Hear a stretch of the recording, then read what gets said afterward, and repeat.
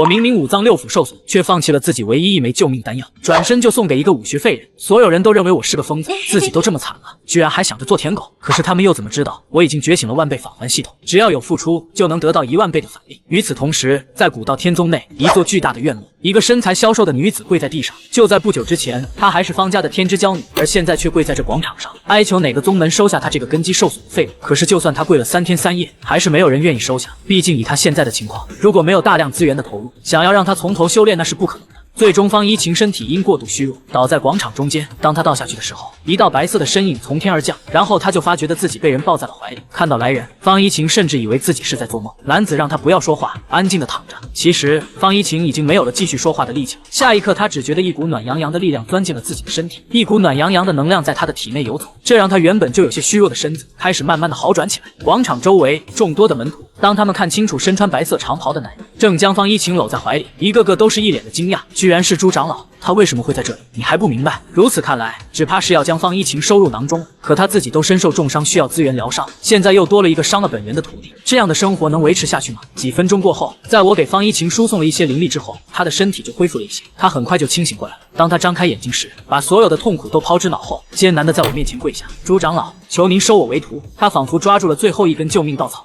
抓住我的胳膊，如果你能答应，我愿意为你做任何事。眼看他就要给自己磕头，我皱起眉头，沉声道：“给我抬起头来，否则我现在就走。”我的一席话让方一晴浑身一个激灵，他急急地看着我，眼神里满是惊慌，而我这才淡淡的说道：“你记着，这个世界上除了父母，你不需要给别人下跪。”此言一出，方一晴顿时哑口无言。下一秒，我笑了：“我是古道天宗的一位长老，诸葛志，青云峰之主。方一晴，你愿意拜我为师吗？”闻言，方一晴呆住了，一连3日的失望情绪，在我开口的那一刻便烟消云散，变成感动的泪水，忍不住从眼睛里流了出来。在他最绝望的时候，向自己伸出手的男人，方一晴心中有无数的话想说，却激动到哽咽的无法开口，只能含泪点了点头。从现在开始，你就是我的大弟子了。方一晴再次点头答应。这时我的耳边响起了一个声音：“徒弟方一晴已与宿主建立了关系。”我心情十分激动，这代表着可以尝试返利了。于是我将自己仅有的一颗5品丹药给他。看到这一幕，方一晴傻眼了。毕竟在古道天宗内，5品丹药在各大长老手里，估计也就仅有几枚。师傅，单单我的内伤，不需要那么珍贵的疗伤丹药吧？我无所谓的说道。让你吃就吃，5品丹怎么了？和徒儿的身体比起来，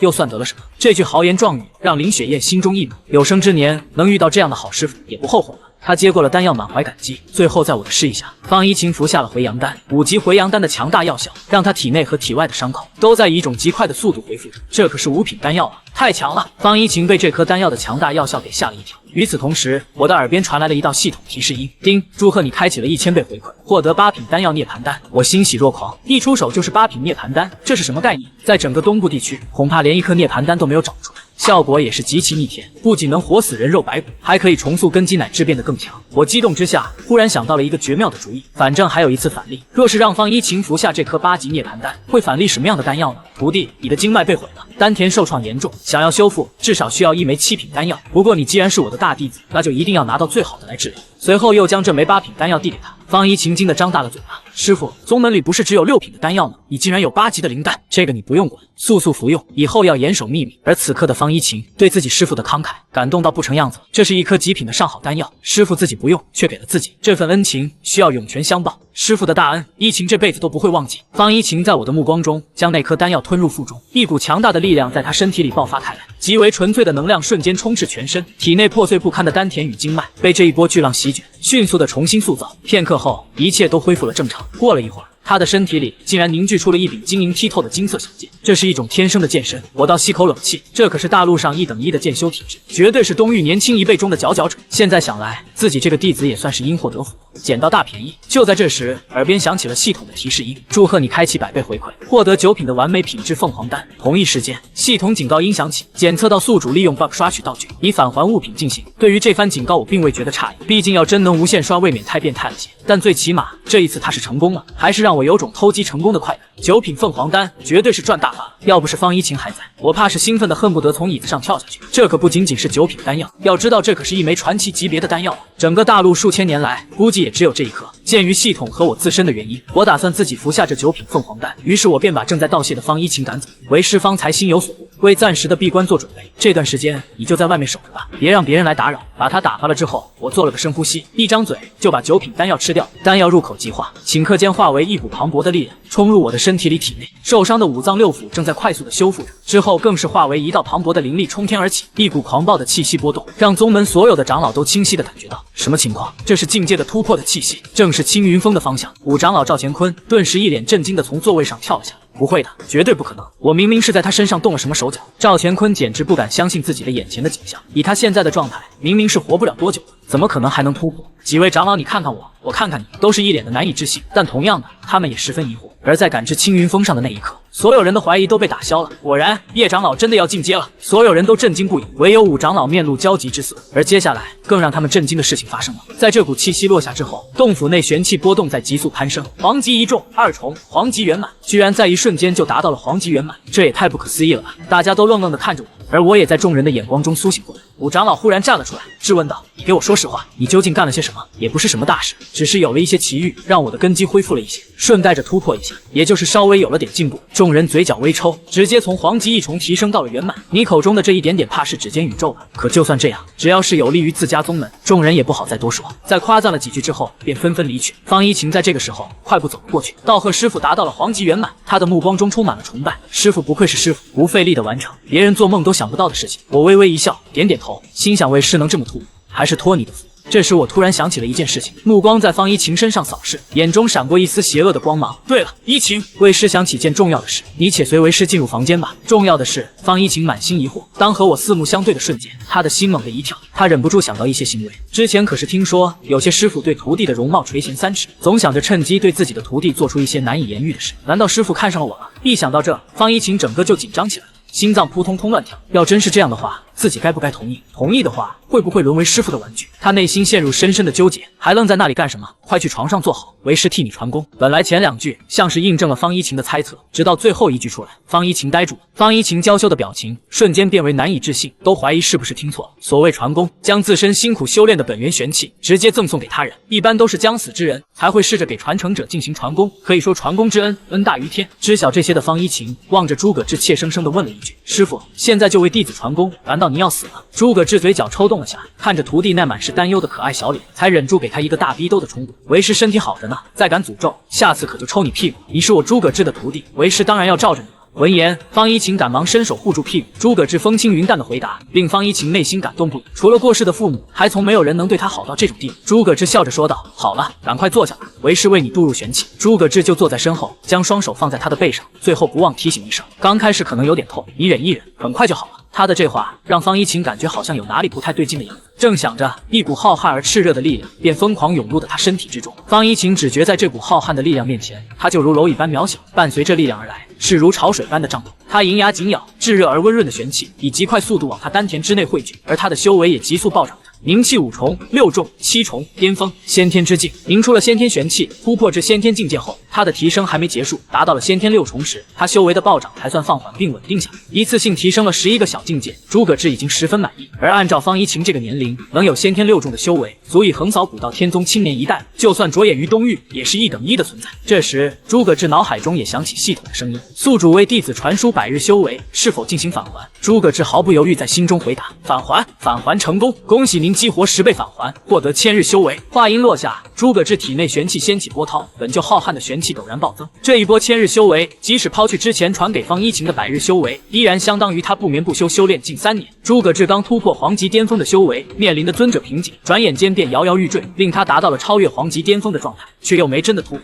半步尊者，以他现在的修为，在古道天宗内，除去宗主古尘和首席大长老之外，就是最强了，只差一个合适的契机，即可完全迈入尊者之境，成为一方之尊。在他身前，方一晴则刚缓过来，小嘴不住地喘息着热气。不过当他感受到体内强大的修为，便觉得刚才遭受的一切痛苦都值。然而令方一晴没想到，诸葛志转身看向他，撂下一句霸气的话：“记着哈，以后每个月的今天，为师都要来一次。”方一晴就惊呆了，忍不住问道：“可是师傅，这样的话不会影响到您的修为吗？这就不是你该考虑的了。”为师自有分寸。况且你应该也希望能变得更强，为家人报仇吧？一句话直接说到方一晴的心坎上，他凝望着师傅，一时间激动的不知该说些什么。爹娘，女儿很快就能拥有复仇的力量，而一切的一切，无疑都是师傅一手赋予的。最终，方一晴忍不住扑入师傅怀中，俏脸紧贴在诸葛志的胸膛之上，口中坚定地说着：“师傅，谢谢你，您的大恩，弟子都不该如何回报。”可诸葛志被他这举动整得相当不自在。尽管他才15岁，可发育的已经初具规模，要身材有身材，容貌亦是绝美。尤其方一晴抱得很紧，诸葛志哪经历过这考验，感受上也更为强烈。尤其对方那沁人的体香，属实令人陶醉。操，不行不行，我可不能在这里沦陷。再怎么说，方一晴也是他徒弟，怎么能对他有意思？好在没多时，方一晴缓缓起身，有些奇怪问道：“师傅，你口袋有东西吗？似乎有东西顶到我。”一晴，为师听说你们方家是被九幽魔宗下属的黑魔门袭击。没错，就是那可恶的黑魔门屠了我方家满门。如果不是师傅的救命丹药让我重塑剑修体，我可能就报仇无望了。一个黑魔门对他来说就够棘手了，更别说比其强大几十倍的九幽魔宗了。要真和九幽魔宗有关，他想报仇的话就有点难了。放心吧，没什么难的，过2天为师就带你下山复仇。虽说九幽魔宗为师暂时灭不了，但带你去把黑魔门覆灭还是很简单的。方一晴被我的话吓了一跳，居然要直接对黑魔门出手。师傅，要不还是再等等吧。一晴虽然想报仇，可也不想连累到师傅你。闻言，我冷哼一声，狠厉道：“有九幽魔宗罩着又如何？胆敢欺负无徒，就算他依附的是雨落仙宫，为师也都照杀不误。”我的眼中尽是杀伐之意，既然屠了方家满门，都必须以牙还牙，血债血偿。听着师傅霸气侧录的话语，方一晴心神一震，一双眼睛又隐隐湿润起来。激动之下，他又向师傅凑了过去，似乎是要给他一个拥抱，没想到扑了个空。方一晴愣了下，抬头定定看着诸葛志，难不成说师傅你是在害羞？我显然不可能承认，轻咳一声道：“想什么呢？为师怎么可能对你一个小孩子感到害羞？”方一晴满脸的不服气，双手叉腰道：“再过一段时间，我就满16周岁，甚至都达到可以结婚的年龄了。”他冲着我昂首挺胸，仿佛在彰显那有所规模的身材。我并不是个白痴，瞬间意识到他想说什么，脸上爬满黑线，用手指在他额头上弹了一下，无奈道：“你如今别老想这些大人的事，一切等你长大了再说吧。”我的话让方一晴心神一动，在这史诗级理解下，方一晴直接将长大和跟师傅结为道侣画上了等号。他开心的点了点头道：“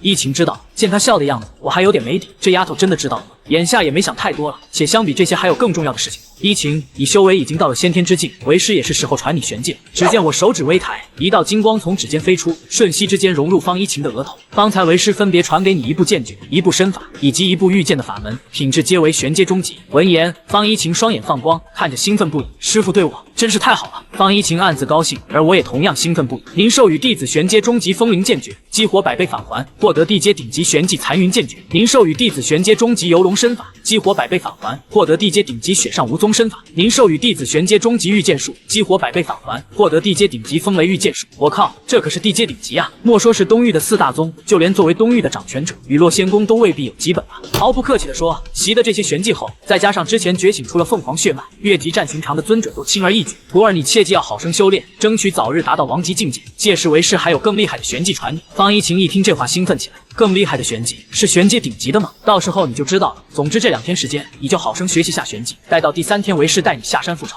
之后2天的时间里，方一晴在我的亲自指导下，将剑诀身法乃至最关键的御剑之术全部习得。徒儿，作为你习得御剑术的奖励，这柄青云古剑以后便归你所有。方一晴难以置信地问道：“这青云古剑不是师傅您一直以来的贴身配件吗？”他的配件据说是古道天宗传承上千年的青云古剑。诸葛志毫不在意地淡笑道：“这把剑在我手里已经够久，从今以后就要由你来继承它的荣光了。”眼下师傅竟直接赠予自己，方一晴都有种在做梦的感觉。诸葛志嘴角微扬，一把将青云古剑塞到他怀中，并拍了拍他的肩膀，希望有一天你能带着他名扬大陆。被师傅寄予如此厚望，方一晴内心是激动的，郑重地点了点头。他又想起剑事，担忧地问道：“可这把剑赠与徒儿，师傅您以后用什么呀？”我淡定自若地说道：“这你不用担心，我随便就行。”闻言，方一晴低头看向怀中的青云古剑，握着的手也紧了几分。他实在想不到师傅竟这般慷慨，一点都不藏私，连贴身配件都放心地传给自己，这是何等的荣幸啊！丁，您授予弟子青云古剑，激活百倍返还，获得极品灵剑风兰。我心脏猛地一跳，这下可赚大发了。很清楚一柄灵剑意味着什么，像是青云古剑，纵然它品质绝佳，可依然只是剑死物。可灵剑不同，相当于一件可成长的宝物，能随着剑主一同变强，直至达到巅峰。放眼东域，真正拥有灵剑只有一个，这便是雨落仙宫的公主，一位绝世女剑仙。对于这次的返还奖励，我可谓满意至极，恨不得都亲徒弟2口以表感激。师徒2人，一个因得到青云古剑，一个因得到灵剑风兰，在原地各自兴奋了好一会。好了，接下来就随为师去一趟宗主殿吧。临走前，还是先跟宗主提一下黑魔门的事比较好。随后，在我的带领下，2人很快赶到宗主殿，并面见了宗主古尘。不过，当他见到方一晴时，差点没把眼珠子给瞪出来。先天6重，诸葛小子，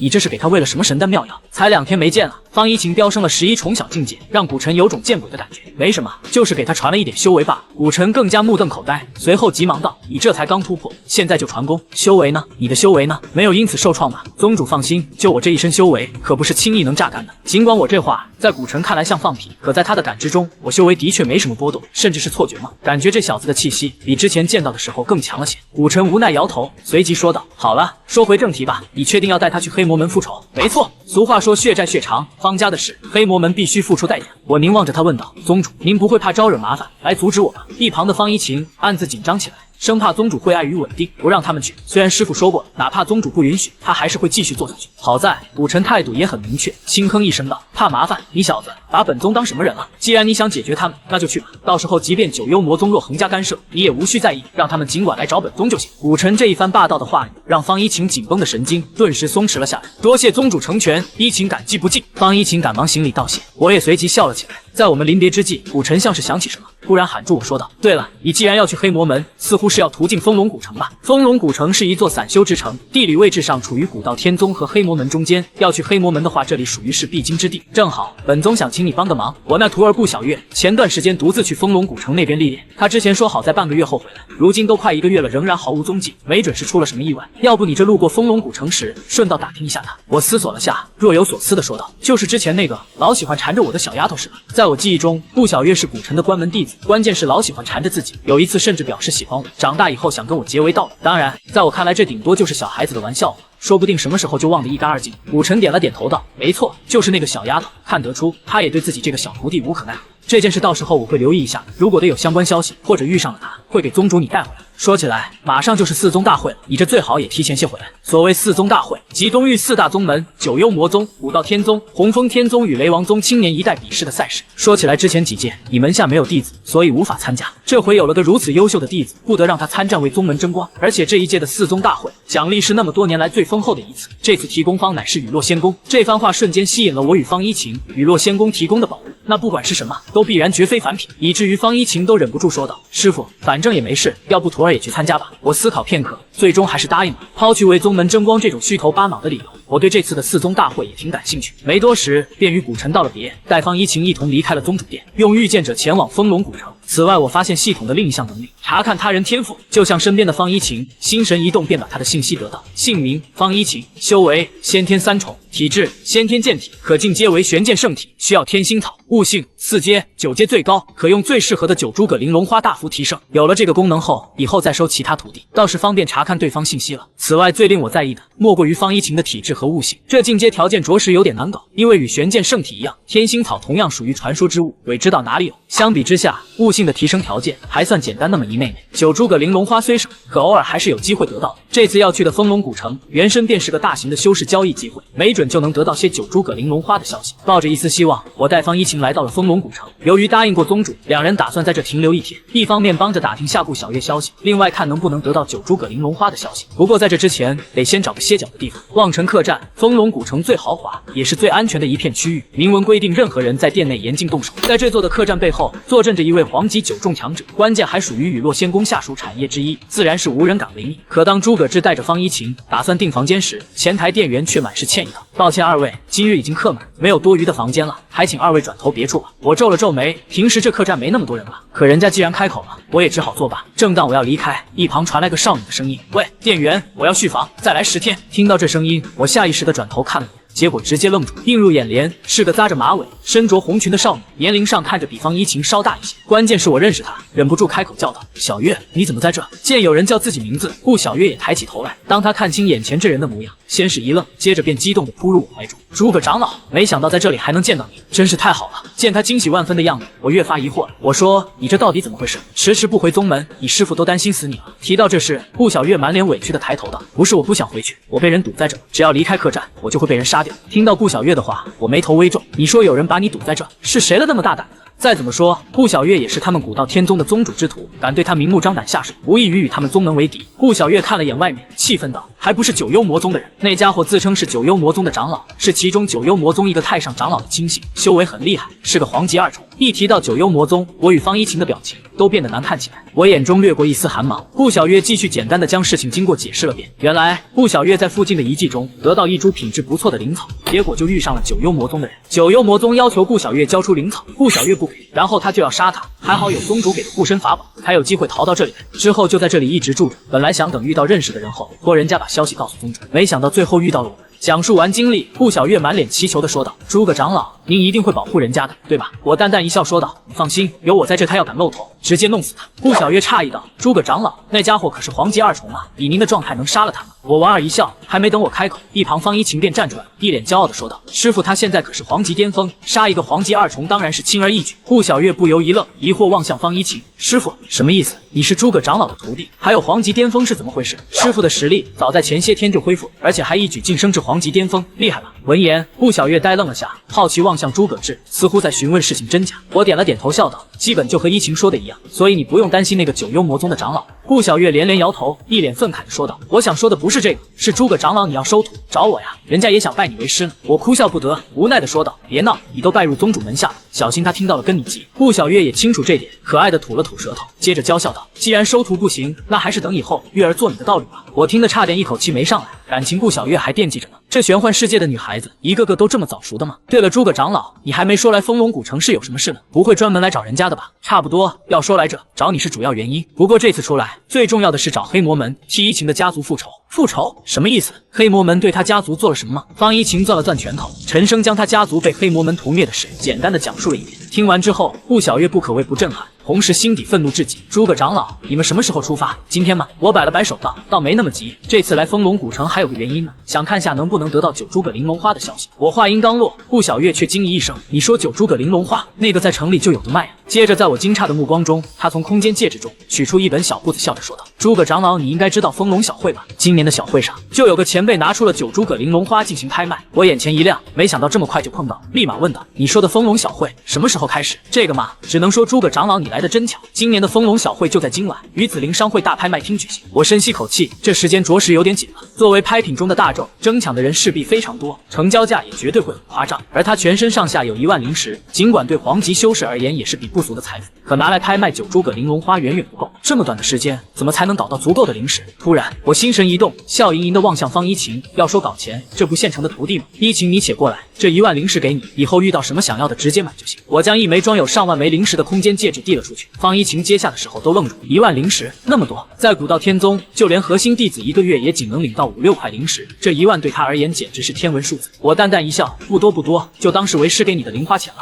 这好吧，多谢师傅赏赐。随着接触多了，方一晴也渐渐接受师傅对自己极度大气这一点。可顾小月没见过呀，不禁看傻眼了。顾小月那叫一个羡慕，瞧瞧，这就是别人家的师傅。顾小月感觉他发现了富豪，立即蹲下身抱住他的头，楚楚可怜的仰着头道：“诸葛长老，求钱钱。”对于顾小月撒娇的模样，我哭笑不得。好在这时系统传来提示了：宿主授予徒弟1万灵石，恭喜您激活1000倍返还，获得1000万灵石；宿主授予徒弟100立方米空间戒指，恭喜您激活100倍返还，获得10000立方米空间戒指。我没想到除了灵石，还返还了个空间戒指，这下买下个九诸葛玲珑花是绰绰有余了。望着腰边楚楚可爱的顾小月，我摆了摆手道：“得，那就再各给你们1万灵石吧。”顾小月也嘻嘻笑道：“谢谢诸葛长老，月儿最喜欢你了。”待到夜幕降临，我便带着方一晴与顾小月径直离开望城客栈，直奔城东的紫菱商会。然而众人才刚出客栈，便被黑暗中的人盯上。待到我们走至一处人迹稀少的地方时，一个森冷的声音便响了起来：“古道天宗的死丫头，你可终于出来了！”话音落下，便看到前方的屋檐下正站着个黑袍男子，身上散发股阴冷之意。他一双鹰隼般的双眸始终死盯着左手边的顾小月，冷冷说着：“居然敢让老夫在这等半个月，这次你可逃不了了！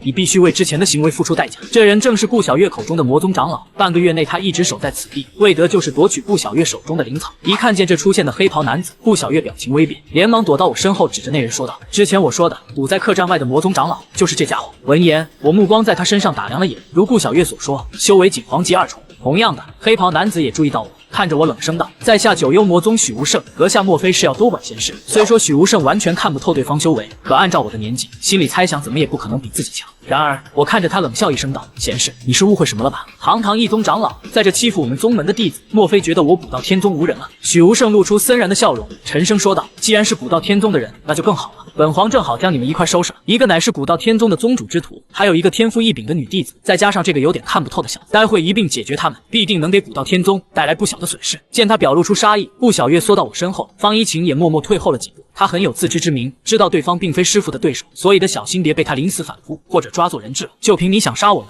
只怕没那个实力。我微微一笑，手中风兰剑凝结而出。可惜我的话令许无胜不禁嗤笑，狂妄的小子，看来你是没弄清局势，在本皇面前居然还能说出如此大话，真以为自己是你们宗门的诸葛志吗？放眼东域四大宗门乃至隐士宗门里面，也唯有我一人不靠外力，在20岁达到皇级。好在这么妖孽的家伙仅诸葛志一人，且早早就被他们九幽魔宗暗中废掉，不至于再有其他同级妖孽出现才对。纵然心中轻视，许无胜刀下可没有留力，他提刀而出，刀身之上迅速凝现出赤色的火焰，其中还伴随着凌厉刀气。许无胜纵身跃起，凌空挥下那缠绕着烈焰的绝杀一刀，空间在这一刻都仿佛被燃起，赤焰焚天，赤色的火焰刀迎面袭来，急速逼近着我。师傅小心！方一晴忍不住提醒，我依旧一动不动地站在原地，看得他心中焦急，而许无胜也露出冷笑，还以为这小子多厉害，这就吓傻了。然而在这一轮火焰刀距离我仅剩下1丈的距离，我才叹了口气，最终冒出一句：“就这。”话音落下，我也终于动了。手中风兰剑瞬时朝着一处斩出，剑出无声，乃至连痕迹都看不到一丝。可在长剑落下，骤然在划过之处激起暴风般的剑气，骤然将威势滔滔的火焰刀吞没。在这一刻，许无胜便意识到了情况好像有点不对，这惊悚的威压令他脸色白了几分。下一瞬，全力一击的许无胜只觉像是撞上了无可撼动的大山，毫无悬念的被轰飞出去，如烟花般散落着满天火星。许无胜的身体重重砸入附近的石墙上，整个都凹陷了进去，足见我这顺手一击的威力。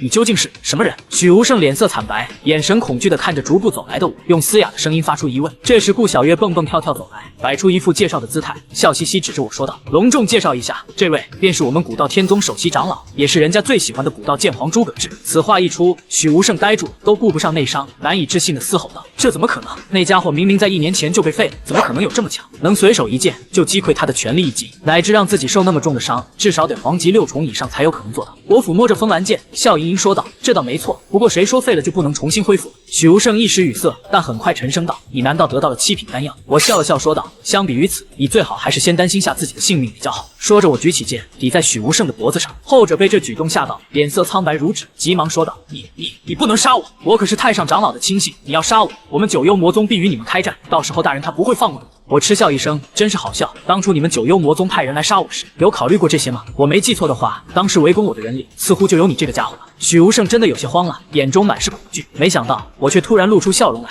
当然了，如果你把当年我们宗门里那个出卖我的人供出来，我可以考虑饶你一命。我说，是你们首席长老赵乾坤。果然，我微闭着眼睛，对于记忆中发生的那些，我早就怀疑宗内有奸细，干脆就试着炸了一下，没想到真给炸出大鱼来了。而且这奸细就在自己身边，还是地位如此之高的首席长老。一旁的顾小月都呆住了，难以置信道：“怎么可能？赵前辈他怎么可能是内奸？就是他！”我没有撒谎。许无胜生怕我动手，连忙将赵乾坤与魔宗勾结的种种一五一十全部抖了出来。在种种证据面前，顾小月不信也得信，表情复杂至极。这时许无胜对我恳求道：“诸葛长老，您看您想知道的我都说了，是不是可以？”我瞥了他一眼，然后给他一个痛快，收起风兰剑。我沉吟了下，看向两女说道：“关于赵乾坤的事，你们不要外泄，免得打草惊蛇了。等我回去之后，会亲自找宗主说的。”对此，两女自然连连答应。解决掉许无胜后，我简单处理了下尸体，便带着两女继续赶往紫灵商会。没多时，我3人便来到紫灵商会，打听了下拍卖会就快开始了。此刻公众席全部坐满，人声鼎沸，看着少说有上3、4千名修士，修为上大多在先天与超凡，王级强者也有个别。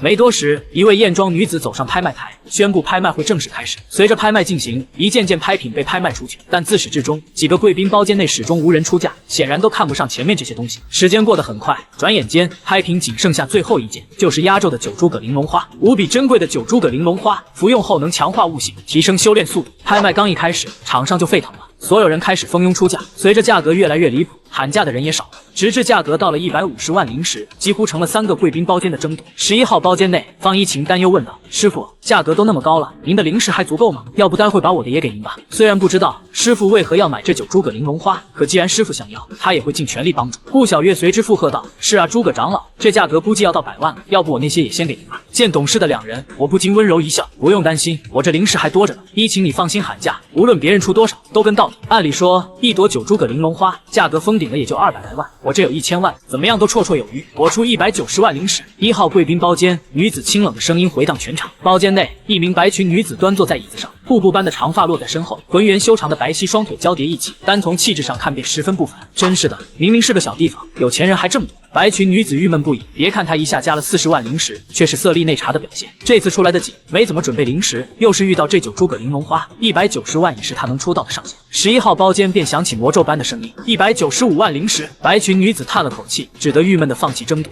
也只好等事后去找拍下这九诸葛玲珑花的人，好好谈了一谈能否转让给自己。1号贵宾包间没了声音，场内也只剩下我与3号包间的灰袍老者争夺。我出200万零食，210万，我出220万，230万。灰袍老者咬了咬牙道：“我出255万。”刚出完价格，他便沉声说道：“阁下，本座乃是黑魔门大长老陆枫，这株九诸葛玲珑花乃是我们宗主委与九幽魔宗宗主贺寿的礼物，对我们十分重要。阁下可否卖我个面子，就此作罢？”这次没等方一晴报价，我便嗤笑道：“搞笑，没钱就说没钱了，就你还面子？别说我，狗看了都得摇头。”我这番毫不客气的言论，简直把陆枫给气死。既然那边的没钱了，我也就不加太多了，274万零食，这个价格不可谓不俗。而陆枫则脸色铁青，被我这一通对的说不出话来，坐在房间内阴沉着脸。拍卖师喊了3次，最终落下拍卖锤，确定了九诸葛玲珑花的归属。至此，陆枫冷哼一声，起身便走。小子，你给我等着！随着九诸葛玲珑花被我买下，这场丰隆拍卖会也宣告结束。在后台交易完玄金，我便准备带着徒弟与顾小月离开。可刚交易完，连拍卖会的门都还没出去，便被一个白裙女子拦下。这位阁下，我们可否谈一谈？可以。我抬头看了眼，毫不客气地拒绝了。白裙女子当场懵逼，没想到我这么无情，还没开口呢就吃了闭门羹。一直以来，自己却凭借绝美的外貌和身材，但凡开口想要的，哪一次不是其他人热情送上？哎，你这人，人家都还没说是什么事呢。我白了他一眼，这人我虽说不认识，可听声音就知道是谁了。你是之前跟我争夺九诸葛玲珑花的人吧？这种时候来找我，不就是想要我把九诸葛玲珑花让给你？我说的没错吧？身边的方一晴与顾小月都好奇打量着白裙女子，心中都很惊讶。以他们女生的眼光，倒能清楚感受到这人气质极为不凡，尤其是那仿佛能海纳百川的博大胸怀。这时，白裙女子微微一愣，笑了笑道：“阁下真是聪明，我确实想要九诸葛玲珑花，先别忙着拒绝啊。那九诸葛玲珑花，我真的很想要。你想要和我有什么关系？没事的话，我先走了。”在我感知中，这女子看着比我还小一点，修为却已到黄级巅峰，怕不是什么善茬，自己可不想过多接触。然而，白裙女子仍不放弃，伸手拦住我，想了想，说道：“我来自玲珑仙宫，阁下应该也听说过，如果可以的话，务必交易给我，事后必有重谢。”由于黑魔门的缘故，她的话自然而然的被我给理解为是威胁，而且玲珑仙宫乃是北域霸主，跟他们东域的雨落仙宫齐名齐威，作为威胁，即使对自己也相当足够。然而越是如此，我的回答也是更加不客气，务必交易给你，凭什么？就凭你来自玲珑仙宫，还是凭你胸大无脑？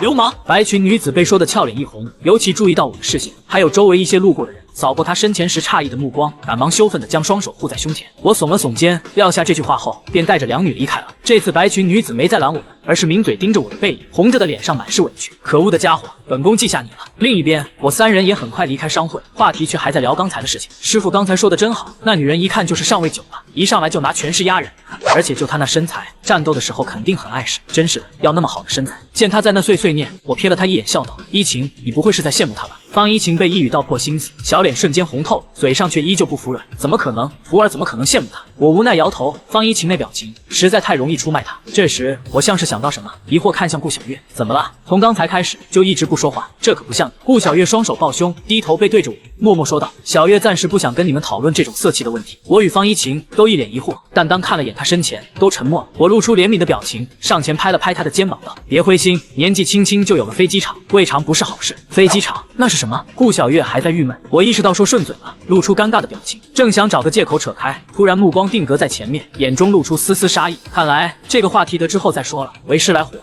两女也感受到了，纷纷抬头望去，便见街道上几名灰袍男子向他们围了过来。小子，想不到吧？我们又见面。一位灰袍老者从中走出，冷冷看着我。在他身边跟随着4名同样的灰袍男子，修为清一色的王级。5人将我3人包围，顾小月摆出警戒的姿势，而方一晴则死死盯着那为首的灰袍老者，像是在辨别什么事，最终露出了森冷的目光。一旁我则平静看着那人，淡淡说道：“你就是之前拍卖会上那个自称黑魔门大长老的陆枫吧？正是本座。刚才在拍卖会上，你可是够嚣张了呀！不但抢了本座的回天玉，还抢了九诸葛玲珑花，知不知道什么叫适可而止？”陆枫冷笑一声，打量了眼我3人，这2个女孩都才先天修为，根本不值一提。至于我在他看来，修为是被什么隐匿气息的法宝藏住，凭他们几个拿下这3人也轻而易举。陆枫冷冷道：“小子，本座奉劝你一句，自己将9诸葛玲珑花和回天玉交出来，再给本座磕2个头，没准本座还能放过，否则不论是你还是身边这2个漂亮女孩，可都不会有好下场。”这边的情况引来不少路人围观，其中大多人都还不知道发生了什么，只当是黑魔门的人又在搞事。虽然他们也很反感黑魔门的人，但不可否认黑魔门确实够强，背后还有9幽魔宗坐镇。这3人莫说是什么家族子弟，即便是其他天宗的人，今天恐怕也得栽在这。然而令他们震惊的是，即使面对黑魔门长老包围，3人依旧很平静，丝毫不慌。我更干脆玩味道，真是有趣。区一个9幽魔宗的附属势力的长老，明明就是人家手底下一条狗，居然也能嚣张到这个地步。附近的路人一个个汗颜，这小子是真牛逼，都到这份上了还挑衅人家。果不其然，陆枫被我的话彻底激怒了，狞笑道：“好一个牙尖嘴利的小子，有种报上名来。不过今天就算你是另外3大天宗的嫡传弟子，也必须死在这。”我微微一笑，凝望着他，缓缓说道：“那真可惜，我8年前就是古道天宗的嫡传弟子了。至于现在嘛，已经是古道天宗长老诸葛志，不知你想怎么杀我？”此话一出，周围都炸了锅。古道天宗诸葛志，放眼东域，估计都没有修士比我这个名字响亮了。这家伙居然就是那个赫赫有名的古道剑皇。啧，要真是这样，这下黑魔门可算是踢到铁板了。周围人你一言我一语，听得陆枫眼皮直跳，方才暴怒的表情瞬间就稳了下来。当然，他之所以相信，很大一部分原因是在方一晴的手中看见了那把令他眼熟的剑——青云古剑。这把独属于我的名剑，一向是我的标志。既然出现在这里，只能说明这家伙真是古道剑皇。想到这，跟随陆枫而来的几名王级修士恨不得当场问候下陆枫的祖坟。不是说来搞一个后辈吗？居然搞到了古道剑皇的头上，简直是茅坑里点灯，找屎呢！陆枫也吞了吞口水，一张老脸强行挤出抹笑容来。原来是诸葛长老，都是误会，我们这就离开，不打扰您了。虽然听9幽魔宗的人说我遭受重创，实力已10不存1，问题是以我的剑道造诣，加上皇级修为1/10的他也打不过来。这次算是倒血霉了。他自知不妙，待人当即转身要走。这时我冰冷的声音就从身后传来：“我允许你走了吗？”陆枫老脸一僵，只得转过身，陪着笑问道：“诸葛长老，还有什么指教吗？”我瞥了他一眼，冷声说道：“指教谈不上，就是想找你聊点事情。”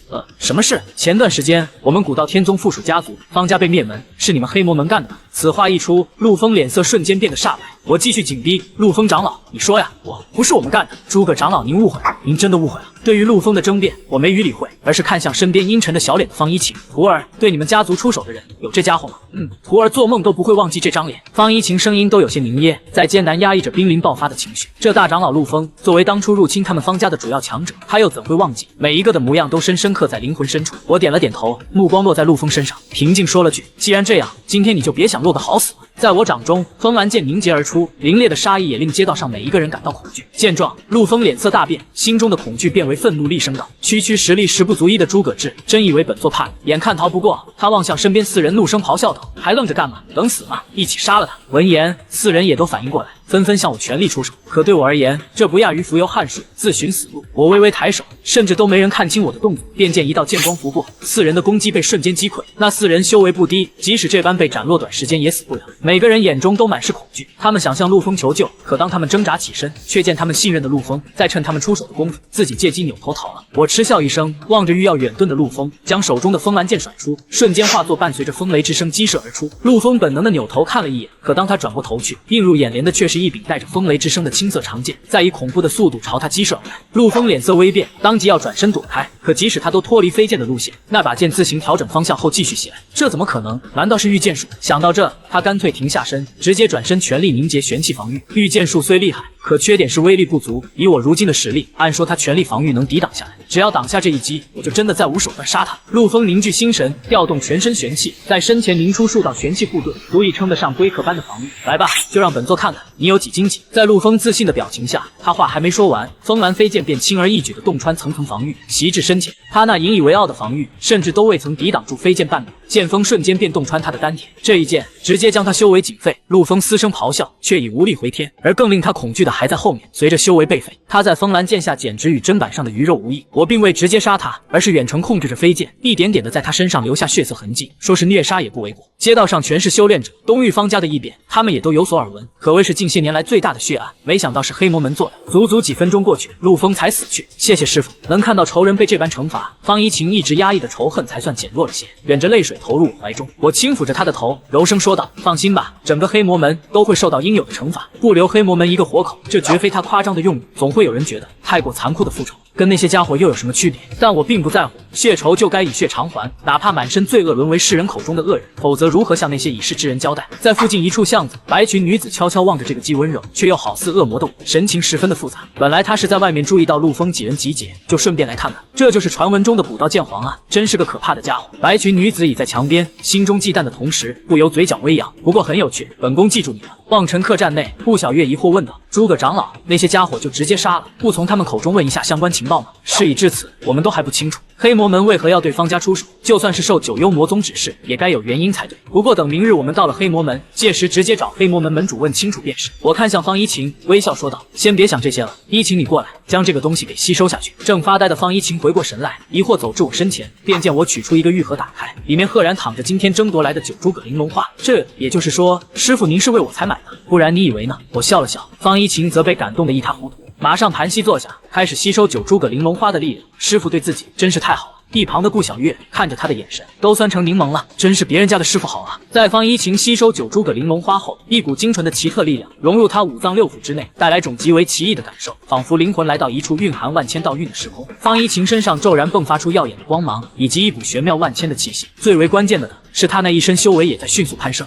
超凡之境。最终，方一晴的修为在提升至超凡一重停止，可这足够夸张了。毕竟自诩当代古道天宗第一天才的顾小月，修为也才先天巅峰。方一晴达到超凡一重，只怕在东域都难觅敌手了。我看了下方一晴信息面板的变化，姓名方一晴，修为超凡一重，体质先天剑体，可进阶为玄剑圣体，需要天心草，悟性准9阶。这个提升不可谓不巨大，从4阶悟性飙升至准9阶，也就是说单论悟性，方一晴眼下都远超过自己。不错不错，从今天起，在东域的同龄人中，应该没几个能赶上你了。我微笑夸赞着，都是师傅赐花，一晴才能有现在的成就，谢谢师傅。方一晴来到我身前，乖巧的行了一礼，我摆手一笑，客套话就不用说了，既然已经吸收，今天就到这吧，早些洗漱了休息，明天赶早去黑魔门复仇呢。方一晴重重点头答应。达到超凡一重后，他也算有一定的战斗力了。明日在黑魔门，他一定要亲自手刃仇人。随后，两女一同去沐浴更衣，我则还坐在客厅。此时我的注意力全部放在了脑海中的系统提示：宿主授予徒弟9株葛玲珑花，恭喜您激活10倍返还，获得通天花。听见这名字，我心头一震，大为吃惊。虽然早预料到授予9株葛玲珑花这么珍贵的宝物，返还的一定更加珍贵，却也没想到竟又返还出了传说之物通天花。顾名思义，吸收了它可获得通天之力。传说之中，通天花乃亘古以来提升悟性的神物，并且还兼具提升体质的神效。毫不客气地说，就算是一个傻子吞了，都能开窍成天才。何况要是自己吸收了呢？我毫不犹豫取出通天花，盘膝坐下，直接开始吸收。相比于9株葛玲珑花，这通天花的力量暴躁了可不止10倍。好在对半部尊者的我而言都是小意思。随着时间流逝，我逐渐消化通天花，其力量不断冲刷着肉身乃至灵魂。很快我发现自身体质在变化，内视的时候感觉灵魂乃至身体都如水晶一般通透无垢，这是玲珑圣体。我之所以被卡在半部尊者，便是还未能领悟属于自己的道法。可眼下仅凭我心神一动，万千道韵在周身萦绕，原本无从感悟的道法，就那么摆在面前任我挑选。在这浩如繁星的道法之中，我瞬间做出了选择。既然我是剑修，那干脆以剑入道。话音落下，一声凌厉的剑鸣响起，接着一股浩瀚的玄气自我身上迸发而出，恐怖至极的剑势冲天而起。这一刻，整个丰隆古城的修士都清楚感受到了城中那一股披靡一切、令人心神颤抖的气息。城内瞬间炸锅了，无数人从住处走出，其中不乏一些有见识的人，无不震撼望着城中那一处。好可怕的玄气波动，这是有人突破尊者之境了吗？可就算是突破尊者之境，这一项是不是也太夸张了些？寻常突破尊者，也就在几十里范围内引发异象。可眼下呢？只见一柄巨剑自云霄凝聚，悬于内万丈天穹，恐怖的剑势席卷数百里，所过之处无不阴云密布，电闪雷鸣。面对那天空中的剑影，每个人都感觉自己犹如蝼蚁，甚至都难以直视那把剑。我还不知道自己已剑入道，所以引发了如此恐怖的异象。10多分钟后，异象渐渐退去，我状态稳定下来，缓缓睁开眼，感受着体内那股浩瀚之力，露出难以抑制的笑容。尊者之境成了。事实还不止如此，在系统这里，我还得到了自身的信息：姓名诸葛志，修为尊者一重，血脉凤凰血脉，体质玲珑圣体，悟性9阶超限，超出9阶，超出当前评定范围。按照系统给出的意思，现在的我在悟性上超越了9阶上限，估计在大陆上都找不到第二个能跟自己媲美的人了吧。再加上自己是以剑入道成就的尊者，在战斗力上绝对也比寻常尊者强了许多，何况还有凤凰血脉的加持。总而言之，这次也是赚大发了，我欣喜不已。之后即便再对上9幽魔宗，自己也有绝对的底气。不知何时，刚洗完澡的方一晴与顾小月两人站在附近盯着我看。师傅，恭喜您这么快就成就尊者境界了，估计就连几大仙宫嫡系继承人都没有师傅这般厉害吧？顾小月也连连道喜，看向我是两眼放光，不愧是自己喜欢的人，就是厉害。对两女的夸赞，我却无奈扶额。我叹了口气，伸开手取出一一件东西来，赫然是之前被陆枫以20万临时买走的遗迹残土。在不久前我收了回来。我端详着这仅有巴掌大的残土，根本无从分辨是哪里，唯独在中心一处有着个像是星之标志的图案。看这样子，真是个废土。真要能找到这星之标志，还用得着这地图？我一番研究后，摇了摇头，收起残土。本身圣人遗迹就很少，且凡在地面上，近千年来几乎都被探索一空。即便这张图真标注着圣人遗迹，也未必能得到宝物。次日，我三人御剑而去，奔赴黑魔门。黑魔门坐落在黑风山脉边缘，在方圆千里之内都是极具威慑力的宗门。虽说远不如四大天宗，却也有位皇级一众的强者坐镇，也就是黑魔门门主岳狂涛。除此之外，便是一位王级巅峰副门主和王级巅峰的大长老，及其他7位王级长老。对古道天宗这些自然不足为提，可在这偏远地方就很无敌了。黑魔门议事殿内，一个长老看着外面，眉头紧皱说道：“今天使者大人可就要到了，陆枫大长老还不回来，难道是出什么事了？”过些天便是九幽魔宗宗主的寿辰，他们黑魔门预想的是将那9诸葛玲珑花买来作为寿礼，相信能讨到不少好处。结果拍卖会都结束，陆枫却迟迟未归，所有人都不由焦急起来，担忧是出什么事了。上位的岳狂涛倒算淡定，摆了下手道：“无碍，以现在黑魔门的名声，在这1亩3分地有谁敢我们的人？不是说丰隆古城不是有位九幽魔宗前辈在吗？没准是跟他交流，没来得及回来。”闻言，几人才稍稍放心，想想也是，在东域有九幽魔宗罩着，谁敢动他们黑魔门啊？这时一旁的副门主忍不住说道：“说起来，门主，前段时间方家那边的事，古道天宗当真不会报复吗？”提到这件事，岳狂涛嗤笑一声道：“还担心这个呢？你就安心吧，以古道天宗在东域岌岌可危的处境，谅他们也不敢与我们开战，否则惹了我们背后的九幽魔宗，他们可没好处。”事实上，这么多天过去，古道天宗那边确实没什么举动，令岳狂涛更加觉得是古道天宗忌惮。可副门主依旧不放心，皱眉说着：“我可听说那个方家的后人方一晴拜入了青云峰诸葛志门下。”青云峰诸葛志，呵呵，就是那个被废了的古道剑皇。岳狂涛像是听到笑话似的，戏谑说道：“那家伙身受重伤，而且似乎还中了毒，早就已经自顾不暇了。换言之，就算他真的找上门来，又有何惧？仅有1/10实力的诸葛志，岳狂涛还是有信心对付。”旁边的长老还在连声附和：“是啊，以门主您的实力，即便那诸葛志真来了，那也只会惨死在这，到时候说不定还能靠着他的人头去找九幽魔宗那边要些好处。”对于手下的马屁，岳狂涛相当受用，笑着说道：“没错，诸葛志就算真来了，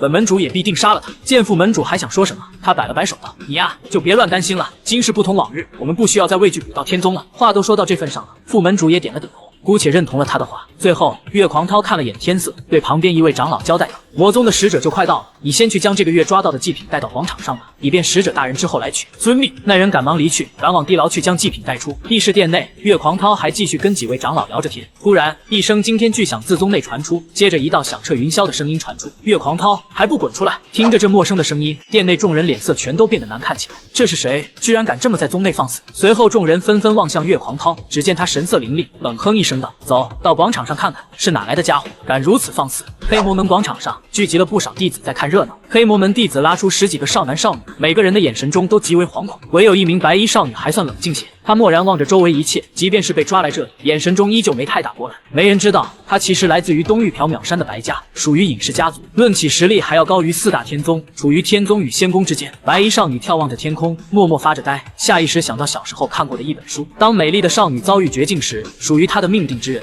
总会遇见而来，为她斩筋断脊。白衣少女低声轻叹：“都这时候了，我还在想什么？命定之人什么的，都不过是虚幻。”她目光愣愣地望向远处的天空。就在这时，她只见一道青色弧光自远空飞掠而来，在空中留下一道绚丽的剑光。随着巨大的青色飞剑落下，我大摇大摆地落在广场之上，方一晴与顾小月紧随其后。我瞟了眼远处悬挂的黑魔门牌匾，确定了此地的身份。我们的出现瞬间引得黑魔门其他弟子乃至一位修为达到超凡级别的执事注意。你们是何人？胆擅闯我黑魔门领地？聒噪！我瞥了那人一眼，朝着那人伸出手指，轻轻一压，在我身旁的风兰剑瞬间飞射而出，凌空化作巨大剑影，朝着那名黑魔门执事凌空斩下。速度之快，令他还没反应过来，便被巨大的青色剑影劈中。那剑影所蕴含的恐怖力量，瞬间将他肉身轰成渣，残余的力量则狠狠劈在地面，掀起滔天的余波与尘埃。伴随着惊天巨响，欲要围上来的所有弟子全部傻眼，无不连连后撤，并惊恐地望着这家伙到底是什么人？超凡修为的执事，竟然被这人瞬间轰成渣了。我没理他们，目光直接望向黑魔门最恢宏的那座大殿，将玄气融入声音后喝道：“岳狂涛，还不滚出来！”响亮的声音传遍黑魔门每一个角落。在这之后，数道身影自议事殿飞出，降临在广场之上。与此同时，数千名黑魔门的弟子、执事、长老，但凡能腾开手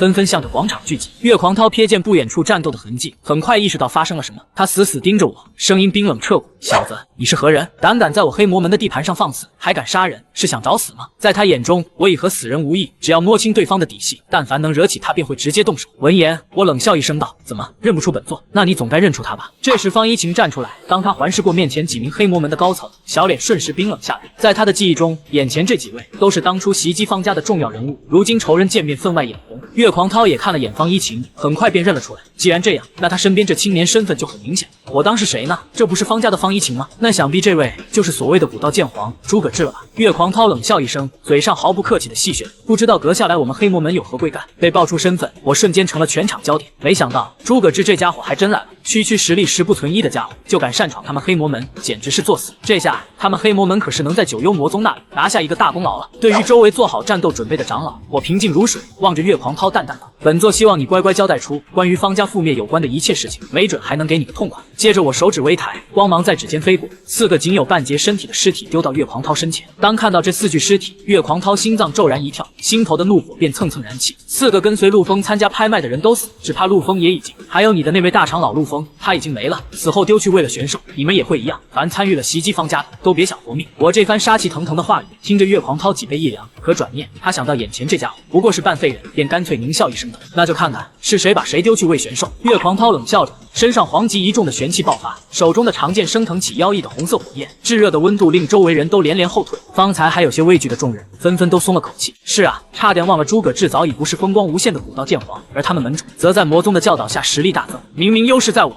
区区诸葛志不足为惧，正好拿你试试宗主大人授予我的地阶低级剑技。岳狂涛相当自信，双手握持着长剑，摆出了进攻姿态。剑锋之上，红色火焰愈发炽烈，红颜掌空。岳狂涛纵身冲出，速度快若疾风，所过之处皆留下道红色的残影。随他挥剑而出，在他周身升腾起的红色烈焰也顺势化作漫天火海，朝着我吞噬下来。这一击之强，莫说是受伤的诸葛志，就算是黄级2重乃至3、4重的修士都得暂避锋芒。再加上自己所擅长的速度，足够令诸葛志躲无可躲，必死无疑。可我压根也没准备躲，仅瞥了眼他的进攻，便不屑地摇了摇头。心神一动，远处的风兰剑飞掠至手中，随意的迎面扫出。这一剑毫无花哨，似乎都并未使用任何剑招，可就是这么简单的一剑，所过之处空间连连崩裂，露出透露着黑色的空间裂缝。面对滔天的红颜，这快至无形的一剑，刹那间便将之展开，迅速化作黑光散去。岳狂涛引以为傲的地阶剑诀瞬间溃败，怎么回事？这怎么可能？岳狂涛眼看那斩碎红颜的剑芒，威力丝毫未减的朝自己袭来，表情惊恐至极。这家伙不是该废了吗？剑招的威力怎么可能还如此恐怖？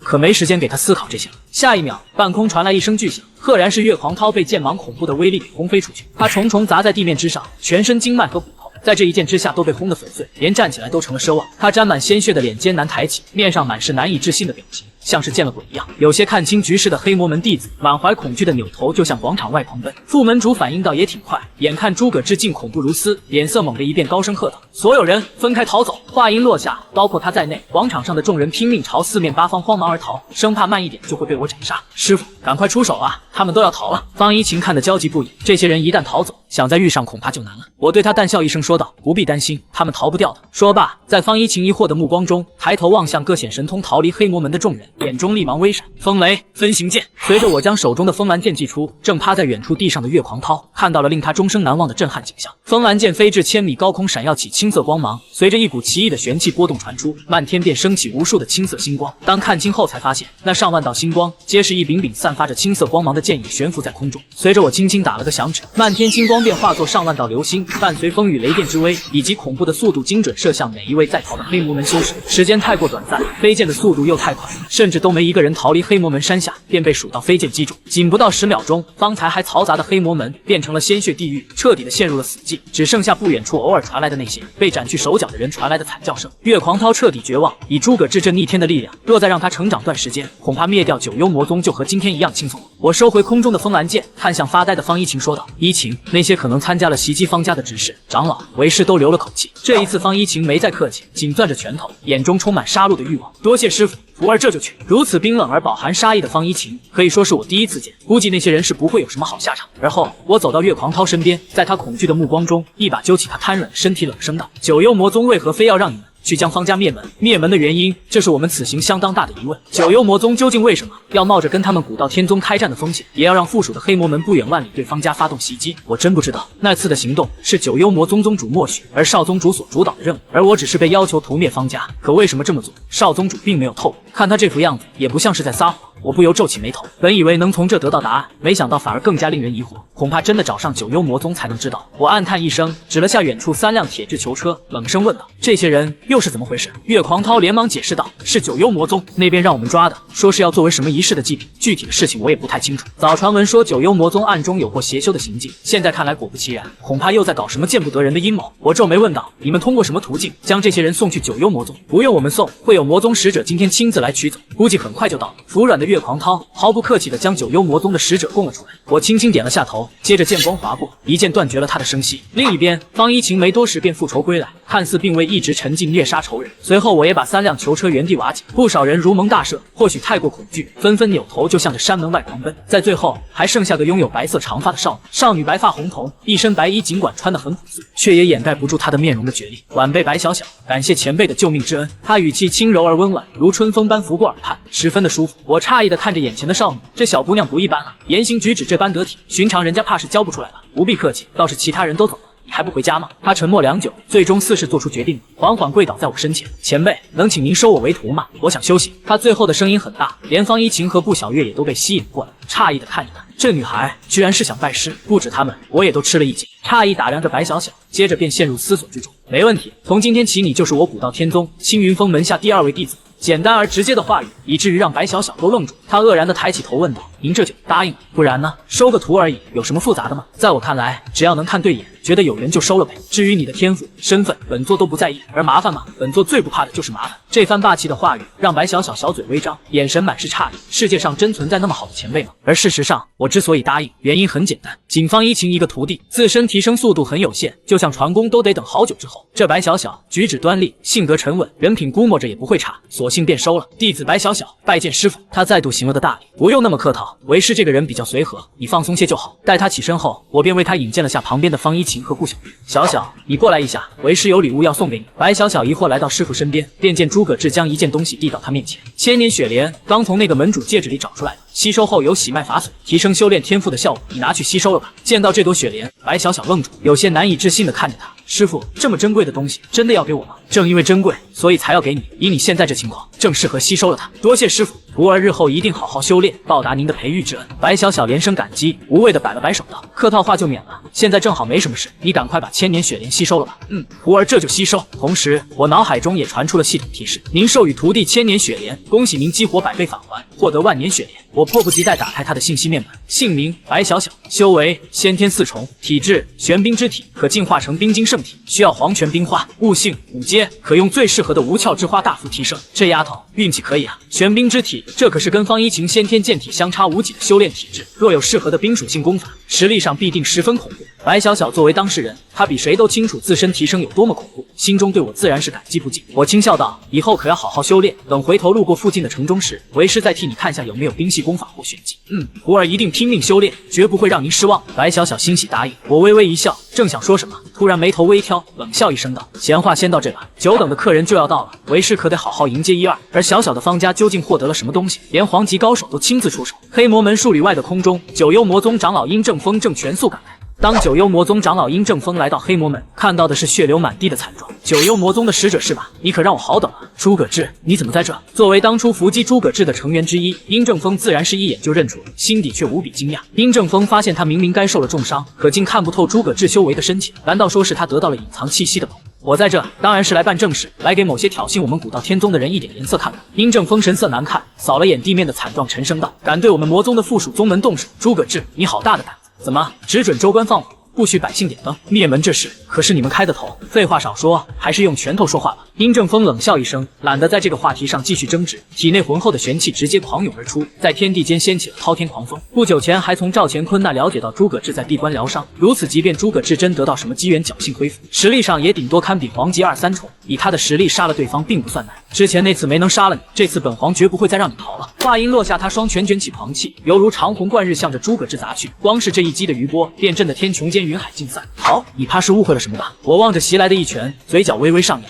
抬手之间，一股浩瀚之力充斥空间，这是远超黄级，属于尊者的威压，无以伦比的压制力，令殷正风的攻击瞬间溃散，风波也随之散去。突如其来的变故让殷正风脸色巨变，眼中浮现出一丝恐惧。怎么可能？这家伙明明受伤1年，修为怎么不降反升，步入了尊者级别？砰的一声巨响，殷正风的身体像陨石般落下，直接突破阴障，重重砸在地面上。再次传来一声惊天巨响，在地面留下个巨大深坑。深坑下，殷正风嘴边流血不止，艰难的挣扎起身，眼中恐惧之色愈浓了。下面我们该聊聊正事了吧？老实回答我第几个问题，你或许还能死得痛快。你不能杀我，我可是九幽魔宗的长老，你杀了我就不怕引起两宗大战？战又如何？真以为我们古道天宗还怕你们不成？方家的事到底怎么回事？你们九幽魔宗为何要冒险将方家灭门？在我的严刑逼问下，很快便让殷正风屈服了。宗主都是宗主的意思，因为方家得到了。殷正风的声音戛然而止，我皱了皱眉，刚想继续恐吓，却被眼前这一幕惊到了。便见殷正风全身爬满了黑色纹路，下一瞬骤然升起黑色火焰，将他笼罩其中。殷正风满脸惊恐与痛苦，尖叫道：“我错了，宗主，宗主饶命啊！”我皱了皱眉，诧异的发现连自己尊者的力量都没法将他身上那黑色火焰熄灭掉，眼睁睁看着他在痛苦中烧成灰烬。好诡异的火焰，大概率是被人下了什么诅咒，一旦对人透露某件事便会死亡。九幽魔宗的宗主到底在想隐瞒什么东西？方家又是获得了什么东西才招致的灭顶之灾？依情，你家族之前得到过什么宝物吗？要说是宝物的话，父亲的确在不久前在一个上古遗迹中得到了柄奇怪的剑。按照父亲的说法，那把剑出人意料的坚固，构成材质非常罕见，而且蕴含着极强的煞气。那看来九幽魔宗指使黑魔门袭击你们方家，为的便是这把剑了。九幽魔宗作恶多端，未来一定会为他们的所作所为付出代价。宝物什么的就搜到这把，是时候该返回宗门了。和来时一样，四人乘坐在诸葛志的风蓝剑上，一飞冲天，消失在云海之中。远在天边的九幽魔宗长老殿内，太上长老陈无义端坐于上方，他望着匍匐在身前的一众下属，脸色难看的怒斥道：“一群废物，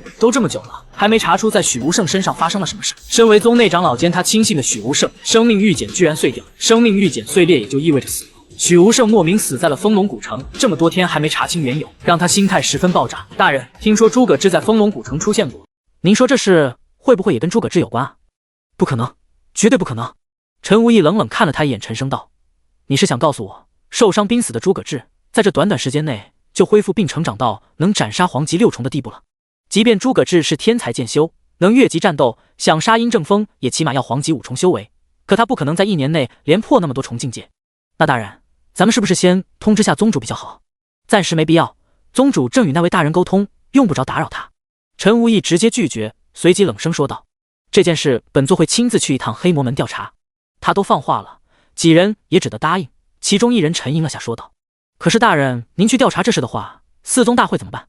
提及此事，陈无义阴冷的表情才缓和了些，摆了摆手，冷笑道：“这无需担心，本座早安排妥当。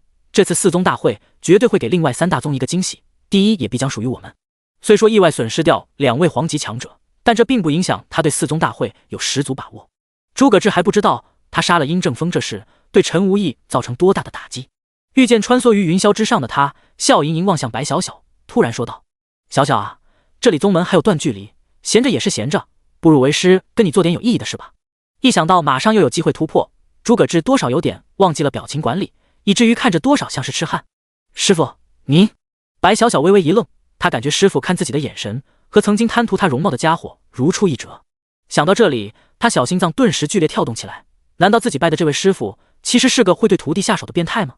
由于生活环境所致，白小小多少有点被迫害妄想症，迅速脑补出了许多少儿不宜的桥段，以至于他娇小的身子都本能往后退了退，双手环抱着小腿，一副劝导的样子道：“师父，我们是师徒啊，不能色色的。”“啊？什么色色？”诸葛志当场愣住，表情古怪地看着他说道：“我刚才的意思是，趁着有时间，打算为你传功。”“传功？”“是啊，不然你以为呢？”“我……”这下轮到白小小懵逼，精致的小脸霎时红到了耳朵根上，和之前冷静端庄的样子反差极大。他快意识到自己刚才曲解了师父，还是往那么离谱的方向。这时，诸葛志忍不住凑到他面前，近距离盯着他的眼睛：“你这小丫头，不会觉得为师要趁机和你发生些吧？”“我没有。”白小小忙不迭地摇头，但红彤彤的脸蛋丝毫没有说服力。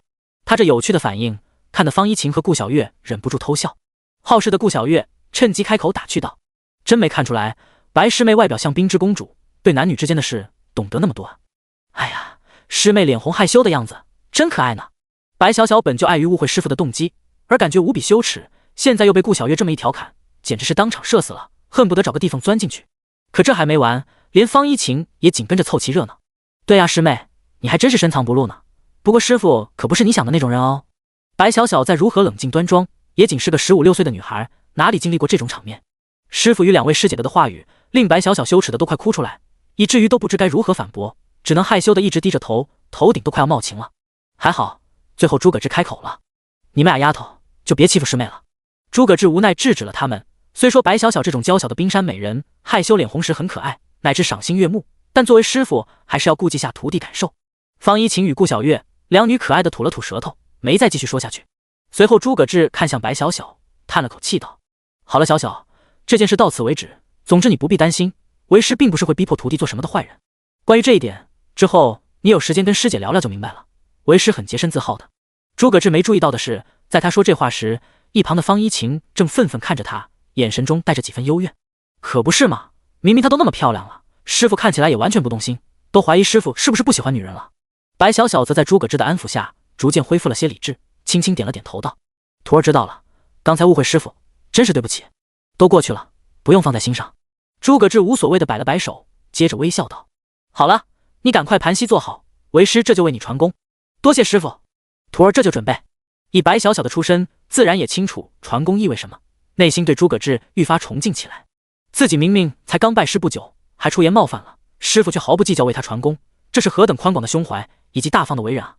他连忙坐好，诸葛志也来到他身后坐定，便开始传功。源源不断的精纯修为自掌心涌入白小小体内，他那原本细小狭隘的经脉，在这股蛮横力量的冲击下，硬生生被扩张了一圈。与方一晴之前类似，除了刚开始传功冲击的很痛苦，后续传功就纯粹是个享受的过程了。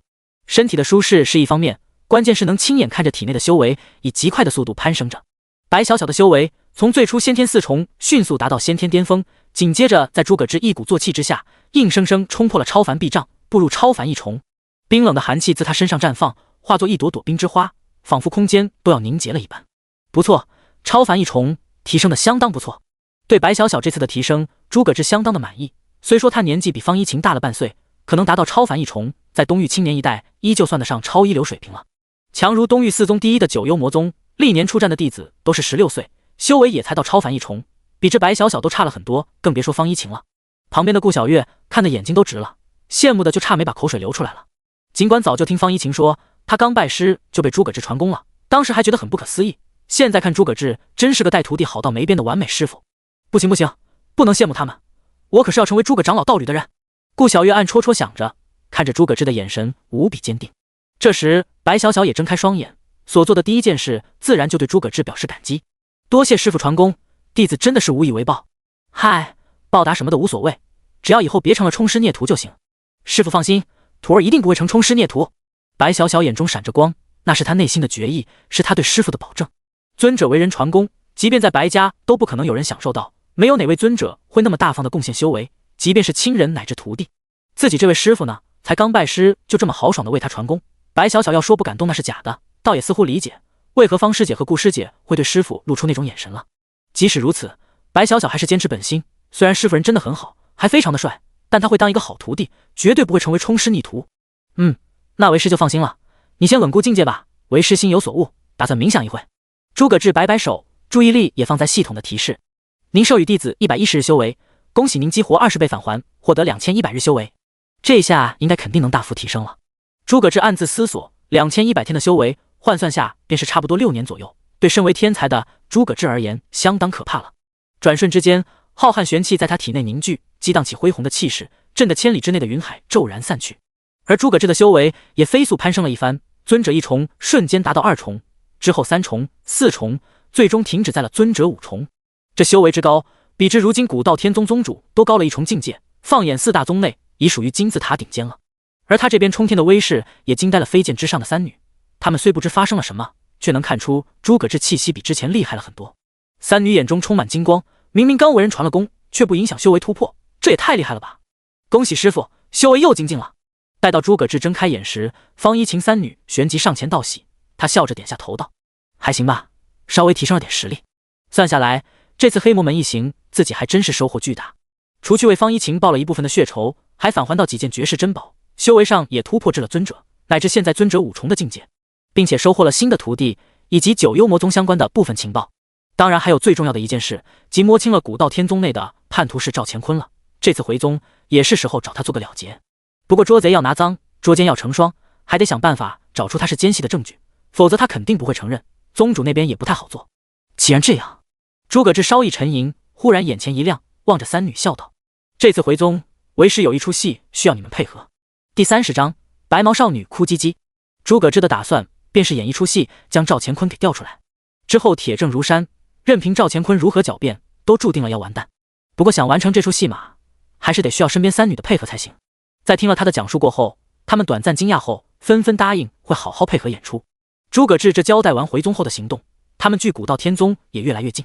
这时，白小小却露出了纠结的表情，宁静的样子与嬉闹着的方一晴和顾小月形成极大反差。怎么，徒儿是有什么事不放心吗？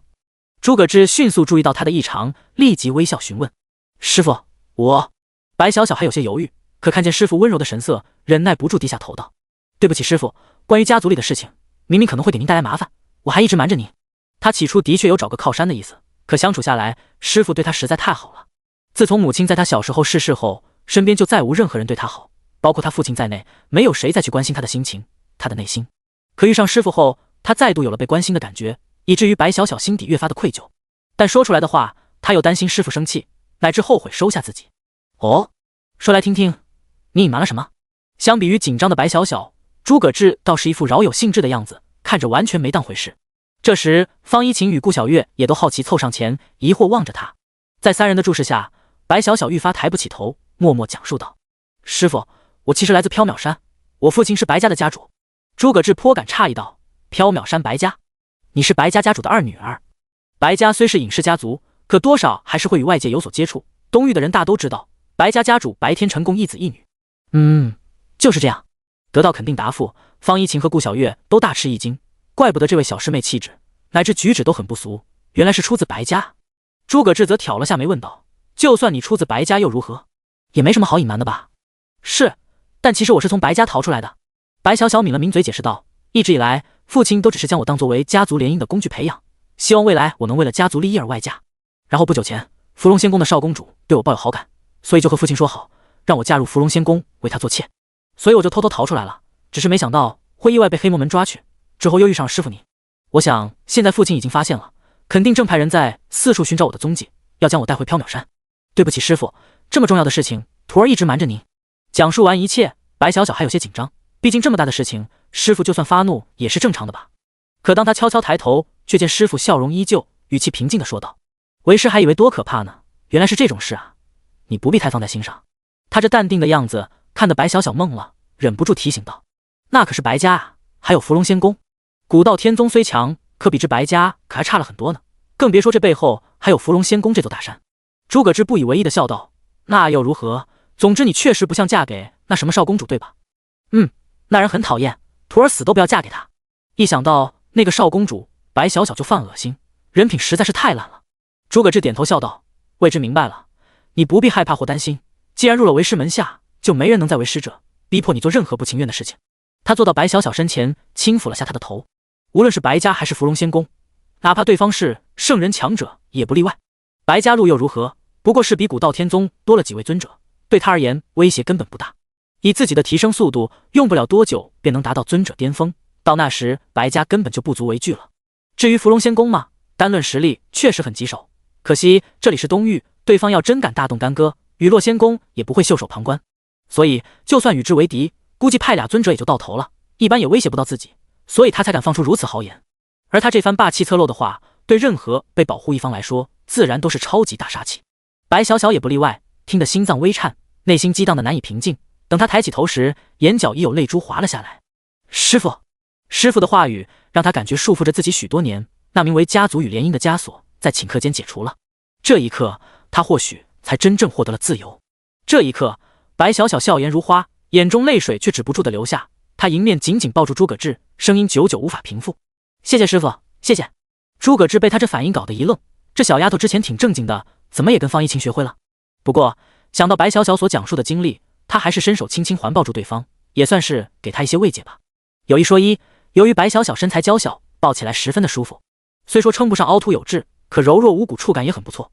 加之他身上若有若无的幽香，让人本想回往另一个方向去想，要是能抱着睡觉，一定非常美妙吧。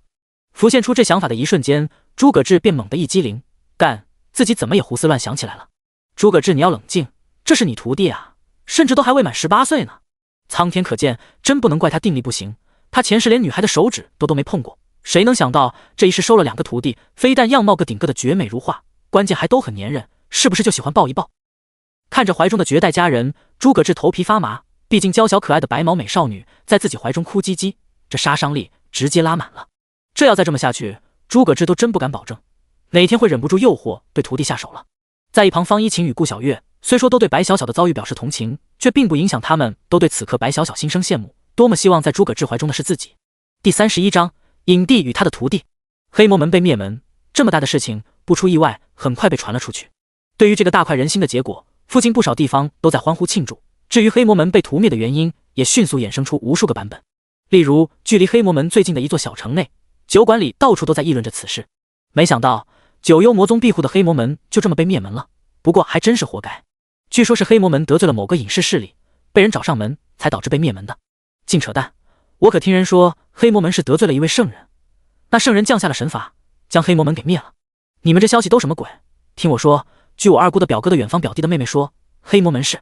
附近街道上，陈无意路过此地，听着周围乱七八糟的议论，脸色阴沉至极，以至于直接飞身而起，直奔黑魔门而去，想尽快弄清发生了什么。而待他抵达黑魔门，望着尸横遍地的山上，表情愈发难看。这股气息果然不是殷正风做的。他虽吩咐殷正风要灭了黑魔门，可以他的实力明显做不到这么干净，很多人都是在同一刻被杀了，并从这里残存的玄气看，出手的大概率是尊者。尤其当陈无意仔细查看一番后，竟发现擅长残存的玄气有些熟悉，就在1年前他多次接触过。陈无意眼神微凝，这么可能？居然是诸葛志的气息。尽管难以置信，可铁证摆在面前，让他不信也得信。这么看来，殷正风的死真可能是诸葛志所为。在震惊的同时，他还想知道一件事，就是古道天宗的赵乾坤到底在搞什么鬼。古道天宗长老封上，赵乾坤很快收到魔宗的联络信件。当得知许无胜与殷正风的死亡都可能与诸葛志有关过后，他意识到自己闯大祸了。他确实有意隐瞒了诸葛志恢复乃至突破至黄级巅峰的消息，可原因是想在魔宗出手前先找机会解决掉诸葛志，趁机表现一番，拿个大功劳。现在看来他搞砸了。赵乾坤看着信件，脸色有些苍白，不知该怎么办才好。如实坦白的话，惹出那么大乱子，恐怕会被那位大人扒层皮吧。正当他心中焦急万分，突然外面一名宗门执事急匆匆冲进来，赵乾坤瞬间将信件收起，瞪了那人一眼道：这么急哄哄的，有什么事吗？长老，出大事了，宗主让您去议事大殿一趟。诸葛长老他在外面受伤了。还有这事？赵乾坤浑身一震，仿佛看到了生的希望，猛地站了起来道：知道了，我这就去看看。话音落下，他便如风一般冲出洞府，看得旁边执事都愣住了。什么时候赵长老跟诸葛长老关系那么好了？瞧他这急的样子。另一边，赵乾坤几息之间便到议事大殿。到场之后，他一眼便见到坐在末席正被几人环伺的诸葛志。诸葛长老，听说你受伤了，没什么大碍吧？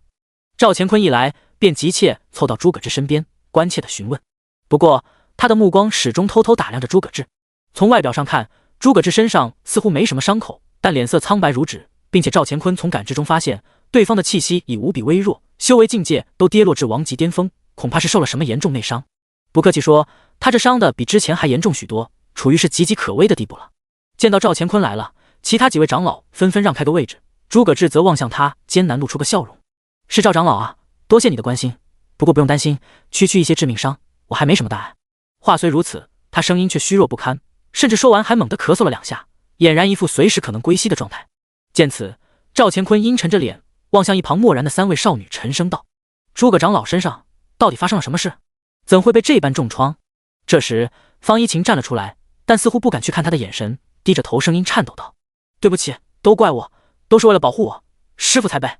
按照他的讲述，是这次在外赶路时，他被一位尊者修士盯上，师父为了保护他，与那尊者拼死一战，逼退了对方，可自己也受了严重内伤。讲到最后，方一晴干脆无力跪倒在诸葛志身前，呜咽哭了起来，泪水不断从脸颊滑落。一旁顾小月与白小小纷纷上前安抚，附近的长老乃至宗主古尘都看得很不是滋味。居然发生了这种事，可恶，真是太可恶了，简直是没把我们古道天宗放在眼里。赵乾坤一脸愤怒，嘴上接连怒对那神秘尊者，不然他真怕自己当场狂笑出声。天不绝我，真是天不绝我呀！诸葛志啊，诸葛志，你就算恢复了又如何？突破黄级巅峰又如何？还不是落得这般凄惨下场？这下一切都好办了，到时候只要找机会除掉诸葛志，将功补过之下，大人他想来也不会太过为难。这时，一直沉默的古尘沉声道：“诸葛长老，你受了这么重的伤，宗内有什么能帮你的吗？这比如需要什么丹药或者天材地宝，你尽管开口即可。”说到这里，诸葛志竟露出个笑容来。其实不必麻烦宗门，我这次外出收获了件天材地宝，待我回去吸收掉，就足以助我恢复伤势了。此话一出，众人全都愣住了。赵乾坤第一个忍不住，直接问道：“什么宝物，能有这般神效？”在众人注视下，诸葛志缓缓伸出手，接着一朵雪白莲花在掌心凝结，圣洁与冰冷气息激荡开来。见到这莲花的瞬间，古尘忍不住惊呼道：“这是雪莲？看这股气息，怕是达到万年雪莲的程度了吧？”其他长老也都倒吸口冷气，万年雪莲啊，即使在仙宫之中都算是绝顶宝物了。诸葛志这家伙哪搞来的？一众首席长老在看向诸葛志之时，那叫一个羡慕啊！诸葛志则淡笑道：“正是万年雪莲，只要吸收了它，就足以让我的伤势痊愈，更进一步也有可能。”说到最后，他还特地微笑望了眼赵乾坤道：“所以赵长老无需担心，我这边今晚准备一下，明天正式开始吸收。”这样啊，那真是太好了。赵乾坤干笑一声，心中却有些焦急。不行，绝对不能让他把万年雪莲吸收。待他转身的瞬间，眼中有杀意掠过，必须在这之前解决掉诸葛志。第32章，诸葛志，你特么演我！诸葛志在议事大殿简述完此行经历，在两位徒弟的帮助下返回青云峰，美名曰为吸收万年雪莲做准备。其他人也都陆续离开，而回到自己洞府的赵乾坤也开始准备起今晚的行动。潜入至青云峰，将诸葛志悄无声息除去，这是他最好也是最后的机会了。日落月升，时至凌晨时分，天宗内灯火稀松，弟子乃至长老基本都休息了，巡逻也是最松懈的时候。黑暗之中，赵乾坤已然换上一袭黑袍，融入到周遭环境。以他黄级巅峰的修为，隐匿身形后，除了大长老与宗主，在古道天宗根本无人能够发现。毫无意外的，他轻松避开沿途巡逻队，来到青云峰上。不远处，诸葛志洞府内还亮着微光，隐约有细微的玄气波动，王级巅峰水平，不出意外，诸葛志就在其中。不过赵乾坤还颇为谨慎，动手前不忘在洞府附近临时的竹屋逛了圈，便见方一晴和白小小躺在一床，抱着彼此沉沉睡着。好好睡吧，明天有个大惊喜等着你们。赵乾坤冷冷一笑，真想看看他们知道师傅被暗杀后会露出怎样的表情。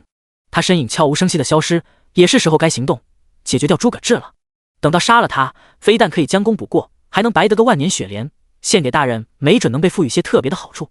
然而赵乾坤并未发觉，在他潜入青云峰之际，身后已有两道身影紧随跟上，关注着他的一举一动。两人一个是宗主古尘，一个是首席大长老，乃是宗内唯二的尊者及强者。他们都是被顾小月找上，说是让他们深夜到青云峰来看一场诸葛志主演的捉奸大戏。洞府之内，诸葛志盘膝坐在地上，似乎完全沉浸在冥想之中，以至于他连背后悄然逼近的黑影都没注意到。看着毫无设防的诸葛志，赵乾坤表情狂喜，手中也凝出一柄灰色短刀。10米、5米、3米、2米、1米，终于在距离诸葛志仅半米，他眼中闪过厉芒，举起短刀猛地刺了下去。怎么说他也是黄级巅峰，从背后偷袭修为仅有王级巅峰的诸葛志，那还不是手到擒来？可就在他出手的刹那，背对着他的诸葛志突然开口：“这么晚了，五长老来我青云峰有事吗？”赵乾坤挥刀的动作僵住了，却见诸葛志缓缓转过身来，死死盯着他以及他手中的短刀。赵长老，你这是何意？感受到诸葛志那质问的眼神，赵乾坤下意识吞了吞口水，怎么可能？自己居然被发现了。可转念一想，就算发现了又如何？以他现在的状态，即便正面交手，他也能秒杀诸葛志，怕个毛线啊！想明白后，赵乾坤方才松了口气，甚至干脆冷笑一声道：“不愧是我们的古道剑皇，都这副样子还能发觉本座靠近。可惜越是这样，就越是不能留你了。今天你必须死在这！”赵乾坤欲要动手，诸葛志却皱眉看着他，表情满是愤怒。为什么？就算是死，至少让我死个明白。你我明明都是宗门首席，为什么要杀我？诸葛志愤怒的表情令赵乾坤心里那叫一个愉悦，直接将面具摘了下来，嗤笑道：“宗门首席？谁跟你是宗门首席？”赵乾坤将短刀抵在诸葛志胸口，附耳冷冷说道：“看在你为本座带了朵万年雪莲的份上，我便大发慈悲的告诉你吧，本座可不只是古道天宗首席，还是隶属于九幽魔宗的卧底。不怕告诉你，1年前你执行任务被人伏击，便是本座交付的情报。”至此他嘴角微扬道：“好了，最后的寒暄结束，你可以领死了。尽情在黄泉路上怨恨我吧。赵乾坤便说，便凝聚玄气到手中短刀，打算直接穿透诸葛志的心脏。可很快他便发觉有一点点不对劲，为毛刀尖扎不进去啊！他下意识低头看去，便见诸葛志心脏处萦绕着淡淡的金光，他手中的短刀被这金光隔绝，任凭他如何用力都无济于事。怎么回事？你做了什么？赵乾坤凝视着诸葛志，还不明白发生了什么。对于他的困惑，诸葛志微笑看着他道：没做什么呀，无非是用玄气在胸口凝结了层防御而已。不可能，你受伤那么重，怎么可能还凝聚出这么强的防御？受伤？谁跟你说我真的受伤了？诸葛志嘴角上扬几分，这时体内的玄气骤然爆发而出，从王级巅峰迅速恢复至黄级巅峰，接着突破壁障，直达尊者境界。霎时间，恐怖到极致的威压将赵乾坤笼罩，逼得他站都有些站不稳。可这都不重要了，赵乾坤早已满脸愕然，这股压倒性的力量，他用脚趾头都能猜得出来是什么。这不可能，你明明刚到黄级巅峰，怎么会这么快就到了尊者境界？没什么不可能的，谁让我机缘深厚呢？诸葛志笑了笑，不过很快他的脸色就逐渐阴郁下来。倒是你还真没看出来，居然是九幽魔宗的卧底，怪不得多年来宗门机密屡遭泄露，都是你搞的鬼吧？此刻面对诸葛志的质问，赵乾坤脸色一白，这下真的完蛋了，非但诸葛志杀不成，就连身份都不小心暴露。不过他也不愧经历过风浪，眼看事态发展超出掌控，直接将短刀收起，甚至把夜行衣都收了起来，露出里面便服。接着赵乾坤双手一摊，一脸疑惑地望着他：诸葛长老，您这是何意啊？我不过是听说你受伤了，特地来为你送些疗伤丹药。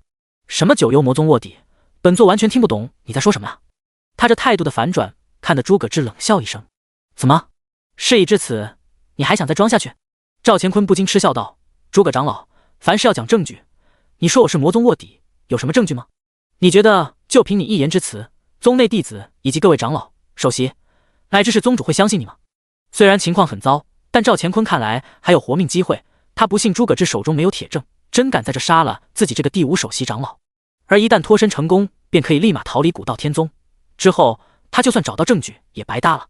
可惜幻想很美好，现实很残酷。他话音刚落，诸葛志便笑着鼓掌道：不错不错，你说的真不错，所以宗主、大长老他刚才的话都听到了吧？什么？赵乾坤目光一凝，猛然望向洞外，便见宗主古尘以及大长老缓缓走了进来。瞬时之间，赵乾坤将一切都明白了，转头怒视着诸葛志，沉声道：诸葛志，你特么演我！第33章2大仙功齐聚，对付卑鄙的人，自然要用些卑鄙的手段。诸葛志露出个微笑，同时庆幸还好早做准备，不然还真有点棘手。至于现在嘛，被宗主和大长老听完全程，赵乾坤已再无退路了。其中古尘无疑最为愤怒，赵乾坤是他一手扶持上来的，如今出那么大变故，心情相当爆炸。赵乾坤，本宗自认待你不薄，资源也好，权力也罢，何曾亏待过你？你为何还要背刺于宗门？眼见退无可退，赵乾坤也干脆摊牌了，环顾着诸葛志三人冷冷道：资源、权力，老子何时在乎过这些？我想要的古道天宗可给不了，唯有那位大人，唯有他才能赋予了我想要的一切。闻言，古尘脸色阴沉地说道：你真以为九幽魔宗的宗主那个老家伙能满足你？九幽魔宗宗主，看来你真的什么都不知道，真是可悲啊！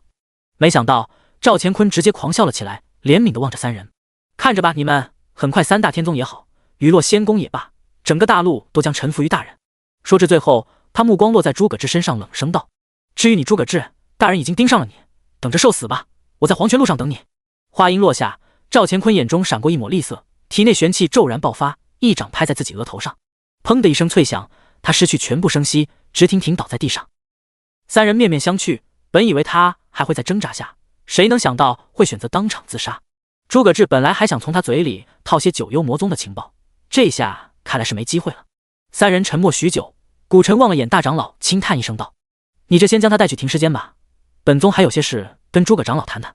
闻言，大长老点了下头，没多说什么，悄然退下。等他这边离开，诸葛志眉头还始终皱着，在思索着九幽魔宗的事。看样子九幽魔宗内还另有别人在背后操纵着一切。连赵乾坤都能拉入麾下，那家伙恐怕非常不简单。古尘微微点头，毕竟赵乾坤早已是宗内的首席长老，可谓要什么有什么，想收买他难度可想而知。随后他忍不住望向了诸葛志，问道：说起来，你这次去黑魔门中间到底发生了什么？怎么会知道赵乾坤勾结了九幽魔宗？还有你这修为又是怎么回事？这么快居然就突破到尊者境界了？为了保险起见，诸葛志刻意让顾小月隐瞒了此行经历，古晨自然是满头雾水。至此，诸葛志才将这次黑魔门一行的经过简述了遍，像是遇上堵截顾小月的许无胜，并逼问出了消息，以及在黑魔门从门主那得到的关于方家灭门起因的事情。还有最后他回宗前安排的一切，也就是装作受伤归来，搭配上方一晴他们的配合，逼赵乾坤对他出手。而最后提及尊者修为，诸葛志淡淡一笑。至于修为，当然是一不小心就突破了。古晨嘴角微抽，一不小心就突破了，这就有点离谱了吧？遥想他们当初为了达到尊者境界，耗费了多少精力和时间，诸葛志可倒好，1周时间就突破了。你小子就是个怪物。古晨无奈的感叹，不过终归是件好事。时隔多年，宗内终于又诞生一位新的尊者，还如此的年轻，未来成就必然会更高。这下看以后，还有谁敢说他们古道天宗要没落了？就这他还不知道，诸葛志可不是初入尊者，而已经达到尊者5重，修为上就比他差一点点，否则还不知道会震撼成什么样。诸葛志耸了耸肩说道，这不重要，当务之急是要搞清楚九幽魔宗到底在搞什么把戏，恐怕有些难办。不久前我们在九幽魔宗安插的线人全都失踪了，再想得到消息可不太容易。古晨轻叹口气，思索了下说道，我是觉得先拿下4宗大会再说，之后再专心对付九幽魔宗。4宗大会之于4大宗门，可不仅是为了展现新生代弟子的实力，背后还有关乎巨大的利益。诸葛志也只好点点头道，也只能先这样了，那就先等4宗大会过去吧。距离4宗大会还剩下2个月的准备时间，按照诸葛志的想法，以他那俩徒弟的实力，拿下大会第1应该不难。这时古晨像是想起什么，说起来，这次4宗大会第1名的奖励公开了。哦，第1名奖励什么？你恐怕想不到，乃是雨落仙宫提供的无鞘之花。听到这名字，诸葛志眼睛瞬间一亮，好家伙，这是得来全不费功夫，这么快就见到无鞘之花了。这要是能拿下，作为白小小短板的悟性方面也能提升上去了。这么豪华的奖励，雨落仙宫还真大方啊。诸葛志啧啧称奇，严格来说，这无鞘之花比之9诸葛玲珑花还要珍贵些，即便是几大仙宫内也是少有的宝物才对。古晨也笑道，我当时也挺吃惊，雨落仙宫会拿出这等天才地宝。说起仙宫来，这次可还有个有趣的消息，据说这次负责例行维护大会公正的人，乃是雨落仙宫少公主宇文雅，并且北域霸主那个跟宇文雅亦敌亦友的玲珑仙宫的少公主蓝昭月也会来观摩，听说还是主动找宇文雅请求的，正是不是很有趣？闻言，诸葛志的确露出了诧异的表情，忍不住道，这阵仗未免也太大了吧？2大仙宫齐聚，只怕是想搞事吧？谁知道呢，走一步看一步吧，就算2大仙宫真想做什么，我们又能怎样？也是，到时候再看吧。这种事情即便诸葛志暂时也无可奈何，这可是2大仙宫未来的掌权者，他们的决定几乎就代表了背后的仙宫。不过说来也真奇怪，历年4宗大会都邀请雨落仙宫作为公正方，可仙宫那边大多就派个长老来，这次居然少公主亲自来了。除此之外，玲珑仙宫就更离谱了，4宗大会跟他们半毛钱关系都没有，来凑个什么热闹？诸葛志总有种不太好的预感，毕竟提到玲珑仙宫，他就不由想到风龙古城遇到的那胸大无脑的女修，这次玲珑仙宫来凑热闹，总不会跟他有关吧？第34章，领悟建议都能1000倍返还。诸葛志自信笑着，这次4宗大会第1必将属于我们古道天宗，有信心就行，宗门的未来可就靠你们青云峰了。见他信心满满，古晨自然也很开心，真要拿了第1，对古道天宗可是天大的好事。放心交给我吧。诸葛志笑盈盈望着古晨，随即话锋一转道，说起来，宗内我记得有本冰属性的玄阶高级玄技吧，不如一并交给我吧。闻言，古晨先是一愣，接着苦笑不得，这家伙是图穷匕现了呀。他叹声笑道，就知道你没那么好心，那本玄技也算宗内最珍贵的玄技之一了，亏你说得出口。也罢，留在那也是落灰，你拿去便是了。和4宗大会第1相比，区区一本冰属性玄技算什么？古晨想了下说道，话说回来，你要冰属性玄技做什么？打算给方一晴修炼？不是，是给新收的白小小，她最适合冰属性玄技。闻言，古晨挑了下眉问道，是她？说起这个，我听小月说她真是缥缈山白家的2小姐，没记错的话，她可跟芙蓉仙宫有婚约，按理说就快成亲了，你这时候收下她。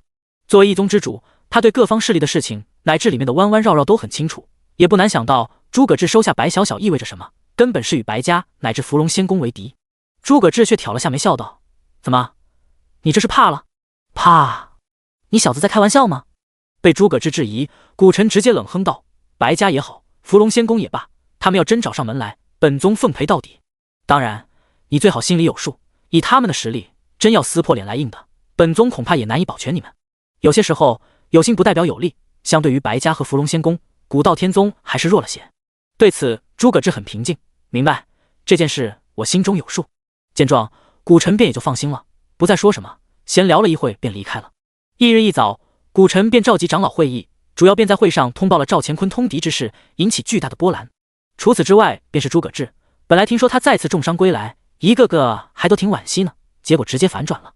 人非但没受伤，还在外面一举突破尊者境界，成为只怕是历史上最年轻的尊者，并且他还成为查出重大卧底的英雄，在事情传出后，被宗内上上下下视为信仰。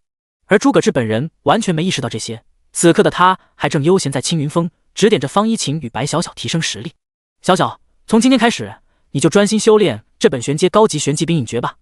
诸葛志微笑说道，你的体质最适合这冰属性玄技，只要能够融会贯通了，你的实力将会很恐怖。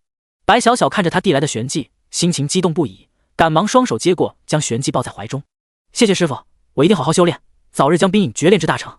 在大陆上，冰属性玄技本就少，加上这还是古道天宗，想必师傅给他找来这玄技，费了不少功夫吧。他这边在感动，诸葛志也听到了系统提示：您授予徒弟玄阶高级冰影诀，激活100倍返还，获得天阶低级玄技十方冰华。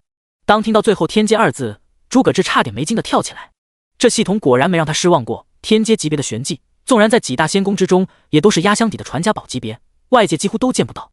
倘若他修炼成功，足以让战力再度暴增，更别说有着玄冰之体的白小小之后修炼成功的效果了。诸葛志强压着激动的心情，对白小小笑着交代道：你好生修炼，待冰影诀大成之时，为师有个大惊喜送给你。十方冰华有点像冰影诀的超进化版本，后者修炼到大成，前者修炼起来也会轻松很多。白小小连连点头答应，表示会尽快达到。此后几天时间，诸葛志全都在指点白小小与方一晴的修炼，而白小小果然没让他失望，用于玄冰之体的他，在诸葛志贴身教导下，很快将冰影诀修炼入门。方一晴更不必说，体质悟性双优的他，迅速精通了诸葛志传授他的全部玄技，并在剑道造诣上有巨大突破。所谓剑道，即在这一天，诸葛志照常教导方一晴剑术，为他讲解着剑道真意，争取能让他早日领悟出剑意。一般来说，只有领悟出剑意后，才算成为真正的一流剑修。不过，真正能在超凡境界便领悟出剑意的，纵观大陆1000年之内都寥寥无几，且每一位都是如今傲视一方的顶尖剑修。而方一晴在剑道上很有天赋，再加上准9阶的逆天悟性，想领悟剑意并不算太难。师傅，剑意是什么？我好想懂了。方一晴口中呢喃了一遍他最后讲的内容，突然像是明白什么似的，眼中猛地一亮。霎时间，在他手中的长剑萦绕出一股奇异的意蕴，虽无形，却仿佛能切开一切，赫然便是剑之极意。这一刻的他，犹如屹立于此间至高的剑仙，超然于一切之外，气质拉到了极致。真不错，超凡一重，领悟出阶剑意，这比我之前还厉害啊！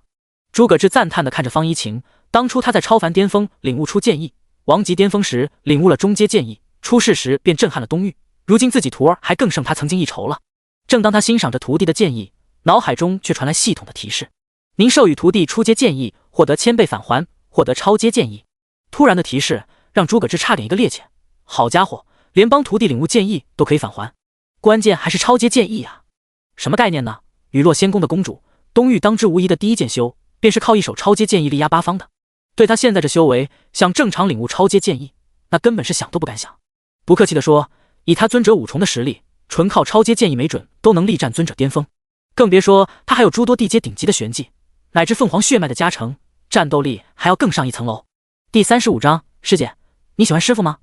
转眼间半个月过去，在诸葛志认真教导下，方一晴和顾小月修为皆突破至超凡2重，而玄技掌控上更不必说，白小小以极快速度将冰影诀熟练掌握，实力在宗内同龄人中，估计除了他师姐都再无敌手。方一晴则能熟练运用初阶剑意，加之精通了诸葛志传授他的全部玄技，战斗力不可谓不惊人，越级战斗都轻而易举。毫不客气地说，他们实力的恐怖传出去，恐怕都没人会信。再看他们都已知道如何修炼提升自身后，诸葛志也就放心进行闭关，准备将万年雪莲吸收了。和通天花那类提升悟性的宝物不同，万年雪莲着重提升体质乃至修为，且力量远比千年雪莲暴躁无数倍。即使以他的修为，想要稳妥的彻底吸收，也需要好几天时间。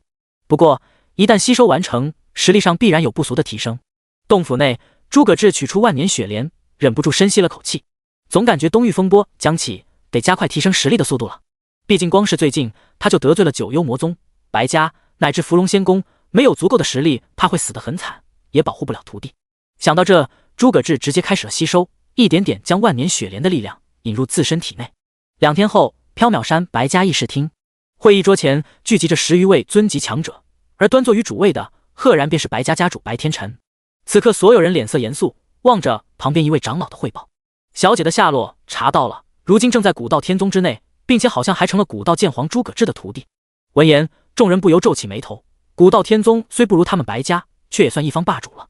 于是他们纷纷望向白天辰，后者神色微沉道：“我说怎么找不到那小丫头，原来是跑去古道天宗了，真以为找了师傅就行维尼家族的安排了。”这时，旁边一位尊者不禁皱起眉头：“家主，您看现在怎么办？伏龙仙宫少公主那边催得很紧，想要尽快与小姐完婚，还能怎么办？当然是把她带回来了。”白天辰目光落在一位尊者七重身上，缓缓说道：“李供奉，这次就劳烦你去古道天宗走一趟，就是绑也要将小小带回来。”他这漠然的语气丝毫不像是要带女儿回来，更像是去抓仇人。事实也正如此，倘若白小小违逆家族乃至他的命令，那和仇人也没有区别了。那尊者名叫李残剑，尊者7重修为，乃是白家几位供奉长老中最强剑修，领悟着高阶剑意，且100年内有望达到顶阶剑意，凭借一手精湛剑术足以力拼尊者8重。闻言，李残剑点头轻笑：“家主放心，可古道天宗要是不放人呢？还有他那个师傅诸葛志，不放人，那就用你的剑逼他们放人。”白天辰冷哼一声，眼中闪过丝杀意。至于他那狗屁师傅，倘若识去就罢了，若是不识去，直接生死不论。什么古道剑皇，第一剑道天才，笑话罢了！敢与我们白家作对，必杀之。有他这话，李残剑便也放心了。交在我身上，本尊很快便将小姐带回来。虽说缥缈山与古道天宗相隔遥远，但以他尊者修为，全力赶路，用不2天便能抵达古道天宗了。古道天宗，青云峰。即便诸葛志在闭关，方一晴与白小小仍在刻苦修炼各自的玄技。这一天，白小小与方一晴在修炼剑系，其中方一晴仍时不时望向洞府的方向，无时不在期待师傅出关。按照师傅闭关前所说的时间，他差不多今天就能出关了。这时，白小小突然道：“师姐，喜欢师傅吗？”方一晴听得一愣，看着白小小认真的小脸，他脸上泛起红晕，但还是缓缓点了下头。喜欢。师徒间那种？不。方一晴微微摇头，目光又落在洞府之上，十分坚定地说道：“是师傅将我带出绝望，帮我复仇，给了我生的意义，所以我喜欢他，应该说很爱他。”说到最后，他的视线回到白小小身上，明明红着脸，但还是对他露出个饱含深意的笑容。面对师妹他出乎预料的坦然，以至于白小小都愣了许久，最后轻叹一声道：“师姐，看师傅的样子，恐怕不会接受你吧？不知道最后一刻，谁知道结果呢？”方一晴神色坚毅，攥了攥拳头，坚定道：“总有一天，我会成为师傅的道侣。”经过一段时间相处，白小小倒也理解他为何会动心。谁让师傅他为人实在太好了呢？人又帅又强又温柔，就连自诩做乖徒弟的他，都不得不承认师傅简直是梦中的理想型。他沉默了一会，突然开口说道：“师姐，练习了那么多天，我们去演武场实际切磋一场吧。”这段时间，为了不打扰师傅闭关，他们都在练习基础，没有进行过实战练习。方一晴答应得很爽快，直接说道：“没问题，但输了不许找师傅小报告哦。”总之还请师姐见下留情。演武场属于是古道天宗弟子间切磋乃至练习玄技的公共场所，犹如一座巨大的广场，常年都有大量弟子在此。本来这一天也不例外，许多天宗弟子在照常切磋，可随着方一晴和白小小的到来，一切就变得不平凡起来了。快看快看，那边2个不是诸葛长老收的徒弟吗？方一晴都在，那指定是啊。不过看他们这架势，难道要切磋？真好啊，能看到2个这么漂亮少女打架了。就是不知道他们都什么修为，之前听说方一晴是先天6重吧，15岁的先天6重，厉害啊！演武场上本来在切磋的弟子大多停下来驻足观看起来。诸葛志在天宗内论名气是当之无愧第一人了，而他的2位女徒弟自然也备受关注，何况还都是绝美的少女。人群之中，方一晴与白小小彼此抱了抱拳。方一晴接着便取出青云古剑，直接让附近围观弟子看傻眼了。卧槽，这不是诸葛长老的贴身佩剑青云古剑吗？什么时候居然传给方一晴了呀？还真是，诸葛长老也太大气了吧！这可是极品宝剑啊！我也好想拜入诸葛长老门下呀！毫不客气说，这把剑就是古道天宗最珍贵的一柄，竟被这么传给一位弟子，实在是奢侈的离谱。可很快，随着方一晴与白小小2人各自施展出玄气后，众人的震撼便转移在了他们的修为上。第36章，白家尊者降临，超凡2重，2个人全是超凡2重。不少人倒吸口冷气，甚至掐了掐自己的脸，确定这不是在做梦。2个不到15岁的超凡二宠，这种程度的天才，即便当初诸葛长老觉醒前，也不过如此吧。不愧是诸葛长老的徒弟，这修为还真是恐怖啊！关键那方一晴，居然不到1个月就从先天6重到了超凡2重，这是什么鬼速度？不敢想象啊！诸葛长老是怎么教出来的？在众人震撼之中，方一晴与白小小也双双出手了。方一晴的以风灵剑诀对抗白小小的冰影诀，霎时间2人之间剑气与寒气交织，彼此玄气都骤然爆发了。无数冰晶自空中凝结，化作一道道巨大冰锥，向对面的方一晴雨点般飞射而下。所散发的寒气令人全身寒毛直竖，仿佛要将周围一切都给冻结。方一晴也不甘示弱，身形灵动如风，穿梭于密集的冰锥之间，手中青云古剑不断挥舞，剑光纵横，迎面将冰锥斩得粉碎。白小小修炼时间尚浅，加之悟性暂不及他，方一晴也就没用剑意降维打击，纯靠剑术与他一决高下。演武场上，2女彼此毫不客气地互换着攻防的节奏，青云古剑与冰之寒气间的对轰，打得可谓酣畅淋漓，以至于他们丝毫没注意到，周围的弟子一个个都被惊呆了。我擦嘞，这2人的实力是不是有一点点恐怖啊？就算是超凡2重，也不该有这么强的实力吧？完全不正常！我就是超凡2重，可2个师妹的力量，随便一个都能秒杀我啊！就2人现在展现的实力，别说同龄人了，估计就连整个新生代弟子都无人可敌。这时，远处一座木亭内，古尘正与大长老在闲谈，旁边顾小月还在悠闲吃着零食。演武场激烈的战斗，自然也吸引了他们的注意。以他们尊者修为，即使相隔遥远，也能感受到2女身上那独特气息。一个体内蕴有剑之结晶，一个体内充斥冰冷寒意。之前走的极没注意，这下眼睛都看直了。古尘眼皮一跳，忍不住道：“那方一晴何时成先天剑体了？之前都还没有才对。毕竟他之前要有先天剑体，宗门就算耗费大量宝物，也会收下他并助其恢复。也就是说，他是在拜入诸葛志门下才觉醒的先天剑体。”大长老也是一脸严肃：“是啊，诸葛志他到底给这丫头喂了什么灵丹妙药啊？”2人死活想不通。一旁顾小月则一边吃着一边随口道：“方师妹啊，我记得诸葛长老给他买了一株9诸葛玲珑花吃了，会不会和那个有关？”“什么9诸葛玲珑花？”古尘与大长老眉头微挑，心想诸葛志那家伙什么时候那么大方了，以致大长老都忍不住问了句：“小月啊，除此之外，那个白小小呢？诸葛长老有给他什么吗？”他现在真好奇，诸葛志对徒弟到底大方成什么样。闻言，顾小月做思索状，好像有从黑魔门主那得到一株千年雪莲，当时就给小小师妹了。千年雪莲，好家伙，这听得老夫都想跑去做他徒弟了。大长老一脸无奈，这大方程度知道的是收了徒弟，不知道还以为是收了2女儿呢。怪不得这2女孩一个比一个厉害，感情诸葛志砸了宝物啊。一旁古尘则淡笑道：“不管怎么说，有了诸葛志这俩徒弟，咱们古道天宗以后也算站起来了。这次的4宗大会，咱们没准真能拿下第一。”顾小月深表赞同，连连点头：“是啊是啊，所以师傅您看，就不需要人家再努力，在4宗大会拿好成绩了吧？”古尘瞪了他一眼，没好气道：“你觉得呢？说起努力，今天修炼任务完成了吗？还在这吃，不赶紧修炼去？你看看人家方一晴和白小小，再看看自己，整天就知道玩。”被师傅一顿教育，顾小月却早就习惯似的冲他吐了吐舌头道：“知道了，师傅真凶，不就是修炼吗？人家这就去。”说完便逃似的跑了，可哪里是像要去修炼的样子。古尘看得长叹口气，这丫头一天天的真不让人省心。正心生郁闷着，突然他像是感受到了什么，猛地皱起眉头。大长老注意到异常，连忙问道：“怎么了宗主？”这时古尘已经站起身来，望着远处天空，双眼微眯：“不妙，这次麻烦可大了。”演武场上激战许久的方一晴与白小小，这时终于分出了胜负。最后还是受修炼时间的影响，白小小输了一招败下阵来，不过心中倒也并无遗憾。不愧是师姐，剑术果真厉害。方一晴挽起长剑，点头微笑道：“你也是，寒气很恐怖，再过段时间我估计就得用剑意才能抗衡了。”战斗结束，2女还不忘商业互吹一波，本意嘛也是不愿伤了彼此感情。本来打完这场也就该收工回青云峰继续修炼了，可就在2人将要离开之际，忽然间晴朗的天空变得阴云密布，瞬间浩瀚如海的威压从天而降，笼罩整个演武场上。发生什么事了？演武场上众弟子一脸懵逼，纷纷抬头望去，便见一道身影在空中浮现，就立于10多米的空中。来者一袭灰袍，手中攥着把造型妖异的纯黑长剑，浑身散发着令人心悸的可怕气息。他冰冷的目光在人群中环顾一圈，最后是落在白小小身上。“白小姐，吾乃家族供奉长老李残剑，家主吩咐让本尊带你回家。”他声音毫无感情，完全像是在宣布对白小小的命令。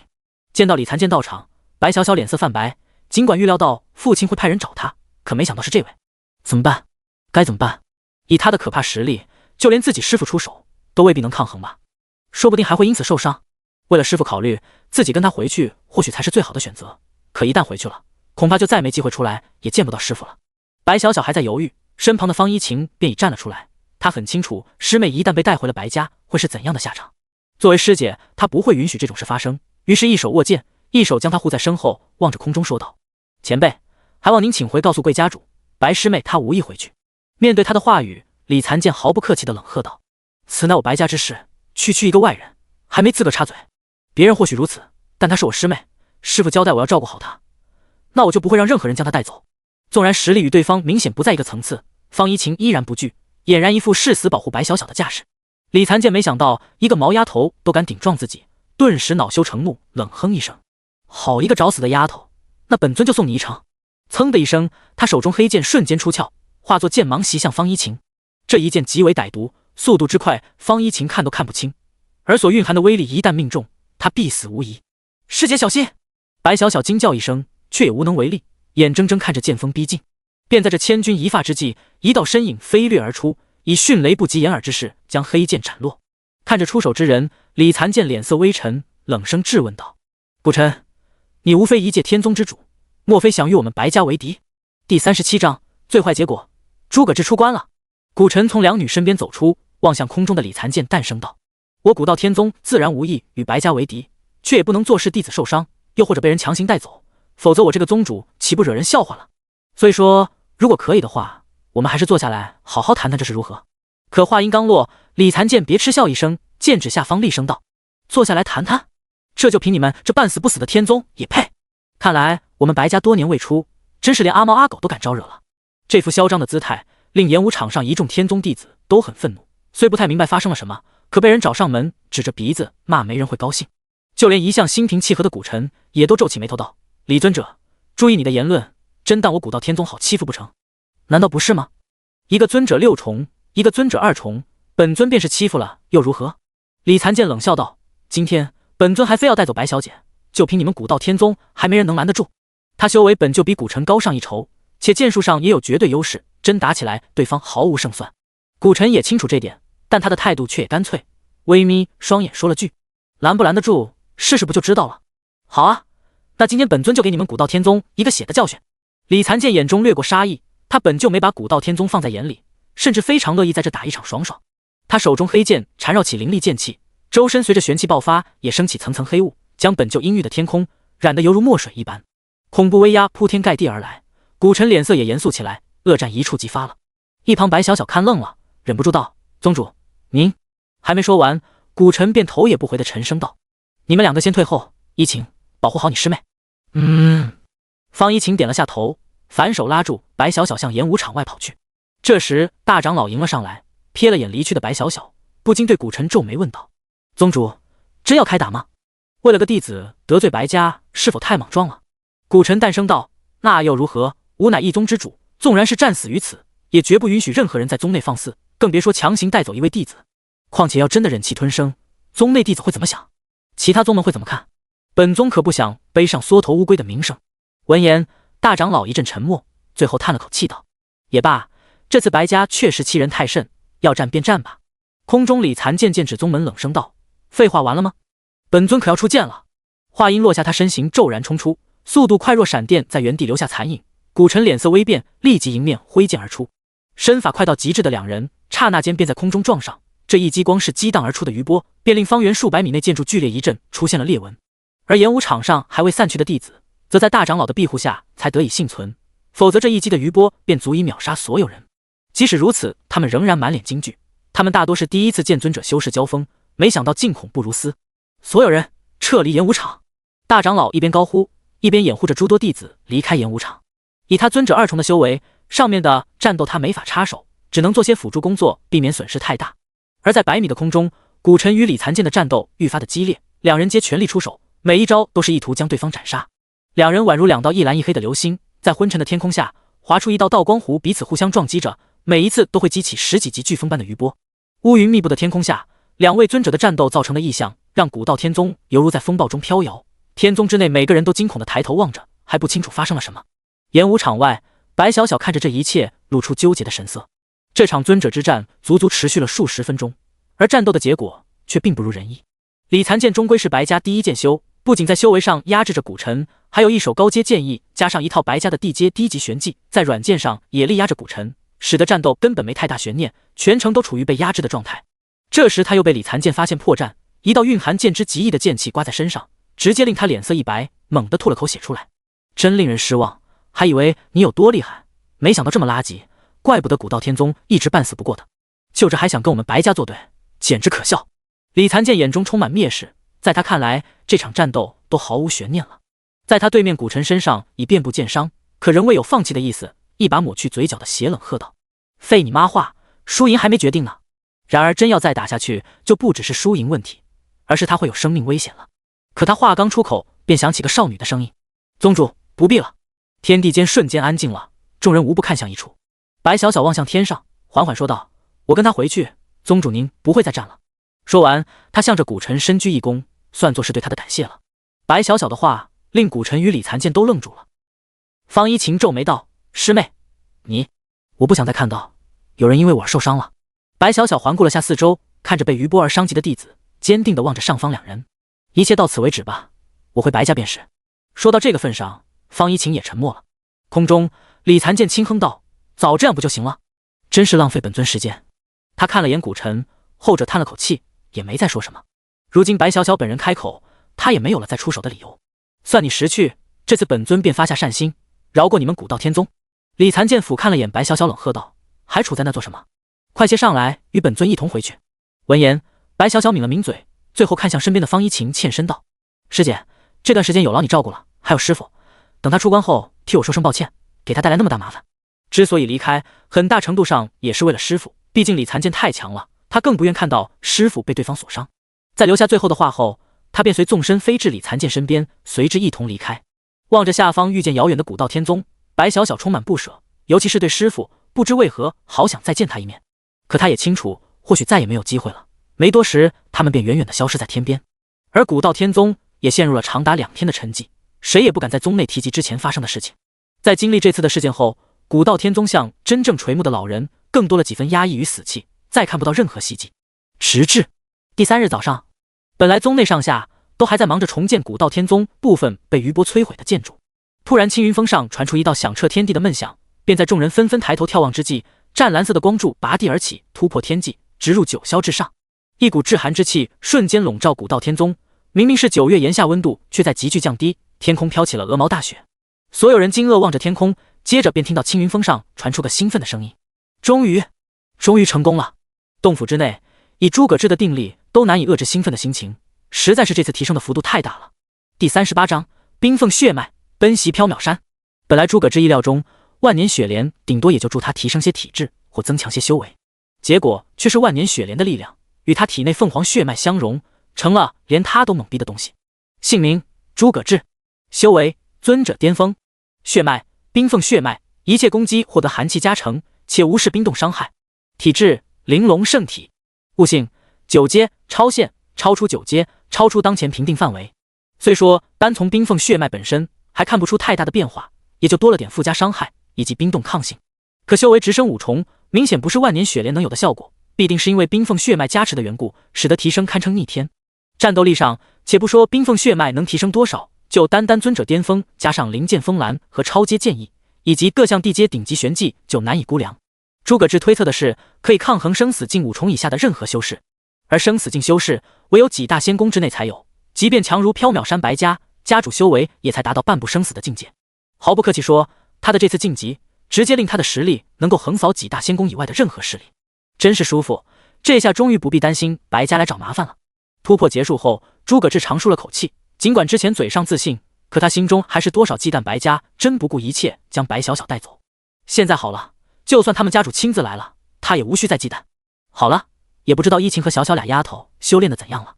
这次闭关，由于转化冰凤血脉耽误了2天，是时候出关了。一想到方依晴和白小小，诸葛志还有些小期待，毕竟依晴这么多天没见自己，出关后他会不会给自己一个拥抱呢？至于白小小，虽然乍一看着冷冰冰的，可从之前哭唧唧的样子，应该是外冷内热的单纯少女吧。才这么些天不见，居然还有点想他们了，怎么感觉自己跟个老父亲一样？诸葛志耸了耸肩，起身解除了禁制，朝洞府之外走出。一晴，小小，有没有好好修炼呢？门开之后，诸葛志便走，便笑盈盈地说着。可刚说完便愣住了，这才发现青云峰上没人。居然不在，奇怪了。但想到可能是去青云峰下了，诸葛志便也没太在意。可当他随意来到青云峰的崖边，俯瞰向古道天宗，视线瞬间凝滞了。他眉头瞬间皱起，接着身形转眼间消失，在出现时已在演武场边上。演武场附近，许多弟子在忙碌着重建，方一晴自然也参与到了这附近的重建工作上，而大长老也亲自在现场指挥着一切的工程。我说，谁能给本座解释下，这到底发生什么事了？诸葛志的身形出现在演武场，径直来到了方一晴，开口询问。他的出现瞬间吸引了众人的注意，当然也包括方一晴。他本来眼神灰暗无神，在看到诸葛志的一颗骤然亮了。师父，您终于出关了。诸葛志看了看周围，皱眉问道：小小呢？你们没在一起？一提到小小，方一晴刚恢复神采的眼神瞬间又暗淡了下去，低着头道：对不起师父，我没能保护好师妹，她被白家的人带回去了。闻言，诸葛志脸色瞬间一变，语气都凌厉了些。什么时候的事？以及发生了什么？方一晴始终低着头，紧攥着拳头说道：是2天前，在您还闭关的时候。当时白家……在方一晴将整件事一五一十讲述完，诸葛志的脸色愈发阴沉，尤其当他环顾了圈附近大片废墟，能够想象得到发生了怎样的激战。总之结果便是徒弟被强行带走，宗门被毁得一塌糊涂，就连宗主也被人打伤了。好一个白家，好一个李残剑！诸葛志眼中闪烁厉芒，森冷的寒意弥漫开来，不知不觉间周围地面都结出冰霜。最后他深吸口气，压抑着对白家的怒火，轻抚了下方一晴的头，笑道：这件事与你关系不大，主要是为师出关晚了些，你不用太自责。可是小小他……放心吧，最迟明天一早就能看到小小。啊！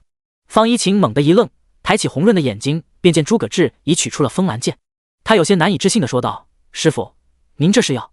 这时连大长老也凑了过来，忍不住问道：诸葛小子，你想要干什么？干什么？当然是干白家。诸葛志望了他们一眼，冷声说道：你们继续忙吧，我去趟缥缈山。一听这话，方一晴顿时两眼放光，大长老则急忙叫道：我说诸葛小子，你别冲动。可他刚说完，便见诸葛志将风兰剑祭出，凝作剑影踏空而起，再接连一道音爆声传出，他已化作青光消失在天边。尽管嘴上没说，可他这出发的速度表明了一切，就连大长老都看傻眼了。这是什么鬼速度？尊者一重，恐怕连宗主的速度都远不及这般吧。事实上，诸葛志速度比他看到的更恐怖，在飞出一段距离后，速度接连暴涨，早已远远超出尊者该有的速度。以他这速度，大概当晚就能从古道天宗赶到缥缈山了。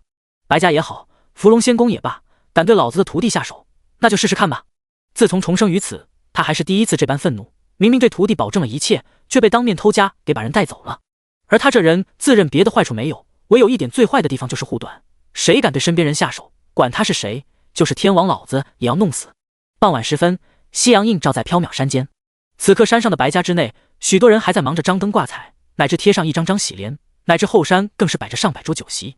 这一切皆是为了明日的迎亲做准备。从明天开始，白家二小姐白小小将与伏龙仙宫少公主喜结连理，成为她第11房小妾，而伏龙仙宫的迎亲队伍便会在明天一早抵达，前来将白小小接走。便在这无比喜庆的氛围下，便在数十里外正有一道青色的剑光乘着夕阳急速而来。第39章，我的英雄会遇见而来。白家深处某房间，门外张贴着喜联，以及好几对负责看守的护卫。在这门内，便是白家二小姐的闺房。典雅的房间内也添了几分喜庆的装潢，四处点着红烛。梳妆台前，白小小默然望着镜中粉黛红妆的少女。此刻她这凤冠霞帔，一身华贵的红色嫁衣，加之她冷艳的气质，说是美如仙子也不为过。这是她一生来最为美丽的时刻，却也是一生最痛苦的时刻。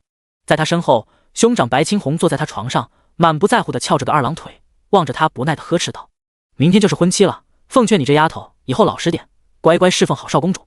等到了仙宫内，你要还再敢乱跑，小心人家少公主可废了你。他语气中还带这些戏谑，仿佛眼前这并非他的亲妹妹，而更像是个卑微的下人。在白青红心中也的确没接纳过他，对方唯一的作用在他看来就是用来攀上那位少公主的工具。白小小一语不发，白青红见教训他也无聊，轻哼一声转身离去。待到出了门后，还隐约能听到他的话：死丫头穿的嫁衣还真勾人，要不是少公主还真想。对于门外的话语，白小小视若罔闻。他兄长属于彻头彻尾的纨绔少爷，也并非他第一次表现出这想法，只是碍于父亲的目的，才不敢动他分毫罢了。他凝望着镜中自己，回想着1个月来的经历：被黑魔门抓去，千钧一发之际被师傅救下，被收入门下，被赋予千年雪莲，被师傅保护。与师傅和师姐在一起的生活，是他长大后最幸福的时光，短暂而美好。未来自由2字，恐怕就彻底离他而去了。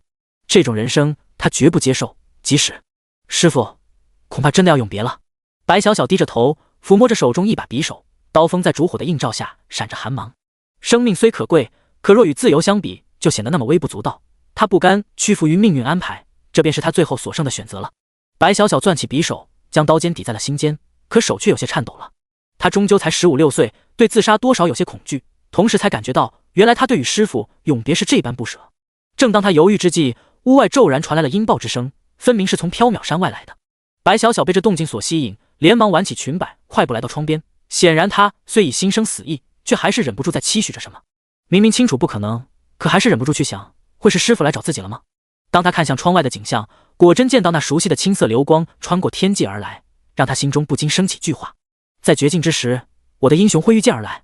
就在1分钟前，白家大殿还正摆着酒席，为了庆祝能与伏龙仙宫联姻，白家高层长老全员到齐。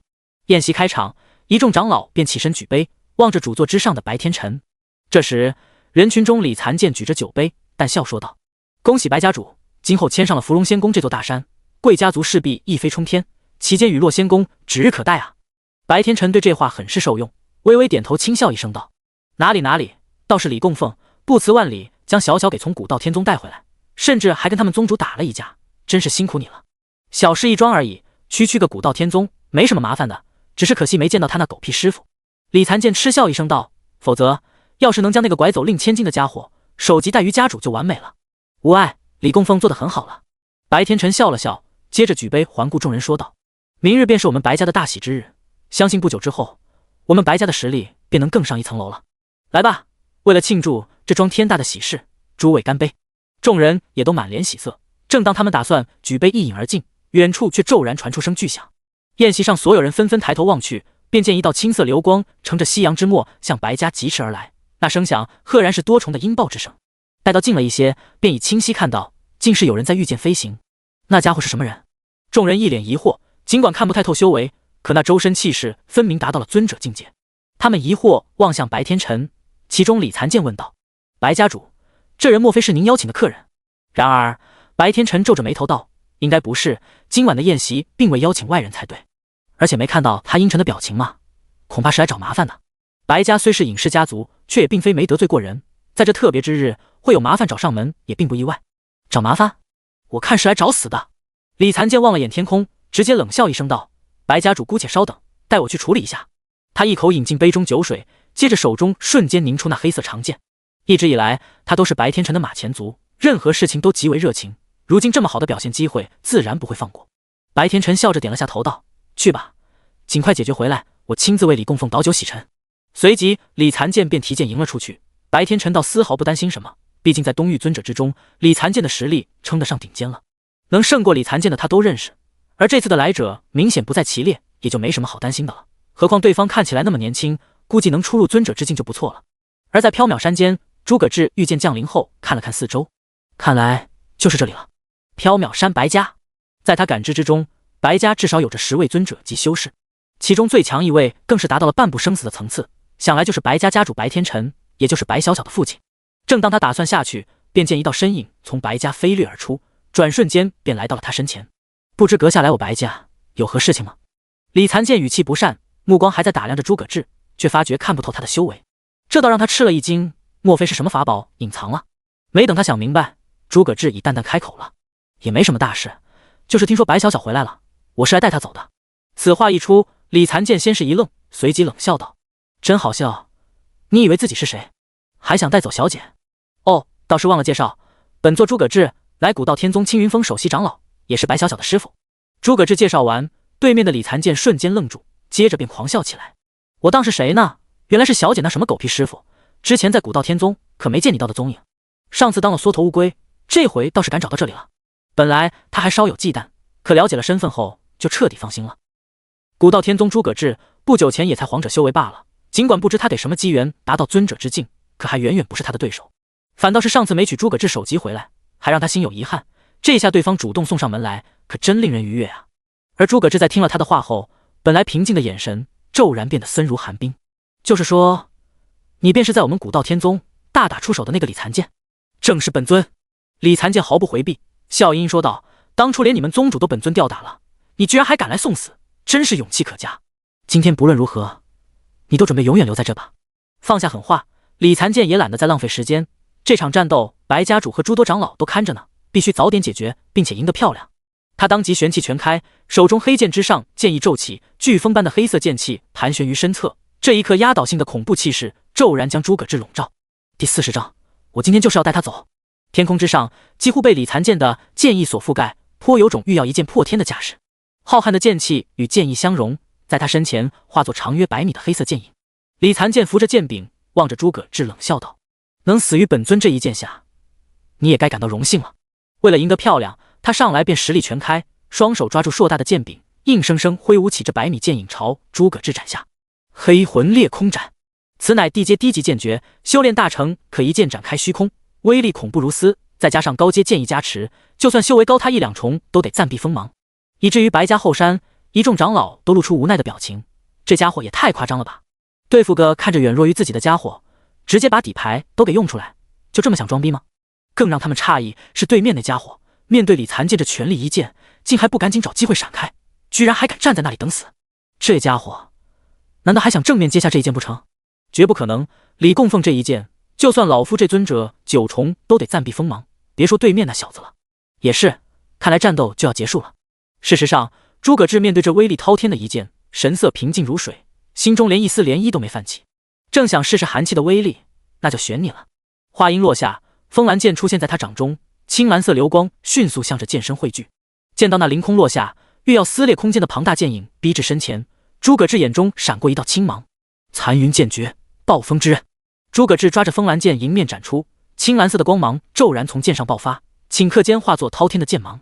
凛冽的寒气附着于剑身之上，使得这一剑所激起的暴风之中蕴含着极致的寒气。本来诸葛志也对这寒气效果不太清楚，可接下来的景象让他充分意识到这是多么恐怖的东西。只见李残剑挥出的巨型剑影才刚刚接近诸葛志斩出的暴风剑气，巨大的剑身便以肉眼可见的速度凝滞冻结。怎么回事？这一情况让李残剑脸色骤白，慌忙想要收剑，却太晚了。转瞬间，整个巨型剑影便被彻底冻结，接着轰隆一声巨响，整把剑在暴风侵袭之下迅速崩碎。这到底是什么力量？到底是什么？李残剑神色惊惧，怎么也想不到他凝聚全力的一剑，在这诸葛志面前连片刻都未能撑住。蕴含极致寒流的暴风之刃毫无悬念地将李残剑席卷，在他惊恐万分的眼神中，那凌厉的剑气朝他直挺挺袭来，将其身形猛地向地面轰去。尽管他在最后拼命尝试凝聚防御，可这一剑所蕴含的威力实在太过恐怖，施展出的玄气防御就像玻璃般破碎。从远处看去，根本就像是双方互拼一剑后，李残剑瞬间不敌，被重重的轰下来。白小小趴在窗口望着天空，眼睛都快看直了。师傅他什么时候那么厉害了？明明不久前才突破尊者啊，这就能玩虐李残剑了？不知不觉间，他紧抿着嘴，心情激荡。倘若师傅这么厉害的话，或许有希望。他身形直挺挺地砸在后花园的宴席，将满满一桌好酒好菜乃至桌子都给砸得粉碎。白天陈一众人无不猛然起身看向李残剑，瞬间脸色都变了。尤其是凑过来的白青红，他胆子向来比较小，看清之后吓得身体连连后退。此刻李残剑凄惨无比，一身华服只剩下几块破布，身上满是鲜血淋漓的伤口，全身骨头直接尽数碎裂，处于是奄奄一息的状态了。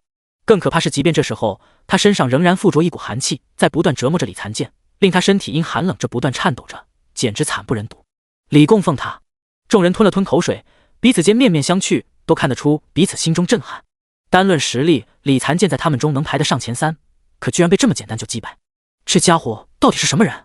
这实力也太可怕了吧！他们议论纷纷，从刚才对方身上的玄气强度分明是达到了尊者巅峰，这等强者在东域内他们不可能不认识啊。显然方才在喝酒的他们并未注意到诸葛志方才与李残剑的对话。白天陈志看了下李残剑的伤势后，连忙给他服下一枚疗伤丹，之后脸色阴沉到仿佛能滴出水来，冷声说道：不论他是谁，胆敢在我白家这般放肆，都绝不能轻饶。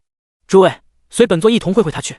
天空中诸葛志还在诧异着，没想到有了寒气附魔后，暴风之刃的威力强得离谱啊！这才是地阶顶级的残云剑诀中第一式，居然就将尊者七重的李残剑打得半死，属实超出预期了。不过还不是惊叹的时候，当抬头看去，白天辰在内的10位尊者将他重重包围。阁下到底是何人？胆敢在我白家这般肆无忌惮，当真以为我这白家是泥捏的不成？白天辰手握长刀盯着诸葛志，心中早已充满怒火。若非忌惮诸葛志可能大有来历，他直接就出手了。毕竟这么年轻的尊者巅峰，放眼大陆都没有几个才对啊，说不准就跟某个仙宫有干系。诸葛志同样望着他，开口淡声说道：“怎么，刚才没听到？那么再告知一遍，本座乃古道天宗诸葛志，明白了吗？”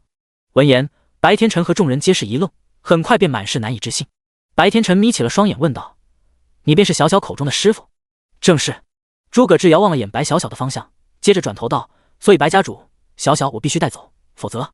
说到最后，他声音冰冷了几分，周围几位尊者无不脊背一寒，毕竟前车之鉴李残剑还在地上躺着呢，一个个都觉得白天辰坑人。什么古道剑皇，这特么是剑皇，该叫古道剑尊还差不多吧。问题是诸葛志才23、24，居然就达到了尊者巅峰修为，这什么妖怪天赋？以至于在看向白天辰之时，一个个表情都不太好。这般潜力逆天之人，哪怕为了伏龙仙宫而得罪对方，都未必值得。可白天辰似乎已有决断，在短暂惊讶过后，心中对诸葛志杀意达到了极致，而嘴上他也毫不客气，冷笑一声道：“真是好笑，小小乃是我白天辰的女儿，而你不过是他师傅，有什么资格把她带走？还父亲？你也配叫她女儿？”诸葛志一时冷冷看着他说道：“罔顾女儿的想法，逼迫她嫁给一个垃圾，小小怎么会摊上你这么个脑残父亲？”他把白天辰骂的是狗血淋头，就这还是强忍着没问候他家人。在他看来，白天辰卖女儿的行为跟个牲畜也没什么区别了。白天辰被骂得脸色难看至极，就差没直接出手。他沉声厉喝道：“白小小他即为白家之人，为家族付出一切也是理所应当，这本就是他的义务，再如何还轮到你个外人评论？”这下子诸葛志也火了，甚至于气急反笑了。“好啊，你这个父亲可真好啊！的确我算是个外人，不过自我来了这里后，就明白了一个真理，叫做拳头大就能为所欲为。今天我就是要带他走，我看谁敢拦我！”话音落下，诸葛志身上尊者巅峰的玄气完全爆发，刹那间整个白家上下皆感受到天上无边的恐怖威压。一时间天地巨震，云间雷鸣之声绵延，10里内皆被彻骨的寒气笼罩，温度急剧降低至零下数十度。这便是真正的尊者之威，一怒天地为之变色。第41章拼玄技，简直找死！白天辰却冷笑道：“好一个狂妄的家伙，真以为我们白家当初崛起靠的是虚名不成？方才你若离开也就罢了，如今就准备永远的留在这里吧。”早在刚才了解诸葛志的天赋后，他便心生杀意了，第一时间用秘法通知了所有白家武者，打算将诸葛志斩杀于此，绝不能任由他未来再成长下去。白家修士听命，结4方缥缈阵。白天辰一声厉喝，白家之内骤然飞出数百道身影，修为最低都在超凡以上，王级、皇级更不在少数，拉开巨大的阵势，将诸葛志包围起来。众多白家修士双手同时结印，一道道白色光柱冲天起，迅速汇聚成座恢宏的巨型阵法，将整座缥缈山笼罩，使得山间逐渐浓雾缭绕。还在闺房的白小小见到4方缥缈阵结成，望向师傅时满是担忧。这座巨型阵法乃是他们白家对敌时最大的依仗，阵法一旦开启，白家数百位超凡以上修士的力量将与缥缈山的地脉之力融合，既能够封锁住缥缈山的空间，也能为主阵之人大幅提升实力。这下师傅相当于要一个人面对白家全体修士啊，这还怎么打？这时被阵法笼罩的诸葛志环顾周围，微微点了下头。堂堂缥缈山白家总算是有点能看入眼的东西了。在主阵之位，白天辰在阵法力量的加持下，气势节节攀升，迅速从半步生死一举突破到生死境一重。生死之境顾名思义属于超脱生死之境，已经半只脚触及大道之力，战力上超越寻常尊者，巅峰极高。白天辰感受着体内浩瀚力量，终于是有所自信了。100年内，你是唯一逼的本座要用4方缥缈阵来对付的人，荣幸的去死吧！他眼中杀意浓郁，提着长刀身形骤然冲向诸葛志，速度上也是达到生死境，电光火石之间便袭至诸葛志身前。想杀我，只怕你还没那个实力。诸葛志冷冷一笑，体内玄气疯狂涌入风兰剑，剑身之上迅速覆盖上一层寒气，随着无根之风飘向四周，在他周身遍布风声与寒气，气势上竟不输于阵法加持的白天辰。下一秒，诸葛志身形迎面冲上，在众人看来这简直疯了，才尊者巅峰竟敢与达到生死境的家主硬碰硬，简直是找死。可当双方真正交手，刀剑彼此交汇，短短片刻间，诸葛志就与白天辰在空中交手数次，仅是恐怖余波便惊人的恐怖。更惊人的是，在这接连的交锋下，诸葛志竟然未落下风，任凭白天辰发出何等攻击，皆可一剑斩碎。激战中，白天辰阴沉望着诸葛志的风蓝剑，感到很不可思议。这恐怖的寒气，还有那把的诡异的剑，究竟是怎么回事？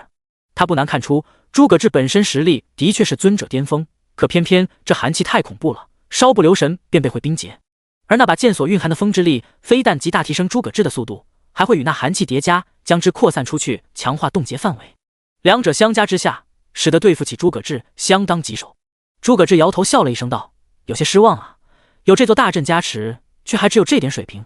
事实上，他若非将超阶剑意作为自身底牌，同时想试一下自身纯实力到底如何，这白天辰连一丝机会都没有。”被他这一嘲讽，白天辰怒火中烧，同时也意识到再这么缠斗下去也毫无意义，必须创造机会一击必杀才行。你那么想死的话，那本座成全你。白天辰阴着脸，刀身之上玄气愈发浓烈，周围风云骤起，似是被他激发的力量所牵动。浩瀚如海的玄气急速涌入长刀，连周遭空间都为之扭曲。这一刀斩出，恐怕能撕裂空间。缥缈斩月，白天辰暴喝一声，周身空气都像沸腾一般，在缥缈的云雾中挥出了能断绝一切的刀光。这缥缈斩月乃地阶终极玄技，也是他们白家的传宗玄技，威力上不知要比玄阶玄技高出多少。诸葛志，你不是厉害吗？可出身于古道天宗，玄技品质终究是硬伤。见到这一刀，诸葛志却冷笑一声，想用玄技压我，还真是天真啊。转瞬间，他双手抓住剑柄，玄气急速涌入风蓝剑，剑锋之上青色光芒耀眼夺目。地阶玄技，他也有。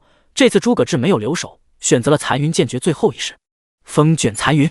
随即风蓝剑猛地挥出，天地为之一震，山间云雾在诸葛志这一剑下以极快的速度轰散开，裸露出那威力惊人的刀光。更恐怖的是，诸葛志在剑锋落下后，带起了蕴含着极致寒气的滔天狂风。这惊人的威势令白家众人惊呆了，白天辰也都深感震撼。这一剑所散发的气息，竟比他施展的玄技还要恐怖。尤其两道攻击交汇后，诸葛志那一剑之威，以摧枯拉朽的姿态横扫一切遇上的阻碍，最终迎上刀光轰然炸裂。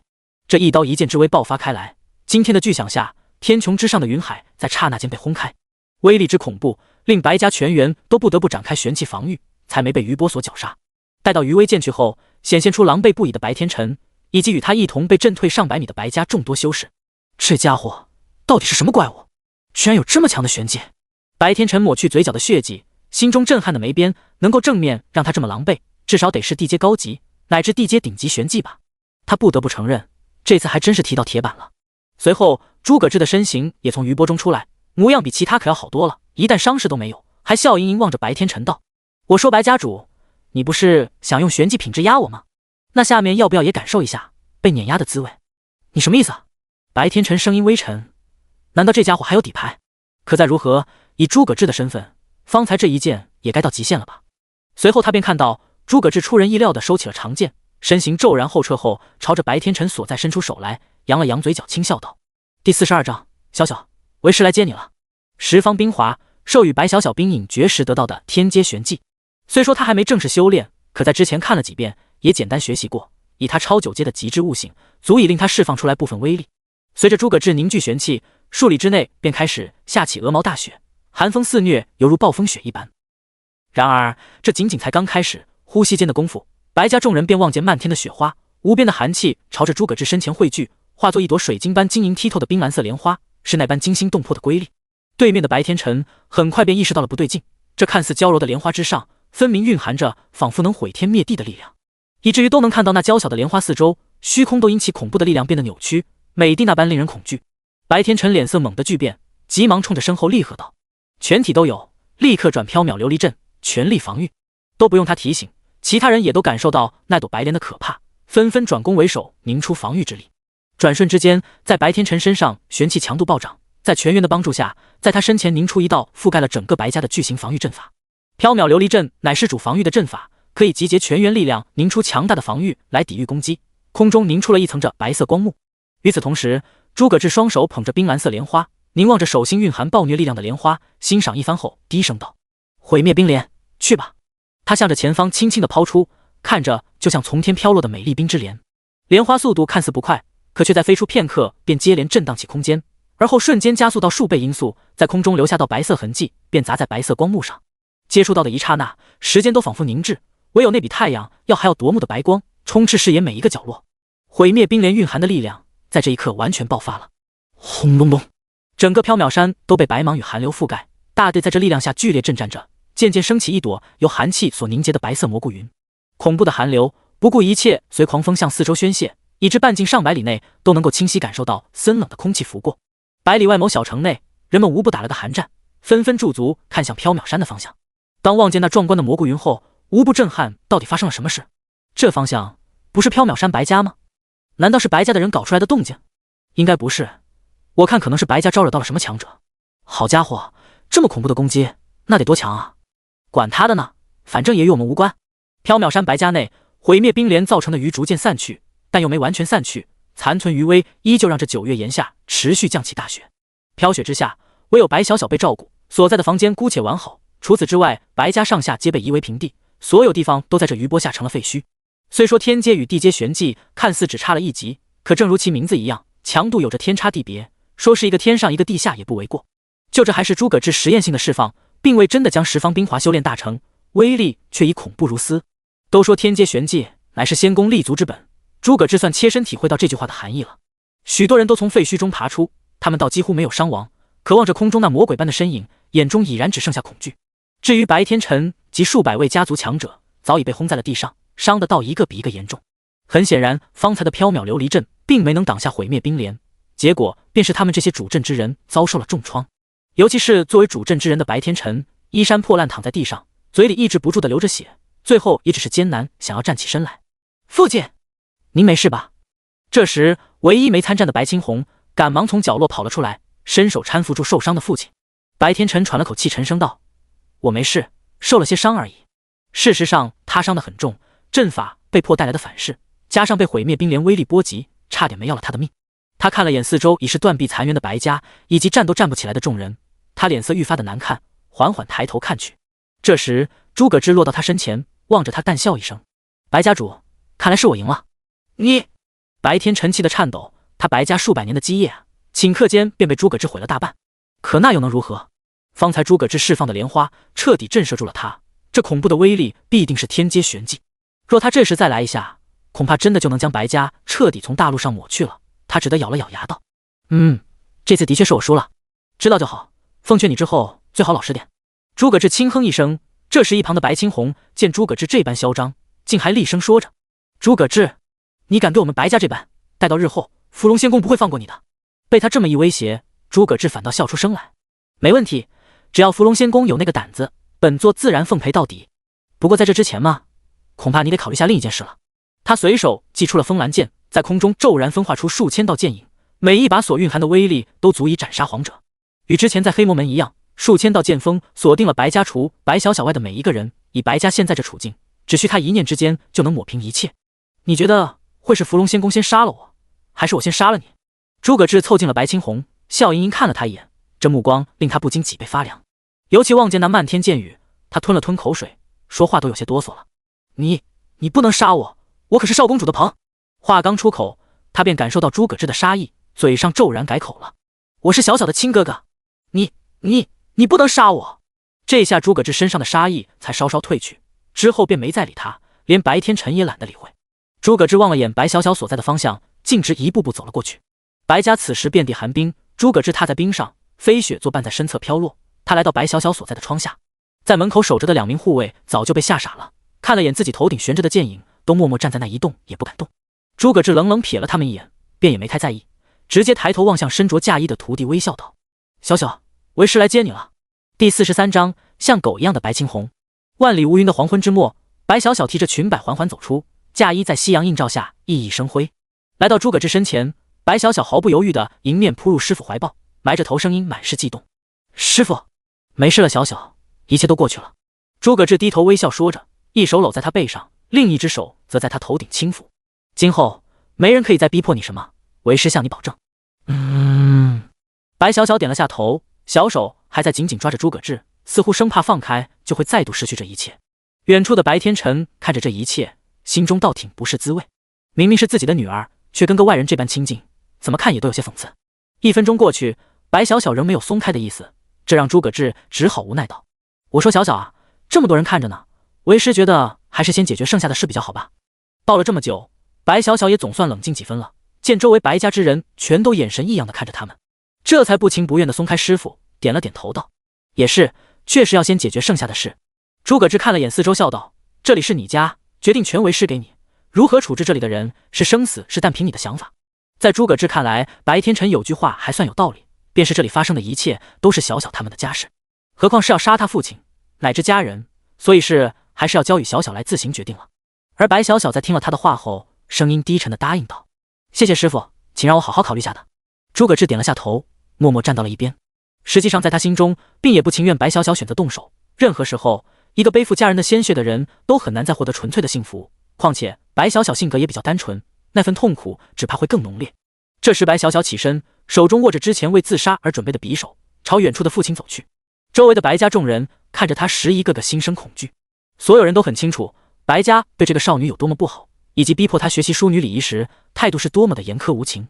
而就是这个曾经走到白家哪里都被人给予白眼和嘲讽的少女，一念之间便能让他们万劫不复了。以至于白小小看向周围时，目光所过之处，奴仆也好，嫡系子弟也罢，无不立刻跪下来开口求饶：“小姐，求您饶命啊！小姐，恳求您放过我们一马！小姐，求您！”白小小神情冷漠，对这一切视若无睹，最后径直来到白天辰与白青红所在。他目光冰冷地看着自己父亲，随即冷声说道：“恐怕你连做梦都不会想到吧，一个从未被你当成人的女儿，能有一天仅凭一念就能将你视作一切的家族和儿子毁灭。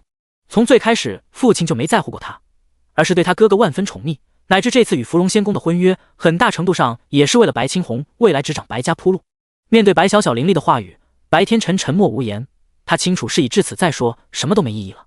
而一旁白青红早就被吓傻了，看着白小小那冰冷的眼神，以及自己头顶悬着的一柄柄利剑，恐惧完全占据了内心。扑通一声，他脸色苍白的跪倒在白小小脚下，抬头祈求的说道：“小小，我们是一起长大的呀，看在往日的情分上，求求你饶哥哥一条命吧。”白小小一脸冷漠的说道：“情分？在这之前，你逼我成婚时，你有对我讲过一丝情分吗？对我心生那些不堪的想法时，你有想过我是你妹妹吗？”这夺命二连问让白青红顿时哑然，只得不断磕头求饶，恳求白小小能放过他。他抓着白小小拖在地上的裙摆，简直比狗还要像狗，前后的反差简直令人作呕。看着这卑微到极致，连尊严都不要哥哥，白小小丝毫没有报仇的爽快感，而是感到失望透顶了。最后忍不住愤怒的抬脚将他踢开，鞋子上精致的高跟都被砸得粉碎。白小小满不在乎的将废掉的高跟鞋及另一只退下，赤着双小脚站在冰面，视线也回到了父亲身上。对我，你还有什么想说的吗？白天辰看了眼被踹翻在地，却还在狼狈求饶的白青红，拳头不禁攥了起来。最后他望向白小小，阴沉着脸咬牙说道：“小小，我知道你恨我。”白小小点了下头：“没错，并且这理所应当。可其他人是无辜的。无辜？你以为他们中有多少二次伤害了我？”闻言，白天辰一阵沉默，最终深吸口气看着他道：“他们所犯的错误，由我替他们承担。倘若你只是想泄愤的吧，可以选择杀了我，或者让我自杀，但请你放过白家其他无辜之人。”说完他顿了下，接着便直挺挺跪下：“算是为父求你了，小小，放过你哥，放过白家吧。”白天辰低下头，咚的一声，额头重重地磕在冰面上。这声闷响听得白家每个人都内心一震。家主，您堂堂半步生死的修士，一家之主，一方霸主，这般为家族而愿舍弃生命乃至尊严，令白家之人都心中巨震。接着所有人都向这边一同跪了下来。这一幕不可谓不震撼人心，让白小小感觉自己才是坏人一样。他闭着双眼笑了起来：“原来你也会求人啊，居然能把你逼到这个份上，真是可笑。”他嘲讽地笑着，眼角却接连有泪珠划过，水滴落地成冰。显然白天辰是个合格的家主以及合格的父亲，当然是仅限于白青红的合格父亲。这也正是白小小心感悲哀的原因。白家的人没有看上去那么可恶，只不过是他从未在这有过容身之处。他沉默许久，直至泪水干涸后，这才睁开眼，冰冷地看向白天辰：“好吧，一切都结束了。”听到这话，众人心底皆是一凉，看来白家真是难逃此劫了。这一下白天辰沉不住气了，当他忍不住抬起头看去，然而白小小已转过身去，声音平静：“看在白家10多年前的养育以及娘亲的情分上，一直以来的事情就此作罢。今后我与白家恩怨两清，我们也不再是父女了。也希望未来我们再无仇怨，否则我会毫不犹豫的亲手将白家覆灭。”说完，他随手将匕首丢到地上，走出2步后，身形一顿，侧了下脸，默然道：“这是最后一次叫父亲永别了。”至此，白小小转过脸去，再不犹豫向着朱葛志走去。师傅，我们走。这一结果让朱葛志颇感满意，随后笑着牵起徒弟的小手，点头道：好徒儿，我们回家吧。白小小微愣了下，冷漠的表情如沐春风般笑起来。回家。第44章，这是作为英雄的奖励。朱葛志带着白小小踏上风兰剑，化作青芒掠出白家，迎着黄昏向古道天宗飞去。而在白家之内，众人望着逐渐散去的漫天剑雨，皆不由松了口气。没想到发展到这一步，他们还得救了。可谁也没想到，上方剑影并未全部消散，最后竟剩下一把以极其恐怖的速度骤然向一人袭杀过去。随着惨叫声传出，所有人连忙循声望去，便见供奉长老李残剑被那剑影洞穿心脏，连尸体都炸得粉碎。这血腥场面看得他们极为不适，没料到诸葛志会在离开后还对李残剑出手。事实上，诸葛志压根没准备放过他，敢在古道天宗大闹一场，还打伤了古尘，那自然不可能让他活下去。李残剑惨死后，白天辰脸色阴郁，本来白家这次就损失不小，这下又折损一位顶尖的尊者，说是元气大伤也不为过了。父亲，现在该怎么办？这时白青红也从地上爬起来，立即凑到父亲身前，忍不住问道：这件事难道真就那算了？芙蓉仙宫那边恐怕没法交代啊。白天辰沉着脸看了他一眼，相比之前明显冷漠几分，冷声说道：不就此作罢，你还想怎么样？难道要再找小小麻烦，然后被他和师傅一起来把我们白家灭了？至于芙蓉仙宫，将事情如实告知便是，之后怎么做就是他们的事了，再与我们白家无关。闻言，白青红说不出话来，确实以白家现在这点实力，想要对付诸葛志他们根本不切实际。可一想到方才白小小给予他的耻辱，白青红便恼羞成怒，恨得牙痒痒。他摸了摸方才被高跟鞋砸出的伤口，暗自的咬牙切齿。诸葛志还有白小小，总有一天今日的耻辱，本少爷必将百倍奉还。反倒是白天辰，自知这次白家确实欠了白小小一个人情，在望着白小小与诸葛志离去的方向，难得露出了复杂的神情。最后他叹了口气，望向远处还在傻愣着的白家众人，都别愣着了，所有人查看下有没有受伤的人员，之后统计下损失。没多时，白家上下便在白天辰指挥下忙碌起来。时间转瞬即逝，夜幕降临，万里无云的夜空之下，诸葛志与白小小盘坐在风兰剑上，还在赶回古道天宗的路上。白小小在离开白家重获自由之后，心情也逐渐好了起来，在夏夜凉风的吹拂下感叹地说道：果然还是外面好，辽阔无边的世界，享受着自由的风。诸葛志凝望着他，由于走得匆忙，白小小至今还穿着那件华贵嫁衣。在看着他这副样子，诸葛志突然想到什么，笑着调侃道：徒儿，你说为师这算不算是带着你逃婚家私奔了呀？毕竟白小小明天就该成亲了来着，这时候离开白家跟他回古道天宗，既视感实在强烈。没想到白小小在听后稍一沉吟后，歪头娇笑道：好像真的是爱，那师傅可要对人家负责哦，毕竟我们都做这种事了。诸葛志没想到他会这么说，差点一个趔趄摔下去。可更让他意想不到是，白小小在说完过后便从旁边爬了过来，柔软娇小的身躯直接压在他怀中。诸葛志被这举动吓了一跳，连忙说道：小小，你这是想干什么？不是说了吗，是要让师傅您对人家负责呀。白小小像小猫一样在他怀中翻了个身，让自己平躺着在他怀中，抬头与他对视一笑。这熟悉的感觉让诸葛志苦笑不得，伸手在白小小柔软的小脸上捏了捏，没好气地说道：你这丫头，为师才闭了几天的关，你就跟师姐学坏了吗？才没有。白小小矢口否认，可身体却很诚实，依旧枕在诸葛志怀里，享受着师傅带来的久违温馨。本来他对诸葛志还比较腼腆害羞，可在经历这一番变故后，他便想通了许多，其中就包括对待师傅的态度。诸葛志则是无奈一笑，想到白小小之前的遭遇，便也就心中一软。罢了罢了，今晚就由着他闹吧。这时白小小抬眼望向了夜空，口中感叹着：外面的星空真的是好美啊。闻言，诸葛志下意识抬头望去，今夜万里无云，映入眼帘便是无垠星海，环绕着那一抹凌空皓月，确实是挺美的星空，还有着月色。是啊，月色真美呢。白小小轻笑，诸葛志则愣了下，不免想到这句话的另一层含义，是巧合吗？下意识的细看起白小小，还真是月下美人。诸葛志心中不免感慨，这丫头身着嫁衣，当真美得如画。尤其感受到白小小柔弱无骨的温热娇躯，以及身上的幽香，不知不觉间便看得有些沉静。突然他感觉下巴一痒，这才回过神来，便见白小小小巧指尖轻戳着他的下巴，笑道：人家穿着嫁衣真有那么好看吗？师傅眼睛都直了哦。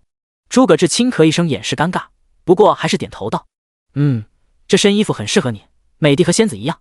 闻言，白小小开心不已：太好了，看来徒儿这一身没有白穿，师傅喜欢就好。诸葛志笑着回应，结果白小小在他怀中拱了拱身子，令他虎躯一震，赶忙伸手按着他，无奈道：“躺就躺，别乱动了。”结果白小小压根没听进入，眼见被师傅控制住，他还没有老实，露出坏笑的表情后，双手猛地向前一用力，直接让猝不及防的诸葛志给扑倒在身下。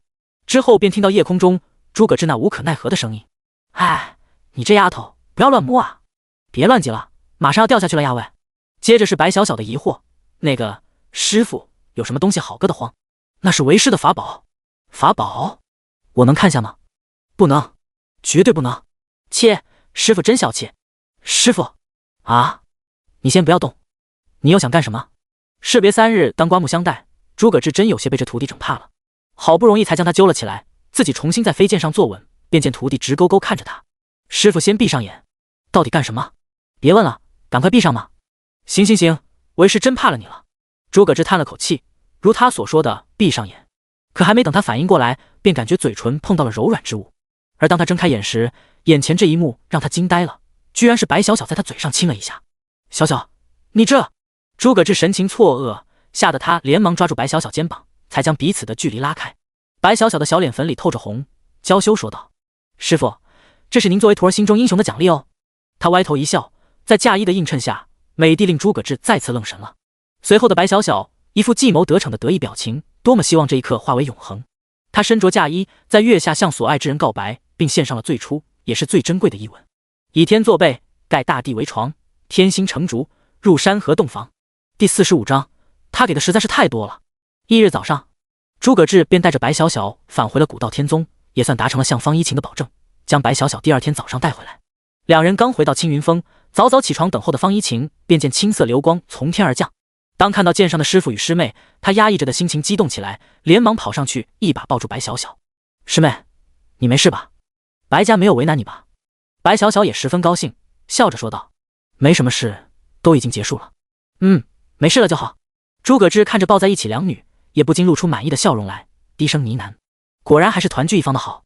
不论如何，这次总归是个好的结局。”这时，远处又有2道流光落下，赫然是察觉到他归来的古尘和大长老。“诸葛小子，你可算是回来了。”古尘几步迎了上来，诸葛志望着对面还有些虚弱的宗主，叹了口气道：“宗主，之前的事情给你惹麻烦了，伤势没事了吧？”“并无大碍，就老子这骨头还硬朗着呢。”古尘摆了摆手，在看了眼白小小后，没好气地对诸葛志说道：“倒是你，这到底怎么回事？听说伏龙仙宫迎亲队伍明天就到，白家居然肯这时候放他回来。毕竟这个时候要是没了白小小，他们也不好跟伏龙仙宫交代，甚至被认为是戏耍仙宫也不一定。这种明显会得罪仙宫之事，怎么想白家也不可能做得出来才对。”诸葛志笑了笑，轻描淡写的说道：“也没什么，就是过去以礼服人了而已。你哥这扯犊子呢，赶快老实交代。”见他这般急切，诸葛志耸了耸肩，只好将之前在白家经历的事为他简述了一遍。听完之后，古尘与大长老难以置信地看向他。大长老眼皮颤抖道：“也就是说，你一人一剑便压得缥缈山白家不得不屈服了？”“正是如此。你这家伙什么时候变得那么强了？”一旁古尘看怪物似的望着他道：“非但达到了尊者巅峰，还能够力压生死境修士，简直跟做梦一样。倘若不是见诸葛志把白小小带回来了，他真觉得面前这家伙在吹牛。可他的确看不穿诸葛志的修为。”诸葛志淡笑道：“还好吧，运气不错罢了，这段时间大机缘不断。”这话自然半真半假，古尘与大长老却是听得羡慕不已。古尘忍不住道：“既是机缘，本宗也就不多问了。总之这下有了你，咱们古道天宗以后真的是未来可期了。本座保证总有一天，古道天宗将成为了大陆上的霸主。”诸葛志淡笑一声，与其他穿越者对宗门苦大仇深不同，他对古道天宗乃至古尘是由衷的欣赏与认同。待到未来自己登临至高后，古道天宗自然也不会差了。而在古尘看来，现在他们3人一起的话，就足够在东域仙宫之外嘎嘎乱杀了，已经是很厉害了。这时，诸葛志忽然想到件事，当即将一枚空间戒指递向了古尘。“对了，这里面是我之前得到的一些灵石，全当这次为天宗带来损失的补偿了。”古尘摆了摆手，风轻云淡的笑道：“我这堂堂一宗之主，还用得着贪你那点灵石？你确定不先了解下有多少？”“嗨，你我还不知道吗？你那110万灵石就留着自己和2个徒弟用吧。戒指里有500万灵石。”0.01秒后，诸葛志掌心的戒指就被古尘抓了过去。他轻咳一声，悠悠道：“诸葛小子，你能有这份心意，本宗又怎么好意思不要呢？我替宗门谢过了。他这180度的态度逆转，让诸葛志不禁轻笑。我又没说收回来，看给你这急的手真快啊！古晨老脸一红，没办法，谁让这家伙给的太多了呢？这可是500万灵石啊，都快赶上天宗全部的流动资金了，完全是一笔巨款。大长老挑眉问道：“你这小子是抢了哪家仙宫吗？居然一下子搞到这么多灵石？”对此，诸葛志并未解释，随口撂下一句：“天机不可泄露，总之不是什么不义之财就对了。”闻言，古晨与大长老面面相觑，最后古晨叹了口气道：“也罢，人都有秘密，此事也就不过问了。”诸葛志微笑点了下头，想了想提醒道：“对了，关于白家的事，宗主你还是要注意下，小心芙蓉仙宫气不过，对我们古道天宗下手。我和徒儿虽说不惧他们，可古道天宗说不定会被针对。”在有了白家这次事情后，诸葛志对古道天宗的安全难免有几分担忧。古晨倒并不在乎，笑着说道：“不必担心，天宗暂时应该没事。如今四宗大会在即，并且还有雨落仙宫少公主亲自来，芙蓉仙宫还不至于在这时候找天宗麻烦。”这番话倒也有理。诸葛志点了点头道：“希望他们别太放肆吧。正常来说，雨落仙宫虽然不参与域内争斗，可芙蓉仙宫作为外域霸主，倘若在东域对4大宗之一下黑手，还是四宗大会的节点上，那就和抽雨落仙宫的脸没区别了。但凡有点脑子，就不会在这时候出手。而在四宗大会后，诸葛志目测自身实力还能暴涨，到时候没准就有令仙宫忌惮的资本了。当然，前提是对面芙蓉仙宫的人有脑子。”缥缈山，白家驻地，在经历了诸葛志毁灭冰莲璀璨后，几乎看不到一处完好的地方，比古道天宗之前损失可惨多了。白家之人连夜清理着废墟，为之后的重建做准备。在白家上下忙得如火如荼时，便见一声龙吟从远空传来，令所有人不禁抬头望去。片刻后，便见一支人数过百的浩荡队伍向白家飞来。这队人中，修为最低的都达到了王级，大多是更是达到了皇级。队伍的前列更是霸道，12位尊者5重以上的强者，拱卫着一架气势恢宏、腾飞的龙辇。而在龙辇贴身之处，更是左右各端坐着一位灰衣老者，气势上远远超过尊者巅峰。他们皆为步入生死境的超级强者，修为皆为生死境3重。至于龙辇之内是谁，毫无疑问便是芙蓉仙宫的少公主了。白天辰看的目光微凝，居然把禁卫队都给派来了，倒是有些麻烦了。第46章，赢了个寂寞的仙宫。龙辇之上，芙蓉仙宫少公主莫晨宇走了下来，身上还穿着喜庆的红色新郎装。可当她出来后，望见下方白家的景象后，本来愉悦的表情瞬间僵住了，俯视着下方冷冷道：“白天辰，你最好给本少解释下，这是怎么回事？”此时2位灰袍老者守在他身边，其他人也都一脸不善地望着下方的白家。尽管还不知道发生了什么，可傻子都能看得出来，今天这场迎亲怕是出岔子了。白天辰连忙迎了上去，行了一礼后，只得致歉道：“少公主，真是万分抱歉，就在昨天晚上，小小被古道天宗的诸葛志给强行带走了。我们白家也已拼命反抗了，可还是护山大阵被破，长老全部负伤，领地更是毁得如您所见这般惨烈，还望少公主见谅。”他这话显然是在帮白小小，刻意没提白小小与诸葛志的关系，在对方听来自然会想到是古道天宗的人把小小掠去了。至少这样的话，未来芙蓉仙宫针对诸葛志乃至古道天宗出手，白小小至少还能有些退路了。如他所料，莫晨宇一听这话，当即就气炸了。古道天宗，诸葛志还真是好大的胆子啊，居然敢抢本少的亲！从小大大都唯有他欺负别人的份，看上谁那最后都是属于他的。可没想到今天在这东域竟被人将未婚妻都给抢去，这要传出去可就丢大人了。随后他看了眼地面，接着又冷冷望向白天辰问道：“那什么古道天宗的诸葛志，他是什么修为？”修为的话，他是尊者巅峰。怎么？你别跟我说，一个尊者巅峰把你们白家弄成这样，当本少傻吗？眼看被他质疑，白天辰连忙解释道：“是这样的，他修为虽然低，可却有把古怪的剑，还能操纵恐怖的寒气，整体战斗力上堪比生死境2重巅峰，乃至3重了。”闻言，莫晨宇冷笑道：“这样吗？倒还有点本事，怪不得敢动本少看上的女人。可他要以为有这般实力就能为所欲为，那可真是幼稚了。”随后他瞥了眼身后禁卫队，所有人改道去古道天宗，敢把白小小给带走，本少非得让他向我跪地求饶。虽说生死境3重，即便在仙宫内也算强者了，可那又如何？自己是芙蓉仙宫的少公主，调动几位仙宫的长老，轻而易举。可他刚开口，身旁的灰袍老者便皱眉道：“少公主，这恐怕不妥。这毕竟是东域，且马上4宗大会了，还是由他们少公主主持，必定对此很重视。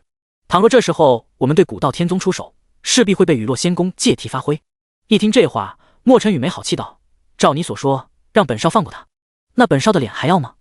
不废了那诸葛志，让他跪倒在本少面前，这事还就没完。”莫尘羽一向这性格，仗着仙宫权势嚣张跋扈，灰袍老者也挺无奈，但很快想到什么似的冷笑道：“那不妨这样，四宗大会时您再过来，倒是借着被抢亲的事情去找古道天宗对峙，届时再拿下诸葛志也不迟。如此一来，就算陨落仙宫也无话可说。”接着他不忘补充一句：“况且对付有生死三重坐镇的古道天宗，老奴恐怕也难以确保您的安全，您说是吧？”本来前面的话莫尘羽还有些不悦，可最后的话打醒了他。沉默了下，他冷哼一声道：“也罢，就让那诸葛志再多活几天。待到四宗大会之时，本少非得让他付出惨痛的代价，让人明白得罪本少的下场。”本来高高兴兴来迎娶白小小，结果赢了个寂寞，莫尘羽着实被气得不轻。古道天宗之内，诸葛志还不知道莫尘羽的打算，他和徒弟已经是恢复了日常生活。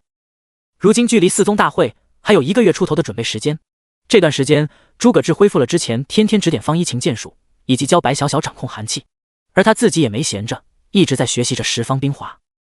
之前在白家连不熟练都能有那般威力，自己若是熟练掌握后，又将强到何种程度呢？时间在一天天的修炼中度过，又过了10天左右，终于迎来了诸葛志10分的一天。一晴，距离上次传功也有1个月了，为师继续为你传功。此时方一晴还在与白小小切磋，一听这话连忙停下，兴奋的小跑过来：“师傅，我们现在就开始吗？”方一晴的美眸仿佛能滴出水来，满怀期待地看着他。他这倾城国色的模样，加上这副表情，还真是相当妩媚动人。尤其他挺直的胸膛，那优美的曲线，简直不似15岁少女能有。诸葛志咬了咬舌头，深吸了口气道：“过来坐下吧，为师要开始了。”方一晴乖巧地背对诸葛志坐下，随即扭头说道：“徒儿准备好了，那个师傅待会能温柔点吗？之前好痛啊。”诸葛志嘴角微抽，怎么感觉这徒弟在开车呢？但想想应该指的是传功的速率，倘若速度快，身体自然会胀痛，尤其还是第一次。随后转功正式开始，尽管诸葛志在控制传功速度，但修为摆在那里，对接收方的方一晴还是压力巨大。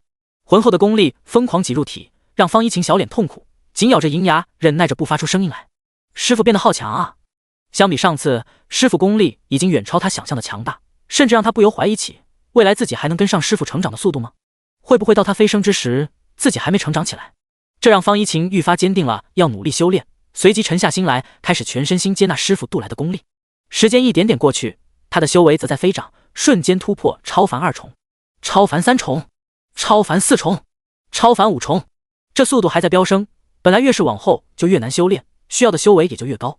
可在诸葛志仿佛功力不要前世的堆叠下，突破的速度一点没减缓。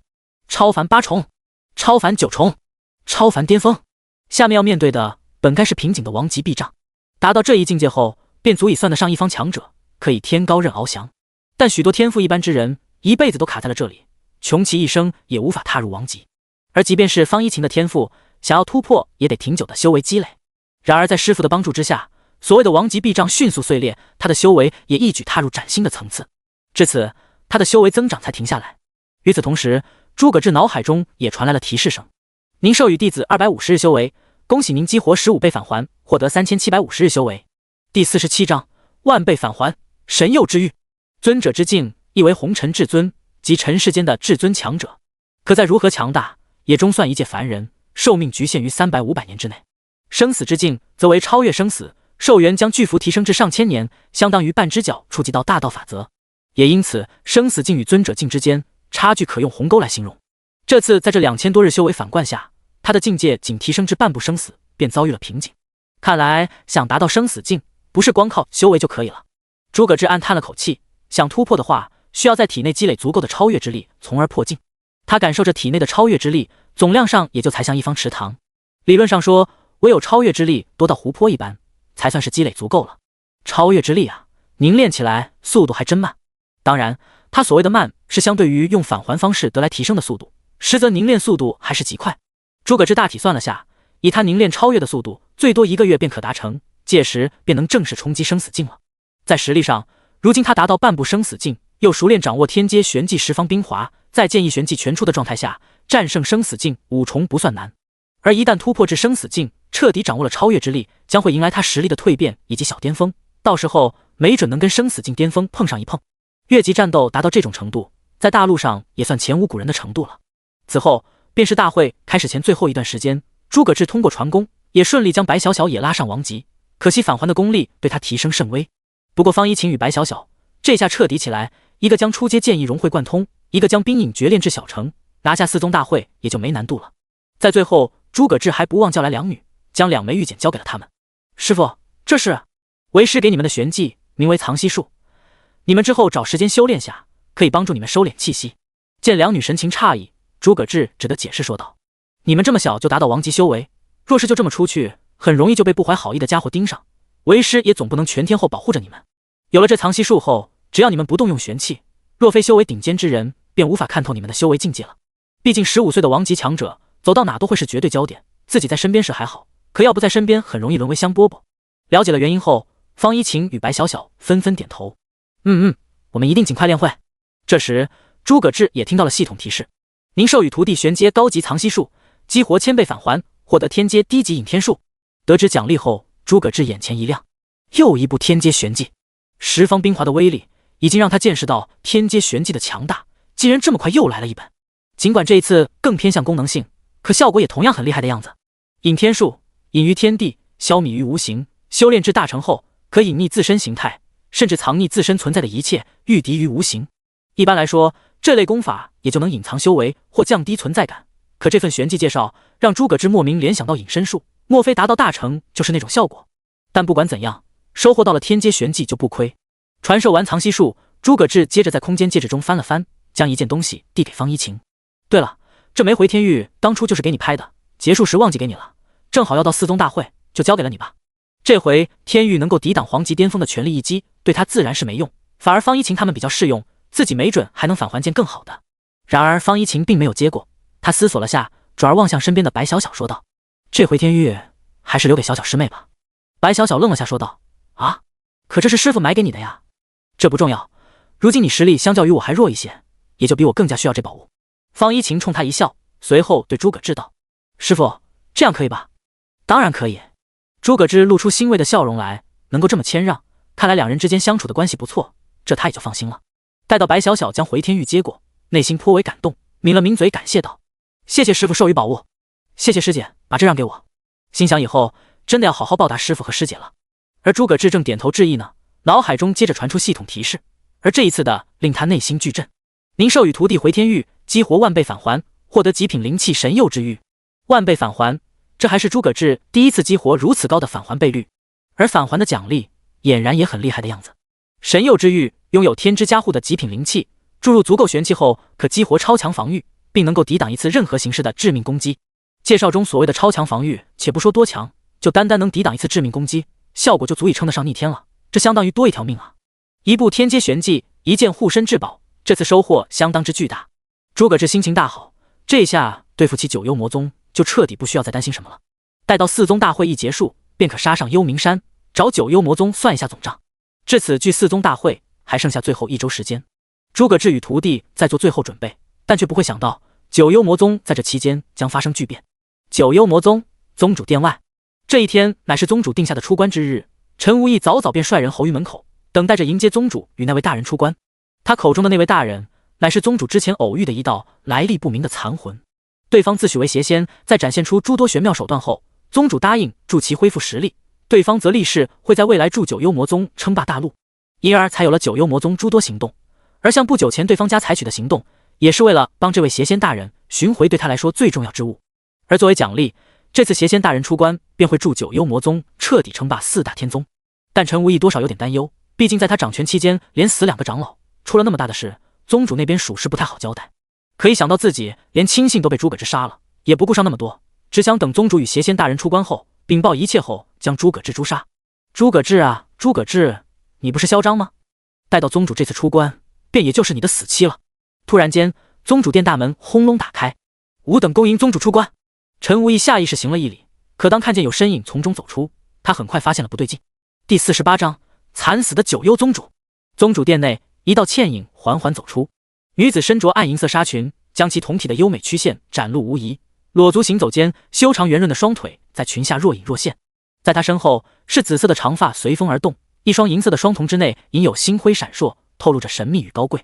从气质上看，这绝对是陈无义此生见过最为殊胜高贵的女子，单单看上眼便令人内心不敢生出半分僭越之意。陈无义吞了下口水，发现竟看不透对方分毫，不禁想到这莫非是宗主口中的邪仙？没记错的话，宗主说过他叫新武。稍加思索，他便试探性问道：“在下魔宗太上长老陈无义，奉命迎接宗主与新武大人，敢问宗主现在何处？”似是听到声音，他抬眸望向陈无义，嘴角轻轻勾起一抹邪笑：“宗主不是在殿内吗？”新武语气包含威严，让陈无义不禁探头看了眼，可目光瞬间凝固了。殿内幽暗的地面上，赫然躺着具死状惨烈、面目全非的干尸。陈无义勉强从衣服上认出，他便是印象中的宗主。大人，您这有何问题吗？陈无义瞳孔微缩，心中震惊到无以复加。这家伙恐怕真是邪仙，宗主分明算是他的恩人，竟就这么被他杀了。陈无义在看向眼前这新武时，眼中多了几分畏惧。可您不是立誓说会帮九幽魔宗称霸大陆吗？这时，新武随手拧出一座沙发坐了上去。面对他的询问，新武翘着个二郎腿坐着，平静地摆弄着修长纤柔的手指，口中边满不在乎地说道：“本座似乎只说过会让九幽魔宗称霸大陆，从始至终有说过要帮助他本人了吗？”这话让陈无义无言以对。的确，要照这么说，对方做的的确没毛病。可他的举动无疑激怒了周围几名宗主的亲信，其中皇级巅峰的三长老站出来怒喝道：“妖女，你好大的胆子，胆敢残害宗主大人！”可话音刚落，便从脚下钻出无数道黑线，瞬时将他缠绕成粽子，接着便从中传出了凄厉至极的惨叫声。片刻后，血线散去，便只剩地上千疮百孔，和宗主一样死状凄惨的干尸，让陈无义明白了宗主是怎么死的了。一时间，众人都脊背发凉，哪怕跟宗主关系再好，这时候也不敢再废话半句，生怕下一个死的是自己。总算安静了。新武还在看着手指，口中淡淡问道：“你们呢？还有要为宗主复仇的吗？”许久，没一个人敢开口。至此，新武才抬起头看了眼陈无义，说道：“太上长老是吧？本座身边还缺一条听话的狗，来代为执掌魔宗，并帮助本座的后续恢复计划。你要做吗？”他仿佛在说一件无关轻重的事，甚至毫不掩饰的倨傲，让人听着极为不适。可其中透露出的内容让陈无义心脏猛地一跳。大人的意思是要让我做宗主？没错，你要做的便是服从本座的一切命令，做一条好狗。新武轻描淡写道：“倘若合格，本座也会看心情给你些奖励。”毫无疑问，这些条件对于早就想执掌九幽魔宗的陈无义来说，诱惑力已然拉满。他二话不说，当即迎面跪下，恭敬地向新武叩首道：“多谢邪仙大人赏识，能臣服于您，乃是吾的荣幸。”显然，在权力与实力面前，陈无义根本不在乎所谓的尊严，他这卑微的姿态都让人难以想象之前是一方强者。新武看着跪在面前的人，露出玩味的表情，随即翘着的裸足微抬，足尖极为轻佻地托起陈无义的下巴，让其仰望着自己。这番举动对他羞辱亦不言而喻，可陈无义似乎并不在意，定定地看着他。真不错，看来以后你会是一条很好用的狗。多谢大人夸赞。这时，新武才收起动作，淡声说道：“说说吧，如今的九幽魔宗是什么情况？发展上有何问题吗？”闻言，陈无义连忙为他介绍了起来，向九幽魔宗之于东域的处境，以及即将到来的四宗大会之事，与洛仙宫和玲珑仙宫少公主会道，最后则是发展中在遇到的麻烦等等诸多事项。其中，陈无义尤其是将诸葛志跟九幽魔宗作对的事，全部添油加醋的为新武讲了一遍。大人啊，诸葛志那家伙如今在东域霸道无边，之前还带走黑魔门为您准备的祭品，简直是罪该万死。倘若让他继续活下去，必然怕会影响您后续的恢复计划。在他刻意的拱火下，恨不得把诸葛志的危害给夸张到天上去，似乎只要他活着，新武之后就有麻烦。听完之后，新武稍加沉吟后，淡声说道：“既然如此，本座这次也去看看你们那什么四宗大会，看一看你们这的天才，到时顺便再灭掉你口中的那个诸葛志。”这番话令陈无义心中狂喜，心想：诸葛志啊，诸葛志，有了这位强大的邪仙大人，这次看你还不在。以他现在跟诸葛志的关系，对方一天不死，他就一天咽不下这口恶气。正当他欣喜时，新武坐起身，笑着向他勾了下手指：“你跪过来些。”陈无义疑惑不已，但还是靠近了些。然而下一秒，巴掌就在他的脸上，恐怖的力量瞬间将他抡飞10多米远。待他爬起来时，半张脸都凹了进去，脸上鲜血直流，正模样凄惨不已。“大人，您这是？”新武没理他，端坐在沙发上，再一次向他笑着勾起手指：“让你跪过来，没听见？”陈无义看得吞了下口水，摸了摸被抽得血肉模糊的脸，心中自然是愤怒不已。这下他彻底面目全非，凄惨模样让附近的人噤若寒蝉。当他再度爬起，便见新武再一次笑着朝他勾了下手指。接连被扇耳光的陈无义看着新武时，内心怒火中烧，心情处于爆发的边缘了。见他没动弹，沙发上新武笑容骤冷下来：“给你最后3秒，爬过来。”上一秒还愤怒的陈无义，在新武的声音下，只觉全身发寒，像是被死神盯上了，灵魂更是坠入无尽深渊。这如入地狱的感觉压垮了陈无义的一切心气，再无任何尊严的一路爬到沙发前，甚至都不敢再去看身前的新武，感觉眼前这是真正的恶魔。在他满心恐惧下，新武缓缓从沙发上坐起，垂眸看着脚边颤抖的陈无义，冷声道：“做狗就要老老实实做，以后再敢有利用本座的心思，我保证你会后悔活在这个世界上。”陈无义才算明白了缘由，不禁一阵战栗，忙不迭地开口保证：“不敢了，我再也不敢了，希望如此。”说完，新武随意舔舐了下指尖沾染的鲜血，接着淡声道：“四宗大会什么时候开始？”陈无义连忙回答：“就在1周后。”闻言，新武脸上方才恢复了温柔的笑容：“那就让本座见识下那所谓的诸葛志到底有多么厉害吧。”虽说陈无义之前为了私心刻意引导他想借刀杀人，但不可否认那诸葛志存在下去确实麻烦，还是尽早杀了为好。第49章四宗大会前夕，1周时间转眼便过去，诸葛志一边在对徒弟做最后的指点，一边无时无刻在体内凝练超越之力。由于超越之力凝练本身与悟性有高度联系，因此拥有超9阶悟性的诸葛志凝聚超越之力的速度快到超乎想象。7天的时间，从池塘化作溪流，最后演变成了接近一方湖泊的范围。按照诸葛志推算，最多也就在今天超越之力便可蓄满，届时随时能尝试进入生死境。此外，方一晴和白小小也很争气，通过这近2个月的修炼，相较之前刚入师门时有质的飞跃。他们一个主修剑意，一个精通寒气，加上一身玄技都不错，在王级修士中都算是比较强大的。这还是他没来得及将地阶顶级玄技传给两女，时间上恐怕要等4宗大会之后。不过也足够了，历届4宗大会参战弟子修为大多在超凡巅峰，少有半步王级已是顶级了。可以说，两女单凭王级修为，再加上剑意与寒气加持，足以轻松横扫整个4宗大会。青云峰上，诸葛志望着两女朗声笑道：“虽然为师不喜欢装逼，但你们经过这么努力的修炼，也有权就让世人们见识一下你们的强大实力了。不把3大宗的人虐一遍，还真当我们古道天宗要废了呢。”白小小点头说道：“徒儿定不辜负期望。”方一晴也娇笑道：“徒儿一定让那些看不起天宗的人，对天宗还有您另眼相看。”见此，诸葛志露出一抹笑容：“那为师就保持期待了。如今时间差不多了，随为师出发吧。”雏鹰终将腾飞天际，这一届的4宗大会便是方一晴与白小小的文明大陆的起点。4宗大会历届举行地点皆在千仞山巅，作为东域盛况之一，历年都会有各方势力来此观摩，或是些散修前来凑热闹。这一年自不例外，在4宗大会开始前一刻，辽阔的山巅便有密密麻麻的修士提前来占了上好的观战席位。便在这嘈杂声中，远空一道剑鸣响彻天地之间，引得众人纷纷仰头看去。一柄金色巨剑穿破云海，剑身之上赫然站着上百道身影，最上方则悬挂着一面金色旗帜。在队伍的最前方站着一位身披金袍的青年，目光傲然地俯瞰着山巅众人。山巅之下，人群无不议论起来：“金涛天宗来的还真快啊！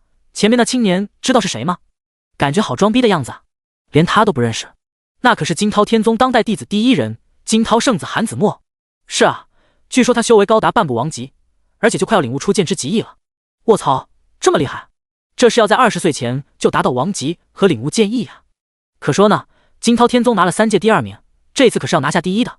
也是，这份实力的确有争下第1的资格了。”临近地面时，韩子墨听着下方人们的议论，心里那叫一个爽快。在他看来，今年这一届的4宗大会根本即使他走向大陆的起点，是属于他表演的舞台。至于其他人嘛，那都是要用来衬托自己强大光环，一群垫脚石罢了。随着金涛天宗众人降落，韩子墨甩开一把折扇，跳下飞剑，一副凌驾一切的骚包姿态。然而还没等他们站稳脚跟呢，人群中有人传出了惊呼：“又有人来了，是真武天宗的人！卧槽，他们这好霸道啊！”只见一艘数百米长的巨型飞舟急速飞来，甲板上竖立着一杆蓝色旗帜，象征着真武天宗。待到千仞山巅后缓缓落下，接着便从非洲甲板上落下一道道身影。除去带队的天宗强者，所至的弟子之中，最显眼的则是为首的那肩背大剑的青年，一头犀利的黑色短发，眼神中透露着几分戾气。他环顾着周围，表情也甚是狂傲，嘴里喃喃说着：“这就是千仞山巅吗？也不知道今天有几个人能让我好好虐一虐。”不少有眼力的人都从青年身上感受到一股森冷的煞气，显然是杀了不少人。尤其在感受着他身上那同样的半步王级修为，不少人都倒吸口冷气，悄声议论：“好家伙，今年不得了啊，连真武天宗都有半步王级的弟子参战了。这家伙是武天狂吧？之前明明才超凡巅峰，这是突破了呀。看样子是之前就听说他大剑刷得厉害，看这气势果然不一般。啧，金涛天宗和真武天宗都那么厉害了，那压过他们的九幽魔宗该有多恐怖啊！不知道，反正感觉古道天宗是要完了，今年这绝对要被血虐啊！是啊，听说上一届古道天宗最强才超凡9重，这一次还不知道要有多惨呢。东域4大宗关系一直都不算好，如今2支队伍汇合了，自然是少不了互相的冷嘲热讽以及善意的彼此问候。韩子墨与武天狂也都彼此盯着对方，不过眼神相当不善，同时对彼此充满忌惮。这家伙不简单。感受着对方身上气息，两人心中同时想着这点，已然将对方当成了这场大会最大的对手。一时间，两宗的队伍间气氛愈发的紧张。直至金涛天宗太上长老韩望风拂须笑道：“说起来，你们这有所耳闻吗？这次负责古道天宗领队的，据说是那个古道剑皇诸葛志。”显然这是个很好笑的话题，双方紧张的氛围骤然松懈下来，彼此交头接耳的议论着。真武天宗太上长老武川则嗤笑一声道：“自然是听说了。那诸葛志倒不知走了什么狗屎运，居然把伤势给恢复了。”韩望风摇头轻笑道：“恢复又能如何？以他那伤势，就算侥幸恢复，未来成就也注定有限，估计终生都无望尊者之境了。”武川也极为赞同，有些幸灾乐祸地说道：“诸葛志也好，古道天宗也罢，都不过是强弩之末了。”是啊，而且前段时间似乎还因为诸葛志收的徒弟，惹到缥缈山白家，被找上门教训了一遍。早听说了，好像宗门受损严重，然后还把人带走了。那诸葛志愣是屁都没敢放一个，真是丢人啊！我估计，就今年这古道天宗，能不能凑出一个超凡9重的弟子，都两说了。我看也是，古道天宗算是彻底废了，再过些年，真可以把他们踢出天宗行列。两人在这肆无忌惮地调侃着诸葛志与古道天宗，这都算是历年传统了。也正因此，古尘乃至其他首席长老才觉得憋屈。可这一次，附近传来的惊呼声打断了他们的对话。我操，快看啊！古道天宗这特么也太拉风了吧！第50章依情，给他们整个活。云海之上横亘起一道璀璨的剑芒，所过之处皆留下一道撕裂虚空的痕迹。而可怕的地方在于，这道剑芒仿佛拥有无穷威势，轻松将整片天地间的云雾都搅动起来。本来平静的天空，接连开始有呼啸的狂风，以及惊天的雷鸣齐聚，一时间风雷交加，令大地都在颤抖。在场的顶级强者都看清，那是一道巨大的青色剑影，裹挟着滔天的风雷威势而来，颇有种君临天下的威严气息。随着这青色剑影临近，由于太过恐怖的气息，使得千仞山巅天地也都为之变色了。单就这股气势，不知道的怕是还以为仙宫的人提前抵达了呢。可当看清剑影上那悬挂着象征古道天宗的棕色旗帜，以及为首那令人印象深刻的身影，一切都不言而喻了。我擦嘞，古道天宗什么时候有这等强者了？单就这股气势，连之前的古道天宗宗主都远远不及吧。等等，你们有没有觉得那个最前面的身影很眼熟？还真是，总感觉认识。许多人还都没认出来，可金涛天宗和真武天宗的人对那一道身影不会陌生啊。韩望风和武川两人在看见那人的一刻，目光就直接呆住了。这活见鬼了吧？诸葛之居然是他！此刻的两人当真像是见了鬼一样。在刚才他们真的有一刻将这次来的给当成了仙宫的人，可怎么也想不到搞出这惊天动静的会是诸葛志。随着众人的震撼，诸葛志便御剑抵达，这下不少人都认出他了，现场瞬间就炸裂了。什么鬼？居然是诸葛长老！我还以为是古尘尊者呢。话说诸葛长老不是受了重创，快挂掉了吗？可就刚才那气势，肯定也是尊者了吧？这不废话吗？绝对是尊者啊！而且肯定不是普通的尊者，20多岁的尊者啊！我他妈不是在做梦吧？离谱！诸葛长老身上发生了什么啊？作为东域的大明星，诸葛志之前受伤的经历，不少人都有所了解。当时还有挺多人为其惋惜呢。一代未来剑尊，乃是有机会追求大道的天才，就那么陨落了。可现在看来，昔日的天骄根本并未陨落，反倒是一经出世便再度震撼了世人，以至于许多人无比兴奋。曾经见到独尊的天才诸葛长老又回来了。哟，各位，这是来的都挺早啊。诸葛志率先从剑上跃下，笑盈盈走向还一脸懵逼的两位太上长老。这一次的4宗大会，他被古尘任命为了领队，负责这次4宗大会的一切事宜。来的时候，古尘多次向他交代，今年的4宗大会务必彰显出古道天宗的厉害，打脸一下其他天宗，这气势上自然不能输。言而总之，今天这个逼他得装，还要装得清新脱俗，装得深入人心。而结果显然很成功，非但一众看客被震撼得无以复加，作为尊者修士的韩望风和武川都是尊者修士，也被深深震撼到了。虽然看不清诸葛志的修为水平，可就单从刚才来时所展露的气势，修为起码在尊者8重以上，这让他们震撼许久。韩望风勉强回过神来，忍不住问道：“诸葛志，你不是伤势刚好吗？你这修为是怎么回事？”诸葛志随意一笑说道：“嗨，就是运气好罢了，不小心得到那么一点点机缘，然后就接连突破了点境界。两人嘴角微抽，什么叫接连突破了点？这是一点，这他妈是突破天际了啊！这家伙到底是遇到什么逆天机缘了？这时，诸葛志扫了眼两人身后的队伍，看了下韩子墨和武天狂后，点点头道：“一边一个半步王级，还行，还行。两个半步王级，加上其他几个超凡巅峰，的确挺出乎他预料的。看来今年其他宗门也都天才辈出了。不过他这副轻佻的语气，瞬间引得两边宗门的参战弟子极其不爽，尤其是韩子墨和武天狂，都感觉自己被诸葛志轻视了，一个个都不服气地盯着他。若非看出诸葛志强的可怕，他们恐怕真就不客气了。但他们能忍，带队的韩望风和武川则有些不爽。武川没在意他的修为，直接冷笑一声道：“好一个还行，那看样子你们这次准备参战的弟子肯定更加厉害了。虽然诸葛志实力的确很不俗，可那又如何？你强归你强，你还能让古道天宗那废物地方诞生出天才不成？”然而诸葛志连迟疑都没迟疑，点了点头道：“那是自然，不说多强，拿个第一应该问题不大。诸葛长老，你这还真是好大的口气啊！”韩望风也忍不住了，干脆冷哼道：“光说谁都会，有本事把你所谓的天才给拉出来，让我们瞻仰一下。”一旁的武川附和说道：“韩长老说的对，既然这么自信，就让我等开开眼界呗。”甚至连金涛圣子韩子墨都跟着插上一嘴：“是啊，诸葛前辈，在下自认还有几分实力，恐怕不是那么容易被比下去的吧？”就连周围许多对诸葛志有所敬仰的人，也都不免觉得刚才那话属实有点夸大了。以韩子墨和武川两人的年纪和实力，在东域不说绝顶，却也不是说谁都能超过的。倘若在平时，如果被这么质疑，诸葛志都懒得理。可谁让自己现在代表是古道天宗的脸面，还要奉旨装逼？诸葛志叹了口气，头也不回地说道：“依晴啊，来为师这给他们整个活。”话音刚落，蓝色倩影随在他身侧，毫无疑问乃是方依晴。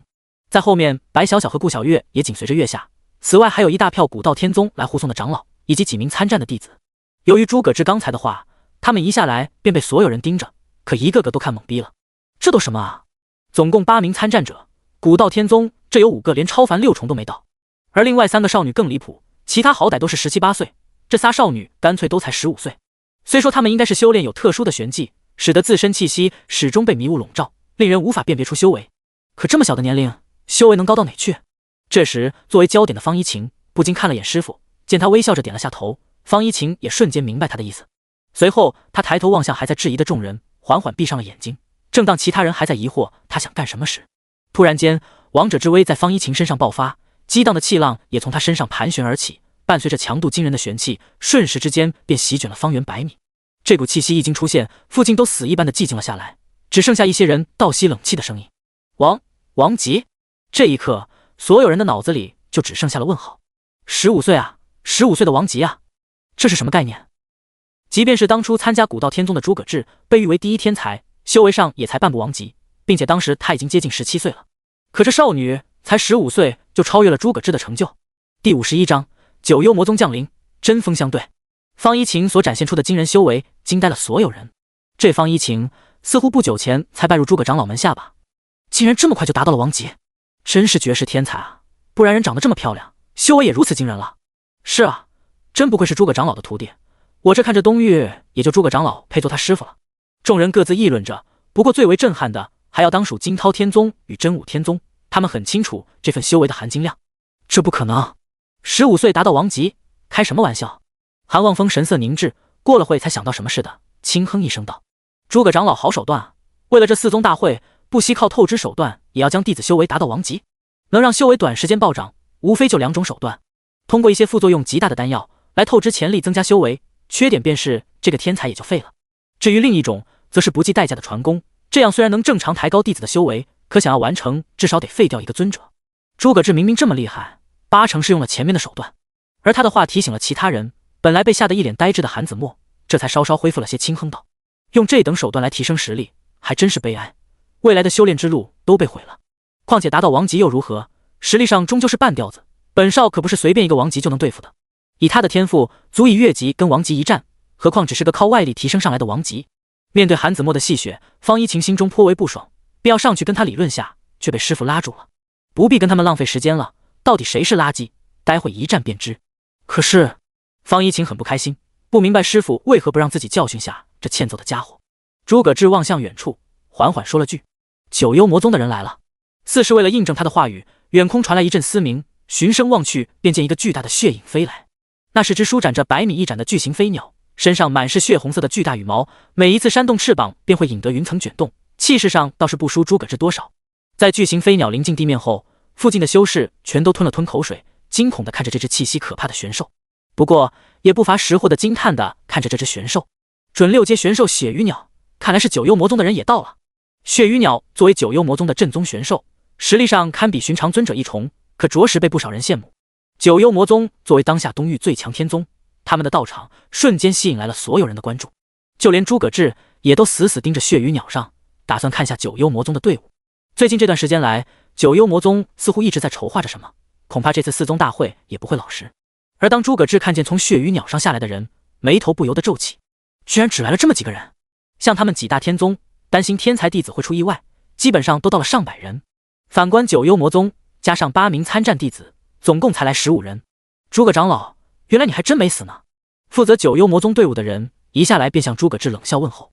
诸葛志见到这人，不禁微眯起眼睛，笑盈盈回了句：那是当然，再怎么本座也不会死在陈长老前面，毕竟还有那么多仇人没解决呢。毫无疑问，能被他这般嘲讽的，便是印象中的九幽魔宗太上长老陈无义。诸葛志记得很清楚，这家伙乃是当初伏击他的领头人，也很可能是在他体内打入鬼炎之毒的家伙。之前受伤后，可没少被这家伙嘲讽。诸葛志对他早已恨之入骨。对了，听说陈长老你的亲信被杀了，连你负责的黑魔门都被屠了，有查出来凶手了吗？被他这么阴阳怪气戳中痛处，陈无义脸色霎时阴沉起来，冷冷看着他说道：诸葛长老别着急，很快就有结果，因为那个凶手怕是活不过今天了。闻言，诸葛志微微一笑道：是吗？那我就期待陈长老该怎样复仇了。随着赵乾坤暴露后，很多事诸葛志跟陈无义便互相心知肚明，倒是其他人听得一脸懵逼，这俩人搁这阴阳怪气什么呢？陈无义轻哼道：诸葛长老，想来你该纠正一个用词了，本座如今可不是宗门的长老。诸葛志眉头微挑道：怎么，莫非你被除名了？除名？你想多了吧。陈无义冷冷一笑，视线落在身旁的双目无神的黑袍青年身上，似是不在意的说道：沈星，这次的4宗大会有信心拿下第一吗？黑袍青年一脸僵硬，看不出任何情绪变化，平静地回复道：回禀宗主大人，弟子必定解决所有阻碍，拿下第1名。此话一出，3大天宗的人全都被惊得侧目看来，一脸愕然地望着陈无义。他们倒不是在意黑袍青年的自信，而是他对陈无义的称呼。宗主？九幽魔宗宗主什么时候成陈无义了？连诸葛志都吃了一惊，那九幽宗主实力不凡，肯定不会是无缘无故让位的。他微眯着眼道：看来还真是低估你了，居然这么快就爬上了宗主之位，就是不知道用了什么不光彩的手段。这便与你无关，你只需要知道，如今的九幽魔宗乃是本座负责治理。陈无义享受着万众瞩目的感觉，最终饱含杀意地看向诸葛志。所以诸葛长老，好好享受最后的太阳吧，或许等4宗大会结束后，就再也看不到了。诸葛志神色很平静，唯有眼中同样多了几分杀意。是吗？那我就等着了，待到4宗大会结束后，我们之间确实该清一清旧账了。两人之间紧张气氛愈演愈烈，甚至到了针锋相对的程度。另外2大天宗不清楚发生何事，但作为彼此竞争者，倒也乐得看见他们互相掐起来，这样没准自己能坐收渔翁之利。便在这紧张时刻，银铃般的笑声传了出来。看来你们2个之间很有故事嘛，那就等大会结束后，好好表演一出大戏吧。这声音从头顶传来，待诸葛志循声望去，便看见那身着暗银色纱裙的女子从血鱼鸟上翩然落下。新舞衣衫本就神秘典雅，再加上那绝美的身材与赤裸的美足，一出现便瞬间惊艳了众人，引得人群中一阵躁动。好家伙，九幽魔宗何时有了这么一位绝代美人啊？是啊，看一眼我都感觉要窒息，这气质也太绝了。这美人到底谁啊？莫非是陈宗主的弟子？在他们看来，新武人长得虽美，可修为境界看着却仅有凝气境界，应该不是九幽魔宗的高层才对，看着更像是陈无义的弟子。但很快这个猜测就被推翻，因为在他过来后，方才还不可一世的陈无义脸色瞬变，连忙向他低头行礼。这一幕被人看在眼中，无异于一颗重磅炸弹，心想这美女到底是何人，竟能让成了宗主的陈无义这般恭敬。诸葛志也是眉头微皱，这家伙是从哪冒出来的，竟让能够给他带来同等实力下的威胁感。第52章，诸葛长老也太勇了吧。诸葛志凝望着神秘女子，心想得找个机会摸一下她的底才行，免得对九幽魔宗下手时阴沟里翻船了。就在他思索之际，惊涛天宗的韩望风倒先开口了：我说陈宗主，看来你这混的也不行啊，都一宗之主了，还像个狗一样，对个女人这般低声下气，真是不嫌丢人啊。惊涛天宗与九幽魔宗素来不和，为了争夺四宗大会，次次拼得你死我活。这时抓住了嘲讽的机会，他自然是不会轻易放过。当然，也有一部分原因是他试试这神秘女子的意思。可话音刚落，只听砰的一声巨响，上一秒还在原地的韩望风便被一道黑光抽飞了出去。韩长老，这变故来的突然，以致都没人反应过来，直至看见韩望风从地上爬起，才看清他脸上有道血红的鞭痕。而这一击也深深惊到了他，在刚才他就暗中戒备，可没想到连反应的机会都没有，属实有一点恐怖了。一时间，惊涛天宗的人赶忙凑过来问道：“韩长老，您没事吧？”“还好，没事。”韩望风起身摇了下头，眼中却满是恨意。方才的一击实际上伤害不高，可在这万众瞩目下被打，还是侮辱性比较强。而不远处的星武则收起玉手，望着韩子墨淡漠地说道：“你没说错，他的确是本座的狗，可你也该明白另一句话，叫做打狗也要看主人。”此话一出，众人哗然。星武前后言行都可谓狂傲到了极致，更让他们惊愕的，当属陈无义竟对他的话毫无反驳，这信息量可就大了。韩望风恨得牙痒痒，可一想到星武展现出的古怪实力，也只得将怒火压了下来。其余人在看向星武时，心中都多了忌惮。事到如今，傻子都能看出这人才是九幽魔宗实际掌权者，至于陈无义这个宗主，正如他说的，不过是一条狗罢了。大人，有劳您出手了，快这边请坐。陈无义则一脸笑容的连忙来到星武身旁，取出了准备好的桌椅，乃至还为他准备了一套精致茶具。在倒满杯子后，才看出那竟是杯鲜血。他弓着身将茶杯递到星武手边，态度恭敬到极致，就这熟练度肯定没少被调教。星武挽裙坐下，随手接过茶杯抿了一口，表情十分的享受。陈无义则恭敬站在一旁，丝毫不顾其他人鄙夷的眼神。诸葛志这边，顾小月看得一脸无语，吐了吐舌头，低声道：“这家伙听话的程度，恐怕真和宠物有的一拼了。”白小小默默赞同道：“是啊，真是一点尊严都不要了，真可悲。”唯有方一晴看了看那边，又看了看诸葛志，不禁道：“师傅，您怎么了？表情好奇怪的样子。”闻言，诸葛志这才回过神来，摆手笑道：“没什么，就是感觉那女人很厉害的样子。”“啊，很厉害？难道说比您还要厉害吗？”在他印象中，师傅一直都是心目中的最强者，仿佛实力没有上限一样。闻言，诸葛志笑着说道：“这倒不会，真要是打起来，他应该会比我弱上一筹。”“这样，那我就放心了，果然师傅是最厉害的。”方一晴娇笑一声，诸葛志则继续望向了星武。其他人都只是吃惊于他对韩望风出手的速度，知道他很厉害，却不清楚他真实实力。唯有诸葛志在那出手的一瞬，敏锐捕捉到了他身上的玄气波动。生死境六重，这便是他的真实修为。以自己当前实力，虽说有诸多手段加持，恐怕顶天也就能打成平手。诸葛志也不难猜到，这神秘女子与九幽魔宗一主应该也有莫大的关系。这次的四宗大会还真是出乎预料的有趣。想到最后，诸葛志嘴角微微上扬，越发期待起后续将要发生的事情了。便在这时，人群中又有惊呼声传出：“快看，那莫非是仙宫的人来了？”相比于东域四大宗，显然他们对雨落仙宫的人更在意，何况今年负责主持公正的还是那位闻名远扬的少公主。诸葛志也好奇看去，就见四道流光从空中落下，每一个速度都非常惊人。等到光芒散去，显现出四道身影，一共两男两女，2名白袍男子，每位修为都高达生死境5重，身上散发着极度危险的气息，分别跟随着另外2名绝色女子。一个身着白裙，神色静如止水，举止上端庄有度，整个人透露着拒人于千里之外的冷艳。另一个虽说同样是白裙，但相比于旁边的冰山美人，气质上就要柔和许多，给人的感觉也更加温婉些。显然他们之中的一位便是雨落仙宫的少公主了，另一个则应该是来凑热闹的玲珑仙宫少公主。众人打量着他们，可不管哪一个都美得让人挪不开眼，属于气质与颜值的双重绝杀了，以至于有些人忍不住低声再低声啧舌。这四宗大会真是好日子啊，绝顶美女一个接一个出现。是啊，怕不是整个东域的美女都聚在这里了吧？可惜都只能远观，这要随便给我一个，死都满足了。从最初诸葛志身边的3女，到后面九幽魔宗的神秘女子，再到这新来的2位，着实让不少人过了把眼瘾。而诸葛志在望向2女后，表情顿时变得古怪起来。不会吧，这世界不会这么小吧？就连一旁的方一晴与顾小月也都张大了眼睛，吃惊程度一点不亚于诸葛志。唯有白小小一脸疑惑地问道：“你们怎么了？干嘛那么惊讶啊？”还没等有人给他解释，便见仙宫队伍中气质较为温婉的女子迎面走了过来。诸葛长老，没想到吧，我们又见面了。诸葛志摊了下手道：“是挺没想到，原来你身份这么高，玲珑仙宫的少公主，是不是挺后悔？”他来到诸葛志面前，笑盈盈望着诸葛志道：“一个胸大无脑的家伙，竟会是一方仙宫的继承者？说话时，蓝昭月尤其加重了胸大无脑，看得出他对当初诸葛志的话始终耿耿于怀。显然，这蓝昭月便是当初在丰隆古城时意图找诸葛志收购9诸葛玲珑花的女子。诸葛志虽预料他在仙宫可能身份不凡，却也没想到高到少公主的地步，并且相较于之前的皇级巅峰，修为上也达到尊者境界。不过这并不影响他的态度，反而在心中坐实了之前蓝昭月再以势压他，便耸了耸肩道：“有什么好后悔的？你是少公主，跟本座有关系吗？”蓝昭月本来想借少公主身份，趁机再吓一下诸葛志，以报之前的仇，可没想到对面根本不在乎这，搞得他反而更郁闷了。你就不怕本公主对你不客气吗？呵呵，那你可以试试。诸葛志微眯着眼，丝毫没有退让的意思。他真要敢动手，就凭对方身后那名生死境五重，保证死得会很惨。而其他人虽然不明真相，可却被诸葛志所表现出的态度惊呆了。这诸葛长老也太勇了吧，居然敢跟玲珑仙宫的少公主对峙，就不怕对方暴起出手吗？第53章伏龙仙宫降临。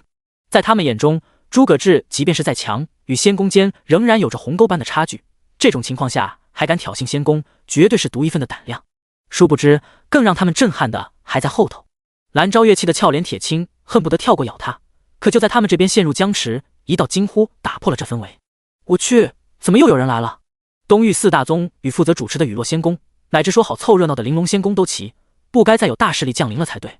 可此时天边龙吟声不断，当众人循声望去，神情全都惊呆了。只见一支上百人的队伍浩浩荡荡踏破云海而来，发出龙吟之声的便是队伍前列被玄兽拉着的霸气龙辇。距离稍近些，便看清了这支队伍中飘荡的暗金色旗帜以及旗面印的龙纹，引得不少人惊呼：暗金龙旗居然是伏龙仙宫的队伍，看着还是嫡系才有的阵势啊！不止如此吧，你看龙辇旁边几位修为都超越尊者了吧？我没记错的话，这支似乎是伏龙仙宫少公主的禁卫队。在场有识之士不少，便有不少人认出了来者身份，尤其是宇文雅和蓝昭月，见到这队伍后，柳眉纷纷皱起。莫尘宇这家伙来这里是想干什么？不清楚，但绝对不会是好事。宇文雅紧盯着天空，思索着莫尘宇到底为何而来。而听到其他人的议论，得知来者乃是莫尘宇的卫队，白小小脸色有些难看。他小脸阴沉，忍不住抓住了庞师傅的手，不难看出他心中还是有些担心。小小，你不用太担心。诸葛志摸了摸他的头，语气温柔地安慰着。随后他仰头望着那落下的队伍，轻哼一声道：这家伙要是来凑热闹也就罢了，倘若还在打你的注意，为师保证他会死得很惨。诸葛志这霸气的话语让白小小心中很温暖，不安情绪也逐渐平复下来，本能地依偎在诸葛志身上。而他的自信便是来于这次莫尘宇所带的修士一共才4位生死境3重，1位生死境4重，根本不是自己的对手。空中宏大的队伍缓缓落下，卫队整齐地分列两旁，身旁就是那5位生死境强者。莫尘宇随之微笑着从龙辇走了出来，嘴里还在念叨：小小啊小小，本少来接你回家了。当他走出了龙辇，表情一开始还满是期待，对白小小的姿色他可是觊觎已久了。可当他看见白小小在与个帅气男子牵着手时，表情瞬间呆住。0.01秒后，莫尘宇神色便阴沉如水。这家伙找死！而这时宇文雅已迎了过来，毫不客气地沉声质问道：莫公主，你这是什么意思？带那多人来这，难道是想捣乱？闻言，莫尘宇沉着的脸瞬间舒展开，露出一副笑容道：宇小姐，这你可是误会了，本少这次来呢，只是为了讨一个公道罢了。宇文雅眉头微皱，冷声说道：讨公道？你是找谁？以他对莫尘宇的了解，8成是他得罪了人家，然后又来找对方麻烦，所以语气是相当不善。莫尘宇却冷笑一声：不着急，本少姑且给你们雨落仙宫个面子，有什么事等这4宗大会结束后再处理。说完，他目光望向白小小，见他还牵着诸葛志的手气不打一处来，直接冷声道：小小，身为本少的未婚妻，你知不知道自己在做什么？或许是觉得理亏，白小小一时不敢去看他，倒是诸葛志瞥了他一眼道：你的未婚妻？看来白日梦做的不少啊，人家自始至终都还没有同意婚事呢。放心，他很快就会同意的。莫尘宇冷盯着诸葛志戏谑道：你便是白小小的师傅诸葛志吧？待会大会结束了，本少可是要找你好好聊聊。没问题，本座奉陪到底。诸葛志微笑看着他，这副坦然的样子让莫尘宇相当不爽，这家伙还真出乎预料的狂妄。就在让你最后嚣张下，待到4宗大会后，本少保证会让你跪地求饶。撂下这句话后，他便冷哼一声，带着人去到远处静候起4宗大会结束。两人间的对话听得许多人嘴巴微张，一个个表情无比怪异，寻思这诸葛长老也太离谱了吧，非但要给9幽魔宗死磕，还似乎得罪了玲珑仙宫，乃至现在伏龙仙宫也要找他麻烦。恐怕不出意外的话，今天这诸葛长老是凶多吉少了。宇文雅不由看了眼诸葛志，皱了皱眉道：“诸葛长老，你跟他之间到底是一些小事罢了，不必担心。”诸葛志摆了摆手，语气十分随意，让宇文雅相当无语。心想莫晨宇可是带了5名生死境修士，谁给他的勇气这么自信？可他都说没事了，加上莫晨宇的确没有直接捣乱，宇文雅也不便去说什么，只得叹了口气，望向众人道：“罢了，如今4宗大会全员都已到齐，接下来各自最后准备下，准备开始比试。此次4宗大会第1名将可以得到雨落仙宫授予的无鞘之花以及7品素玄丹2枚，东域公共资源若干。待到奖励公布后，全场除了4大宗以外都沸腾了。厉害啊！仙宫居然拿出来了无鞘之花，真是大方啊！而且还有2枚7品丹药，这也太重视这次大会了吧！啊，我要是能得到1枚丹药就满足了。可以说无鞘之花以及7品丹药都是大陆上顶级的稀罕物，被这么当成4宗大会奖励，雨落仙宫这是在做慈善吗？”当宇文雅将奖品取出以做展示之用时，诸葛志也都死死盯着那无鞘之花。小小，这无鞘之花对你未来很重要，一定要尽全力拿下。徒儿一定努力。白小小目光坚定，旁边的方一晴则笑着说道：“师父放心，徒儿也一定全力帮师妹拿下这无鞘之花。”见两女信心满满，诸葛志也露出笑容来了。而不远处的陈无义在听到对话后暗自冷笑：“还想拿第一？做你的美梦去吧，这一届的第一还是属于我们九幽魔宗。”第54章，赢了要给奖励哦。由于陈无义来的稍晚，没赶上方一晴展现修为的一刻，心中自然还在那自信十足。他看了眼身边如傀儡似的黑衣青年，嘴角不由上扬几分，有这么个利用新武力量造就的宝贝，拿下个4宗大会还不轻轻松。在他身边的新武则轻晃着茶杯，双眸饶有兴致地打量在场的人。3个仙宫的天才，一个看不透底细的诸葛志，真是有趣的一天。与此同时，在远处伏龙仙宫队伍驻扎处，本来还满心愤怒的莫晨宇，在不经意间瞥见饮茶的新武后，顿时像宝藏似的眼前一亮。在这东域之内，竟还有这般气质的绝顶美人。她单就容貌来说，实际和宇文雅与蓝昭月乃至白小小都差不多，可偏偏有种神秘优雅气质，令他一眼便沉浸得不可自拔。陈无义好色本质很快展现，看得都忍不住舔了舔嘴角，很快便对新武产生了些身体上的想法，简称缠他身子了。他越看越馋，到最后眼睛都看直了。不行，这美人我必须要收入后宫。心想宇文雅与蓝昭月他动不得，也不敢动，可这位女子似乎隶属九幽魔宗，威胁个魔宗那一切就太好办了。莫晨宇很快便盘算好，在这4宗大会结束后，非但要解决掉诸葛志夺回白小小，还要顺便把这位野生的绝代美人收下。还有诸葛志身边还有2个少女，到时也能带回仙宫，好好调教为贴身丫鬟。殊不知在他做美梦时，便已被新武给注意到了，美眸之中瞬时闪过一丝寒芒，最后将杯中的鲜血一饮而尽，露出一抹妖异的笑容。另一边几处，在这最后的准备时间，金涛天宗与真武天宗都在各自给参战弟子做最后的心理建设。在诸葛志这，蓝昭一脸戏谑的说道：“喂，今天很快人要找你麻烦的样子，你不会就此挂掉吧？”诸葛志瞥了下他，淡淡说道：“我会不会挂掉，和你似乎没关系吧？”相较于文雅而言，他对蓝昭月态度很差，毕竟9株葛玲珑花的事就让他对其印象不佳，加上这次见面后还接连呛自己，对他的印象可谓差到了极点。蓝昭月轻哼一声，愤愤地说道：“是没关系，那祝你被他们群殴死。”可话音刚落，便被见宇文雅皱眉走来：“你这家伙别闹，忘了这次过来的目的了吗？他今天要是出事，我们也会很麻烦。”提到目的，蓝昭月这才别过头去，也不再争执了。诸葛志则挑眉问道：“宇公主，你这话是何意？什么叫我出了事，你们也会很麻烦？在印象中，自己跟2大仙宫8竿子都打不着吧，还能影响到他们？”宇文雅沉吟了下，微笑说道：“实不相瞒，这次本宫亲自来，除了主持4宗大会外，主要便是为了找你谈一件事。只是此事解释起来有些复杂，还是待到大会结束后，本宫再与你娓娓道来吧。”人家都这么说了，诸葛志也不好再去追问，索性点了点头道：“也行，那就等一切结束后吧。”宇文雅点头轻笑道：“那就预祝贵宗此次这能夺下桂冠了。”至此闲谈结束，4大宗便都准备就绪，4宗大会也随之正式拉开了帷幕。4宗大会的规则同以往一样，每个宗门各派8名弟子，共计32人，以特定的抽签形式彼此交战。拿到同样号牌的人将展开32进16、16进8、1/4决战8进4、半决战4进2、决战2进1。在宇文雅主持下，32人的抽签很快便出来了。“师父，我是1号啊。”举着刻有1号玉牌的方一晴笑着来到诸葛志身边，看着心情相当的不错，毕竟能尽早教育下看不起他的人了。诸葛志点头笑道：“不错，待会好好表现，让他们见识下你的厉害。”方一晴嬉笑一声道：“放心吧，师父，徒儿一定帅气拿下，给您长脸。”这时顾小月也凑了上来，嘿嘿笑道：“还有我，人家是2号呢。你也是，好好表现。诸葛志笑着回了句，顾小月则一脸期待看着他。如果人家要是赢了，能不能给点奖励啊？你想要什么奖励？他这副表情让诸葛志总有种不祥的预感。果然，顾小月下一秒便娇羞道：“很简单啊，给人家一个满怀爱意的吻。”话音落下，诸葛志脸上顿时爬满了黑线，他已经能感受到周围人看向他时古怪的眼神了。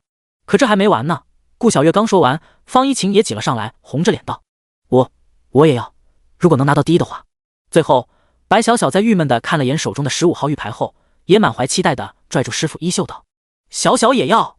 他们简直像3个挂件，全滴溜在诸葛志身上。顾小月也就罢了，怎么这收的徒弟也一个比一个要命？尤其这白小小，为师初吻都你拿去了，还没完了呀！感受到周围人狐疑的目光，诸葛志内心是崩溃的。眼看就要被人当成是变态，诸葛志旋即想教育下3女，远处宇文雅却朗声开口了：“好了，抽签已结束，有请拿到1号玉牌的参战者入场。”一听这话，方一晴便迫不及待地冲出，简直像出动兔子一样，转瞬便来到了武斗台上。在另一边，一名青年也随之上台。当见到了这对峙的2人后，千仞山巅瞬间沸腾了。诸葛志也在看清对手后，嘴角微微上扬起来，心想：一晴的运气真不错嘛，这都能给碰上。正想着，附近便传来个阴阳怪气的声音：“诸葛长老，看来令徒的运气真差，堂堂王级修士，怕是要折戟于第1轮了。”这声音的主人赫然是惊涛天宗的韩望风。之所以这么嘲讽诸葛志，则因为方一晴第1轮对手居然就撞上了韩子墨。诸葛志瞥了他一眼，笑盈盈道：“我说，才这么一会，脸被抽的就不疼了。”你这话直戳韩望风痛处，脸色迅速阴沉下来，最后拂袖冷哼道：“还在这嘴硬，待会那女孩被揍的时候可别心疼。”早在之前他就交代了韩子墨，凡是遇到古道天宗的弟子就特别关照一下，能多揍一会就多揍一会。本宗弟子乃至徒弟被人当众暴打，还是个小女孩，他就不会诸葛志不觉得难受。诸葛志笑了笑说道：“那就看看他们是谁被谁揍吧。”闻言，韩望风冷哼一声，目光随之望向了武斗台上。由于之前的经历，让众人都很期待方一晴跟韩子墨撞上，看看到底是谁厉害。结果第1轮好戏就开场了。话说，你觉得他们谁能赢？肯定是方一晴啊，修为碾压还有什么好说的？我看未必，王级又如何？外物提升上来的实力都不怎么样。赞同，何况人家韩子墨剑术一流，打一个小女孩还不轻轻松松？废话个锤子，这就开打了，马上不就知道了。与此同时，武斗台上方一晴与韩子墨相隔10多米，彼此都在盯着对方。方一晴是吧？看来老天都在惩罚你，让你第1轮就碰上了本少，自认倒霉吧。面对韩子墨戏谑的嘲讽，方一晴面不改色道：“你废话太多了，赶紧打完，我还要准备下一场。”眼看被对方轻视，韩子墨怒火中烧，恨不得现在就把他按在地上教训一顿。这时，武斗台上的宇文雅看了眼2人后，缓缓开口道：“好了，本宫宣布4宗大会第1场现在开始。第55章，诸葛长老教出的怪物。”话音刚落，韩子墨手中宝剑凝现，颇为骚包的挽了个剑花道：“惊涛天宗韩子墨，请指教。”宝剑在手的韩子墨气势上骤然提升至巅峰，半步王级的玄气颇具威压。而他面前的方一晴则凝出了青云古剑，随意的在身前甩动了下剑锋，身上王级修士的气势肆意展开。古道天宗方一晴，请赐教。他持剑屹立场上，衣裙猎猎，长发随风而动，年纪虽小，却已颇有世外剑仙之姿。许多观战者都看得挪不开眼了，不过也有一部分人关注点在于他手中那闪烁着寒芒的青云古剑。我靠，这不是诸葛长老的佩剑吗？怎么到他手里了？诸葛长老还真不藏私啊，成名佩剑都舍得赐予徒弟啊。是啊，我也好像有这么一个师傅。有些人不禁回想起当初诸葛志凭此一剑支配了4宗大会的震撼，以至于看向方一晴时眼中越发的惊现了。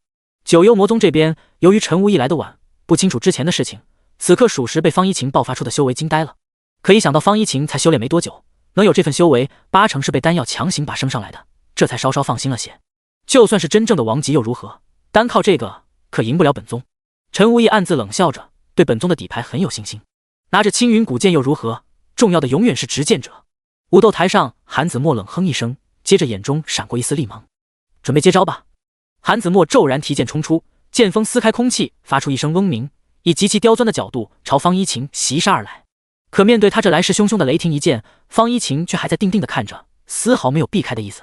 他这怎么了？莫非是没反应过来？观战众人无比吃惊，以韩子墨这一剑的威力，倘若命中了，即便是王级修士也得遭到重创啊。见此情形，韩望风暗自冷冷一笑，果然还是强行提升上来的，空有一身修为，实际战斗力在韩子墨剑下根本不堪一击。这一下看诸葛志那家伙，待会还能不能嘴硬了？可还没等他高兴多久，武斗台上发生的一幕让他惊呆了。面对韩子墨的进攻，方一晴微微摇了摇头，破绽也太多，还不如师妹呢。说罢，他甚至连手中的剑都没用，而是不急不缓地抬起手，便在电光火石的刹那，他那纤柔的双指便精准落在韩子墨的剑锋之上，令其再也无法寸进分毫。轰！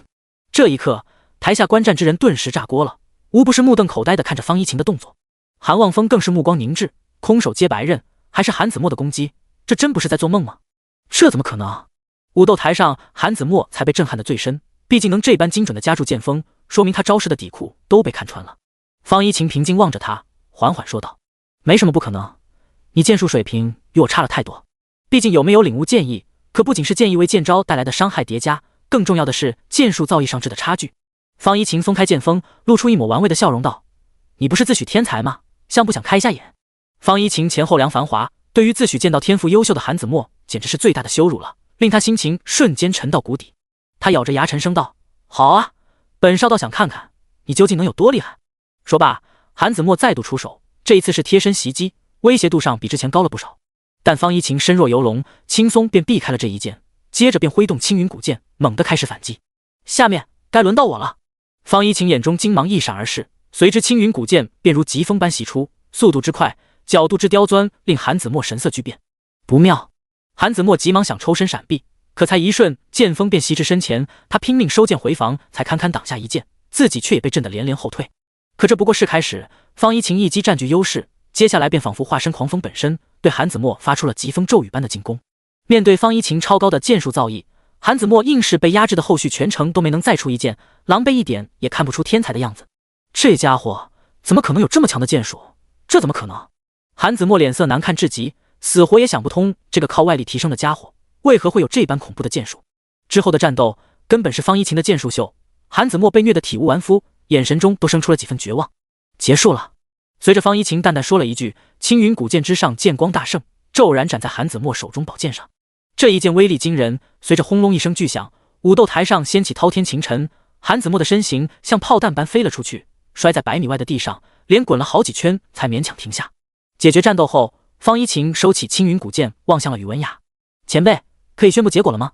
宇文雅神色微愣，显然也被他的惊人实力震撼到了，心想东域之内何时出了这么一位恐怖的剑道天才啊？随后他深吸了口气，点头道：“本宫宣布四宗大会第一场，胜者古道天宗方一晴。”话音落下，全场仍然寂静无声，似乎是没从方才的震撼中回过神来。他是怪物吧？空手接白刃，碾压韩子墨，这我无法理解啊！这诸葛长老居然能教出这种怪物来！是啊，再要能领悟剑意，可就彻底超越当年的诸葛长老了。剑意啊，他如果能领悟，的确会更厉害，可毕竟才15岁，悟性上恐怕没那么容易达到。事已至此，方一晴修为有没有靠外物都不重要，关键是他的确拥有匹配境界的绝顶剑术。如今方一晴所展现出的实力，相比于当年的诸葛志，也就差没领悟出阶剑意了。师傅，徒儿表现的还可以吧？方一晴回到师傅身边，俨然一副求夸奖的样子。一晴你干得漂亮，这下某些人应该就不好意思再废话了。诸葛志赞扬地拍了拍他肩膀，而后笑着望向一脸阴沉的韩望风，还不忘补叨道：“韩长老，脸上疼吗？记得下次没这实力，就别太嚣张了。”你……韩望风脸色铁青，恨不得冲上去跟他拼命。关键是碍于战斗结果，他还真无可辩驳，背对的说不出话来。他只能憋屈的将怒火咽下，前去查看韩子墨的伤势了。往日都是惊涛天宗仗着厉害一脸的嚣张样，如今韩望风这有火却发不出的样子，让一些讨厌惊涛天宗的人暗自偷笑。之前不是嚣张吗？这回踢到铁板了吧？根本就是他们活该。诸葛长老威武！第56章有所古怪的沈心。伏龙仙宫这边，莫尘宇看着方一晴的表现后，两眼都快眯成一条线了。不错，真是不错啊！这么优秀的天之娇女，享用起来一定相当的不错。在他看来，越是优秀的女人，征服起来也就更有成就感。太过平庸的他反而不感兴趣了。然而他这虽然高兴，可另外的惊涛天宗与真武天宗两宗的人表情一个比一个难看。原因是方一晴展现的实力过于强悍，本该有机会夺冠的韩子墨被完虐，其他人恐怕就更没机会了。就连自信如武天狂也心知自己绝非方一晴的对手。这下的四宗大会，恐怕连争夺第3都是问题了。武天狂眉头微皱，目光在望着远处诸葛志身边的白小小，和顾小月身上。这俩家伙也都看不穿修为，不会都是王级修为吧？毕竟要这样的话，古道天宗就直接会把前3名给占完了。几分钟过后，宇文雅声音再度传出：“下面有请拿到2号玉牌的人入场。”眼看叫到了自己，顾小月一脸兴奋地跃入台上，恨不得感觉解决战斗，然后就能找诸葛志索要奖励了。随后另一方参战者也紧跟入场，赫然是九幽魔宗的弟子沈星。不过这一次众人关注的焦点完全聚集在了顾小月身上。刚才的方一晴是王级，想来这顾小月应该也不差吧？很有可能他们一起隐藏着修为，绝对都是古道天宗的杀手锏。真好，又能看到一场精彩战斗的战斗了。这时诸葛志在打量着顾小月对面的沈星，这个当时跟在陈无义身边的黑袍青年，他总觉得有哪里不太对劲。可由于他体内似乎有某种力量隐藏了他的修为境界，诸葛志一时也看不出强弱，但他关注点在另一方面。还真是奇怪，这个沈星从他身上竟然感受不到多少生气，若非他言行上与常人没太大区别，诸葛志真觉得他是个死人，所以难免有点奇怪。当他看了眼陈无义，便见他正望着武斗台上，脸上一副得意的笑容。有些不对劲，诸葛志眉头微微皱起，接着用传音的方式对顾小月交代道：“小月，你对面那家伙不太对劲，千万要保护好自己的安全，切记，切记。”按说4宗大会是不能给参战者传音的，但战斗还没开始，察觉到玄气波动的宇文雅便也没说什么。武斗台上的顾小月听到他的传音后愣了下，随后向诸葛志娇俏地招了招手，笑道：“谢谢前辈，人家会注意的，记得别忘了说好的奖励哦。”诸葛志嘴角微抽，都这时候了，这丫头还在那惦记着奖励呢。正当他还在无奈之时，宇文雅的声音响起：“本宫宣布4宗大会第2场现在开始。”武斗台上，顾小月取出兵器，一脸严肃地望着对面，体内超凡巅峰级别的玄气激荡而出。古道天宗顾小月，请指教。在2个月前，他才还没到超凡之境，这么短时间便达到超凡巅峰，并且还不属于外力提升。诸葛志在出发时都还吃了一惊呢，想不通古晨是怎么做到的。按说以他这年纪达到超凡巅峰，也称得上天才中的天才了，奈何有了方一晴、朱玉在前，他这修为反而让人感觉失望。什么鬼？才超凡巅峰？还以为都是王级的天才呢，看来是白期待一场。想也知道，能有一个15岁的王级就很恐怖了，哪可能都是啊？可惜啊，还以为盛世将至呢。台下真武天宗的人则都松了口气，尤其武天狂绷着的心也松懈了。还好，还好，看来也就方一晴一个怪物。这样的话，至少他还有希望拿下第2名。可很快他就意识到这想法有多么的幼稚。是，顾小月算不得顶尖天才，可问题他低估了九幽魔宗的参战者。九幽魔宗沈星，请指教。沈星面无表情，手握长剑机械性说了一遍，看着简直像行尸走肉。对面顾小月也意识到不对，心中开始暗中警惕。然而就在下一瞬间，沈星毫无征兆地出手了，在他身上涌现出黑色的玄气，身影砰的一声巨响爆射而出，宛若霹雳雷霆，速度之快竟不逊色于方才的方一晴。好快！顾小月小脸微变，眼看沈星提剑斩至身前，剑身之上缠绕着森冷的黑气。顾小月见状，赶忙将长剑横出抵挡，虽然勉强挡住，但剑身之上传来的巨力还是震得他小脸苍白，娇小的身躯倒飞出去。不行，不能硬拼，要！顾小月心神一动，刚想要变化战术，腹部却骤然传来一阵剧痛。他娇躯一震，低头看去，才发现竟是道黑色的细长薄布，悄无声息从他身后出现，并瞬间洞穿了他的身体，鲜血顺着伤口流淌不止。见此，沈星依旧一脸漠然，抽手将薄布散去，静静站在那等待着宣布结果。在他身前的顾小月虽然没被命中要害，却也瞬间丧失了所有力气，迎面倒了下去。小月！方一晴和白小小惊呼出声，诸葛志则脸色一变，身形瞬间出现在武斗台上，接过顾小月。短短几秒钟，他那身上的白色裙子就有一大片被鲜血染透了。似是看到了诸葛志，顾小月娇小的身体缩成一团，表情十分痛苦。前辈，肚子好痛啊！光是这句话就用尽他全部力气，之后脑袋依偎进他怀中，似乎这样才能为自己缓解些痛苦。没事，没事，马上就不疼了。诸葛志一边在柔声安慰着，另一只手急忙取出止血丹与培元丹为他服下，随后手掌则抚在他肚子上，轻柔的催动玄气，引导药力，以最快将发挥效果。好在伤势并不致命，加上治疗的及时，他体内受伤的脏器迅速恢复，狰狞的血洞也极快的聚拢结痂。小月！诸葛志喊了2声，发现他似乎是刚才疼昏过去了，便也就没再叫他，打算让他好好休息下。他轻轻将顾小月抱起，冷冷地扫了眼沈星，最后冰冷的目光落在远处正一脸戏谑笑容的陈无义身上。第57章精准踩雷的武天狂。王级一众，这沈星在修为上竟也是王级一重，这修为乃至展现出的实力，惊呆了在场每一个人，居然九幽魔宗也孕育出这般恐怖的天才了。这本该是令人兴奋的事，可方才沈星这一招，你还是让台下的观众都纷纷皱起眉头，认为他刚才做的太过了。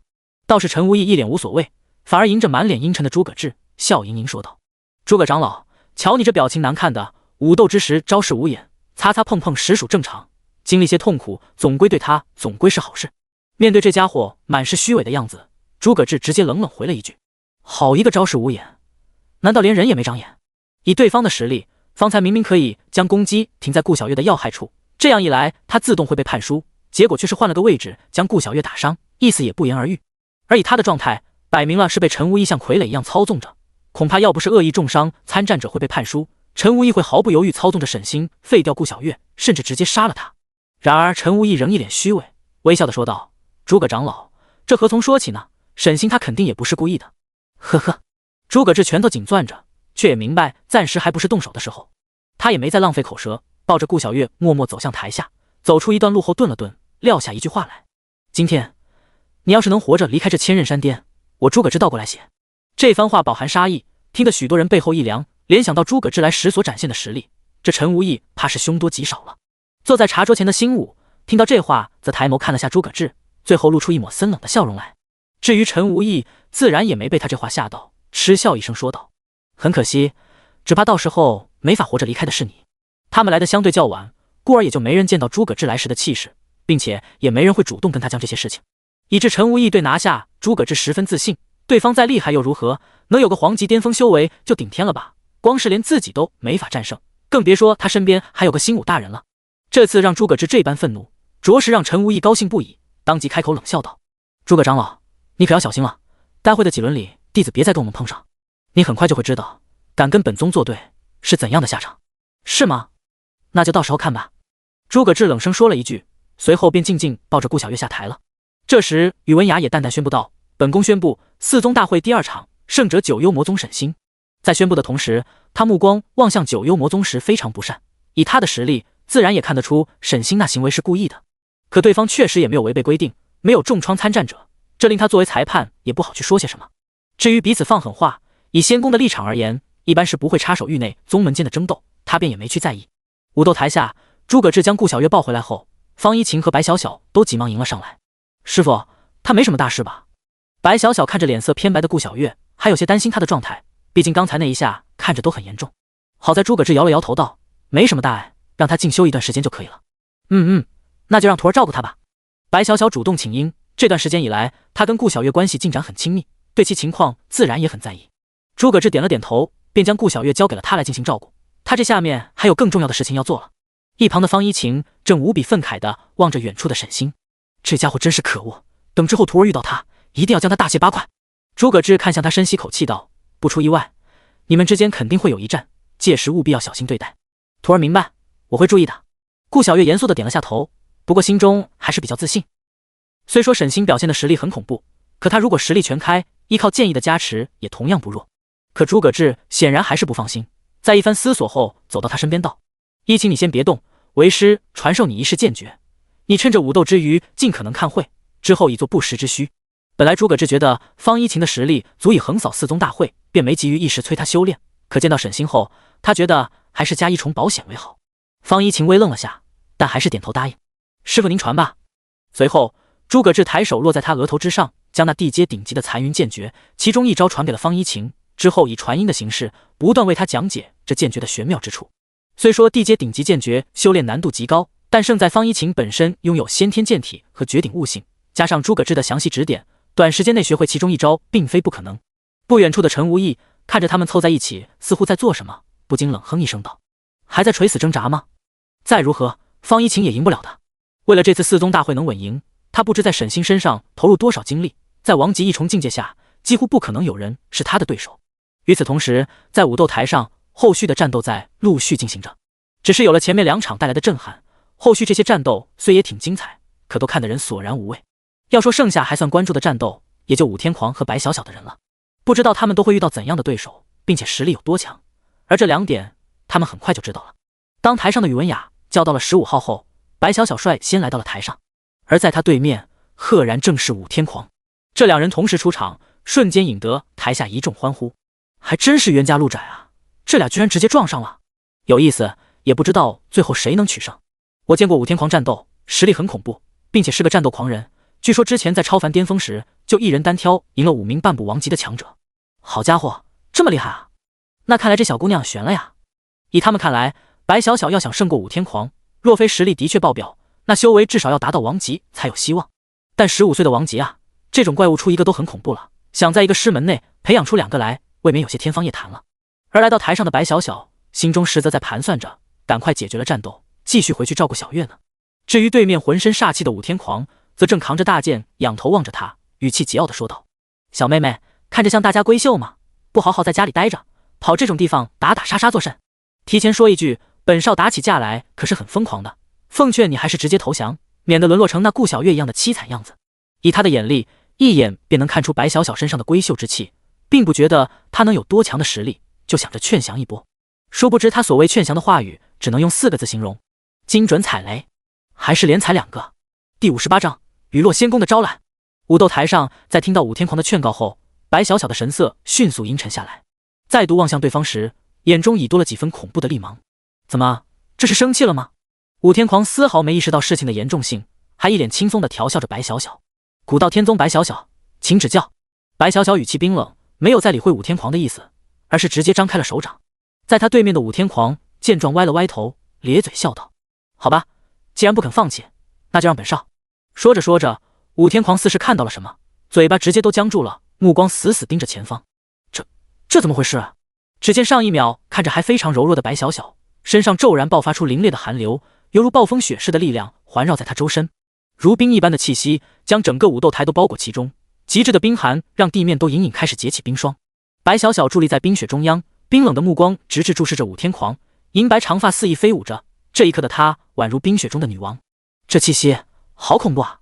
全场的目光也都聚集在了白小小身上，每个人眼中都充满了震撼。许多修为较低的观众被这寒气包裹后直打哆嗦，甚至不得不凝聚出玄气防御来抵挡着寒流的冲击。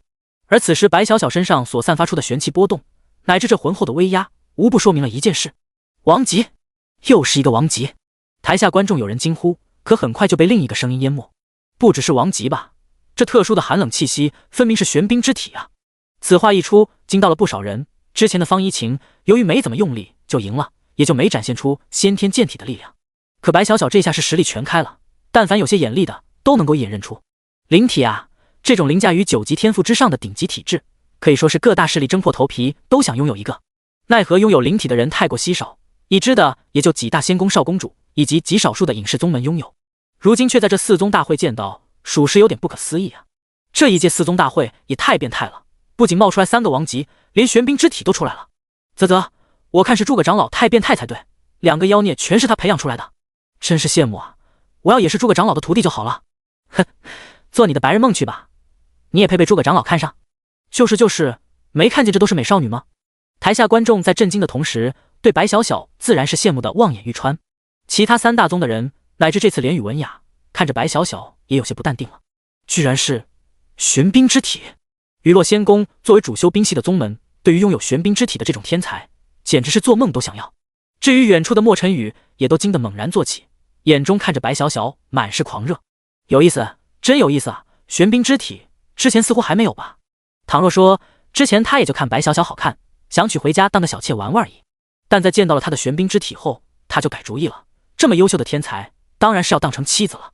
哼，本少倒要看看，如果娶了一个拥有灵体的人为妻，以后宫内还有谁对本少不服？毕竟，如果2个拥有灵体的人结合，后代也有极大概率遗传出拥有灵体的后代。随着白小小展现力量，台下每个人都兴奋不已，甚至各自打起了算盘。唯有一个人脸上成了猪肝色。开什么玩笑！武天狂望着风雪中气息还在不断攀升的白小小，忍不住眼皮猛地一跳。搁这闹呢，这家伙居然也是王级！诸葛之那家伙到底是有多怪物，才能教出这么怪物的徒弟啊？不过他也并没有彻底绝望，看着白小小的架势，应该主修的是远攻玄技，只要自己能够近身，说不定还有机会赢。有机会，还有胜利的机会，我一定赢！他凝望着白小小，深吸口气后，脸上再度涌现出滔天的战意。他暴喝一声，双手猛地抡起大剑，纵身朝着白小小砸了过去。近身，只要近身就能赢了。半分钟后，真武天宗的弟子默默将一坨巨大的冰雕推着下台，而在冰块里，自然就是被冻成手办的武天狂。本宫宣布，四宗大会第15场，胜者古道天宗白小小。宇文雅微笑着开口，宣布了这一场的结果。这一战根本毫无悬念，白小小拥有王级修为加上玄冰之体，实力上远超武天狂。虽然武天狂的思路很正确，问题是白小小在这之前一直在跟剑术更胜一筹的方一晴交手，相比之下，武天狂就太弱了。台下欢呼声接连不断，白小小则面无表情。对他来说，现在最重要的还是照看顾小月。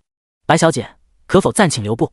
白小小正要下台，却被宇文雅给叫住，不禁疑惑地转头看去。前辈，还有什么事情吗？宇文雅打量着他，淡淡一笑道：白小姐，你是拥有玄冰之体吧？怎么？既然是玄冰之体，最适合你的自然也是冰系玄技，而恰好我们雨落仙宫也是以冰系玄技为主的。宇文雅微笑道：所以要是有兴趣的话，可以跟你师父说一下，来我们雨落仙宫深造。以你这份天赋，宫内定会全力培养，说不定很快能学习到我们冰系的天阶玄技。话一出口，台下众人都在心中一震，瞬间明白了他的意思。好家伙，这是当着古道天宗乃至人家师父的面来挖墙脚啊！可同样的，宇文雅所提及的条件，对在场的每个人来说都可谓是梦寐以求的，连天阶玄技都搬出来了。宇公主这是真心想招揽他啊！羡慕啊！别说天阶了，连地阶玄技我都不敢想。关键还是有仙宫做靠山，就不用担心修炼资源，从此平步青云了。赶快答应啊！这女孩还在犹豫什么呢？宇文雅脸上始终挂着笑容，内心还是颇为自信的。一座仙宫能开出这么好的条件，乃是多少人和势力都梦寐以求，更别说白小小这么一个小女孩了。第59章2选1，谁打沈星？前辈的好意，晚辈心领了。不过我不能答应你。白小小微微欠身，十分得体地向他行了一礼，举止上挑不出半点毛病来。这个回答属实有点出乎预料，不但台下的观众被镇住了，连宇文雅也不解地看着他，忍不住问了一句：我能问下原因吗？虽说我雨落仙宫算不得大陆第一，却也有些底蕴，在这里你未来能有很大发展前景。虽然被拒绝，但宇文雅还是试图在说服白小小。然而白小小的回答也很干脆，他柔和的目光望向台下，看了眼师父后说道：原因很简单，如今我的一切都是属于师父的了，除了师父，晚辈无意再追随他处。这一番解释让宇文雅微愣，心想这女孩倒是挺忠诚嘛，换做其他人估计早不顾一切答应了。而一旁的蓝昭月都忍不住吐槽道：你这小丫头，那家伙到底有什么好的？明明就是个好色之徒，你跟着他，没准哪天就被那什么了哦。没想到刚说完，白小小便一眼严肃地望着他，沉声道：是师父拯救了我，并且给了我一切，我不许任何人诋毁师父，就算是你也不行。蓝昭月实在没料到他会这么大反应，见他一脸愤怒的样子，只得郁闷地说道：知道了，不好意思。见此，白小小神色恢复如常，随后望向宇文雅道：没什么事的话，晚辈就先下去了。眼看没什么希望，宇文雅也只好选择放弃，对他点了点头。附近的蓝昭月则看着他离去的身影，嘴里泛起了嘀咕：真是的，诸葛志那个家伙到底是给这徒弟灌了什么迷魂汤？虽然一般的师徒关系也都挺不错，可他还没见过哪个能够维护师傅维护到这个地步。看刚才那家伙表情，俨然是不道歉就要跳过来砍他了。白小小很快回到了诸葛志身旁，望着他露出笑容说道：师傅，我赢了。诸葛志笑着摸了摸他的头，赞许地说道：看到了，打得相当不错。方才的一幕他自然也都看到了，而从他一言未发就能看出心里是何其自信。而师父的赞许让白小小表情肉眼可见的开心起来，毕竟对他而言这就是无上的荣耀。台下其他人则很不解，心想这诸葛志真有那么好吗？能让徒弟对他这般死心塌地，连仙宫的邀约都能无视掉？要说他的忠诚让谁最为不爽，那自然当属芙蓉仙宫的莫尘羽。看着诸葛志与白小小接触时，表情别提有多难看了。而在跟师父打完招呼过后，白小小便去继续照看顾小月了。武斗台上最后一场战斗也宣布了开始，并且很快便结束。就这样，四宗大会第一轮便宣布结束。要说今年最令人唏嘘的，自然当属真武天宗和金涛天宗，宗内最强弟子全在第一轮被淘汰了。这两宗的每一个人脸色都阴沉如水，放眼那么多次四宗大会，他们还是第一次这般狼狈。按照今年这情况，别说前3名了，能不能拿到名次都另说了。以至于武川都忍不住爆起粗口：真他妈离谱！这古道天宗和九幽魔宗今年这是嗑了什么药，一下冒出这么些厉害的弟子，还偏偏撞上了天狂。而旁边刚从冰坨子里拔出来的武天狂则始终凝望着白小小，眼神中早已没了敌意，反倒满是欣赏乃至尊崇狂热。总有一天本少要追上你。武天狂天生好战，也没少提到铁板被吊打，但他一向对强者心怀憧憬，这一战虽然输了，但也让他有了同代弟子中能够追寻的目标。反观另一边的韩子墨，被方一晴刚才一通暴虐后，所绣的剑心都要碎了。他望向方一晴时，眼中只剩下了恐惧。倘若不能跨过这一关，恐怕未来再也没机会踏入更高境界了。而在万众瞩目，第2轮的抽签也开始了，来决定16进8的对手。这一轮没什么特别的，方一晴和白小小分别抽中真武天宗和金涛天宗的2名弟子，轻而易举地横扫过去了。至于沈星，也毫无意外地轻松击溃对手，拿到了8强的席位。而后的8进4，方一晴与白小小乃至沈星再度轻松拿下，全部顺利进入到半决赛。至此4强便已决定下来，分别是方一晴、白小小、沈星以及金涛天宗某个运气爆棚的超凡巅峰崽子。这么一来，半决赛的对局就很明显了。由于会优先抽到不同宗门的对手，方一晴和白小小必然会有一人轻松取胜，相对的，另一人则需要面对实力不俗的沈星。待到沈星上台抽签结束，拿到的是2号玉牌，另外金涛天宗的则是1号玉牌。下面便轮到白小小上台抽签了。我一定要亲手为小月报仇。白小小深吸口气，接着猛地伸手抓起一块玉牌拿了出来。这一刻，台下台上的人视线无不聚集在玉牌之上，都在期待着看到结果。最终，当白小小看到牌子上的号码后，忍不住叹了口气：1号马。全场一阵沸腾，都对这抽签结果非常高兴。照他们来看，之后的一场便是真正的强强对决了。毫无疑问，白小小拿到的是1号玉牌，对战金涛天宗的弟子，那剩下方一晴的对手就不必多说。看来最后的是我了。方一晴笑望了眼宇文雅道：前辈，这就不必再抽了吧？都在最后准备下，准备开始半决赛吧。台上宇文雅微微点头，心中也颇为期待方一晴这位优秀剑修对上沈星会擦出怎样的火花。这时白小小也走下台来，望着方一晴郑重说道：师姐加油，一定把九幽魔宗那个可恶的家伙给干掉，相信以你的实力一定可以做到的。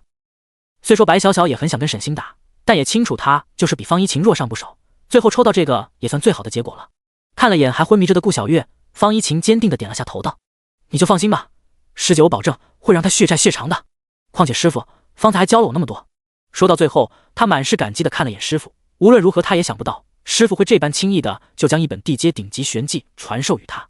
地阶顶级啊，即便像在雨落仙宫内也是极度珍惜的，飞敌传根本没机会接触，他这却随便就学到了，师傅真是一点都不藏私啊。一晴，之后与他开打之后，切记为师嘱咐你的话。诸葛志微笑望着徒弟，在方才他不但传授了对方残云剑诀，还顺带教给他一个战术，只要方一晴发挥正常，不出意外稳赢。方一晴郑重的点点头道：徒儿一定照做。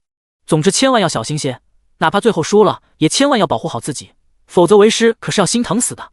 面对师父关切的眼神，方一晴内心温暖不已。徒儿知道。而在另一边，陈无义在确定了沈星的对手后，也将他喊到身边，并凑到耳边在呢喃些什么。看陈无义一脸阴险的表情，就知道不会是什么好事。在这期间，武斗台上半决赛的第一场战斗也开始，白小小对战金涛天宗某超凡巅峰靓仔，结果也毫不意外。金涛天宗之前那人又默默上台，将一坨新的冰块推下台去。宇文雅则望向台下冷声说道：下面半决赛第2场，古道天宗方一晴对战九幽魔宗沈星，请双方弟子入场。第60章，示敌以弱，一波端的战术。武斗台下，陈无义瞥了眼诸葛志，十分挑衅地说道：诸葛长老，马上可就开战了，你这边疗伤丹药提前准备好了吗？免得跟上次一样着急。诸葛志平静笑道：那就试试看喽。那当然，试试就试试。陈无义冷笑一声，可见他这般静如止水，着实有种一拳打在棉花上的感觉，相当无趣。心想你就装吧，就看待会方一晴满身是伤的时候，你还能不能装得下去了？对沈星，他有十足自信，这次只要能够逐个击溃诸葛志这2名优秀的徒弟，未来很长一段时间，九幽魔宗的威名便可更上一层楼。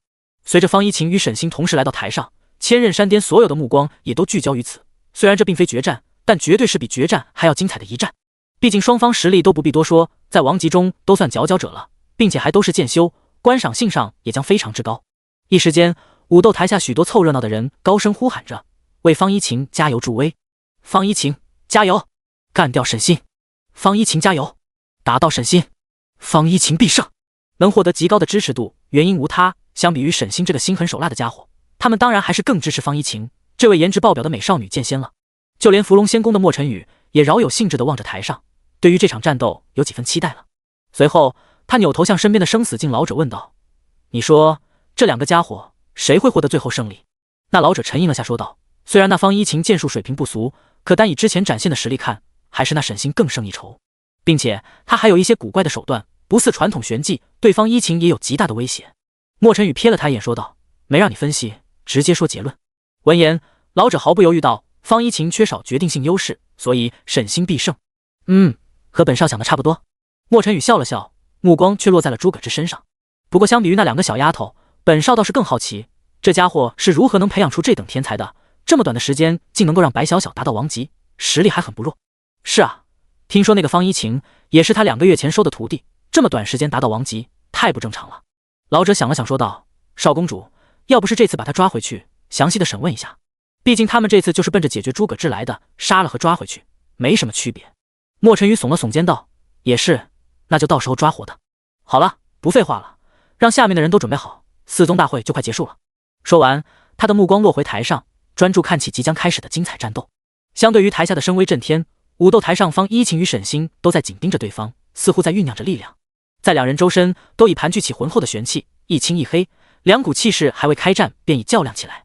在最后开战前，方一晴伸出青云古剑，直指着沈星冷声道：“待会你可不要输得太快，待会本姑娘要碾碎你。”对面的沈星并未说话，不过却对着方一晴露出一个阴森至极的笑容来。这时宇文雅望了望2人，点了下头，朗声道：“我宣布半决赛第2场现在开始。”话音落下，武斗台下欢呼声更盛，而在武斗台上，战斗也在同一时刻爆发了。几乎在宇文雅声音落下的瞬间，沈星便提着剑急冲而出，速度快到极致，犹如一道黑光直射向方一晴。方一晴也不甘示弱，直接提剑迎面冲了上去，电光火石之间，2人的剑锋便交织在一处。2个人2把剑，谁都没有收手，上来便是互相全力硬汉了一击。砰的一声巨响，2人剑锋相撞之处迸发出剧烈的爆炸，恐怖的余波瞬间将2人都震得倒飞了。也就在这时，沈星身上涌现出黑色的雾气，瞬间便蔓延到方一晴的身后，化作数道黑布一样的黑色锋刃向他袭杀而去。这攻击来得非常快，台下不少人都屏住了呼吸，生怕方一晴也被这一招给贯穿身体。上一次的顾小月便是在这一招上吃了大亏，现在又故技重施用来对付方一晴了，不可谓不狠厉。这种招式对我可没用。面对偷袭，方一晴却露出不屑的笑容，娇躯骤然在空中反转，精准在那攻击来到脸前时，一剑将之斩落下来。接着又有数道黑色锋刃从身后各处袭来，接连几道破空声响起，方一晴仿佛背后张了眼睛，几经辗转，全部轻松将之斩碎。而这数道攻击几乎全发生在一息之间，他这份反应速度令台下的人瞠目结舌。直至将最后一道斩碎，方一晴落下后，不屑地望向沈星道：“相比于我那一心喜欢偷袭的师妹，你这偷袭的水平实在是差太多了，就别拿出来浪费时间了。”由于白小小玄技特殊性，每次他们彼此切磋，几乎都是白小小表演花式的偷袭。最开始那段时间可没少让他头大，但久而久之，他感知和对威胁的预判达到相当敏锐的程度，像这类算不上绝杀的偷袭，对他纯粹是浪费玄气。倒是台下正为他加油的白小小沉默了，居然还有心情调侃自己，是沈星不够凶悍吗？眼看他轻松化解偷袭，台下的人更激动了，而沈星则似是察觉了他的嘲讽，眼中杀意变得更加旺盛。杀！杀！他嘴里重复着这嘶哑的声音，转瞬间身上黑雾狂涌，身形再度向方一晴袭杀而去。此后又是一阵招式的互换，双方不断宣泄着玄气，彼此一次次的挥剑对轰，彻底的陷入了激战状态。双方速度都很快，几乎只能看到一青一黑2道身影，宛如流光般不断在武斗台上四处飞掠，接连的碰撞互拼，属实让台下的人看得爽翻了天。然而一开始还好，战局相对均衡，可随着战斗的继续，沈星也学聪明了，在全力与方一晴对拼的同时，不断操纵着那诡异黑雾对方一晴偷袭。虽然伤不到他，却也带来了极大的压力，甚至逐渐有要一边倒的架势。再这么下去，方一晴怕是要输啊！眼看局势向着方一晴越发不利的方向发展，支持他的人都焦急起来。就是啊，居然还不反击，难道他真就这点实力了吗？要真是这样，那这一场战斗胜负恐怕就要定下了。妈的，方一晴加油啊！干掉那个小子！台下助威声更盛，然而方一晴却是仍没什么反应，也没有说要爆发什么底牌的意思。他心中只有师傅交代的话：我们不清楚沈星的底细，所以务必要谨慎到极致，单靠剑意加持或许不足以碾压沈星，而地阶顶级玄技蓄能时间较长，且以你的玄气总量也就只有一次机会，所以绝对要打中。所以最好将没人知道你拥有先天剑体、剑之极意乃至地阶顶级玄技这3项优势发挥到极致。战斗开始后势敌已弱，尽可能创造出让对方想全力出手一波解决你的时机，届时趁他出手之时，你实力全开，跟他来一波硬碰硬，一波碾压掉他。先天剑体加剑之极意加地阶顶级剑诀，可以说只要能命中，哪怕同样对上对方的全力一击，也将能毫无悬念的碾压。所以说正常战斗的重点都在勾引出沈星的全力一击。时间一点点过去，台上战斗进行到白热化。陈无义则望着战圈，眼看优势越来越大，脸上笑容愈发旺盛了。正当他看向诸葛志，想嘲讽两句时，却见他仍一脸平静，不禁皱起眉头来。这么淡定，难道还有什么特殊的手段？一想到这，他心沉了下来。看场上这情形，要是继续磨下去，短时间也解决不了战斗。不行，迟则生变，得一鼓作气解决他。做出决定的陈无义视线望向沈星，接着口中呢喃了几声。正压制着方一琴的沈星，双眼之中骤然生出红光，身上玄气波动也骤然爆发得更强了，竟一剑将他给震退数米。随即沈星周身的黑雾开始疯狂向他汇聚，剑锋之上所散发出的玄气威压也愈发的恐怖了起来。终于忍不住了吗？想一波解决掉我？方一琴眉头微敛，看似陷入了纠结，心中则是大喜，终于来了，终于到时候了。此时此刻，沈星的气势达到了顶点，全身上下升腾起黑色的火焰，那火焰之上极致的寒意给人以极强的压迫感。沈星仰天嘶吼一声，身上黑焰燃烧更盛，下一瞬身形骤然爆射而出，速度之快，竟在空中划出一道宛如实质的黑线，携着焚尽天下的力量向着方一琴压了下来。这速度威力恐怖的一击震撼了台下每一个人，这家伙居然还有实力隐藏。完了，这一击方一琴必败了。纵然方一琴有反应时间，面对此刻力量暴增的沈星，又能拿什么抗衡？既然这样，我也不客气了。大鱼已经上钩，方一琴冷笑一声，体内玄气在一瞬间爆发，娇躯之上瞬间凝出一道赤金色的剑影，随着剑影的出现，盘踞于他周身的剑势急剧攀升。第61章剑之极意，血债血偿。先天剑体最强之处便在于拥有者能轻松以身作剑，人剑合一，对此后所使用的剑招威力有极大的增幅。此刻这么方一琴便是如此，在实力全开之下，转瞬便进入到人剑合一之境界。霸道的剑势冲天而起，方一琴起身纵剑，迎面向着沈星挥剑斩下。风铃四方，方一琴一声娇喝，剑身随之卷起惊人力量，与沈星袭来的攻击撞在一起。惊天巨响下，余波激荡八方，只见方一琴这猝不及防的一击，竟是将沈星硬生生击退了出去。接着方一琴趁机以雷霆之威，一举将沈星逼到了角落处，只差最后一击了。怎么可能？这一幕惊得台下众人合不拢嘴，这份力量之强，着实超出他们认知范畴。所有目光皆都聚焦在人剑合一的方一琴身上，不少有识之士一眼便认了出来。这又一个灵体！武斗台上的宇文雅看得都眼皮一跳，难掩心中的震撼。一个玄冰之体都更让人吃惊了，现在又冒出来一个先天剑体，这诸葛志的徒弟未免都太怪物了些吧？陈无义也是被方一琴的爆发惊到了，眼中包含杀意。居然是先天剑体，早知道就该不顾一切在方家杀了他。这下他也算明白为何方一琴剑术水平会那么高，体质都在这里摆着呢。不过陈无义也很快反应了过来，眼看这时方一琴又在积蓄力量，俨然要发起新一轮攻击，沈星的局势不太妙了。无奈之下，他也只好对沈星下发了命令，把底牌用掉，必须干掉方一琴。事已至此，他也看出方一琴是这场四宗大会最大的敌人，底牌用在他身上也不亏。武斗台上被逼到了角落处的沈星，似是受到什么刺激似的，身上燃烧的黑焰愈发旺盛。黑色火焰之下，他全身血肉都显得有几分狰狞，肌肉暴突了起来，所散发出的阴冷气息越来越恐怖。转眼之间，整个武斗台都被这压抑的黑雾所笼罩。在沈星的剑锋之上，那黑色火焰仿佛成了实质一般，暴虐的玄气源源不断在汇聚。而他周身这阴冷黑雾，看得武斗台下不少人眉头微皱。怎么总感觉这家伙所用的手段有点像是邪修呢？没错，我也这么觉得，这压抑邪恶的气息都只在一些邪修身上感受到过。难道说这沈星是邪修？不可能吧，九幽魔宗虽带了个魔字，却也不至于真的跟邪修扯上干系吧。在大陆之上，邪修因普遍嗜血好杀，喜欢以无辜之人作为祭品修炼，乃至吞噬他人来变强，所以处境几乎是人人喊打。而邪修的招式虽然没人规定不准修炼，可基本都因为过于狠辣，容易扰乱修炼者心智而没人修炼。但不可否认，由于招式的特殊性，若是在同等修为下，邪修所修玄技威力上大多都强于正常玄技。不过反观方一琴所凝聚力量同样不可小觑，剑身之上玄气狂涌，所散发的威压愈发恐怖。这一刻，武斗台上陷入短暂的沉寂，沈星被迫与方一琴对着积蓄力量，力争在即将爆发的全力一击中将方一琴给击溃。可这同样也是方一琴最想看到的，他要的就是沈星这同样破釜沉舟的一击。毕竟强强对决的话，他是无敌的。地阶玄技吗？这是？宇文雅见多识广，迅速看出方一琴所用玄技的不凡，起码得是地阶高级乃至顶级的玄技。他相当吃惊，想不通以诸葛志的出身，怎么可能得到如此厉害的玄技？并且还直接传给了方一晴。可震撼归震撼，宇文雅仍然不觉得方一晴能稳赢。至于原因也很简单，不行，还是不太够，压制力还不足以碾压沈星。宇文雅眉头微皱，要只是现在这个程度的话，的确足有跟沈星力拼，可却未必能一击拿下。而沈星所用玄技虽没那么强大，奈何不知什么原因使得修为节节攀升，倘若方一晴不能一击拿下，之后玄气消耗过度，就必输无疑了。可以说眼下这一击便足以决出双方胜负，只是结果上很可能对方一晴不利。但当他望向台下的诸葛志时，却见他脸上露着自信的笑容，这让他倍感疑惑。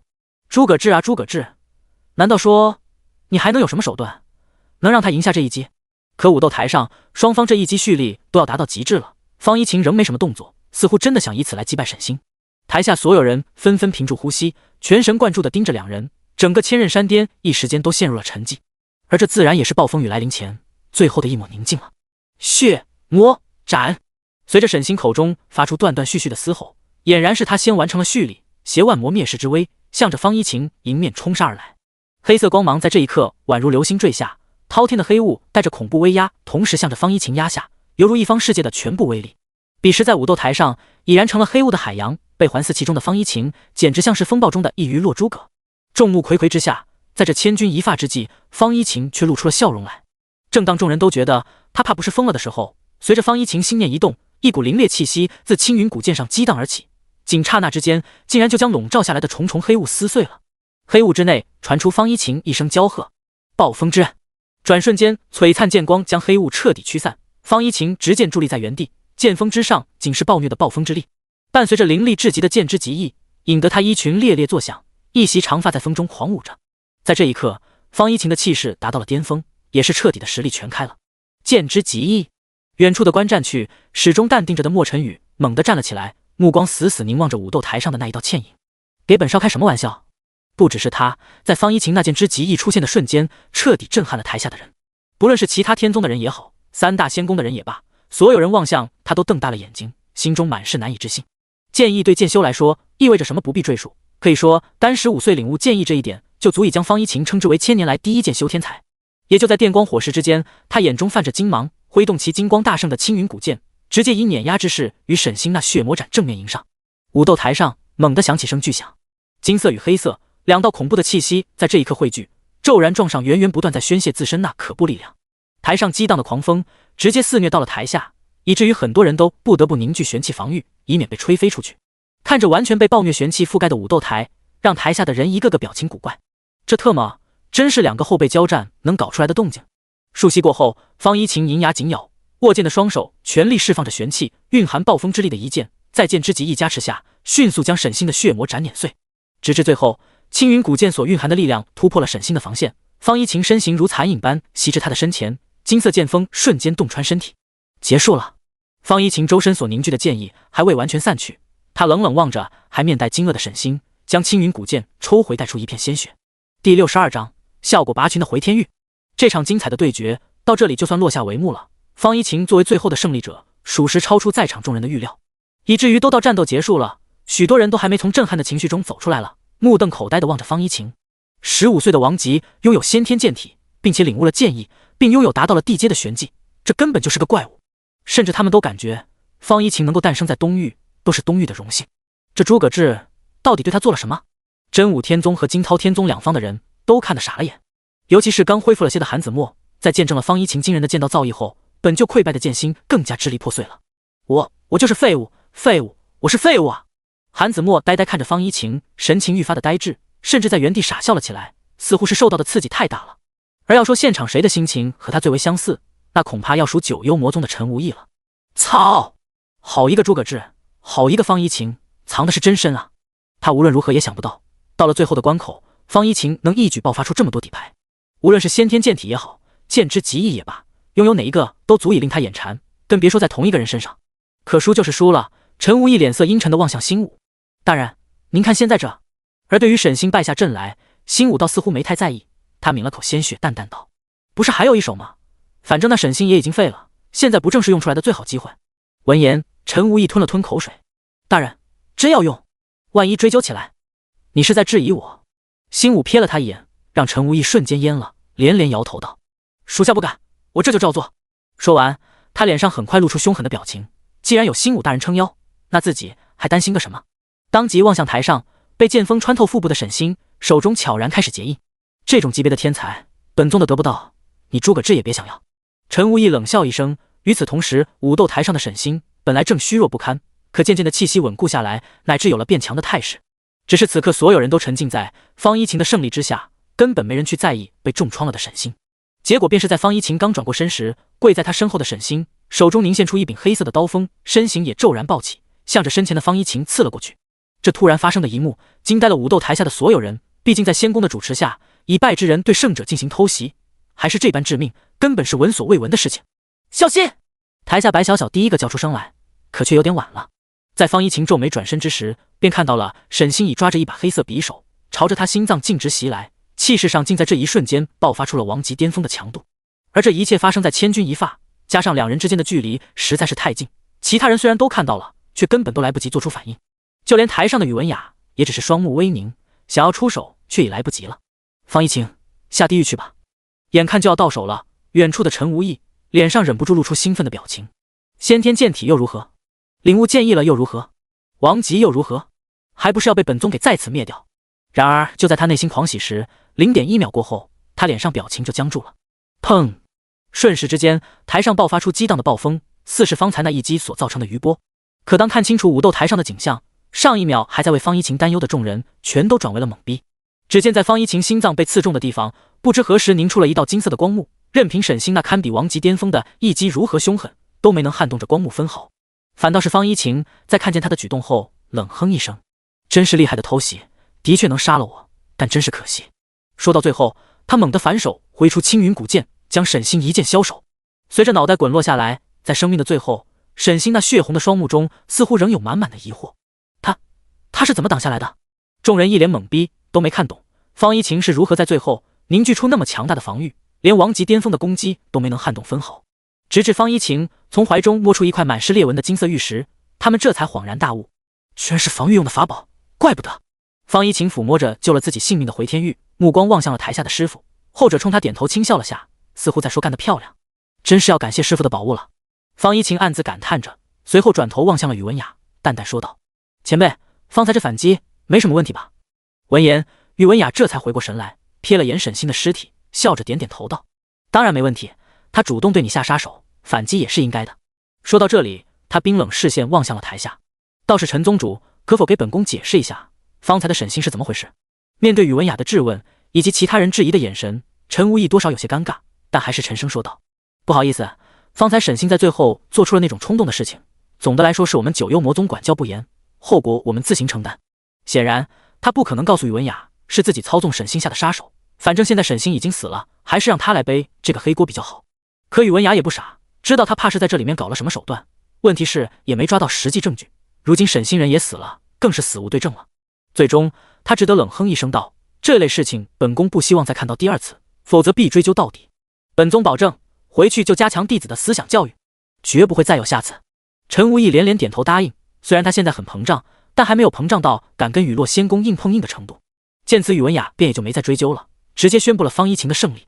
本宫宣布半决赛第二场，胜者为古道天宗方一晴。顿时全场传出众人兴奋的欢呼声，毕竟今天的他们可谓是历史的见证者了，亲眼见证了一个无名的弟子加冕为东域，乃至大陆上千年来第一件修天才的诞生。第63章，谁不喜欢白嫖呢？武斗台下，诸葛志心情也是大好，看来将回天玉送给方一晴是正确的。老实说，刚才他也被吓到了，可转念想到徒弟身上有回天玉，便也就放心了。如今望着陈无义的方向，诸葛志还不忘补刀道：真是不好意思啊，本座就是法宝多，喜欢给弟子带保命法宝，让陈宗主失望了吧？而且到最后还这么把你们九幽魔宗的第一天才给杀了，真是有点遗憾呢。对他的调侃，陈无义表情难看至极，心里别提多憋屈了。本来想着这一次四宗大会能轻松拿下第一，结果倒好了，排名没拿到，人也死了。可事已至此，他能做的也只有狠狠地瞪了诸葛志一眼，心中暗自想着：诸葛志啊，诸葛志，就让你最后再嚣张一回，再过会我看你还笑不笑得出来。这一届的四宗大会，按理说到现在就算结束了，毕竟方一晴和白小小都属于古道天宗，并且是诸葛志的徒弟，根本没必要再浪费时间多打一场了。估计最后无非就是白小小弃权，让实力明显更胜一筹的师姐拿下第一，自己则居于第二。宇文雅也清楚这点，便望向诸葛志师徒三人，十分人性化的问道：“诸葛长老，你这两个徒弟还要再比一场吗？还是说谁主动弃权？”毫无疑问，诸葛志是懒得再浪费时间，便耸了耸肩道：“他们的话没必。”可话还没说完，便听方一晴和白小小两女异口同声的叫道：“我们还要比？哈！”别说宇文雅，这下连诸葛志都愣了。正当他看向两人，想问问他们又要搞什么花样，却见方一晴和白小小都一脸严肃地盯着对方，谁都不甘示弱。最后他们看了看宇文雅，又看了看师傅，纷纷说道：“我们一定要分出高下。”至于他们坚持的原因，自然是在四宗大会开始前跟师傅说好的约定，他们谁要是能赢到最后，就可以拿下师傅的一个吻。没错，由于诸葛志之前没来及拒绝，他们都默认这约定生效了，所以自然都不肯将机会让给对方。然而诸葛志显然没想到这点，见他们这么坚决，便摆了摆手道：“行吧，你们想打就打吧，记得点到为止哈。”“我们会手下留情的。”两女纷纷答应，随后便纵身上到武斗台，在宇文雅疑惑的宣告战斗开始后，直接展开了最后的战斗。虽然他们嘴上说着会互相手下留情，可是关师傅的一吻，意味就完全不同了。“师姐，师妹，那是什么？可以吃吗？”于是乎，武斗台上两女打的是热火朝天，看得台下观众无不懵逼。真是见了鬼了，这俩人之间难道有血海深仇吗？居然打得这么激烈。但疑惑归疑惑，不可否认的是，这场最终决战观赏性非常不错，硬是打出了往年决赛都没有过的激烈与精彩。然而最终结果也不出意料，尽管方一晴玄气消耗严重，可终归实力上终归是个怪物，硬是在玄气枯竭之前，硬生生将状态近乎全满的白小小给击败了。“我赢了，师傅，我赢了！”在最终险胜白小小一招的方一晴，别提有多高兴了，满脸欣喜地望向台下的师傅：“师傅，我们说好的奖励什么时候兑现啊？”“奖励？”诸葛志被他这么一说，心中还有点疑惑，可方一晴却认真地盯着他道：“在比赛开始之前，师傅您答应的啊。”眼看着方一晴可爱的眨巴着眼睛，诸葛志先是一愣，随即反应了过来：“师傅，想起来了吧？想起来了吧？”方一晴一副雀跃的样子，诸葛志脸上则满是黑线。“之前的事，为师什么时候答应了？您没有拒绝，那就是答应了吗？”方一晴上前拽着他的袖子，用力摇晃着说道：“师傅，您不能说话不算数，约定好的事情就是要做到吗？毕竟好不容易才战胜师妹，怎么能少得了师傅奖励的一吻呢？”他这当众撒娇的样子看起来确实是非常可爱，可诸葛志那叫一个无语啊！这要真当众亲了方一晴，1000%会被在场所有人误会。从今以后，他诸葛志在东域乃至大陆最出名的，恐怕就不是实力了，而是一个会轻薄徒弟的死变态。一晴，别闹，这些事等宗了再说。没办法，诸葛志只得退而求其次，保住自己的名声优先。而方一晴一听这话，顿时眼前一亮，嬉笑道：“也就是说，师傅您答应了？是吗？是吗？”诸葛志哭笑不得，无奈的摆手道：“是，真是怕了你们了。”这下子方一晴喜笑颜开，高兴的在原地跳脚，而一旁的白小小则满是羡慕，却不知他才是拿下了师傅一血的人。见他这么高兴，诸葛志长叹了口气：“我这都是收了什么徒弟啊？”心想别人家的徒弟那都是对师傅尊崇有加，到自己这可好，一个个都想着占自己的便宜。可谁让自己这俩徒弟一个赛一个的可爱，除了宠着还能怎么样呢？就这样，奖励的事情暂且作罢，事已至此，这场四宗大会就剩最后的颁奖仪式了。雨公主，关于后面的颁奖仪式，可否由我亲自为依晴和小小颁奖？在颁发奖励前，诸葛志找上了宇文雅，微笑着问道。闻言，宇文雅愣了下，由他来进行颁奖。这家伙又想搞什么？但本质上，这奖励也确实是颁给胜利者背后宗门的，所以由诸葛志来颁奖也没什么问题，便点了点头道：“既然你想颁发，那就随意吧。”宇文雅随后将第1名和第2名的奖励全都交给诸葛志。多谢雨公主理解。诸葛志点头一笑，随后看着手中的无鞘之花，还有7品丹药速玄丹，强忍着笑出声来的冲动。不错，这下能够白嫖一波返还奖励了。毕竟由他颁发给方一晴和白小小，就相当于是授予他们的，自己这边也能够得到相应的系统奖励。这种纯白嫖的行为，谁不喜欢啊？第64章万倍返还，大道鲜花。宇文雅将前5名组织了起来，准备发放奖励。其中九幽魔宗可以说很倒霉，由于沈星之前的举动，第4名的成绩被剥夺，最终无一人拿到奖励。至于金涛天宗幸运拿下第3、第4名，真武天宗则最后侥幸捡了个第5名。一晴，这是你的。诸葛志将无鞘之花以及2枚7品速玄交予方一晴。这次4宗大会辛苦了。方一晴连忙双手接下，娇笑说道：“怎么会，徒儿很开心，谢谢师傅。”就在他接下奖励瞬间，诸葛志脑海中便传来了系统提示：您授予徒弟无鞘之花，获得万倍返还，获得大道鲜花；您授予徒弟7品速玄丹，获得1000倍返还，获得9品天圣丹。听到这次的返还奖励，诸葛志差点嘴都要笑歪了。果然，白嫖的才是最强的，万倍返还，还有9品丹药。这2个奖励的宝物全都是传说之物，天圣丹啊，那更是不属于凤凰丹的顶尖丹药。依晴，你真是为师的幸运星！诸葛志兴奋地抱住方依晴，这猝不及防的惊喜让他小脸刷得红了几分，心中是小鹿乱撞。虽然他不太清楚发生了什么，但还是对师傅的热情无比享受。这温暖舒适的怀抱，好安心，真想一直这么下去。一旁的白小小则羡慕嫉妒恨地看着他，可恶啊！要是我拿下第一，这个时候被师傅抱着的，应该是我才对。白小小抿着嘴唇，小脸满是郁闷。没多时，诸葛志便松开方依晴，走到他身边，将第2名的奖励拿了出来。相比于第1名，第2名的奖励就逊色多了，只有1枚6品荣元丹。不过重点本就不是丹药，而是名次所附加的公共资源，这才是4宗大会举办的真正意义。由新一代弟子的实力来决定东域许多公共资源的开采权，拿下名次越高，数量越多，古道天宗所得到的资源也就越多。诸葛志发放了奖励后，系统也接着传来提示：您授予徒弟6品速玄丹，获得万倍返还，获得9品荣天丹。又一个万倍返还。诸葛志眼前一亮，虽说这次基础丹药差了一筹，但胜在返还的倍率翻了10倍，最后竟也触及到了9品丹药。不错不错，诸葛志对他笑着点了点头，却见白小小鼓着嘴巴，眼睛直盯着他，并且伸着了一双小手，那意思可再明显不过，要抱抱。没办法，谁让咱最宠徒弟呢？况且还是这么一个小吉祥物。行行行，都有分好了吧？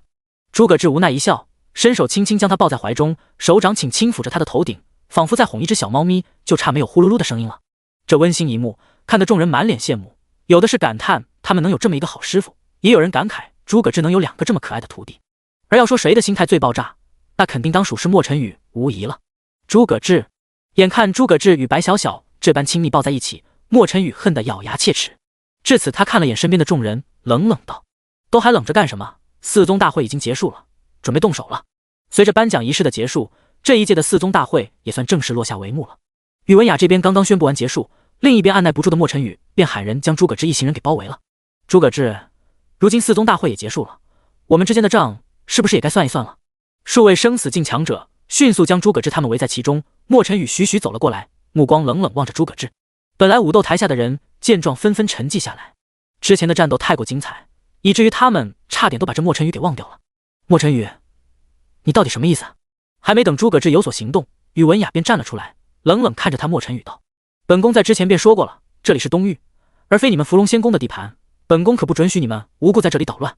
闻言，莫尘羽却冷哼一声道：什么叫无故捣乱？这诸葛志在不久之前强行带走了本少定下婚约的未婚妻白小小，宇公主觉得本少不该来要个说法吗？此话一出，千仞山巅是一阵哗然，所有人这下是目瞪口呆地望向诸葛志，表情一个比一个震惊。卧槽，这诸葛长老那么狠的吗？居然敢抢亲！我说怎么伏龙仙宫出动这么多强者，这也怪不得啊。完了，这种事情怕是连雨落仙宫都不好插手了，诸葛长老危险啊。正如其他人议论的一样，此刻宇文雅在听了他的讲述之后，神色也愣住了。最终他疑惑地看向诸葛志，忍不住问道：诸葛长老，他所说的当真属实？你当真抢亲了？抢亲？诸葛志冷笑一声，望着莫尘羽道：从始至终，本座的徒儿有答应过要嫁给你吗？这时站在一旁的白小小也站了出来，沉声道：师父说的没错，自始至终我都没答应过要嫁给你，一切都不过是白家一厢情愿的决定。莫尘羽不禁嗤笑，语气蛮横地说道：自古以来，父母之命媒妁之言，你白小小该嫁给谁，还轮不到你来决定。在这之前，莫尘羽也没少给白家好处，就为了享用白小小呢，又怎会在乎他自己的想法？随后他看向诸葛志，冷笑道：而且归根到底，这一切都是他白家内部的事，与本少何干？既然白家同意了婚事，那他就必须要嫁给我，倘若就此反悔，将我伏龙仙宫的脸面放在何处打？你爱放哪放哪。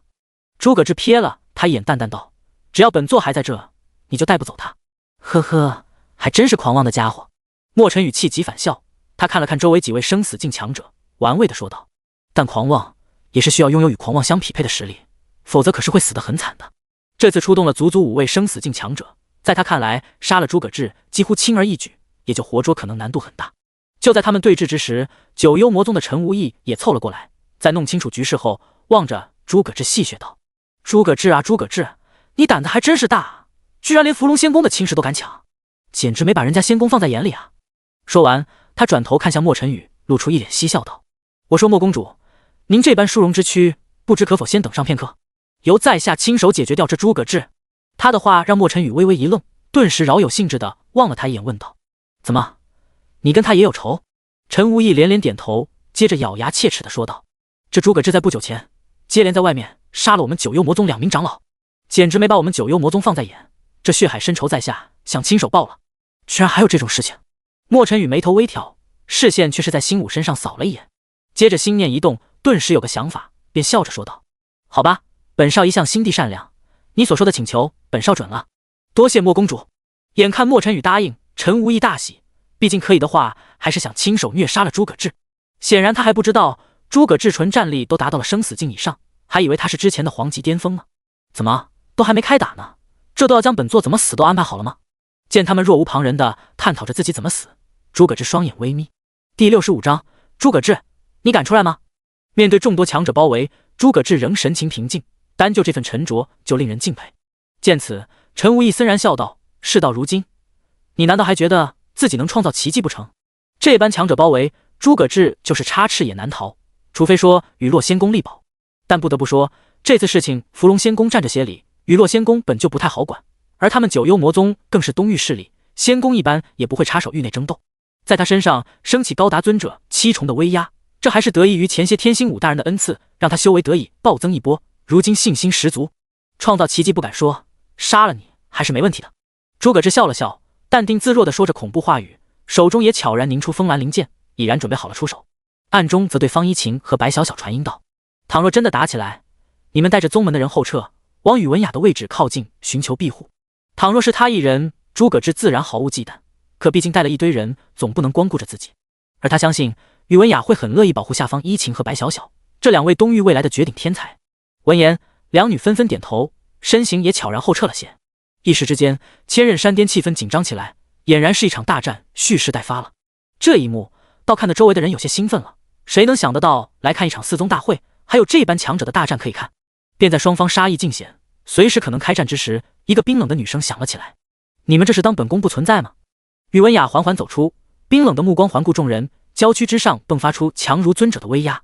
而更让人在意的，还是在他身边跟随着的那位生死境强者也气势全开，令山巅之上所有人都脸色微变，就连莫晨宇也皱起眉头，沉声说道：“宇公主，此事乃是我与诸葛志的私人恩怨，你们雨落仙宫插手，不太妥当吧？”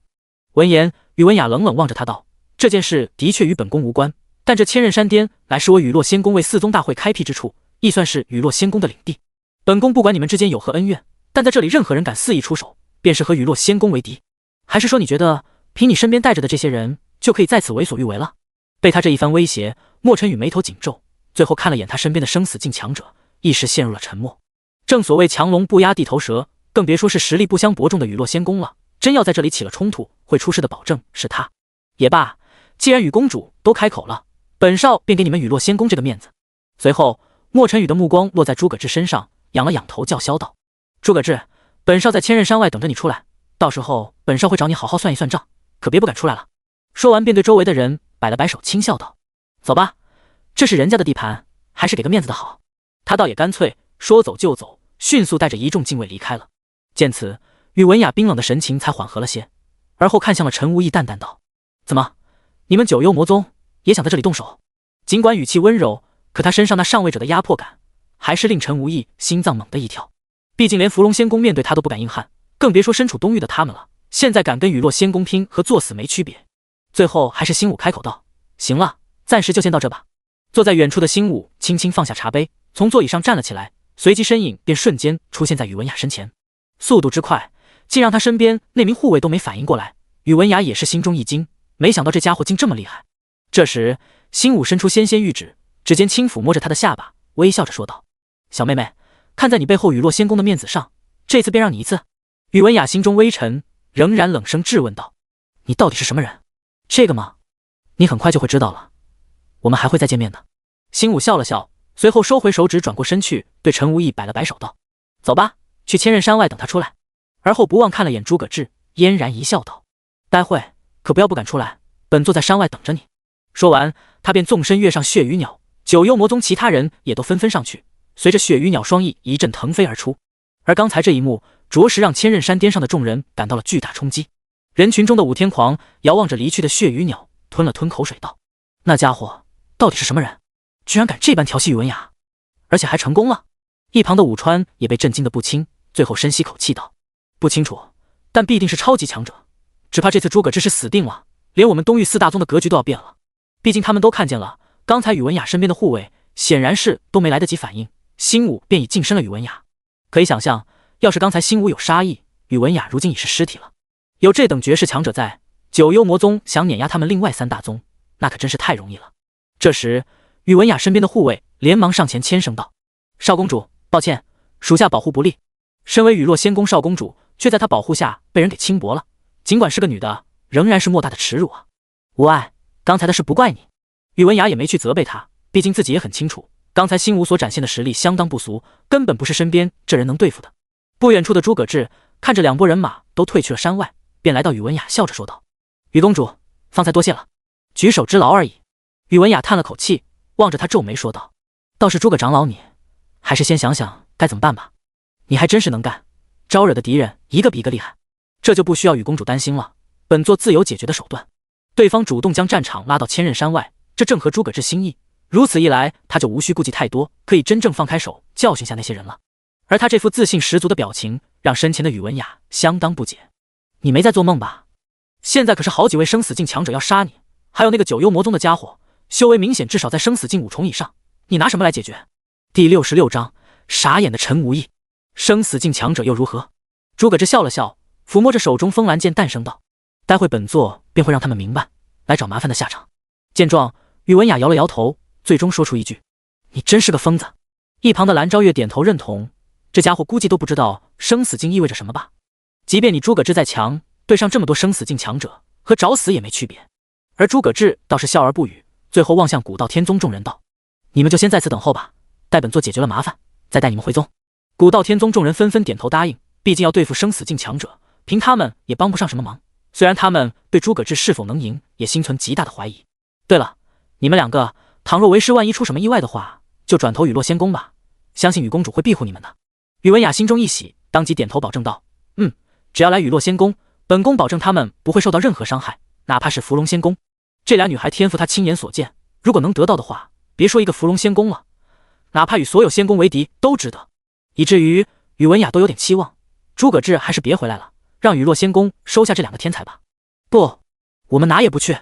但没想到方一晴和白小小却都坚定望着诸葛志，其中方一晴一脸严肃地说道：“如果师傅真出意外了，徒弟就随您而去。”白小小也点头道：“徒儿要与您同生共死。”对他们来说，师傅的重要性都已超越了自身生命，真要舍弃师傅独活，根本做不到。这一幕看得周围人都有点感动，宇文雅也忍不住暗叹，能有这么两个徒弟，怕是死也值得了。诸葛志也愣了下，随即无奈一笑说道：“你们这还真是。”最后他摸了摸两女头顶，一脸微笑：“放心吧，为师可没那么容易出意外。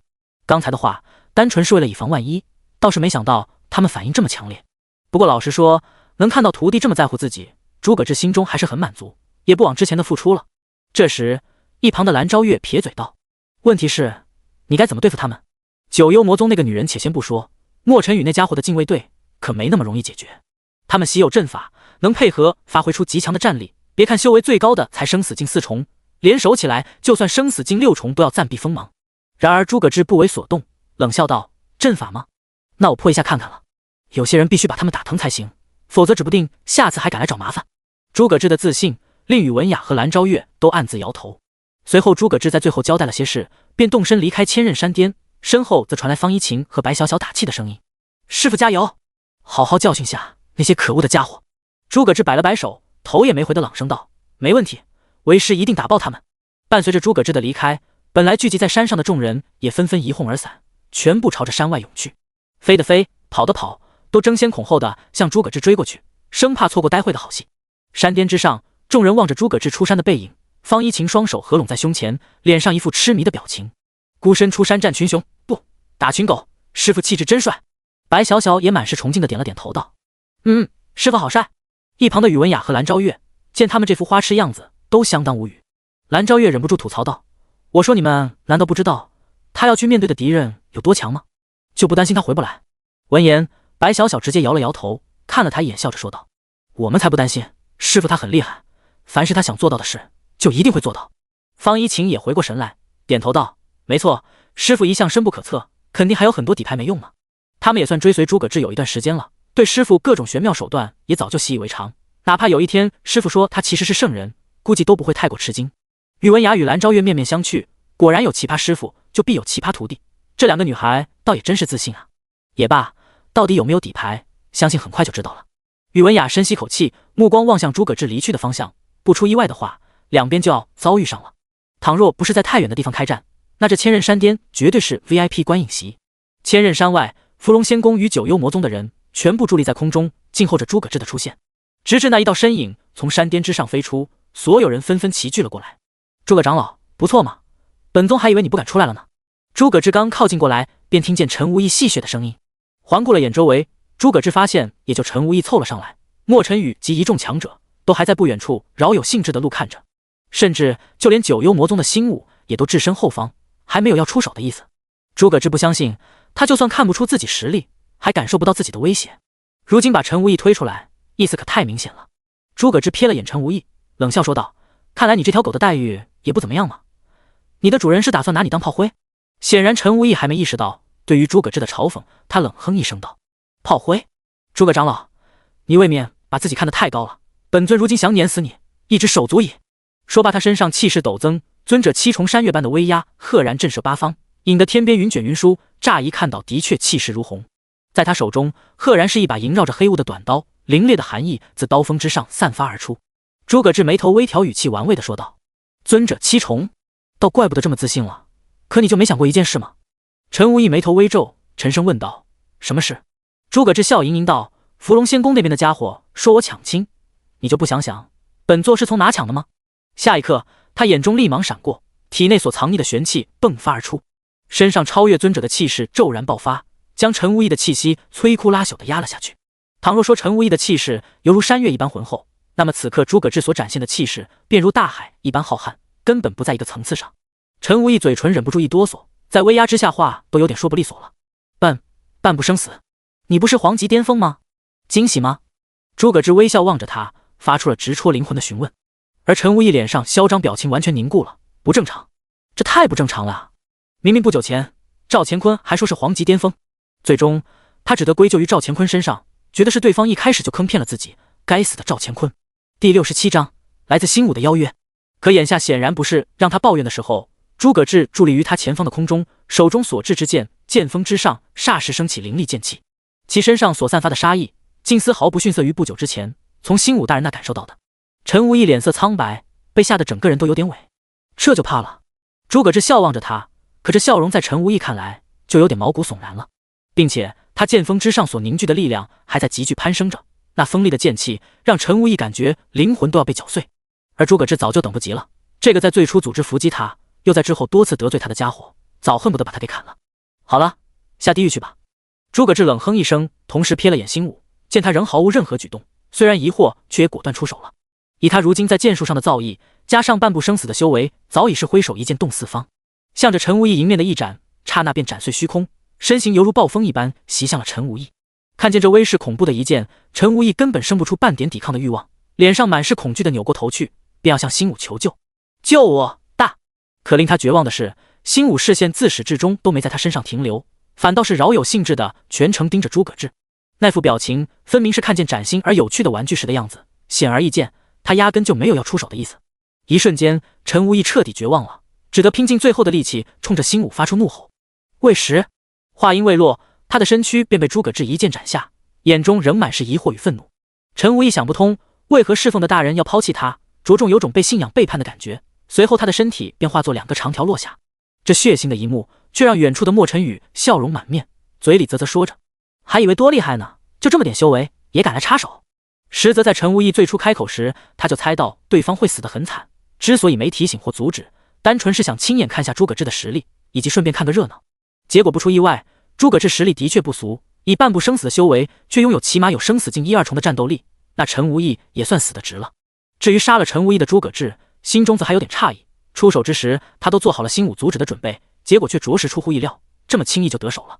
在远远围观的众人都看得一脸懵逼，什么情况？这就杀了？那个女人怎么没出手？是啊，之前陈无义对她那么恭敬，刚才居然没救她。那女人还真是个冷血无情的家伙，手下就这么放弃了。尽管他们都不喜欢陈无义，却也不免为新武的不为所动感到有些不适。而在千仞山巅看完刚才战斗的宇文雅和蓝昭月，则吃惊着另一点，诸葛志他居然这么厉害。宇文雅忍不住看向身边的蓝昭月说道：你不是说他修为顶多是尊者吗？怎么变成半步生死境了？蓝昭月也很懵逼，俏脸之上满是郁闷。没有错啊，之前在风龙古城明明感觉是尊者啊，难道是这2个月来提升的？你觉得可能吗？宇文雅白了他一眼，蓝昭月似乎也觉得不太现实，最后轻咳了声道：也可能是他当时隐藏实力了吧。按照那可恶家伙的性格，很有可能。隐藏实力吗？的确，相比前者这个猜测倒更靠谱些。宇文雅不由感叹道：如果真是这样，那他的天赋真的太恐怖了。20多岁的生死境强者，比我们这些仙宫传承人还恐怖。恐怖又如何？蓝昭月不禁轻哼道：这次还不是要玩？一旁的宇文雅则很无语，叹了口气说道：你这家伙，这次明明想化解跟他的误会，一直这个态度的话，可是会把他越推越远，将误会加深的。并且圣人之墓就要开启了，以他这份实力，若是拉拢过来，说不定会是个优秀的盟友。一听到圣人之墓，蓝昭月顿时懵了，只得点点头道：知道了，等他回来后我会说清楚的，不过前提还是他能活着回来。闻言，宇文雅望着远处，面露沉思之色。说起来，那个九幽魔宗的强者竟然没阻止宗主被杀，着实有点奇怪了。远处战圈之中，新武就那么眼睁睁看着陈无义被斩杀，自始至终都无动于衷，以至于诸葛志都望着他挑眉问道：怎么，他不是你的狗吗？结果就这么把他放弃了？随即新武回过神来，嫣然一笑：你也都说了，一条狗而已，死了也就死了，况且说不定下一个会更好。对他而言，陈无义连下属都算不上，顶天了算作一个随便可以替换的工具人，死了也没什么心疼的。这一番回答让诸葛志颇感诧异，看来陈无义之于这神秘女子关系也没想象中那么好。不过这也正合他意，如果对方真出手了，自己倒也会有不小的麻烦。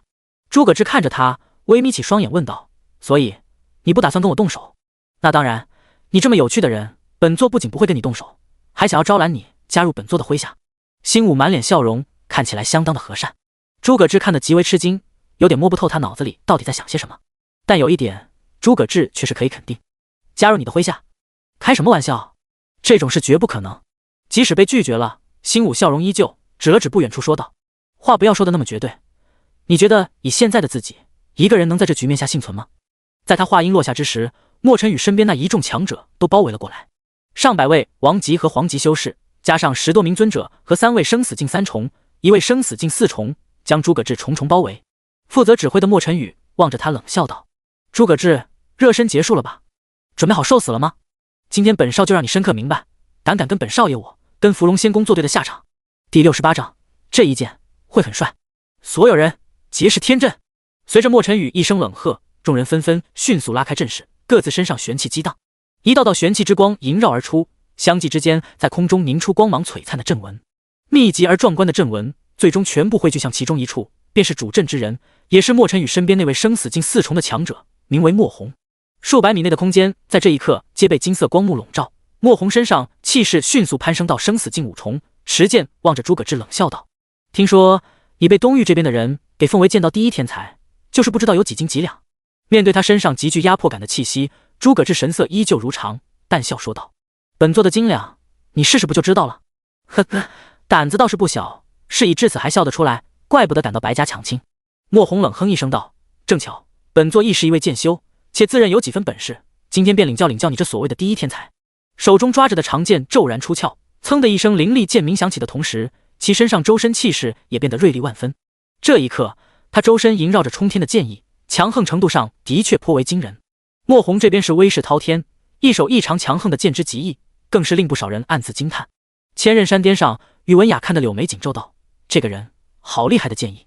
一旁护卫沉声道：这股气息是相当精炼的高阶剑意，距离顶阶剑意怕也仅有1线之隔了，的确是个不俗的剑修。顶阶剑意可以说是一般所能见到的最高水准，放眼大陆之上，能领悟顶阶剑意在几大仙宫都凤毛麟角，至于再往上的层次，就只有了几大仙宫之主才有所领悟了。莫红能接近顶阶剑意这个层次，足以见得他在剑术上造诣的不俗，战力上必然也不会差到哪去。闻言，蓝昭月摇头惋惜道：“这下好了，那家伙不但有是天阵加持，还有这么厉害的高阶剑意，这还怎么打？”宇文雅微微沉吟道：“的确，除非说他也领悟高阶剑意乃至顶阶剑意，否则这一战只怕没什么胜算。在同为剑修的情况下，剑意的强弱影响极大。诸葛志在修为低于对方的情况下，若剑意上还不如对方，那真没得打了。”这时，蓝昭月看向方一晴，不禁开口询问：“说起来，你们两个清楚他剑术造诣如何吗？”本以为是徒弟，两女应该很清楚，结果却让他大失所望。两女都摇了摇头道：“不知道，师傅一直没展现过剑意。”这个回答让蓝昭月越发担心了。毕竟诸葛志要是剑意造诣极高，他们不该不知道才对，除非说算不上那么优秀便没说。但要是这样的话，一切可就都晚了。莫红在提升实力后，强大的剑意一出，便让周遭那些凑热闹的人不由叹惋，都觉得诸葛志有些危险了。少公主，那诸葛志要活的还是死的？气势达到巅峰的莫红扭头看了眼莫晨宇，无比平静地问着。莫晨宇笑了笑，声音中泛起冷意，望着诸葛志的方向说道：“当然是要活的了，废了他的修为和四肢就行。本少还有些事情要审问他，并在这之后可还要让他亲眼见证本少迎娶他那两个宝贝徒弟呢。”此话一出，无疑是在诸葛志的雷区蹦跶，在望向莫晨宇之时，那眼神已和看死人无异。就单论这一番话，诸葛志便在心中给他判了死刑，无论如何他都别想活了。倒是莫红微微点头，目光亦是落在他身上，挑衅似的提醒道：“那本座可要上了。”话音方才落下，他周身玄气猛然狂涌，赤色剑芒在剑锋之上闪耀。转瞬之间，莫红眼中闪过一道厉芒，身形携滔天之威向诸葛志袭去，口中厉喝道：“狂天13斩！”今天的赤色剑芒蕴含着无比恐怖的暴虐力量，眨眼之间便袭至诸葛志身前。这一剑落下，似要将天空都给斩落一般，激荡的玄气令围观的人纷纷脸色大变，连忙后撤闪避。我去，这家伙来真的了！狂天13斩，伏龙仙宫的地阶玄技啊！而且还有这么厉害的高阶剑意加持，这要挨上一下不死也得重伤吧？有什么好怕的？有本事砍我一下，我连吭都不会吭的一声。地阶玄技威力惊人，引得天地巨变，可见莫红嘴上虽是狂傲，却也没有小看诸葛志这个对手。在赤色剑芒斩下的一刻，宇文雅仪众人无不凝眸，就连方一晴和白小小也都不免有些紧张。尽管嘴上说对师傅很有信心，可见到这家伙的实力后，还是不免为师傅捏一把冷汗。不错，倒是有点东西，可惜我已经全都看透了。诸葛志伫立在空中，十分洒脱地负手而立。面对威力恐怖的赤色剑芒，他面色依旧不改，只待剑芒临近身前，体内玄气也骤然发动了。雪上无踪，莫红一剑斩下，却没想到在剑芒即将斩在诸葛志身上的前一秒，诸葛志的身形骤然化作片片雪花散落，而他这一剑也是斩了个空。一剑落空，诸葛志的身形竟出现在另一处。莫红眉头微皱，什么鬼？居然躲开了？愣什么呢？你这剑诀，莫非就这？诸葛志微笑望着他，引得莫红冷哼一声道：“躲开一剑又如何？本座就不信你能全部挡下。”莫红手中剑锋骤然一转，竟以更快更强的威力转而向诸葛志斩去。狂天13斩，顾名思义，共有13剑，每斩出一剑，速度力量都会变得强大，直至斩杀对手为止。给我死！莫红挥剑而出，以极为刁钻的角度斩出。可令他没想到的是，诸葛志身形再度化为雪花，轻松避开这一剑。不过这才是刚开始，两剑未果，莫红开始对诸葛志展开疯狂的进攻，转瞬间便挥出第3剑、第4剑、第5。可即便莫红不断虚晃，不断的诱导诸葛志，他都仿佛全看穿了一样，每一剑要落在何处都无比清楚，并轻松躲开。可恶，这家伙到底是什么怪物？莫红的身形越来越快，赤色剑芒所蕴含的力量也愈发恐怖，直至第13剑斩出之时，赤色剑芒落下之处，数百米的虚空被骤然斩碎，暴虐的空间之力狂涌而出。然而诸葛志依旧毫发未伤，身形飘逸地避开这可怕的一剑。这一番闪避简直可以说是教科书级别的，尤其是诸葛志自始至终都一副淡定自若的样子，看得围观众人目瞪口呆。诸葛长老这也太离谱了，那么强的剑诀硬是没能伤到他分毫。眼看诸葛志没事，远处的莫晨宇顿时怒了，冲莫红怒声道：“莫红，你在搞什么鬼？还不快解决他！”他还以为是莫红没尽全力，心中自然愤怒不已。实则莫红13剑结束，由于玄气消耗极大，嘴里都在不断喘息着，可见他根本没留余力。对于莫晨宇的怒吼，他相当不爽，心想特么的你行你上啊，你试试能不能打得到。但他还是忍住了。相比之下，他有更在意的是，他双眸死死盯着诸葛志。不可能，我的剑招你怎么可能看得透？方才一番攻击用的可谓是他最引以为傲的剑诀，却连诸葛志一脚都没能碰到，对他的打击简直不要太大。正常来说，除非修为差别极大，否则诸葛志即便身法厉害，也断然躲不开他的攻击。除非说诸葛志剑术造诣上比他强了很多，再加上优秀的身法，才能做到这惊人的闪避。诸葛志望着他，笑盈盈地说道：“为什么看不透？你不会以为领悟个区区高阶剑意就称得上天下无敌了吧？”区区高阶剑意，这话让众人面面相觑。好家伙，能说出这话的，古往今来也就他一人了吧？以为高阶剑意是大白菜吗？莫红眉头也猛地一跳，似是感到被羞辱一般，沉声道：“好一个区区高阶剑意！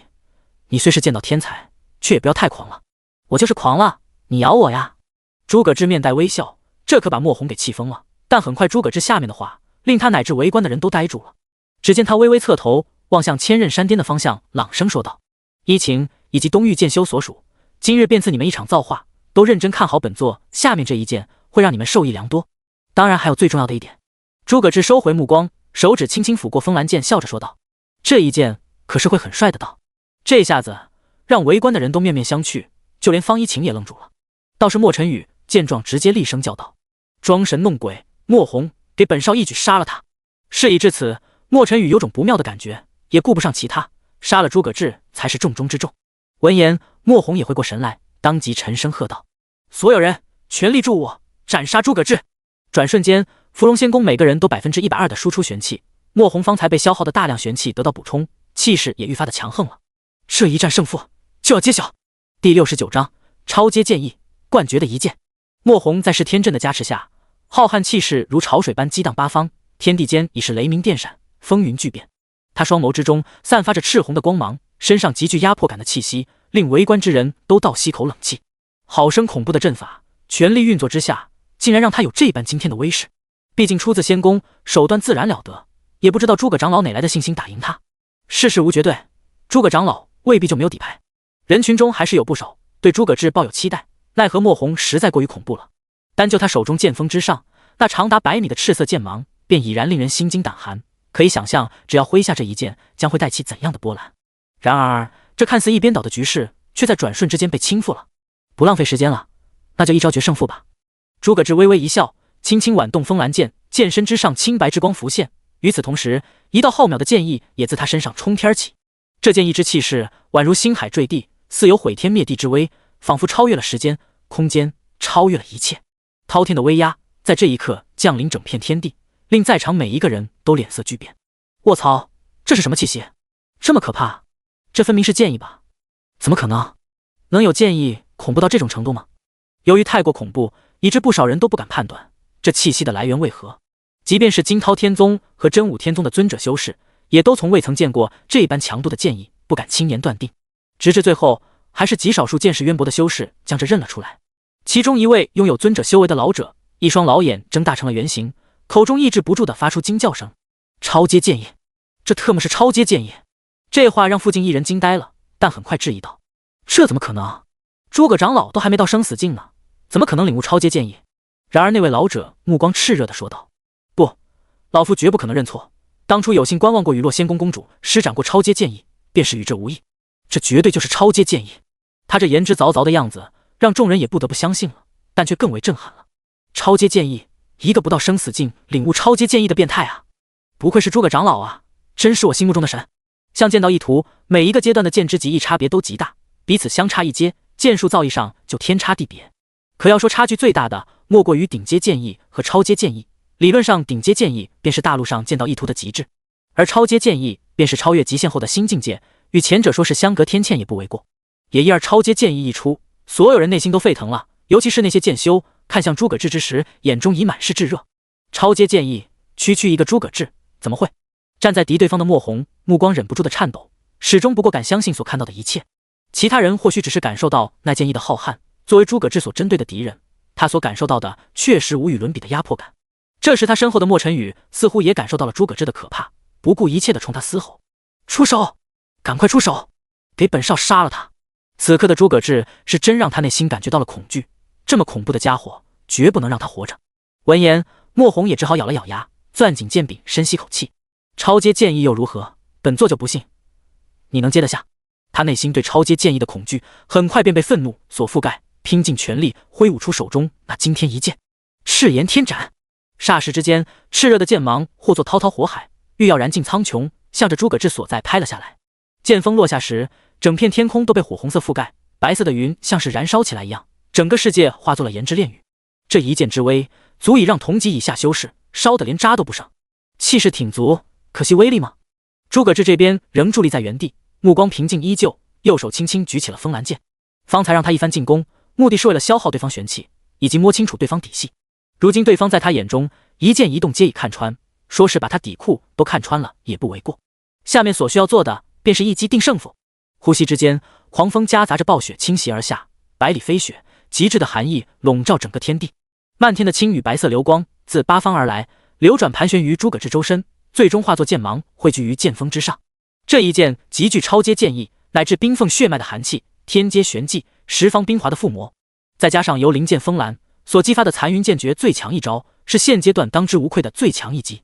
也正如他方才所说的一样，下面这一剑对周遭那些围观的剑修来说，将是一场莫大的机缘。一切发生在转瞬之间，看着墨红那赤炎天斩压下，诸葛志身形未动，口中轻喝一声：“风卷残云。”话音落下，手中散发着青白色光芒的风兰剑在汇聚无尽寒玄气剑意后横扫而出。时间在这一刻定格了，唯有那冠绝的一剑，似是超越于时间之外，还在迎着那赤色的海洋而去。刹那间，两股力量便落在一处，彼此迎面撞上。轰隆隆！至此，时间才开始流逝，转眼间白色便主宰了一切。无边的暴雪骤然朝着对面狂卷而去，将那滔滔的赤色剑芒笼罩其中。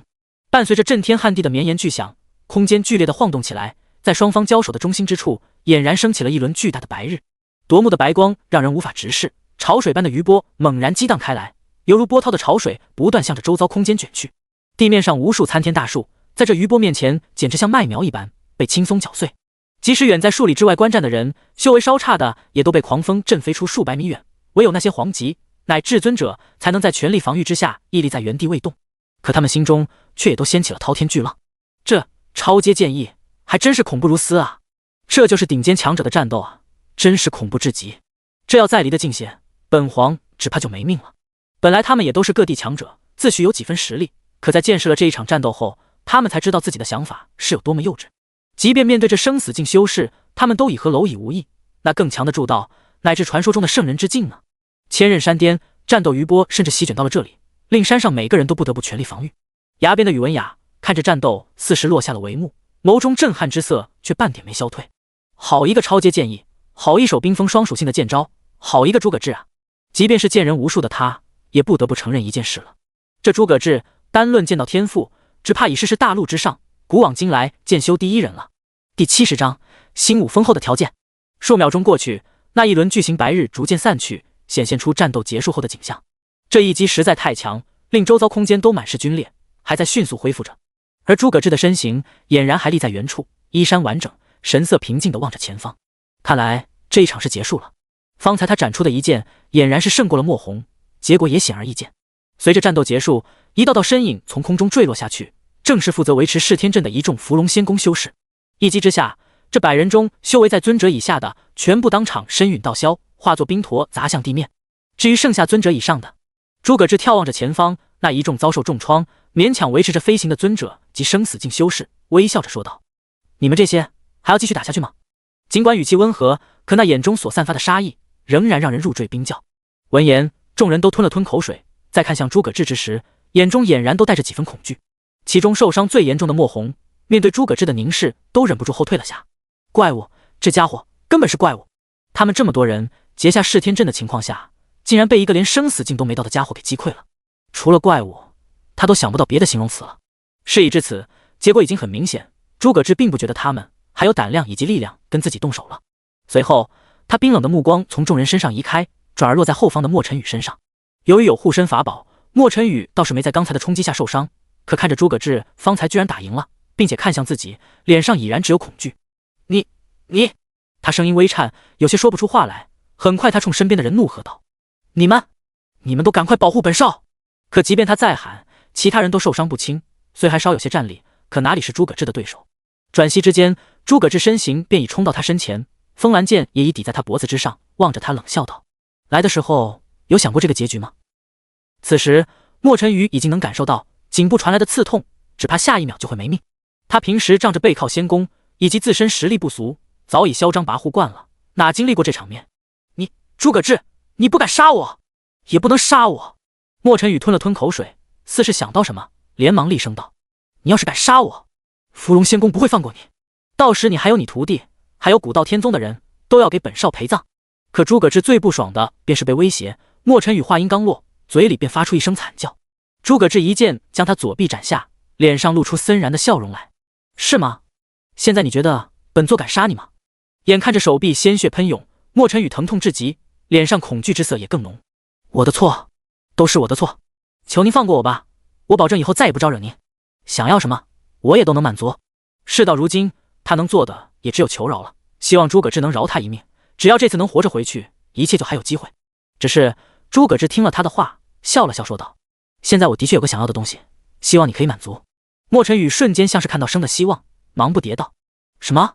只要你说你想要什么，我都能满足。”闻言，诸葛志冷笑一声道：“当然是你的命，放了他。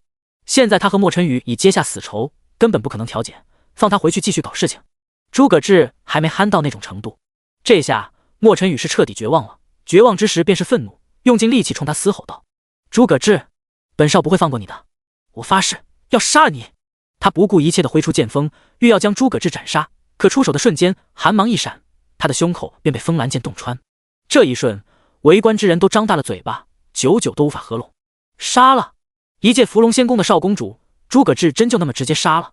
他们都还以为诸葛志会顾及莫尘羽背后的芙蓉仙宫，狠狠教训一下就差不多够了，杀了的话影响实在太大。诸葛长老他不怕芙蓉仙宫报复吗？完了，这下诸葛长老真的完了。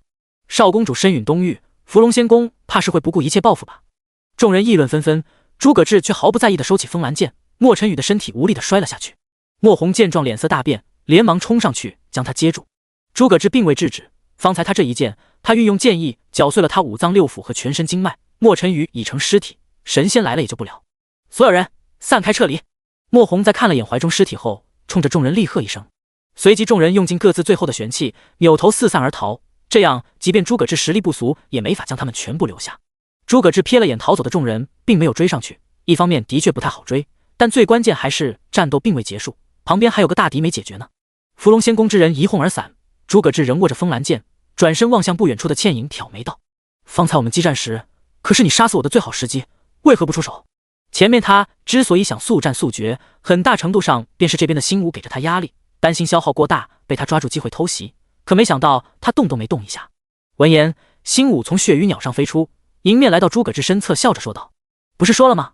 本座对你很满意，所以想收服你作为成就伟业的属下。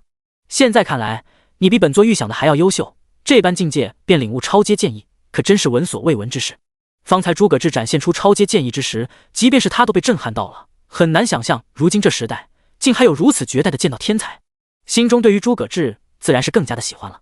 诸葛志不禁玩味道：“你的意思是让本座给你当狗？不，看来你误会了什么。”星武踏空一步步走来，倾城绝美的面容露出妩媚微笑：“本座认可你的天赋与实力，所以希望你能助本座成就伟业，届时本座让你成就圣人，乃至超越圣人都轻而易举。”说话间，他纤柔的玉指自白皙锁骨处拂过，指尖轻轻抚过在身前那曼妙曲线，语气中带着几分娇媚道：“并且如果是你的话，若能让本座满意，未来赐予你此殊荣之身的处子之业，也或无不可。”第71章，本座会杀上九幽魔宗。他这一番条件，听得围观之人简直目瞪口呆，恨不得现在跳出去抢着答应。倘若他所说为真，单就能助自己成就圣人这一点，便足以让世间多数强者为之疯狂。而后面的条件，参考他那绝美的外貌与气质，但凡是个正常男人都不敢说不对其动心。诸葛志也听得微愣，没看出来这家伙倒挺有手段，帮助成就圣人，赐予处子之业，在他看来多少有点离谱。他笑了笑说道：“条件倒是真诱人，可惜我拒绝。帮助自己成为圣人，你帮忙有系统厉害吗？至于处子之业什么的，诸葛志更不感兴趣，毕竟身边美少女那么多，他免疫力早提升了无数倍。”诸葛志凝望着星武，笑盈盈道：“如何？打算用强了吗？”出乎预料，星武却是微微摇头，舒了口气道：“不，臣服之事，本座从不强求别人，一切全凭自愿。”这份态度让诸葛志冷笑一声：“没看出来，你还挺有原则呢。自然，本座一向说一不二。”星武淡淡一笑，目光垂下，随意摆弄着纤纤玉指道：“所以用不了多久，你便会到九幽魔宗，主动臣服于本座。这声音十分温和，却有着一份不容置疑的自信。闻言，诸葛志两眼微眯道：“好啊，我倒要看看你如何能让本座臣服于你。”事到如今，他倒也好奇了，这家伙会搞出什么事情来。星武笑着点了下头道：“本座喜欢你的自信，那就再会了。”说罢，他便转身跃上血鱼鸟背上，准备就此离开。诸葛志望着他，忽然想起件重要的事，突然沉声问道：“等等，方家灭门之事，说是为了一柄古剑，那件事跟你有关系吗？”起初他是对那把剑不明所以，可在见识过星武的神秘之后，他不免将两者联系到一块。星武倒也干脆，扭头嫣然一笑道：“你所说的古剑，乃至本座的佩剑，不小心遗落在外，自然是要物归原主。至于说方家灭门，那可与本座无关，算是那少宗主陈峰的自作主张。”星武回答的坦然，从他这性格看，诸葛志倒也不觉得他在撒谎，顿时冷声说道：“陈峰现在何处？”“自然是在我九幽魔宗之内。”星武笑望着他道：“那个人本座还有用，不过你若愿意臣服，本座倒不介意将他千刀万剐。”他这也算时时刻刻方方面面想诱惑诸葛志，然而诸葛志又怎甘居于人下？诸葛志轻哼一声道：“不必麻烦，过段时间本座自会杀上九幽魔宗，灭了那陈峰，以及本座可还有不少和你们魔宗的旧账要清。”这番话并未让星武愤怒，反倒轻笑出声：“没问题，只管杀上来便是，只要你有那份实力。”说罢，他便踏上血鱼鸟，后者阵翼化作红光，消失在天边。诸葛志凝望着他离去的身影，目光闪烁，却并没有要出手的意思。虽说以他如今实力，并非不可能杀了他，但这一战绝对不会轻松，事后可还有伏龙仙宫这颗雷呢。至少现在看，对方无意杀他，仇恨上也没那么深，威胁度也远不如伏龙仙宫，倒也没必要非在今天杀个你死我活。这家伙倒是让人捉摸不透。诸葛志摇了摇头，随手将风兰剑收起。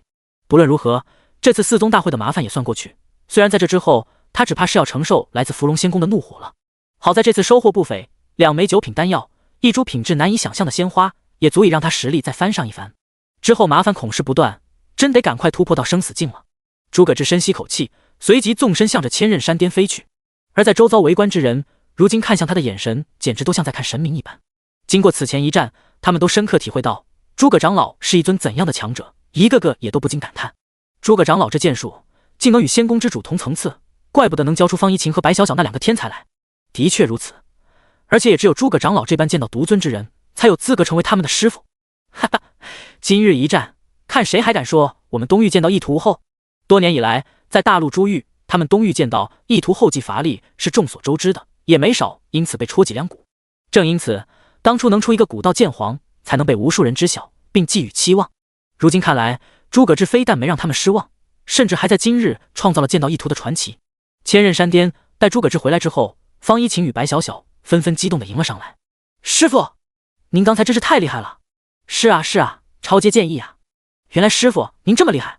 两女满脸兴奋，各自拽着诸葛志衣袖，看向师傅时眼中尽是憧憬，同时也越发觉得能够有幸拜入诸葛志门下是一件多么幸运的事情。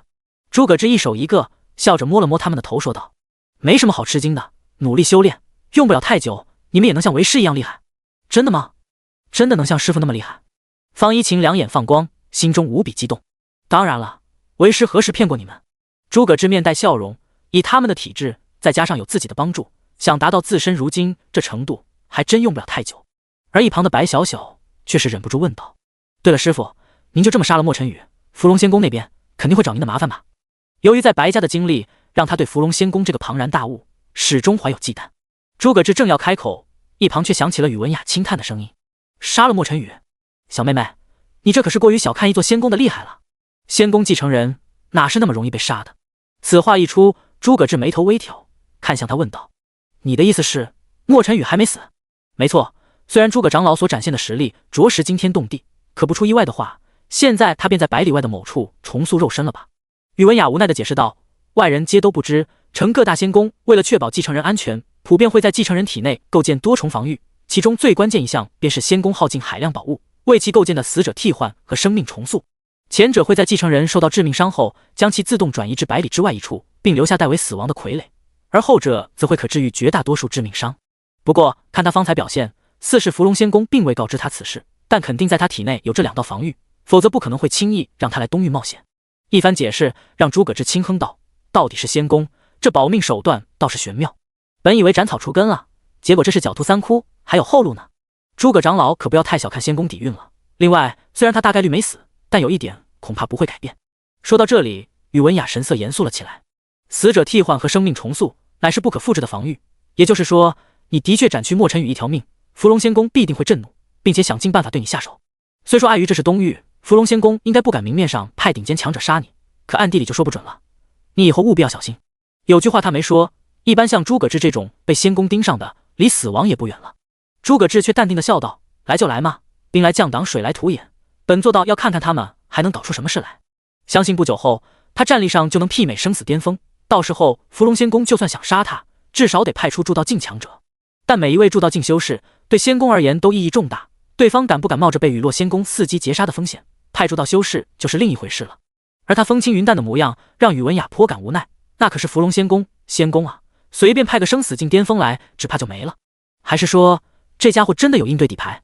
旁边的蓝昭月干脆撇嘴道：“好一个兵来将挡，水来土掩！你一个生死境修士，跟仙宫作对可没有好下场，还是找个仙宫做靠山安全一些。”一对上他，诸葛志语气也不善起来，冷哼一声道：“本座如何自会解决，就不用蓝公主在这废话了。”直至现在，他仍然因为最初的事情，加上对方的交流方式，对这个蓝昭月丝毫没有好感。突然宇文雅开口了，他看了眼蓝昭月，不禁摇头道：“我说你啊，就别闹了，分明坦诚些就能解决问题的。明明之前在风龙古城看到人家被包围，还躲在暗处想出手相助呢，怎么一见面就这么不客气了？就你这样，还想跟人家解除误会？”闻言，诸葛志不禁一愣，眉头微挑道：“宇公主，你这话是什么意思？”而一旁还在傲娇的蓝昭月被宇文雅面无表情揭了老底，本来满是不爽的俏脸刷得红了。“宇文雅，你快给我闭嘴！”然而宇文雅就没听过他的话，直接看向了诸葛志说道。随后宇文雅瞥了眼蓝昭月，收回目光后说道：“本宫了解过你，一个有情有义且正直的好人。虽不知你和这家伙因什么产生了误会，让你对他抱有敌意，但请你相信他绝非有意。他是个好人，只是偶尔脑子不太好用，会做出一些像是笨蛋的傻事而已。”他这一番解释，听得蓝昭月气得想吐血，郁闷至极的怒道：“你才是笨蛋，你全家都是笨蛋！”第72章圣人之墓，宇文雅的邀请。这边发生的一切令其他人满头雾水，寻思这几个人之间到底是在搞什么啊？本来超凡脱俗的两位仙子，一开口却互相拌起嘴来，直接打破了他们的认知。诸葛志倒似乎明白了什么，之前在风龙古城，他确实被黑魔门修士包围来着。倘若真如宇文雅所说，蓝昭月在暗中想帮他，那怕是真存在误会。他眉头微挑，对郁闷中的蓝昭月问了句：“所以说，当时要买9株葛玲珑花时，你自曝仙宫出身，不是为了威胁？要说对蓝昭月怀有敌意，这自然是一切原点。”威胁？蓝昭月正谴责着宇文雅，一听这话愣住了，随即便陷入沉思。1秒、2秒、3秒，然后他恍然大悟了，像是脑子忽然有了灵光。原来是这样。明白一切的蓝昭月气愤交加地望向他道：“你这家伙简直是以小人之心夺君子之腹！当时那么说，是想告诉你本宫不差灵石或是别的天材地宝，你可以开条件的吗？”事实上，9株葛玲珑花本身对他并不算太过珍惜，只是恰好效果特别有用途罢了。所以当时他是想让诸葛志开条件，换其他更珍贵些的天材地宝，以物易物都可以。哪想到诸葛志却联想到的是威胁。听了解释，诸葛志一阵无语，最后白了他一眼道：“要怪就怪你不会说话，在外说那种话，正常人都会认为是威胁。”旁边宇文雅淡笑道：“就说吧，他是个笨蛋，偶尔便会做出这种不过脑子的事情。”诸葛志摇了摇头道：“也罢，不论怎么说，确实是本座误会了，当时那番话见谅。倘若对方没有恶意，那之前对他的讽刺还是要收回来的。虽然在他看来，蓝昭月本质还是个胸大无脑的家伙，这还差不多。”蓝昭月轻哼一声，露出得偿所愿的神色，也算是没白来一趟了。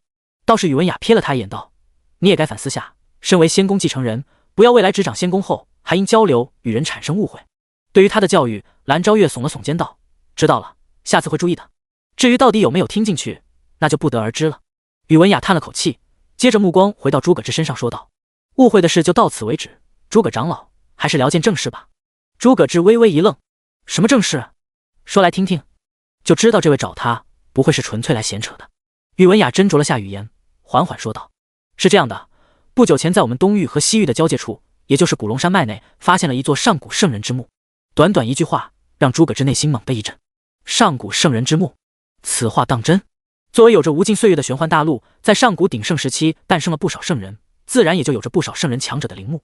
万年来，有许多上古圣人之墓被发现并探索，每一次探索总会伴随着许多上古宝物现世，乃至有缘人获得圣人传承，自此一飞冲天。因此，每一次圣人之墓出现，都会引得不计其数各方强者天骄涌入其中，从而引发一系列腥风血雨的争夺。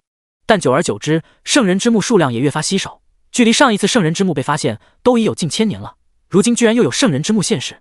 宇文雅郑重其事地点了点头道：“自然是真的。最近古龙山脉内部已多次有异象出现，一处空间不断在震荡，且有持续性的玄气外泄。根据之前的记载，9成9是有藏匿于虚空中的圣人之墓。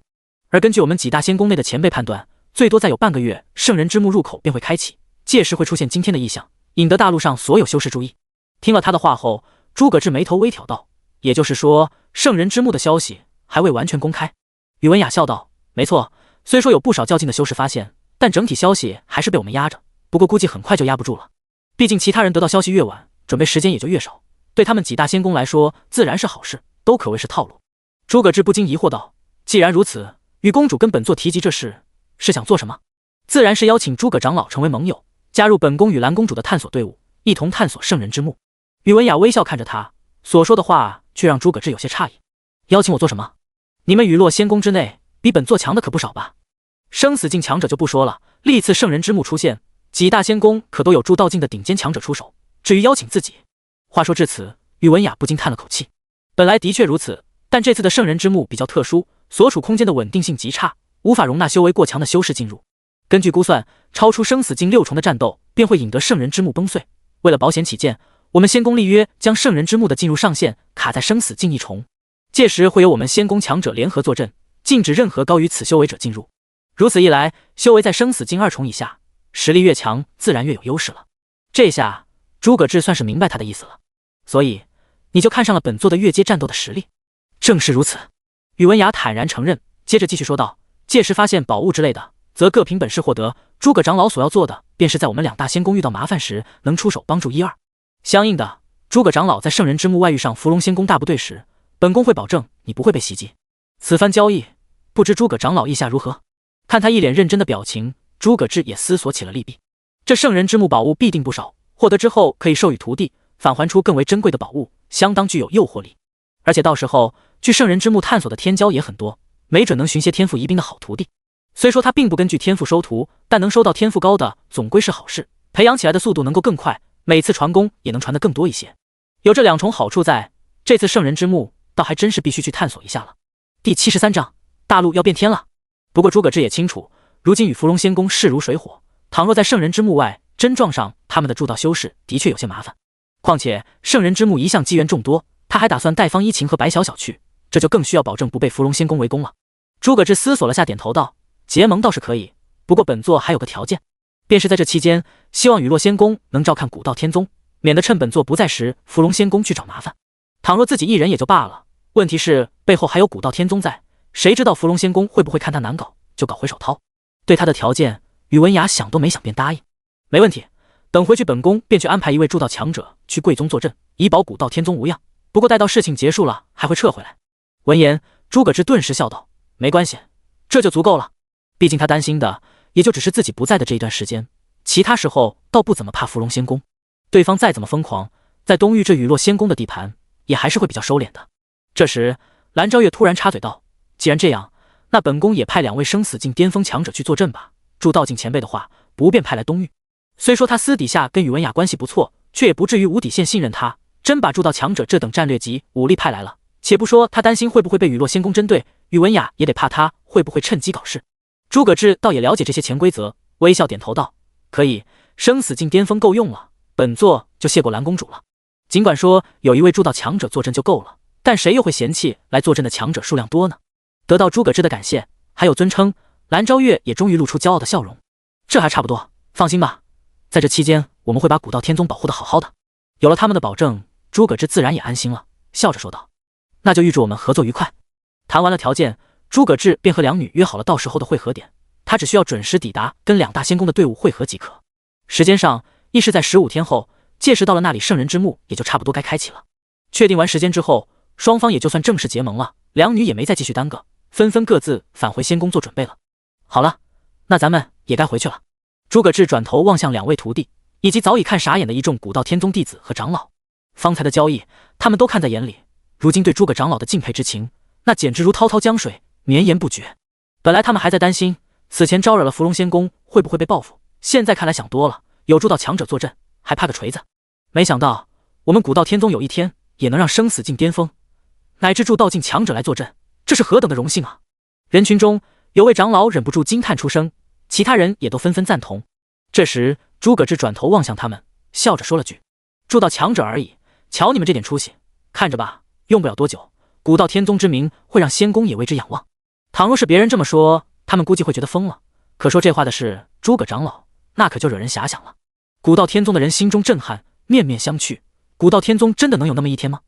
事实上诸葛志还真没开玩笑，各大仙宫之主修为差不多是铸道巅峰，而以他这般恐怖的提升速度，追赶上他们恐怕也真用不了太久。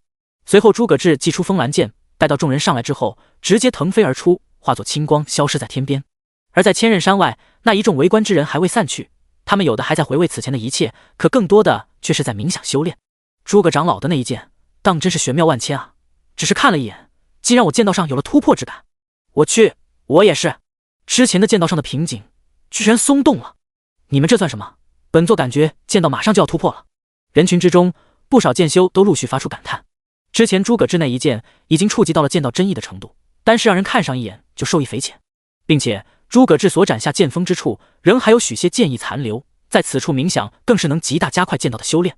没多时，人群之中便传出狂笑之声。哈哈，领悟了，本座领悟剑意了。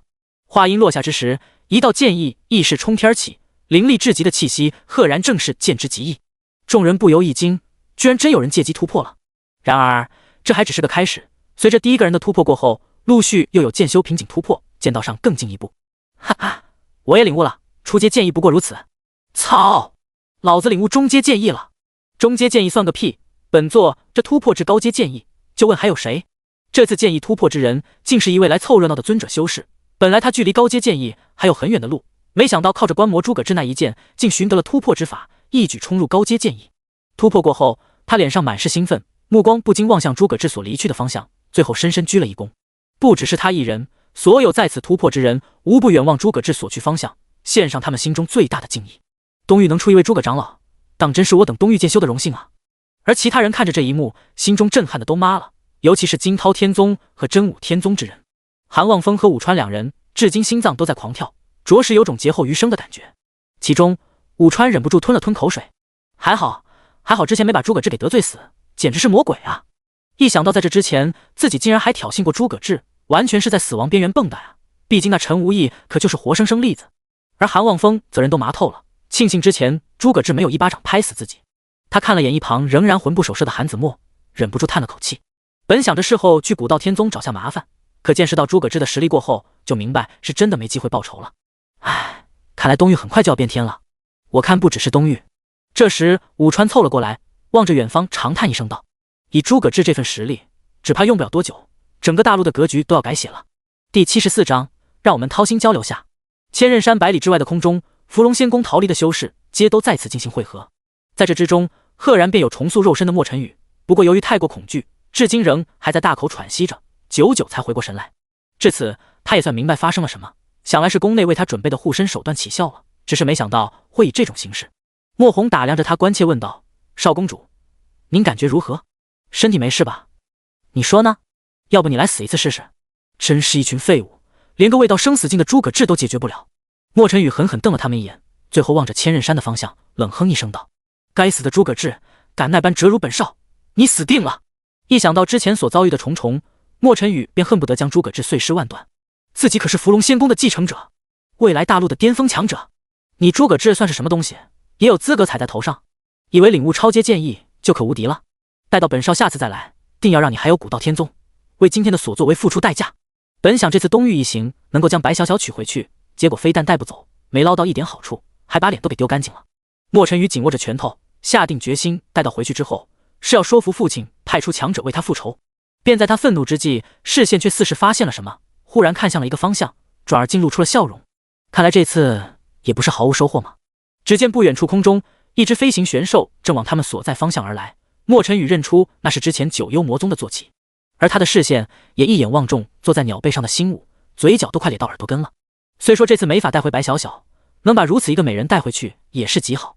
你们几个随本少一同过来。莫红几人也注意到辛武，自也明白他的打算，都忍不住叹了口气。都什么时候了，这少公主还想着女人呢？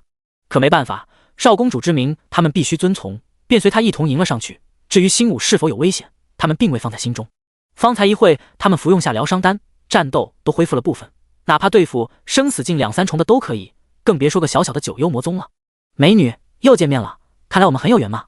莫尘雨拦下血鱼鸟，微笑和辛武打着招呼，套起近乎了。其他人则以悄然将血鱼鸟包围，显然这种事以前没少做。血鱼鸟上，几位宗内弟子像行尸走肉般坐着一动不动。辛武环顾了眼周围人，最后嫣然一笑，望着他道：“是啊，真是有缘呐。”见他态度柔和，莫尘雨便知道有戏，立即做出一副悲伤的样子。哎，之前陈宗主的死，本少也甚是悲伤。那诸葛志当真是欺人太甚了，你说对吧？是呢，那家伙可太让人生气了。此为辛武肺腑之言，想自己何等身份，都允诺出处子之业这等奖励，那家伙居然都不心动，还是个男人吗？可莫尘雨显然误会了，还以为是他对诸葛志恨之入骨，便直接道：“既然美女也痛恨诸葛志，那要不随本少一同回伏龙仙宫吧？届时你我之间好好交流下，然后下次本少带你一起重临东域，为你们那位陈宗主复仇。”在他看来，辛武跟陈无义关系应当不错，应该不会拒绝自己才对。毕竟这不仅能复仇，还可以攀上自己这位少公主，而代价不过身体而已。以他的身份，根本没有拒绝的理由，是吗？那你可真是个好人呐。辛武一脸温婉地望着他道：“既然这样，我们可以进行些深入交流吗？”深入交流？当然可以，就是不知道你说的是哪种深入交流。莫尘雨早已将愤怒抛之脑后，一脸坏笑地看着他说着。这时，辛武一步步朝他走来，边走边笑着说道：“当然是你想的那种，人家可是有很多掏心的话想要跟你说呢。美女，很上道吗？看来倒是不用本少把你绑着带回去了。”眼看这么顺利，莫尘雨心里都乐开花了。眼看着步步而来的绝代佳人，他眼睛都看直了。便在下一瞬，辛武身形轻轻虚晃了下，竟令人震撼地出现在他身前。胸口传来的冰凉，让莫尘雨的身体猛地僵住了，双眸满是不可思议地颤抖着，低头看去。你怎么？辛武那柔弱纤细的玉手瞬间撞断他的肋骨，硬生生捅进他胸膛之中，任凭鲜血溅在他脸上也不在意。随后染血的俏脸凑在莫尘雨颤抖的眼瞳前，一只手轻抚着他的下巴，另一只手则在他胸膛内轻柔地为他抚慰心灵。看着莫尘雨充满恐惧的表情，辛武娇笑说道：“瞧给你紧张的，话都说不利索了，没事的，很快就结束了，本座会尽量不弄疼你的。”话音落下，一股股黑色力量便萦绕上莫尘雨的心脏，顿时莫尘雨像是受到刺激，张开嘴发出凄厉的惨叫。这一切太过惊悚，以致莫红一众人这才反应过来，连忙厉声道：“敢袭击少公主，找死！”众人纷纷催动玄气，并祭出冰刃向着辛武杀去。可还没等他们靠近过来，一个个身形便凝固在了半空，纷纷颤抖着低头看去。不知何处竟射出数道黑色剑锋，以迅雷之势便将他们心脏洞穿，所蕴含的力量更是迅速将他们体内一切搅碎。你们这些人可不能打扰本座与你们少公主深入交流。辛武笑盈盈望了他们一眼，这却也是他们最后所看到的景象。这家伙临死之前，莫红仍惊恐地望着他。前有实力变态的诸葛志，如今竟又出了一个与他同级别的变态，这东域未免太可怕了吧？可惜已经没机会后悔了，他的声息在数秒之后便散去了，与其他人一同跌落地面。看来碍事的人都没了，我们可以好好交流下了。辛武收回目光，眸中浮现出血红色印记，对莫尘雨开始一字一句说道：“记住你的目的，自今日返回伏龙仙宫后，找上你的父亲，让他对古道天宗和诸葛志。”数分钟后，他交代完计划，这才收回了纤纤玉手，笑望着莫尘雨道：“交代的命令都记下了吗？”莫尘雨早已不再惨叫，眼中浮现出与辛武同样的血红色印记，随即淡声道：“记下了，主人。”辛武对这杰作很满意，点了点头道：“好了，赶快回家吧。本座能否收服诸葛志那家伙，可就全指望你了。如今他计划好了一切，有着相当的信心，能够让诸葛志败入自己麾下。”第75章，师傅也太伤人了吧！古道天宗待到诸葛志带人返回，并将这一届四宗大会所发生的事后，着实把古尘震撼得够呛。之前得知诸葛志是尊者修为就够可怕了，着实没想到他已恐怖到这种程度，一时间宗门上下都对诸葛志万分膜拜。青云峰上，诸葛志喊来了方一晴与白小小，笑着说道：“这次的四宗大会，你们表现都很好，不过切莫骄傲，以后要更加勤勉修炼。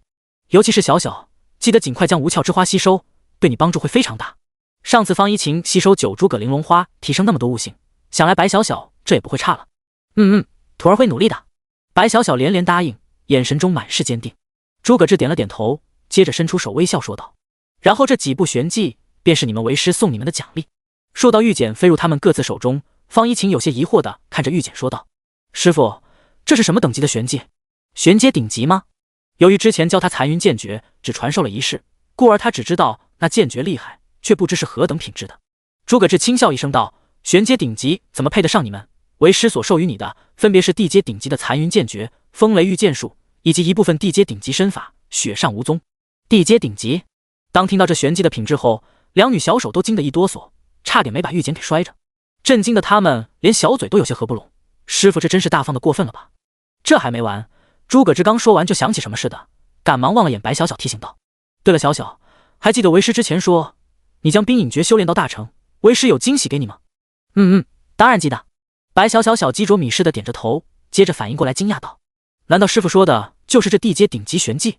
的确是大惊喜呢。地阶顶级玄技，即便当初白家的都找不到一本，结果他就这么得到了，不可谓不惊喜。”结果诸葛志却摇了摇头，笑道：“谁说是地阶顶级呢？”这可让白小小懵了，疑惑道：“啊，那是什么品质的？你手里那两部玄技，除了个地阶顶级的雪上无踪，另一部是天阶玄技十方冰华。”啪嗒，白小小手中玉简掉到地上，小脸已经呆住了。诸葛志无奈的捡起，重新递到他手里，说道：“我说你啊，小心点，摔坏了怎么办？”听到师傅的声音，白小小这才勉强回过神来，玉简在他那像是烫手一样，连连的上下跳动着，差点没有摔地上。许久才一把抓稳了，他这才惊愕的看着诸葛志，忍不住问道：“师傅，真的可以吗？这么珍贵的玄技，就这么给了我，这有何问题？身为人师，本就是要传道授业。”这一番话令两女芳心一震，简直感动得不要不要的。身为人师，本就要传道授业，这般话说来简单，可普天之下，古往今来，又有几人能做到此般地步？古有言，教会徒弟饿死师傅，大多数情况下，师傅都不会真的对徒弟掏心掏肺，多少会留上一手。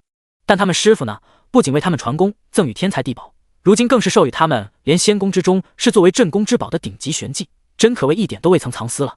诸葛志想了下，对方依晴说道：“至于依晴你这边，为师暂时没有天阶剑诀，暂时就只能用地阶玄技将就着了。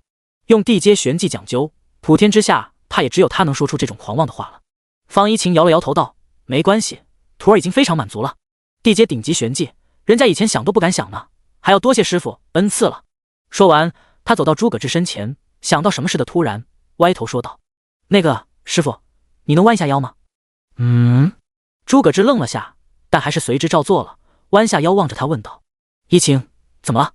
话音刚落，诸葛志便感觉到唇间传来的柔软触感，湿润的甘甜，以及空气中那扑面而来的轻柔香风。只见方依晴踮着小脚，径直亲在他的嘴巴上，可谓是正中靶心，看得旁边的白小小小嘴微张。诸葛志瞳孔微缩，着实被他这举动吓得不轻，瞬间后撤了2步，说道：“依晴，你这……师傅，这是人家的初吻呢。”方依晴也有些脸红的站在原地，双手在腰纠缠着，样子有些扭捏捏捏。这是问题的关键吗？你的初吻给为师做什么？闻言，方依晴红着脸道：“不是师傅说拿到4宗大会第一就可以亲一下吗？”诸葛志方才想起这茬，瞪了他一眼，没好气的说道：“为师什么时候答应了？那是你们自说自话的吧？”方依晴一阵沉默，过了会缓缓抬头道：“那要不然师傅您亲回来。”诸葛志满脸黑线，忍不住伸手在他小脸上扯了扯道：“你这小丫头，希望修炼的时候也能这么聪明。毕竟徒弟亲了师傅，在人看来是撒娇或者是调皮，可师傅要亲了回去，那就有点行了。当然了，主要还是美少女的吻，感受上实在太过销魂。诸葛志着实怕哪天把持不住，就沉沦其中，成为了变态。毕竟或许是天意，这收得的徒弟外形还一个比一个完美。比如此刻，方依晴正俏皮地冲他吐了吐舌头，着实可爱到想让人犯罪。随后，他还一脸骄傲地望了眼师妹，似是在炫耀自己亲到了师傅。对此，某白氏师妹一脸平静地说道：“在好久之前，师傅将我从白家带回来的路上，我们就亲过了，那模样真像是个偷腥成功的小猫一样。”诸葛志则嘴角微抽，实在是之前那次给他留下的印象有点深刻。方依晴直接听愣了，没想到居然有这一茬，立即一脸愤愤地望向了诸葛志：“师傅，你们居然亲过，这不公平！”他一把紧紧抱住师傅手臂，仰头望着诸葛志，毫不顾身前柔软不断挤压着师傅，令他心中一激灵。有一说一，这美妙感觉确实令人享受，以至于诸葛志都快压抑不住洪荒之力。转瞬间，诸葛志直接运转雪上无踪，身形嗖的一下消失在原地，冲入了洞府之内，顺手还将洞府大门关上。一请，此事以后再议，为师要去闭关了，不知道什么时候才出来，你们好好修炼。洞内传出这么一声，让方一晴郁闷不已，方心简直都要抑郁了，嘴里忍不住泛着嘀咕：师傅真的是男人吗？就不能禽兽一些吗？第76章大道之海。回到洞府之内，诸葛志总算长出了口气，再不回来晚一点，真不知道还能否压得住。哎，这俩徒弟还真是要人老命。如今诸葛志才真正明白，原来徒弟太过可爱也并非是纯粹的好事。感慨一番后，诸葛志摇了摇头，盘膝坐下，感受着体内大量超越之力，这次露出笑容。如今超越之力也凝聚差不多，还有这等宝物在，突破应该不成问题了。接着他取出大道鲜花，仍能清晰感受到花瓣之内所蕴含的浩瀚大道之力，内心说不出的震撼。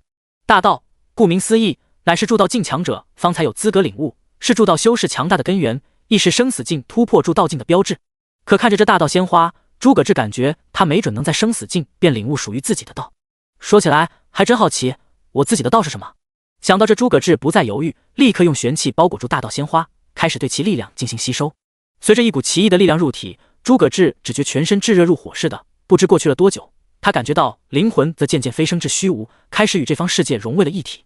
一时间，世界各类运行法则乃至大道变化都可切身感受，说不出的玄妙。看来这便是传说中的大道之海，内含世界运行的意义大道。他们突破铸道境，似乎就是来这里寻得契合自身的大道，也不知道我能否找得到。来此以后，他发掘了无数奇特的大道之力，可他都觉得与自身不符，只得让灵魂不断遨游着大道之海内继续寻找。又不知多久过去了，在诸葛志看遍数以万计的大道后，终于是在一处感受到了奇特的大道之力。这条大道是……诸葛志猛然一喜，如同发现宝藏一般沉浸其中。如他所说，这一次闭关时间相当长，洞府之外一天天过去了。在这期间，四宗大会上所发生的一切迅速席卷了整个东域各处，成为无数修士乃至普通人茶余饭后的谈资。在以前，诸葛志凭借古道剑皇之名，在东域虽也有几分名气，可现在就截然不同了。以20出头的年纪，修为达到半步生死境，并领悟超阶剑意，力压生死境5重，当真算得上是古往今来见到天赋第一人了。并且随着缥缈山白家的事还被爆了出来，众人那是被震撼的外焦里嫩。孤人一身独闯缥缈山白家，抢去伏龙仙宫少公主未婚妻，并将整个白家近乎夷为平地。之后四宗大会上，当众斩杀东域4大宗之一的九幽魔宗新代宗主，团灭前来找麻烦的伏龙仙宫少公主禁卫队，并凭借一剑之威，引得千仞山外无数剑修相继突破。这哪一件单独拎出来都足以称之为壮举的事情，竟全都出现在了同一个人身上，简直是惊天地泣鬼神。更别说诸葛志还有2位女徒弟，非但容貌绝艳，天赋实力亦是优秀至极，尤其是方一晴才这么大便领悟剑之极意，几乎预计了是未来的一方霸主。在这诸多光环的加持之下，诸葛志的声名自然是越传越离谱，最终简直被许多人奉为了神明，并给予了他新的尊称——古道剑神。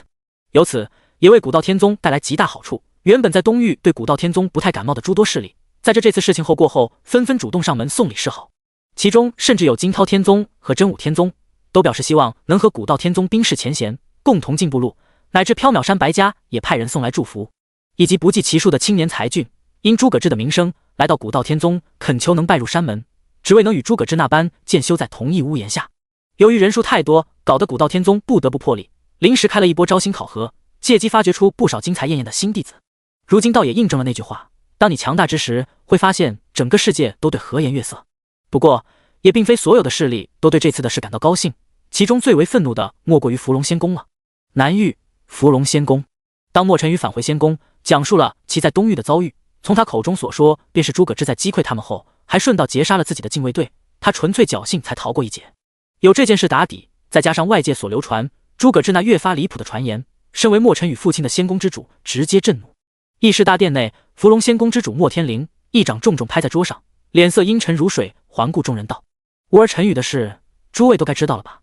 东域这个诸葛志，非但抢我们仙宫定下的婚事，还当众灭我仙宫修士，耗去吾儿一条性命，此仇不报，我伏龙仙宫威名何在？本宫打算即刻派人前去东域古道天宗，将那诸葛志拿下来，诸位可有意见？”对于莫尘羽收妻纳妾之事，他作为父亲自然乐得开心，却没曾想这次会踢到块铁板，让他内心相当的不悦。莫天灵话音刚落，便有拥护他的长老应声道：“公主所言不错，这诸葛志竟然敢当众对少公主禁卫队下手，分明是没让我们伏龙仙宫放在眼里。我认为应当立刻派一位生死境巅峰强者去古道天宗找他问罪。”在伏龙仙宫内，莫天灵这位公主向来说一不二，尽管对他这安排不太认同，可除了极个别长老，根本没人敢有其他意见。会议桌旁，莫尘宇眼看马上就能报仇，脸上不禁露出笑容来。但就在这时，位于议事殿角落处的某位黑袍老者缓缓开口了：“我认为当务之急是先为圣人之墓出世之事做好万全准备。这次的圣人之墓内似有一件极品宝物，另外的仙宫都在盯着，对我芙蓉仙宫亦是重中之重。至于陈宇的报仇之事，暂且搁置一下吧。”他一开口，大殿内所有人都纷纷吃惊地望向黑袍老者，每个人的眼中都带着几分敬畏。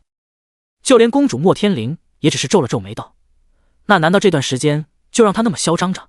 身为一宫之主，要将目光放远些，不要拘泥于一时的情绪。”黑袍老者瞥了他一眼，语气平淡地说道：“待到事情结束后，老夫会亲自去东域一趟，解决诸葛志与古道天宗。”话说到这份上，莫天灵也是一阵沉默，最终也只得低下头道：“本宫明白了，那就按照父亲你说的办吧，先解决圣人之墓的事。”第77章杀戮剑道，超越9阶的悟性。古道天宗青云峰洞府内，闭关之中的诸葛志已到了最为关键的时刻，即将在大道之海中彻底领悟属于他的完整大道。一般来说，尊者尽可触及到的皮毛，运用一丝大道之力，而到了生死境，则能接触道的一部分，此刻已是超越凡俗。不过这都仅是初窥大道罢了，一旦达到筑道境，完整领悟大道的那一刻起，自身就将有质的飞跃。而他当时已渐入道，如今自然也不例外。诸葛志所寻得那最契合，正是剑之大道，准确来说，应当是杀戮剑道。随着一天天凝练，凭借大道鲜花的助力，加上诸葛志超9阶的强大悟性，硬是将杀戮剑道完整领悟出了。也就是在大道达成的一刻，他的修为骤然破开瓶颈，一举冲入生死之境。顷刻间，青云峰洞府爆发出一股浩瀚无边的恐怖气势，一瞬之间便覆盖整个古道天宗，令全宗上下的人内心巨震，纷纷驻足仰望，眼中满是震撼。好恐怖的气息啊！诸葛长老莫非又突破了？之前不就说诸葛长老半只脚踏入生死境了吗？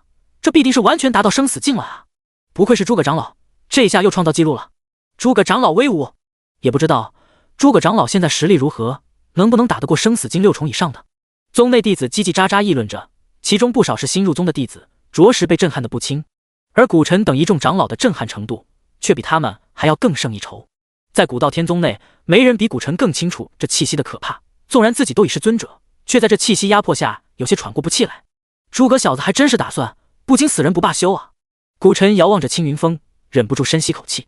诸葛志在半步生死境便力压战力堪比生死境5重的莫红，如今再度突破，还不止战力会飙升到何种程度呢？一旁的大长老亦是认真望着青云峰，最后忍不住说了句：“我说宗主，你有没有觉得这青云峰所散发的气息有那么一些熟悉？很像是大道法则，而且是完整的。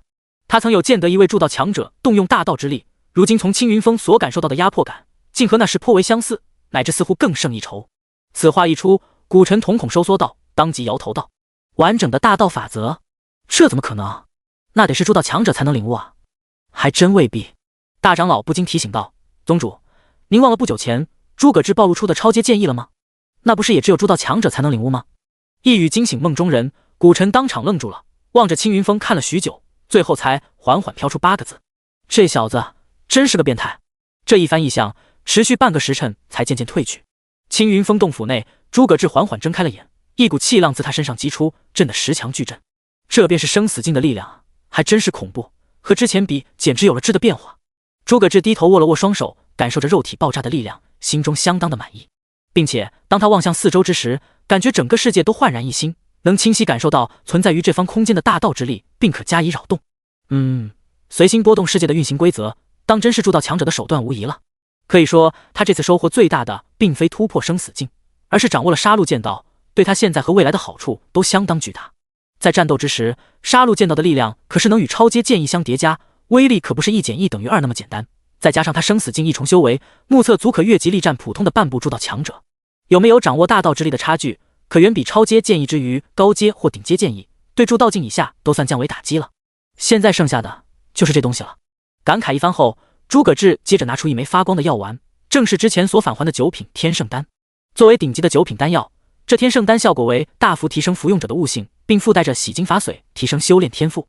看着手中天圣丹，诸葛志不由喃喃自语，也不知道超9阶在网上还有没有更高悟性了。正常来说，玄天大陆存在悟性上限即是超9阶，可在诸葛志记忆中，四世这方浩宇还存在个传说中的天域。假若真存在更高纬度，那么悟性上限没准也还能推到更高。想到这里，他便一口将天圣丹吞下，疯狂吞噬其中药力。相比于吸收大道鲜花，这次诸葛志没多久便从修炼状态醒来，老实说，感受上倒没什么变化的样子。可当他打开系统面板后，看到了自身信息，不由得愣住了。姓名：诸葛志，修为：生死境异虫，血脉：冰凤血脉，体质：玲珑圣体，悟性：仙阶，已达到此界上限，可在飞升天域后进一步提升。居然还真有更高，听着蛮厉害的样子嘛。诸葛志倒吸口冷气，古来偶有天域仙人之传说，只因无处寻觅，无人得见，久而久之便也就成了神话传说。可这次系统无疑是将天域的存在实锤，可这就很奇怪了。上古时期的圣人并不算少吧，纵然飞升难度再高，也总该有天赋妖孽之人达到才是，可却从未听说有关某个人飞升天域的事情。此般种种令诸葛志颇感疑惑，莫非其中有何隐情，令所有上古圣人不得不对飞升之事保持缄默不成？也罢，这些事也不是我现在该考虑的，想来达到圣人之时也就明白了。天域也好，仙人也罢，距离他现在都还比较遥远，与其纠结不着边际之事，还不如好好想下此次圣人之墓一行。如今他还有一枚9品融天丹，效果为提升服用者修为，效果肯定不俗，但想到再提升就进不了圣人之墓，便打算等进入墓内再找机会用掉。不过实话实说，4大仙宫若真的仅允许生死境2重以下进入，如今的他绝对能在圣人之墓内乱杀，估计半个月也差不多了，是时候出关，带依晴和小小去圣人之墓走走了。第78章，小小，这个世界并不美好。随着洞府大门缓缓打开，正在山上修炼的方依晴与白小小全都神情惊喜地迎了上来。师父，您终于出关了。对他们如今来说，诸葛志就像空气，一段时间见不到就很难受，更别说这么多天没见，两人对师父都甚是想念。诸葛志看着凑到身前的可爱徒弟，不禁莞尔一笑，一手一个摸了摸他们的头，问道：这段时间有没有好好修炼啊？那绝对是当然的。方依晴立刻开口讲述道：这近半个月，徒儿吸收了那素玄丹，修为达到王级3重了。除此之外，您传授的那3部玄技，我也都全部习得了。只要不遇到同级别剑修，人家现在可是能跟王级巅峰一战的。他脸上满是骄傲，俨然一副求夸夸的样子。诸葛志微笑着点了点头，嘴上也不吝称赞：不错不错，这份越级战斗的力量相当的不错。如今方依晴拥有先天剑体，加上顶级的悟性，只要资源充足，自己修炼起来也是极快。旁边站着的白小小不甘示弱，仰头朗声道：师父，我也很厉害呢。这段时间吸收下无窍之花和素玄丹，修为突破到王级4重，比师姐还要高了。而且好像在这之后，我修炼玄技也变快了很多，师父传授的天阶玄技都掌握了，也能跟王级巅峰拼一拼。本身素玄丹便是用以无副作用提升修为的丹药，天赋越好，效果越佳。而相比于方依晴，白小小还多出个无窍之花，境界上自然是会比方依晴高出一截。至于他提到修炼玄技速度更快了，诸葛志对此倒是并不意外，直接在脑海中展开了白小小的信息面板。姓名：白小小，修为王级4重，体质玄冰之体，可进化成冰晶圣体，需要黄泉冰花。悟性准9阶。果然，效果上和9株葛玲珑花之于方依晴一样，竟一举将他的悟性提升至了准9阶的程度。小小也很不错，实力提升得很迅速，如今估计跟你师姐差不多持平了。诸葛志微笑赞扬，本身两人相比起来，方依晴优势在于悟性以及剑意，如今白小小悟性跟上，并有了天阶玄技做支撑，实力上便也就跟方依晴不相伯仲了。闻言，白小小开心不已，这段时间他天天刻苦修炼，就是力争追上师姐，以免成为师门的累赘。如今得到了师父认可，他心中自然相当满足。以后徒儿会继续努力，争取有朝一日超过师姐。此话一出，方依晴娇哼一声道：那你可要加油了，师姐我可不是那么容易追上。白小小当即笑道：好啊，我会更加努力的。两女谁也不肯服输，诸葛志倒是乐于看到，只要情谊在那里，良性竞争才能更快提升实力。最后诸葛志沉吟了下，问道：对了，从为师入关至此已过了几日？11天了。方依晴瞬间抢答，可见记得多么清楚。居然这么久了吗？诸葛志感叹了下，接着望向两女说道：如今时间也差不多了，为师也该去圣人之墓赴约了。你们两个是否要随为师一同去探索？当然去。这次两女几乎同一时间开口。诸葛志点了点头，提声说道：为师可要提醒你们，这圣人之墓或许会很危险，甚至连为师都不敢说绝对安全。你们确定要跟去吗？不怕，就算再危险，只要有师父在的地方，徒儿也不怕。白小小神色坚定，而一旁的方依晴亦是点头道：小小说的对，师父去哪我们就去哪，就算真的会有生命危险，能死在师父身边，徒儿就也满足了。他们这一番决绝的路表态，让诸葛志不禁心生暖意，真是越来越喜欢这两个徒弟了。诸葛志压着情绪，深吸口气笑道：“很好，那就随为师去那圣人之墓走一趟吧。”雏鹰想要翱翔天穹，便要先经历狂风。诸葛志并不想他们只活在自己的襁褓之下，那对他们未来而言有害无利。而这次圣人之墓内必将有来自大陆各地的天骄妖孽出现，也正好能让他们与这些顶尖天才们交锋一下。在这之后，诸葛志便带上俩徒弟去找宗主古尘提及此事，他自然是没什么意见。倒是顾小月也想与他一同去圣人之墓，但被古尘制止，哪怕顾小月一哭二闹三上吊，还是没同意。小月，你用不多久便要继承为师的宗主之位了，如今要尽快学习相关知识，成为一个合格的宗主，别再溜出去给诸葛长老捣乱了。这便是古尘丢出的理由，堵得顾小月无话可说，只得老老实实在宗门学习知识。而之所以让他当下一代宗主，便显得古尘很聪明了。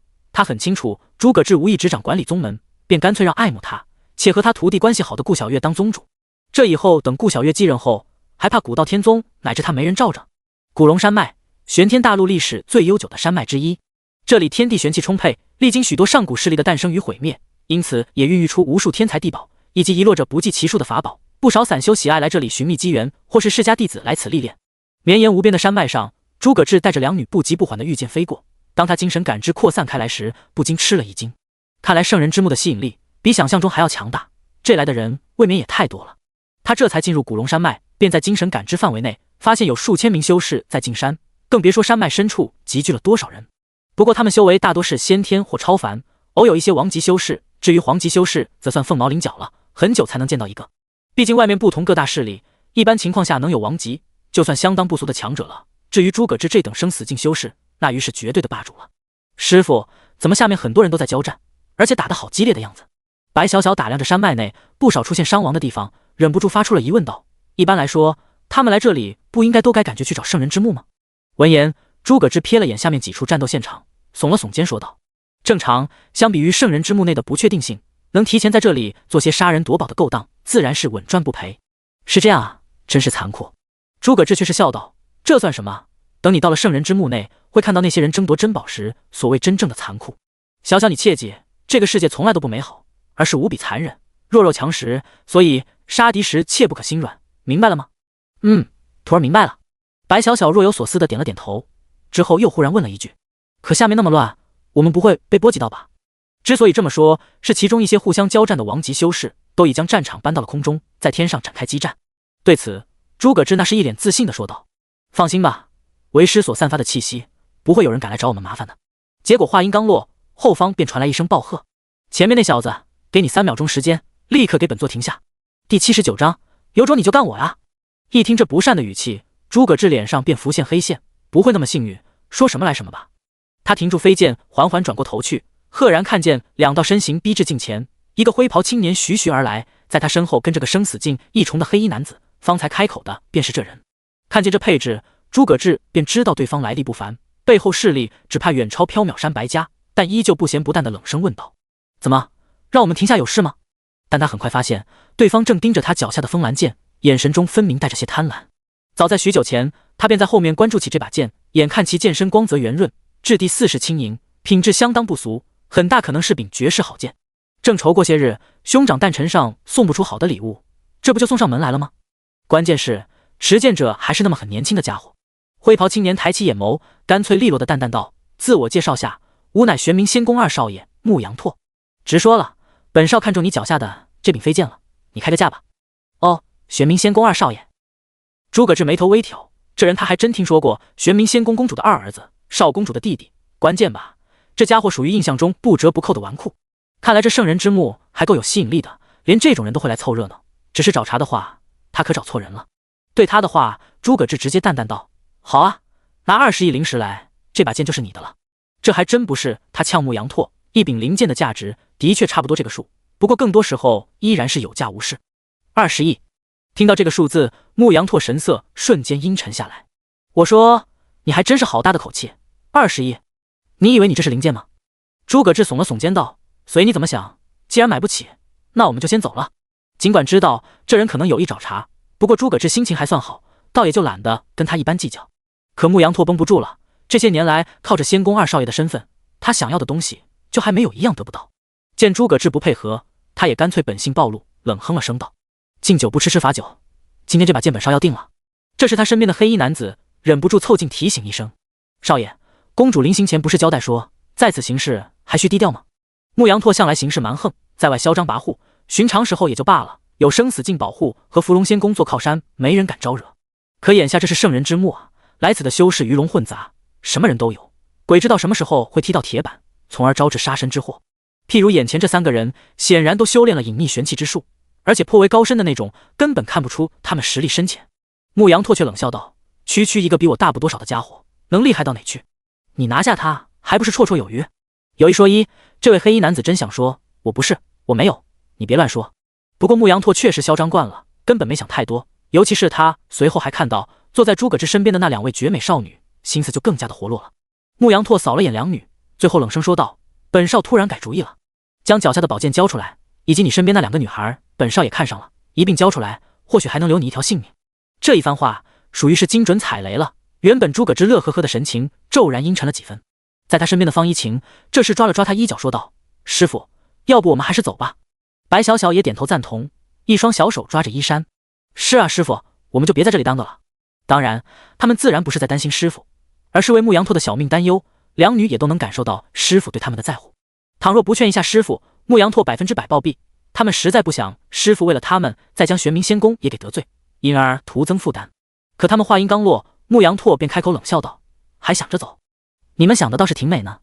本少可是许久未曾纳妾了，奉劝你们2个还是乖乖束手就擒的好，别让本少对你们动粗。”得，这还能说什么？方一晴和白小小纷纷怒视了他一眼，之后都默默松开了师傅。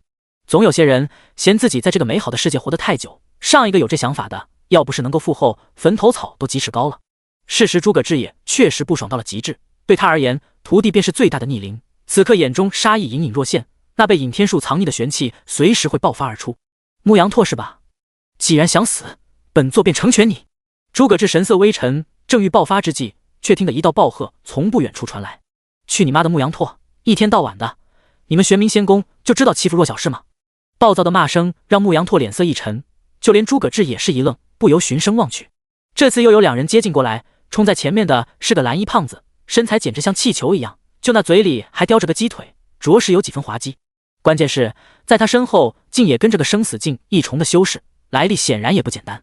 蓝衣胖子一手抓下鸡腿，狠狠咬了口咀嚼起来，一边望着诸葛志咧嘴笑道：“这位小哥还有2位小妹妹，你们不用害怕，本少乃是玲珑仙宫3少爷蓝昭烨，今天有哥在这里，绝不会让玄冥仙宫这狗贼奈何你们分毫。”一边说着，他还不忘用空着那只手骚包的抓了抓自己头发，自以为帅气的拂过额头。这突然冒出的胖子由于太过搞笑，以至于让愤怒的诸葛志都有些忍俊不禁，但一想到这家伙是蓝昭烨的弟弟，好像又莫名登对一样的奇葩。而对面的牧羊拓显然是认识他，脸色阴沉至极的说道：“蓝昭烨，这又不是你们北域，本少爷做什么与你有何干系？少在这多管闲事。还是说你也看上了他那把剑？”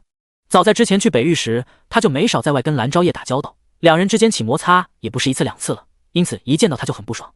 闻言，蓝昭烨瞥了眼诸葛志脚下的风兰剑，当即收回目光，轻哼道：“你当哥跟你一样无耻。”说完，他直接盯着牧羊拓，一副狂放不羁的表情，咧嘴道：“老姐从小跟我说，出门后要多行善事，路见不平一声吼，该出手时就出手。今天这事哥管定了，有种你就干我呀！”第80章，威胁我的，坟头草都老高了。见蓝昭烨这般狂傲，牧羊拓脸色越发难看。倘若平日也就罢了，他也懒得跟这家伙不对付。可现在不一样，他瞥了眼诸葛志脚下飞剑，以及他身边的2女，心中贪婪愈发的膨胀，并不愿就此放弃掉。觉醒哪怕将底牌动用，也要将飞剑与女孩得到手。蓝昭烨还以为本少和以前一样，既然你先找死，本少便成全你。牧羊拓冷哼一声，当即对身边的黑衣男子道：“准许你用那件法宝，给本少爷把他们全部干掉。”闻言，黑衣男子叹了口气，觉得2少爷太过莽撞，却也只好点点头答应下来。属下遵命，这就为您取他们首级。话音落下，他周身玄气狂涌，生死境气息激荡而出。下一瞬，黑衣男子身形猛冲而出，同时在他掌中凝出一枚棱形凝缩，挥手间便以极快的速度化作银色流光爆射而出。少爷小心！蓝昭烨身畔生死境修士脸色骤变，身形也暴冲而出，迎着银梭挥刀而去。转眼间，2人便缠斗在一起，激荡的余波搅动着周遭狂风，引得地动山摇，好不激烈，令方中众人都懵逼的抬头望去，震撼着是何等强者在天上交手。天空中的战斗战局实则根本是一边倒的状态，原因便是黑衣男子掌控下的方形银梭太过千变万化，再配合自身不俗的实力，尽力压了蓝昭烨这边的生死境修士。操，居然把分形穿云梭带身上，你还真他妈卑鄙！蓝昭烨见到银梭的威力，直接忍不住怒骂。要知道，这分形穿云梭乃是玄冥仙宫声名远扬的一件进攻型法宝，威力相当不俗。尽管不知道这家伙干了什么事能获得这件法宝，但眼下黑衣男子有分形穿云梭加持，他根本没有打赢的可能性。牧羊拓见他吃瘪，心里痛快不已，随即咧嘴冷笑：趁现在投降，向本少求饶还来得及，再负隅顽抗必杀你。蓝昭烨理都没理他，直接转望向诸葛志说道：小哥，这家伙有点棘手，你们赶快逃去圣人之墓大门处，到那豹哥的名字就安全了。事到如今，他首先想到还是其他人，令诸葛志真挺诧异的，心想这小子倒很有意思，有事他真上啊。诸葛志正欲回应，远处便传来这牧羊拓怒喝的声音：想就这么走掉，简直是痴人说梦。说完，牧羊拓向那黑衣男子厉声道：给本少不顾一切，先把那家伙解决掉。看得出这家伙是那俩女孩的主心骨，只要杀了他，还怕另外两个得不到手。闻言，黑衣男子点头应答，当即全力催动分形穿云梭，使其一分为10击射而出。剧烈的音爆声伴随着凛冽寒芒，目标却是蓝昭烨。蓝昭烨瞳孔微缩，属实没想到这家伙也那么卑鄙。少爷！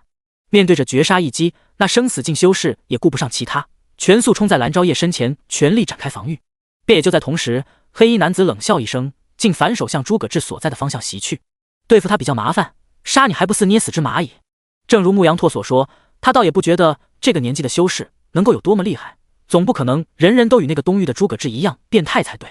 当即玄气凝聚于掌中，以及迅雷之速向诸葛志一掌拍去，打算将之轰成肉泥。在他眼中，诸葛志似是被吓傻了，就那么处在原处一动不动，已和死人无异。可就在他掌风逼至身前时，诸葛志脸上却露出一丝冷笑，身形瞬间消失，并出现在他身后，凝聚冰凤寒气的一拳轰在腰间。黑衣男子霎时感觉背上仿佛被山岳般浑厚且冰冷刺骨的力量所命中，在凄厉的惨叫声中，身躯化作流星，并突破数道阴障砸向地面。这一砸的力量真像是天外陨石一般，在坚实的地面砸出到100米大坑，硬是令大队都剧烈一震。诸葛志瞥了眼坑里和大队融为一体的黑衣男子，摇了摇头，淡淡说道：声东击西玩得挺好，可惜就是太弱了。方才的一拳，他首次尝试融合冰凤寒气乃至天阶玄技十方冰华的力量，同级修士若是轻敌的话，100%会被秒杀。而他一拳之威，直接看傻了蓝昭烨和他身前的修士。我去，这家伙是什么人？这么可怕的吗？蓝昭烨被惊呆了，身边的护卫则沉声道：少爷，这家伙绝非一般人，速度与力量都太过可怕。至于远处的牧羊拓，早已是脸色巨变，能瞬间将生死境一重修士轰杀，傻子都能想象得到对方实力会有多么恐怖，这次铁定是踢到铁板了。眼看形势不妙，牧羊拓身体忍不住一抖，扭头就要逃走。装完逼就想跑，本座允许了吗？诸葛志冰冷声音传出，伴随着周围仿佛凝滞的空间，让牧羊拓身心如坠冰窖，身体僵在原地。他艰难地转过身望向诸葛志，声音颤抖地说道：你到底是什么人？我可是玄冥仙宫公主的儿子，你要是敢对本少出手，就是与我们玄冥仙宫为敌，你和你身边的人都要付出血的代价。事到如今，他仍在企图用玄冥仙宫来威胁诸葛志，看得蓝昭烨都忍不住冷笑一声：真是作死，求饶都不会求，居然敢这么说，那人家还不非得杀了你？事实也正是如此。诸葛志冷冷看了他一眼，淡淡道：上一个这么威胁本座的还是不久前的莫晨宇，后来他就被本座杀出了复活甲。此话一出，虽然众人都不知道复活甲为何意，但却都知道莫晨宇不久前发生的事。堂堂伏龙仙宫少公主被抢亲去东域找人麻烦，结果惨遭团灭，靠着最大保命底牌才侥幸逃回仙宫。这件事所传甚广，牧羊拓也有所耳闻，这下瞬间联想到眼前这人的身份。诸葛志，你是古道天宗的诸葛志！他惊叫出声，心中却为这个喊出的名字而感到极度恐惧。自己这运气是有多差，随便抢一个家伙，居然抢到了那疯子诸葛志的头上。没错，在他看来，诸葛志这种毫不在乎对方背景，随心所欲杀人的家伙，就是和疯子无疑，也是他最为害怕的一类人。第81章，万倍返还，万诸葛氏先缩。这时，诸葛志点了下头道：恭喜你，答对了，那就给你个奖励好了。说话间，他身前凝出一柄光剑，剑身四周寒气逼人，剑尖则直指牧羊拓。我错了，我知道错了，求你别杀我，我什么都给你，你要想什么我都给你。在诸葛志力量的压制下，牧羊拓根本动弹不得，他彻底慌了。诸葛志这家伙连伏龙仙宫少公主都敢杀，更别说他一个玄冥仙宫二少爷了。毕竟他可没有少公主那保命待遇，被杀就必死无疑。此刻已恐惧万分，拼命的求饶。而诸葛志态度也很明确，冷声道：本座最恨别人威胁，所以你可以死了。说罢，杀意便已将牧羊驼笼罩。从他打起自己徒弟心思的那一刻，牧羊驼就已是必死无疑。牧羊驼表情一僵，当即原形毕露，五官扭曲地冲着诸葛志嘶吼道：“诸葛志，你会付出代价的！玄冥仙宫不会放过你的，你和你身边的所有人都会死无葬身之地。诸葛志，你不得好！”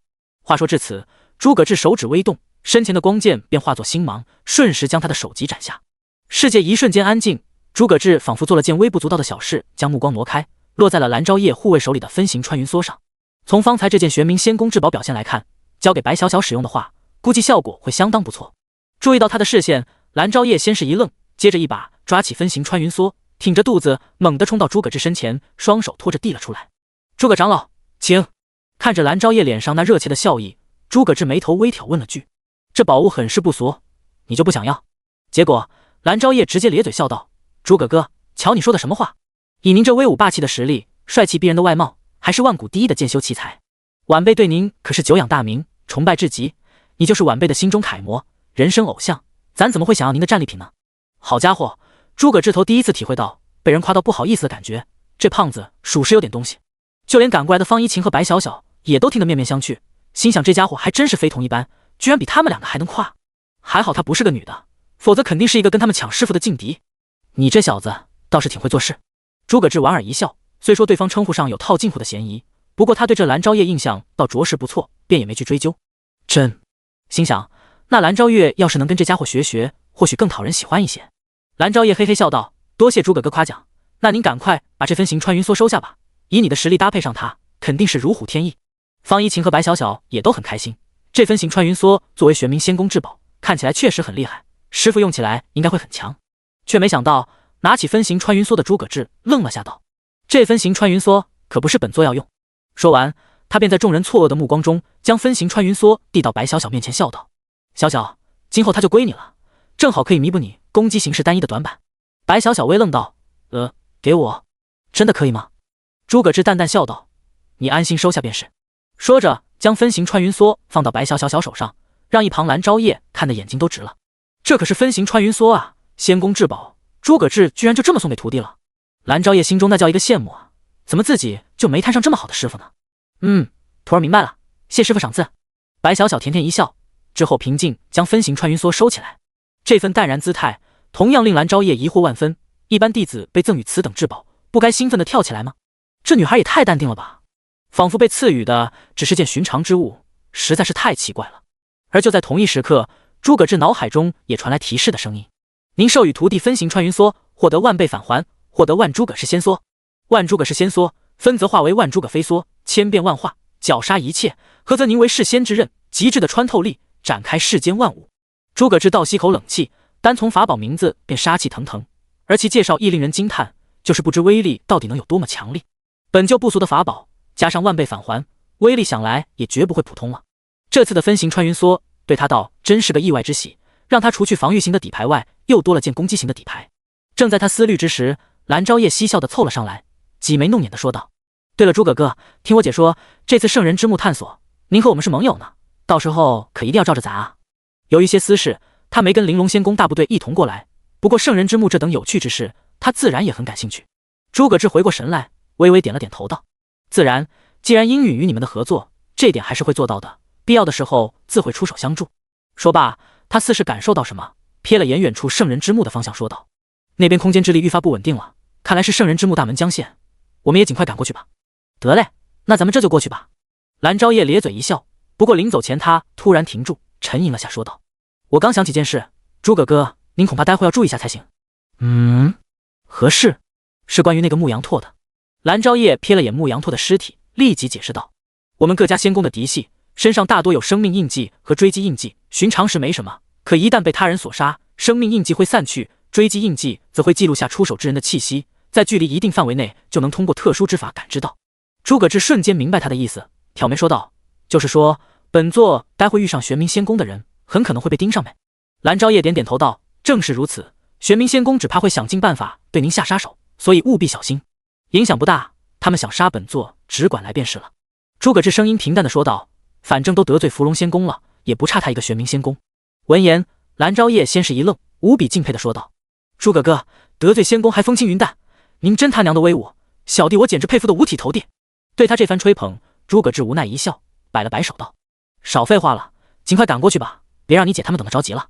说罢，他视线投向圣人之墓的所在，内心实则也憋着一股劲呢。如今一举得罪了2座仙宫，暂时或许没事，可等到这次事情结束后，2大仙宫必定会找他秋后算账，必须抓住这次的机会，将实力狠狠提升一波。届时就算没有雨落仙宫和玲珑仙宫庇护，他也有足够的自保之力。第82章，我要将他碎尸万段。诸葛志带着众人距离圣人之墓大门处越发接近，所处空间之中便愈发的压抑，似是来自远古圣人的威压。空气中流动的玄气也愈发汹涌，令诸葛志对这圣人之墓不禁多了几分敬畏。就在这时，诸葛志却感受到手指上有异动，低头一看，竟是空间戒指在闪动着光芒。片刻之后，竟有一物不受控制的飞了出来。这是……诸葛志眉头微挑，一眼便看清，那强行脱离空间戒指的物件，竟是之前在丰隆古城拍卖会上所得到的圣人之墓残图。只见那残破的地图转瞬间飞至诸葛志身前，似是感应到了什么似的，残图之上爆发出烈阳般的光芒。这动静，难道这残图就是这座圣人之墓的？似是要验证他的猜想一样，前方的残图瞬间爆发出强大的空间之力，在诸葛志身前凝出一道空间裂缝，随即极致恐怖的吸力从中传出。方一晴和白小小修为不高，竟直接被这股力量卷了进去。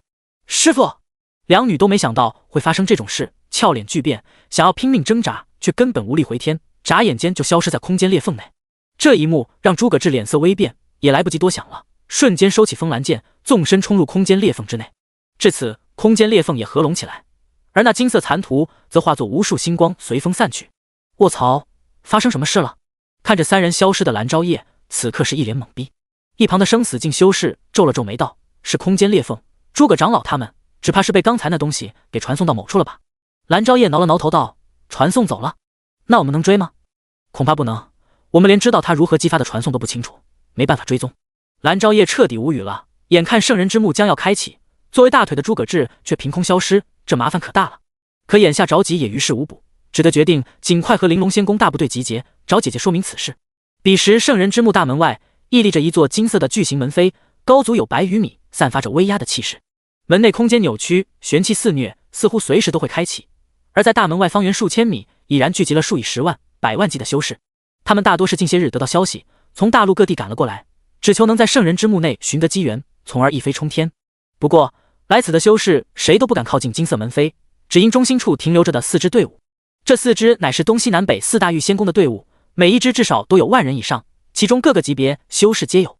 但最令人望而生畏的，还要数环4在金色门扉上方的4支10人队伍，他们每一位身上都散发着滔天的威压，引得不少人低声议论。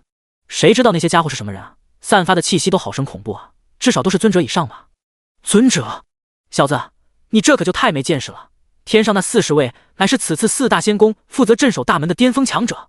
就是啊，尊者也就够配给他们提携，每一队的配置皆为6名生死境巅峰、3位半步筑道，以及1位真正的筑道强者坐镇。我去，那岂不是说天上有4位筑道强者？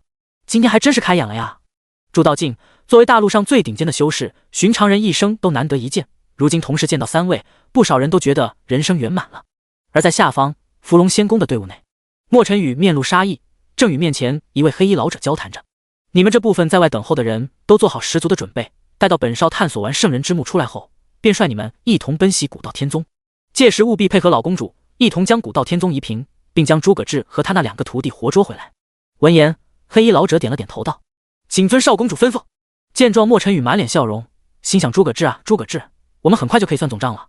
不久前，他可是好不容易才说服父亲和爷爷，让他也率人一同杀去古道天宗。虽说他不去也可以，但不知为何，脑子里就是有一个念头驱使着他，一定要亲自去看着诸葛志被解决，无论如何也要亲眼去看。虽然这年头很奇怪，却被他自然而然当成是对诸葛志太过痛恨，便选择性忽视了。与此同时，在附近的玄冥仙宫队伍却因一个消息而惊起滔天巨浪。什么？小拓被杀了？玄冥仙宫队伍内，一名锦衣青年发出怒声咆哮：调查清楚杀人者的身份吗？众人纷纷沉默，唯有一人低着头道：有人在这古龙山脉内发现了2少爷的尸体，只是杀人者尚无消息。闻言，锦衣青年脸色铁青，怒声道：真是一群废物！我堂堂仙宫2少爷被杀，却连杀人者身份都不知道。周围众人尊者也好，生死境强者也罢，全都是噤若寒蝉。毫无疑问，这锦衣青年便是玄冥仙宫的少公主牧羊尘，被诸葛志所杀的牧羊拓正是他的亲弟弟。尽管牧羊尘也清楚，以自己弟弟的性格，很有可能是主动得罪到了其他人，但那又如何？作为他的弟弟，哪怕再如何混蛋，也轮不到外人惩治，更别说居然直接把人杀了，是真没把他们玄冥仙宫放在眼里。牧羊尘眼神冰冷地环顾四方，冷哼一声说道：“不过，既然是在这古龙山脉出手，就很有可能还在此地给本宫找，就是将这古龙山脉挖地3尺，也要将杀人者找出来。无论他是谁，本宫都要将之碎尸万段。”不知何处，诸葛志才透过空间裂缝后，重新有了脚踏实地的感觉。只是眼前的一切却令他愣住了。映入眼帘是个无比破败的世界，到处是断壁残垣的废墟，而天空也灰蒙蒙的，看不到一丝阳光。诸葛志眉头微挑，眼前重重，加上空气中浓烈的腐朽气息以及十分异常的玄气浓度，让他不禁生出这么一个猜测：这里不会就是所谓的圣人之墓吧？第83章，遍地是宝的圣人之墓。眼前这些宝金风霜被时间所风化的景象，说明此地历经了悠久岁月。再加上不久前自行冲出空间戒指的圣人之墓残图，都让诸葛志肯定了这个猜想。尤其诸葛志在这一方世界，清楚感受到空间的不稳固。正如宇文雅之前介绍时所说，超过一定程度的力量，便会令这一方空间崩坏。环顾四周，方一晴和白小小早已不见踪迹，显然是方才被传送到了不同的地方，倒也符合大多数圣人之墓内的设定。也罢，之后就看他们各自造化了。本来带他们来便有历练一番的意思，现在也是时候让他们经历下磨难了。反正临来的时候，他就在两女身上留有护身之法，能助他们各自抵御次致命攻击，应当不会出什么事。收敛心神，诸葛志注意力回到这方世界上，不知是不是墓主有意为之，他感知范围被压制的严重，仅能够探查周身千米范围，这对寻人还是探宝都极为不利。算了，还会先四处探索下吧，看看能否找到些什么宝物。这圣人之墓一眼望不到边，和与外面的世界都看不出什么区别，能将这空间维持那么久，势必是有什么至宝在此。诸葛志迅速穿越过废墟，径直冲入不远处的秘方之内。在这边他能明显感受到，此地玄气浓度明显比别处更高，想来是有什么天才地宝。而就在寻找的途中，诸葛志也有不少额外的收获，例如眼前便有一株如火焰般的花朵，散发着炙热的气息，全是火云花。诸葛志迅速上前收起，随后没多久便有看到了品质不俗的灵草。这是了地脉花，我去，灵月草也有，千年的血液灵芝。仅半天时间，诸葛志便收获丰厚，遇见了近10种天才地宝。虽说都不是太过珍贵，可重在数量多呀，参考那么广袤的空间，说遍地是宝都不为过。倒也怪不得圣人之墓每次开启都会让人争得头破血流，浮尸千里。也不知道这墓内作画的圣人到底是在何处，最珍贵的宝物应该就在那里。一般来说，圣人之墓的空间更像个陵园，唯有找到具体的棺椁陵墓乃至尸骨，才算真正见得了圣人之墓。至于寻找的方法倒也简单，圣人之墓内玄气来源于圣人尸骨，顺着找到玄气最浓郁之处便可得见。正如此刻诸葛志的做法一样，即使在寻得宝物，也是在寻找圣人尸骨的所在。之后的时间里，诸葛志在继续探索着秘方，不过这一次他开始渐渐察觉到其他修士的气息。看来外界的圣人之墓大门已经被打开，都开始进入这空间了。宇文雅和蓝昭月他们也该进来了吧？说来他答应好与他们结盟，结果除了这意外，连见都没见到他们一见，估计暗地里已经把自己问候无数遍了吧？回头估计得好好解释一番了。诸葛志有些郁闷地叹了口气，便在这时异象突起。轰隆！剧烈的爆炸声从附近一处接踵传出，并在诸葛志的感知内，那一处有多重的玄气波动。好大的动静，莫非是在争夺天才地宝吗？在他感知之中，动手之人修为都在黄级以上，甚至有着数道达到了黄级巅峰的程度。放在古道天宗，这可都是首席长老级别的修士了，如今竟在这大打出手，想来不会是寻常的天才地宝。诸葛志也来了兴致，隐匿身形，悄然凑了上去。有点意思，到底是什么样的宝物，能让这些人争得这么凶？待到了近处，映入眼帘乃是一片巨大的沼泽地，在其正中央的地方，竖立着一棵枝繁诸葛茂、高约10米的大树。在大树的枝干上，零星挂着5枚青色的果子，每一颗都熠熠生辉，散发着浓郁的果香与超凡气息。怪不得打得那么厉害，原来是在争夺这些地灵果。诸葛志也算见多识广，迅速便认出这果实的名字。而在珍稀度上，这地灵果可是要比9诸葛玲珑花乃至千年雪莲、无鞘之花都要更胜一筹。一旦服用之后，可以大幅提升使用者的悟性和修为，对自己乃至方一晴和白小小都极为有用。不行，看来还真得插上一手了。诸葛志对这地灵果心中已然势在必得，可正当他想直接出手拿下，却忽然皱起眉头来。倒不是说被地灵果树四周混战的修士吓到，那些他一巴掌就能拍死，关键是他隐隐感觉到沼泽下面似是有什么东西在动。好生阴晦，而且浑厚玄气波动，难道是守护玄兽？诸葛志一时摸不底细，便决定先稍等一会，等其他人待会去探探路，再行出手。如今看来，其他修士都还没发现沼泽下活动的那东西呢。在地灵果树的周围，足有4位皇级以上修士在激战，且还有许多王级乃至更低境界的修士在一旁等候，只待这些皇级修士疲倦之际，从而出手抢夺。这地灵果乃是本皇先看到的，谁敢争夺？真是好笑！你先看到的又如何？这里是圣人之墓，拿到手了才算得到。正是如此，这地灵果本皇也要定了。虽说4位皇级强者都在激战，看似无暇顾及的灵果树，却没有一个人敢轻举妄动。毕竟谁敢趁这时候靠近地灵果树，无疑是在挑衅4位皇级强者，必定会被联手灭杀。便是在这处境下，一道身形还是飘然落下，她全身被黑袍笼罩，从身材轮廓看出是位女子，径直来到了地灵果树下面，想拿地灵果找死。不出所料，黑袍女子这边刚靠近地灵果树，上一秒还在混战的4位皇级纷纷暴喝一声，转而对女子发起攻击。黑袍女子面纱之下轻哼一声，直接凌空排出一掌，转瞬间排山倒海般的力量狂涌而出，竟将4人给轰飞出去。随后他冷声说道：这地灵果本座只取1枚，无意与你们争斗，都好自为之。此时此刻，众人都已被他的手段给震撼到了，那4位被轰退的皇级强者则脸色苍白如纸，全是尊者境界的强者。尊者一出，周围陷入死寂，谁都不敢说上一个不字。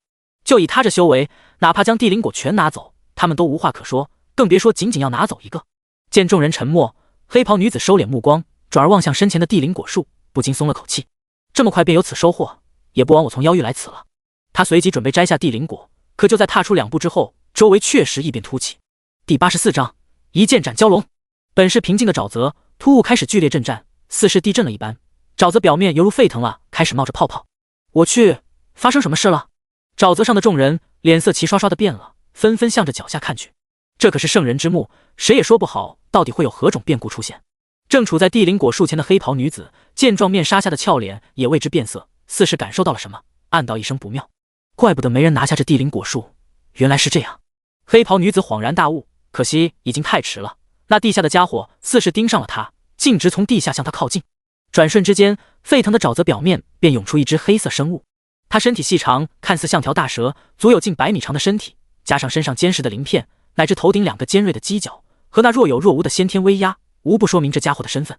伴随着一声尖利而又嘹亮的龙吟之声，众人都感觉到心神一震。操！这地下居然有蛟龙！这下子众人彻底慌了，全都扭头就跑，生怕慢一点就被蛟龙吞下。蛟龙虽说不算真龙，却也有着几分龙的血统，关键是他身上散发着的玄气波动。该死，居然是生死境的蛟龙！黑袍女子脸色阴沉，这等级别的玄兽，即便是她也束手无策，准确来说是根本没法对付。可此时那蛟龙明显是盯上了她，一双灯笼大的红色龙眸包含杀意的望着她，怒吼一声过后，竟直接袭杀而来。不好！黑袍女子柳眉微皱，这蛟龙来袭速度快得离谱，雷鸣电闪之间便一个甩尾袭至身前。这一击抽在身上，就算是他不死也得脱层皮了。不过尽管他全力防御了，可仍然不敌蛟龙的恐怖力量，坚实的护盾应声被轰碎，接着他的娇躯被一击抽飞出去，接连砸断了数棵大树。而那蛟龙也很懂得乘胜追击，一击得手之后，转眼间便再度袭来，这次则是迎面向着他咬了下来，似乎是要将他一口吞下。此时黑袍女子身躯还因为方才的一击而麻痹的动弹不得，只得眼睁睁看着那血拼大口越来越近，马上就要将他吞没。完了，这次恐怕真的要葬身于此了。黑袍女子心生绝望，毕竟生死境的蛟龙放在这圣人之墓内，绝对是无上的战力，也根本没人能救得了他。不过就在他绝望之际，一道青光骤然冲出，在那黑色蛟龙咬下来的瞬间，以迅雷之势轰在蛟龙的身上。轰的一声巨响，黑色蛟龙惨叫一声，硕大的身躯竟被从侧面给轰飞出去，重重砸在不远处一棵参天大树上，惊起滔天的尘埃。黑袍女子愣了下，着实没想到会有人出手相助，惊愕地看着眼前这青年身影。你为什么要救我？他不太明白，毕竟在印象之中，人族不都是些卑鄙阴险之流吗？更别说在这圣人之墓内，彼此都可以说是竞争者，他没理由救自己才对。闻言，诸葛志瞥了他一眼，淡淡说道：有那时间废话，还是先找地方躲好，小心再被盯上。话音刚落，还没等黑袍女子开口，不远处的尘埃中便再度传出蛟龙的咆哮声。只是这一次，那龙吟之声中明显是多了几分暴怒。身为尊贵的龙，居然被一个人类给偷袭了，这是何等的耻辱！在他身上滔天的玄气狂涌而出，仿佛来自荒古的气息降临整片空间。其身上那恐怖的威压，令躲在暗处查看情况的众人都忍不住倒吸口冷气，不敢妄动半分。这蛟龙恐怕真是上古异种，实力上只怕比寻常的生死境玄兽强了好几倍啊！这下子众人心中都有些退缩了，在考虑要不要开溜。虽说这地灵果很珍贵，可小命更加重要，否则沦落到战圈中，那两个人似的就有些得不偿失了。如今在他们眼中，诸葛志与黑袍女子和死人无异，尤其是前者还主动袭击了蛟龙，几乎必定会遭到蛟龙的暴风般的复仇。倒是有点意思，生死境一重便有这般浑厚气势。望着气势滔滔的黑色蛟龙，诸葛志却是在轻声赞许。而退到远处的黑袍女子忍不住问道：“喂，你还在那干什么？不赶快走？难道还真想跟那蛟龙硬碰硬吗？”诸葛志头也不回，轻飘飘道：“没错，正是如此。这可是人家的主战场，而且那家伙有上古一种血脉，正面实力非常恐怖。”黑袍女子出声相劝，只是诸葛志这次并未理他，让黑袍女子相当无语。虽说从方才一击能看出诸葛志修为应该不低，可那又如何？想在这蛟龙的主战场将他正面击败，放眼进入圣人之墓的所有生死境修士，都没人能够做得到吧？正当他想再劝一下诸葛志，那黑色蛟龙已然冲出秦尘，硕大的身躯在空中盘旋片刻，转瞬之间骤然发出了攻击。相比方才，这次蛟龙显然动了全力，身上龙鳞都映射着血色光芒。这一刻，滚滚的黑雾遮天蔽日，将大片秘方笼罩其中，范围内的所有人都被压迫的感觉灵魂在颤抖。便在这黑雾中，黑色蛟龙身泛红光，犹如一道血色流星，向着诸葛志扑杀而来。小心，快闪开！黑袍女子急忙提醒，可诸葛志却毫不理会，就那么静静地站在原地，凝望着来袭的黑色蛟龙。这家伙到底想搞什么啊？见此情形，黑袍女子无语至极，这人不会真觉得能跟一条蛟龙硬碰硬吧？可转瞬之后，诸葛志便用实力表明了，他真的可以。诸葛志手中凝出风兰剑，一人一剑，竟有天人之姿，仿佛伫立于世间的绝世利剑，能够斩碎一切。单是这份气场，便令周围人都为之侧目，觉得有些不可思议。而望着袭来的黑色蛟龙，诸葛志口中轻喝一声：“暴风之刃！”刺骨寒意随风席卷四方，最终皆都汇聚向风兰剑上，令剑身之上青蓝之光大盛，彻骨的寒气弥漫开来。这是诸葛志在突破生死境后第一次在实战中出手，力量上早已非同日而语。关键是如今他的一举一动都暗合大道，使得暴风之刃威力急剧攀升。一剑祭出，使得百里飘雪，刺骨寒意在每一个人背后升起。这一剑的气息好生恐怖啊！远处观望的一众修士皆都呆呆地看着远处的一人一剑，都被其惊人的气息所折服。他们代入一下自己，连抵挡这一剑的想法都没有。凭此一剑可斩世间一切，好可怕的剑道造诣啊！这家伙究竟是何人？这般年轻又仿佛剑仙姿态，难道是东域最近出现的那一位？莫非是古道剑宗？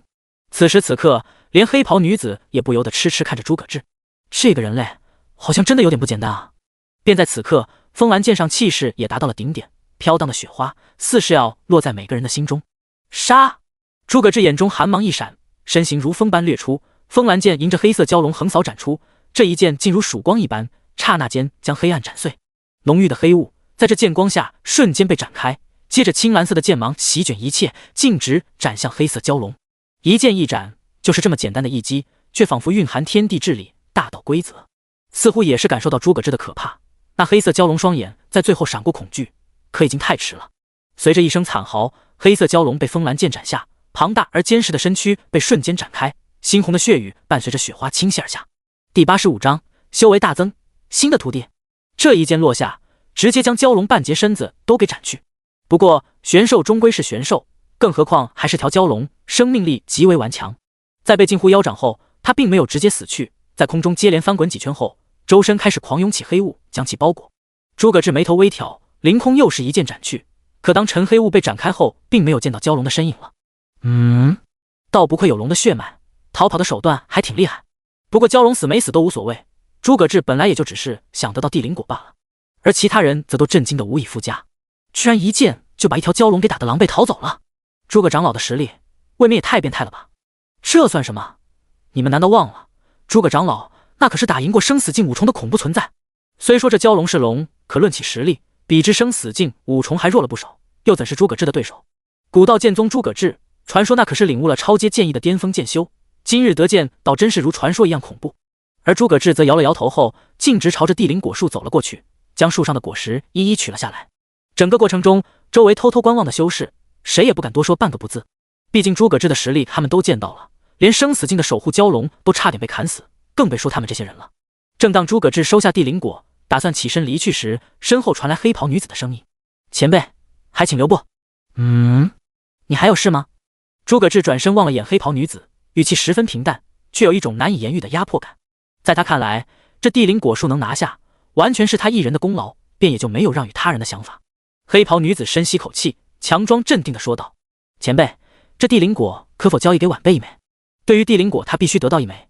这东西对他可不只是提升修为和悟性那么简单，还有更重要的作用。”可诸葛志的修为也让他无比忌惮，只得尝试着进行下交易。闻言，诸葛志挑眉道：“倒不是不可以，只是要看你愿意付出些什么了。”他打量着黑袍女子，对其不免有些好奇。从她声音上听来，年纪并不算大，可修为却如此不俗，想来也是大有来头。黑袍女子这边思索了下，随后竟抬起手，从脖子上取下一枚吊坠，递到诸葛志的面前，说道：“前辈，这枚护灵宝玉乃是一种特殊材质的玉石打造，可以抵御铸道境以下的灵魂层面的攻击，就连铸道境乃至圣人级别的灵魂攻击，他也可以抵挡一次。您看用它来交易地灵果如何？”说话的同时，他也在悄悄打量着诸葛志，似乎生怕诸葛志盯上他来一波杀人夺宝。毕竟诸葛志杀了他，这宝物同样会属于他，并且还能收获自己身上其他宝物，且在这圣人之墓内也没人能查到他头上。在他的教育中，人类都是性情卑劣、贪欲爆棚的家伙，要不是太过在意地灵果，他可不会冒这么大的风险。而诸葛志在听完效果后，稍稍沉思了下，便点头道：“抵御灵魂攻击的东西有意思，本座应允了。”说完，他随手将一枚地灵果抛给黑袍女子，同时将那吊坠收起后，头也不回地转身离去。好了，有缘再会。黑袍女子呆愣看着手中的地灵果，这份干脆利落，实在是有些超出她的预料，久久才呢喃道：“人类之中，原来也是有这等好人的吗？”他望着诸葛志离去的背影，再想到方才救下他的举动，心中对他好感倍增。他双手紧紧攥着地灵果，许久才深吸口气，也离开了这片沼泽。另一边，诸葛志在离开之后，也打量起手中的吊坠。好独特的工艺，似乎不属于人类吧？早在方才那女子出手时，他便注意到对方身上有股独特气息，和传说生活在妖域的妖族有几分相似。在大陆上，人妖两族彼此仇视，曾经甚至爆发过数场大战，直至最后以人族强者将妖族驱逐到妖域，大陆才算重归于和平。近几千年来，人妖两族都互不相犯，谁也不会轻易涉入对方的领地。如今竟有妖族出现在此，真的单纯是为了圣人之墓吗？算了，管他为了什么，都与我无关了。诸葛志摇了摇头，作为穿越者，他对妖族倒是没什么想法，只要对方不主动招惹他，他也就不会去主动发难。离开了沼泽之后，诸葛志几经寻找，最后选中一处僻静处盘膝坐下的。从方才遇到那蛟龙看，虽然仙宫仅允许最多生死境一重修士进入，但在这圣人之墓内，可不仅有生死境一重的危险。这才刚进来，便遇到实力媲美生死境二三重的蛟龙，谁知道后续还会遇到何等危险？趁这时间再提升一番实力吧。诸葛志取出之前的荣天丹，还有一枚地灵果，他陆续将两者吞了下去，顿时精纯而又柔和的本源玄气顺着喉咙疯狂涌入体内。荣天丹本就是提升修为的9品丹药，而这地灵果也同样有大幅提升修为的效果，两者相加在一起，效果相当的不错。只觉体内凝滞的玄气迅速活跃起来，玄气强度也以肉眼可见的速度提升。生死境2重，生死境2重，生死境3重，生死境4重。9品丹药不愧是连仙宫都难以搞到的极品丹药，能够让生死境修士毫无副作用的提升如此巨大，着实出乎诸葛志的预料。直至最后修为达到生死境4重巅峰，诸葛志体内激荡的玄气才渐渐平复下来，就差一点，还差一点就能突破了。诸葛志压榨完最后一丝药力，却也仍无济于事，修为仍然卡在这瓶颈上，无奈也只好放弃。而剩下的地灵果，由于再使用就没效果了，也没办法通过数量来解决，何况还要给徒弟们留着。唉，要是有个徒弟在身边就好了。倘若有个徒弟，就能将地灵果送出去，外加给徒弟传功获得返还，都能再提升一波实力。要知道，他当时为了能在圣人之墓内提升实力，特地留着方一晴和白小小的传功冷却，一旦遇上就可以进行传功提升。不过横向看看，2个徒弟也的确有点少了，要是能再遇到个合适的，该多好。也许是冥冥之中的命运注定。正当诸葛志感叹之际，便发现有几道气息在向他这边靠近，且似乎都是修为不高的少女。出于好奇，诸葛志去瞟了一眼，但也正是这一眼，让他有种发掘出宝藏的感觉。咦，这女孩是？附近总共有5名少女，她们穿着一样的服饰，看起来似是同一个势力。关键是诸葛志一眼便看中了其中一女，有点意思啊，倘若收为徒弟应该很不错，就是不知道性情如何。他通过系统清楚看出了对方的天分绝佳。不过诸葛志收徒这可不是最关键的，还要看他人品如何。此时其中4名少女正对着附近身材最为娇小的女孩议论纷纷。还真是倒霉，居然会在这里遇到你这个灾星。就是你心里没点数吗？还敢来圣人之墓历练，真是找死！想跟我们一起探索圣人之墓，你还是赶紧滚远点去，免得连累到我们。就是别逼我们对你动手。不远处的坊间，4名少女对另外那少女指指点点，全都对其冷着张脸怒声呵斥。对这个宗内出了名的灾星，他们都厌恶不已。在这见到他，真恨不得亲自出手解决了他。789-3217第86章毁灭魔体，你可愿拜我为师？在进入圣人之墓后，所有人都是被分别传送走，他们也是不久前才彼此遇上，结果没想到接着就遇到了这个灾星。面对同门师姐劈头盖脸的呵斥，少女默默低着头，像是个做错事的孩子，怯生生地说道：对不起，我只是想找灵药救下妹妹。她名叫陈灵一，一直以来跟妹妹相依为命，而对方又身患重伤，为了能够天才地宝救妹妹，这才来此圣人之墓冒险一试。不过其他人可不管他处于何种目的，对其都像是避瘟神一般。另外那女修冷哼一声，正想继续说些什么，突然旁边的同门发出了惊呼：小心，那边好像有玄兽过来了。此话一出，众女修脸色皆是巨变，待到望向角落处时，果然见到只玄兽在悄然靠近，而似乎是发现自己暴露了，那只虎形玄兽也不再遮掩，直接扬天怒吼，身上所散发的王级威压令人心悸。毕竟在场几名女修实力最强的也才超凡8重，对上这只王级玄兽会死得很惨。该死的，这里怎么会有王级玄兽？众女恐惧无比，全都不敢再做停留，直接扭头就逃。那王级玄兽自然不会放过这到嘴的食物，身形猛地窜了出去，眨眼间便接近了那5人。此时在队伍最后方的女修眼看就要被玄兽追上，内心恐惧到了极致，在望向前面一些的陈灵一眼中闪过凶芒。都怪你，肯定是你把玄兽引过来了的，给我去死吧！话音落下，他猛地伸手一抓，从背后揪住陈灵一的衣衫，令其猝不及防之下直接摔倒在地。你这家伙早就该死了！那抓倒陈灵一的女修冷哼一声，直接跃了过去，头也不回地逃走。其他人都没说什么，毕竟陈灵一葬身虎口拖延时间，他们也就能更安全一些。而倒在地上的陈灵一则只能眼睁睁看看玄兽张着血盘大口扑杀而来，这般距离以他才超凡1重的修为根本闪躲不开。妹妹，对不起，姐姐可能救不了你了。在这生命的最后，陈灵一眼神黯然，并没有太多的恐惧，唯有心中那对无法拯救妹妹产生的愧疚。看着虎口越发接近，陈灵一忍不住闭上眼，可几秒钟过去了，想象中身体被撕咬的剧痛并未传来。咦？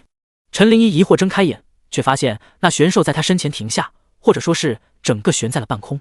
这时一道身影缓缓走出，赫然正是暗处的诸葛志，他用玄气凌空抓着玄兽，任凭他如何挣扎都无济于事。这景象看得陈灵一小嘴微张，眼中满是震撼，居然可以这么轻松控制着王级玄兽，这人到底有多厉害啊？前辈，您……可还没等他把感谢的话说出口，诸葛志便做出一个噤声的手指。陈灵一愣在原地，只见诸葛志伸出大拇指，似是对着远处哪里瞄了瞄，最后满意的点了下头后，手指一动，去吧，小猫咪。随着他手指一动，那被玄气抓在空中的王级玄兽便似炮弹一般在空中划出一道优美的抛物线，伴随着那玄兽的惨嚎消失了。而在另一边，趁着陈灵一倒下的时间，另外4名女修都已逃出上千米，看着身后一望无际的秘方，他们都松了口气。看样子是没追上来，这下得救了。是啊，顺便还把那个灾星给解决了，真是一箭双雕。就是，刚才你还真是聪明，居然想到了用它拖住玄兽。3人望着动手的那人，谁也没觉得他冷血，反而都赞叹起他的机智。而作为本人，他亦是满脸笑容地说道：那家伙就是活该，要不是他，我们才不会遇到玄兽，用他拦下来正好。劫后余生的4女心情都相当的高兴，可还没等他们高兴太久，空中接连传来的闷响令他们一愣。怎么回事？正当几人疑惑之时，空中的声响愈发靠近，直至最后看见一个从空中飞下的巨大黑影。待到看清才发现，那居然是刚才袭击他们的王级玄兽。好巧不巧的是，这王级玄兽无比精准的砸向方才出手拉住陈灵一的女修。虽然不知道发生了什么，可王级玄兽出现在眼前，另外3人都脸色大变，各自拼命逃去。至于剩下那个女修，则是被下落的王级玄兽选中为目标，下坠时调整好姿态，迎面扑杀了而出，直接一爪子把他摁在地上。看着身下挣扎的女修，那王级玄兽直接张着血盆大口咬了下来。不要，你们快救我！可惜任凭他如何呼唤，另外3人也都没回应，大难临头各自飞了。最终在他惊恐的目光中，玄兽锋利的牙齿咬了下来，凄厉的惨叫声让远在千米之外的诸葛志与陈灵一都听到了。想害别人，就要有被人害死的准备。诸葛志望了眼远处，轻哼一声，王级玄兽能落得那么准，自然是他瞄准好的结果。陈灵一也才回过神来，连忙感激地说道：前辈，晚辈陈灵一多谢前辈的救命之恩。他并不傻，很清楚眼前这位前辈非但救下了他，还特地帮他报了仇，实在是感激不尽。闻言，诸葛志这才收回目光，打量起眼前的少女。身材上看，她比之白小小还要稍小一些，身高也就到自己胸前的样子。不过除此之外，即使她穿着很普通，却也难掩其漂亮的五官以及身上那股奇特的韵味。一双眼眸如星海一般柔和美丽，看着便是个小巧玲珑的美丽女孩。尤其是在被诸葛志凝望之时，她眼中那怯生的神色愈发的让人忍不住心生怜惜。前辈，您怎么了？由于看得入迷，还是陈灵一提醒他才回过神来，随即笑着开口说道：没什么，就是想问问你，可愿拜本作为师？此话一出，陈灵一当场呆住了，甚至怀疑自己是不是听错了。这么厉害的一位前辈，居然想要收自己做徒弟，这可是他以前做梦都不敢想的事情。一时间，陈灵一抿起嘴唇，似乎在纠结着什么，最后却是摇了摇头道：前辈，我不能拜您为师，不然会给您带来麻烦的。尽管万般向往，但陈灵一想到自身的状态，还是不想给自己的救命恩人带来麻烦。闻言，诸葛志却笑着说道：你是在担心自身的厄运会降临本座的头上是吧？陈灵一愣了下，但还是点了点头。他们都说我是灾星，会给人带来麻烦。那如果说本座能为你解决这个问题呢？啊，真的能做到吗？一听这话，陈灵一满眼期许。诸葛志微笑道：当然，本座用不多久便可解决。那么本座再问一遍，你愿意拜师吗？届时本座还可以帮助你治疗你口中的妹妹。方才他们的交谈，诸葛志听在耳中，自然也是了解到他最在意的点是什么。至于他的体质，诸葛志透过系统看得可谓一清二楚。姓名陈灵一，修为超凡异重，体质毁灭魔体，未觉醒，需要玄气引导觉醒，并可通过毁灭之莲进化为毁灭圣体。悟性5阶，可通过红缨灵果大幅提升。第87章万倍返还仙灵果。毁灭魔体，这在大陆上可是相当少见，且实力极其恐怖的体质。诸葛志也是曾在一本古籍之上见得过关于毁灭魔体的描述。那本书中提到，上古时期有一个拥有毁灭魔体的邪修，硬是凭借着不择手段的修炼，在短短数年内便一路登临至高，超凡入圣，并且在当时10余名同级且战力顶尖的圣人围剿下，硬是拼得与所有人同归于尽。而如果正常修炼，毁灭魔体亦是强的惊人，在诸多灵体之中位列榜首。而要说最大的缺点，或许便是在魔体觉醒前，宿主还未能够掌握毁灭之力时，会影响身边人的气运。倘若气运极差，再加上毁灭魔体的影响，确实很可能会造成恶劣的后果。不过以他如今的修为，帮助陈灵一觉醒并不算难，自然也就不用担心会被他影响到气运。得知厄运以及妹妹两者都可以解决，陈灵一自然也就没什么好犹豫的了。果然，话音刚落，陈灵一便激动地跪下，连忙叩首说道：我愿意，我愿意。此时此刻，他眼中闪烁着激动的泪花，既是因为自己找到了依靠，亦是因为妹妹终于有救了。提示：弟子陈灵一已绑定成功。诸葛志随手将他扶了起来，笑着说道：礼节什么就不用了，日后好生修炼就行。徒儿日后一定好好修炼，绝不会让师父失望。陈灵一连连答应，一直以来他都梦想着能有位师父，现在终于实现了，心情可谓相当激动。在此刻他的心中，诸葛志简直像将他拯救出黑暗的曙光，那么耀眼夺目。只是陈灵一对一件事仍有些不确定，忍不住开口问道：师父，关于厄运的事真的可以解决吗？灾星这个称呼几乎是从他诞生就伴随着他，人们都这么说他，说是他害死了父母和其他亲人。也正因此，他平时对谁都抬不起头来，心中始终恐惧着会连累到别人。如今突然说可以解决这点，让他难免感到有些不可思议。诸葛志笑了笑说道：不相信？没关系，为师待会就帮你解决。随后他带着陈灵一回到了之前的修炼之处，而后让他坐下，自己则在他身后运转了玄气。在为他解释了一番毁灭魔体的事后，直接将自身玄气打入对方体内。所谓引导觉醒，说来也没那么高大上，简单形容下，毁灭魔体本身像是个充满易燃气体的星星，就差一把火把这颗星星给点了。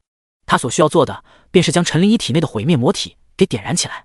随着玄气入体，陈灵一只觉一股温热之力在体内流转，顺着四肢百骸覆盖全身，最后在他丹田之处凝结。转眼间1天时间过去了，应该差不多了。诸葛志深吸口气，伸手一掌拍在陈灵一的背后，顿时之间，陈灵一全身红光大放，一道道赤色的流光在其周身盘旋，一股压抑的气息从他体内觉醒而出。浩瀚的红光在其周身环伺，这便是毁灭魔体的力量，影响其他人气运的根源，亦是平时陈灵一无法感受也无法驱使的力量。此时陈灵一被眼前这一幕惊得呆住，诸葛志则是露出满意的笑容。成了，徒儿你尝试着将这周身漂浮的这些红光收入体内。徒儿试试。如今的陈灵一毁灭魔体已被觉醒，虽然从未接触过，却惊奇地发现他能够自如掌控周身漂浮的那些力量。他心念一动，周围浩瀚的红光顿时像被牵引了一般，开始向着陈灵一的体内靠拢汇聚。仅数个呼吸过后，四周如海一般的红光便完全消散，而陈灵一更是感觉到自身玄气强度提升了许多。诸葛志见状欣慰地说道：“徒儿，恭喜你成功了！未来的你，只要不将方才收入体内的那股力量放开，便不会再影响到其他人。这就成功了？不然你以为呢？”陈灵一小脸惊愕，有些不敢相信，困扰了他10多年前的麻烦就这么被轻松解决了。不过也确实，在收起那些红光之后，他的确感觉四周空气都清新了许多，似是的确少了些什么东西。在短暂的呆愣后，陈灵一便激动地跪下感谢道：“多谢师傅，多谢师傅出手。”但随即就被诸葛志伸手拖了起来，皱着眉说道：“灵一，你要记住了，以后无论是对谁都不要轻易跪下，哪怕是为师也一样。”见师傅一脸认真，陈灵一连忙点头答应：“徒儿记下了。”在他心中越发觉得眼前这位师傅不同寻常。以前陈灵一也见过其他师兄师姐的师傅，一个个对人都非常严苛，但是自己这个师傅似乎很不一样。不过这才不过是个开始。见他答应之后，诸葛志便再度露出笑容说道：“好了，总之从今以后，你就是我诸葛志的徒弟了。谁要欺负了你尽管说，为师帮你削他。”说起来，这还是陈灵一第一次听到师傅的名字，可刚听到他便被震撼到了。师傅，您刚才说的名字，难道您就是东域的那位古道剑宗？诸葛志不禁一笑：“没错，看来为师的名声传得挺广嘛，连你这都听说过了。”他一肯定，陈灵一心脏猛地一跳，忍不住说道：“当然听说过，没想到师傅你居然这么厉害。那是自然，否则怎么当你师傅？”虽说他在宗内身份不高，可前段时间在宗内还是没少听到身边人对于东域出现绝世剑修的讨论。据说有一个20出头的剑修，领悟有超阶剑意，还以半步生死境实力力压生死境5重，并且还有2个年纪轻轻便达到王级的徒弟。当时的他还曾幻想过呢，倘若自己是那位古道剑宗的弟子该多好。结果这阴差阳错之下，居然真的成了他的徒弟。但这也让他有些担心，毕竟听说这位古道剑宗的弟子都非常厉害，很年轻都达到了王级，他会不会嫌自己太弱啊？就在这时，诸葛志走上前来说道：“好了，为师的事就先作罢，你先将这地灵果服用一下吧。”看到诸葛志递来的果实，虽然陈灵一不知道何为地灵果，可从那上面传来的精纯玄气，能够判断出绝非凡物。师傅，这真的可以吗？他还有些担心，诸葛志却是摆手道：“让你吃就吃，跟师傅我还客气什么？你既然听说过为师，自然也该知道，你还有2位师姐吧？你以为他们为什么那么厉害？”话都说到这份上了，陈灵一也只好接了过来，一口口将地灵果吃下，之后便进入修炼状态。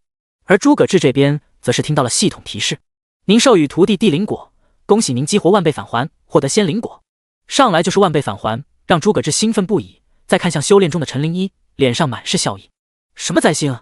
你这小家伙简直就是为师的幸运星啊！”地灵果本就不凡，如此珍贵的宝物获得万倍返还，效果只怕无比惊人。不过他并未立即服下，主要是担心这仙灵果的效果太过强烈，导致他修为直接飙升上去，一举达到生死境6重以上就糟糕了。倒是这边陈灵一在服用下地灵果后，修为开始了稳步的提升，超凡2重，超凡3重，超凡4重。随着时间的流逝，陈灵一修为便达到了超凡6重，至此才平静了下来。对于他来说，地灵果的效果更多是放在了悟性的提升，修为则是次要了。诸葛志打开陈灵一的信息面板，倒是颇为满意。姓名：陈灵一，修为超凡6重，体质毁灭魔体，需要玄气引导觉醒，并可通过毁灭之莲进化为毁灭圣体。悟性7阶，可通过红阴灵果大幅提升。第88章，我即圣人之目最强者。一枚地灵果直接让他悟性提升了2个阶位，而之前方一晴和白小小悟性普遍都才3、4阶，通过特殊天才地宝提升后都能达到准9阶。如今要是再给陈灵一搞到一枚红阴灵果，说不定有机会直接冲上9阶。陈灵一睁开眼，发觉自身提升幅度后，惊得小嘴都有些合不拢了。师傅，这宝物好厉害啊！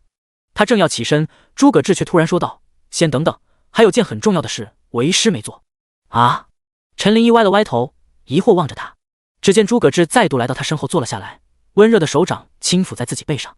师傅，您这是？陈灵一怯生生转过头，不知道师傅想做什么。而诸葛志也只撂下2个字：传功。这2个字在陈灵一脑海中炸开，令他满是惊愕。传功？真的可以吗？那是当然。好了，准备一下，为师这就要开始了。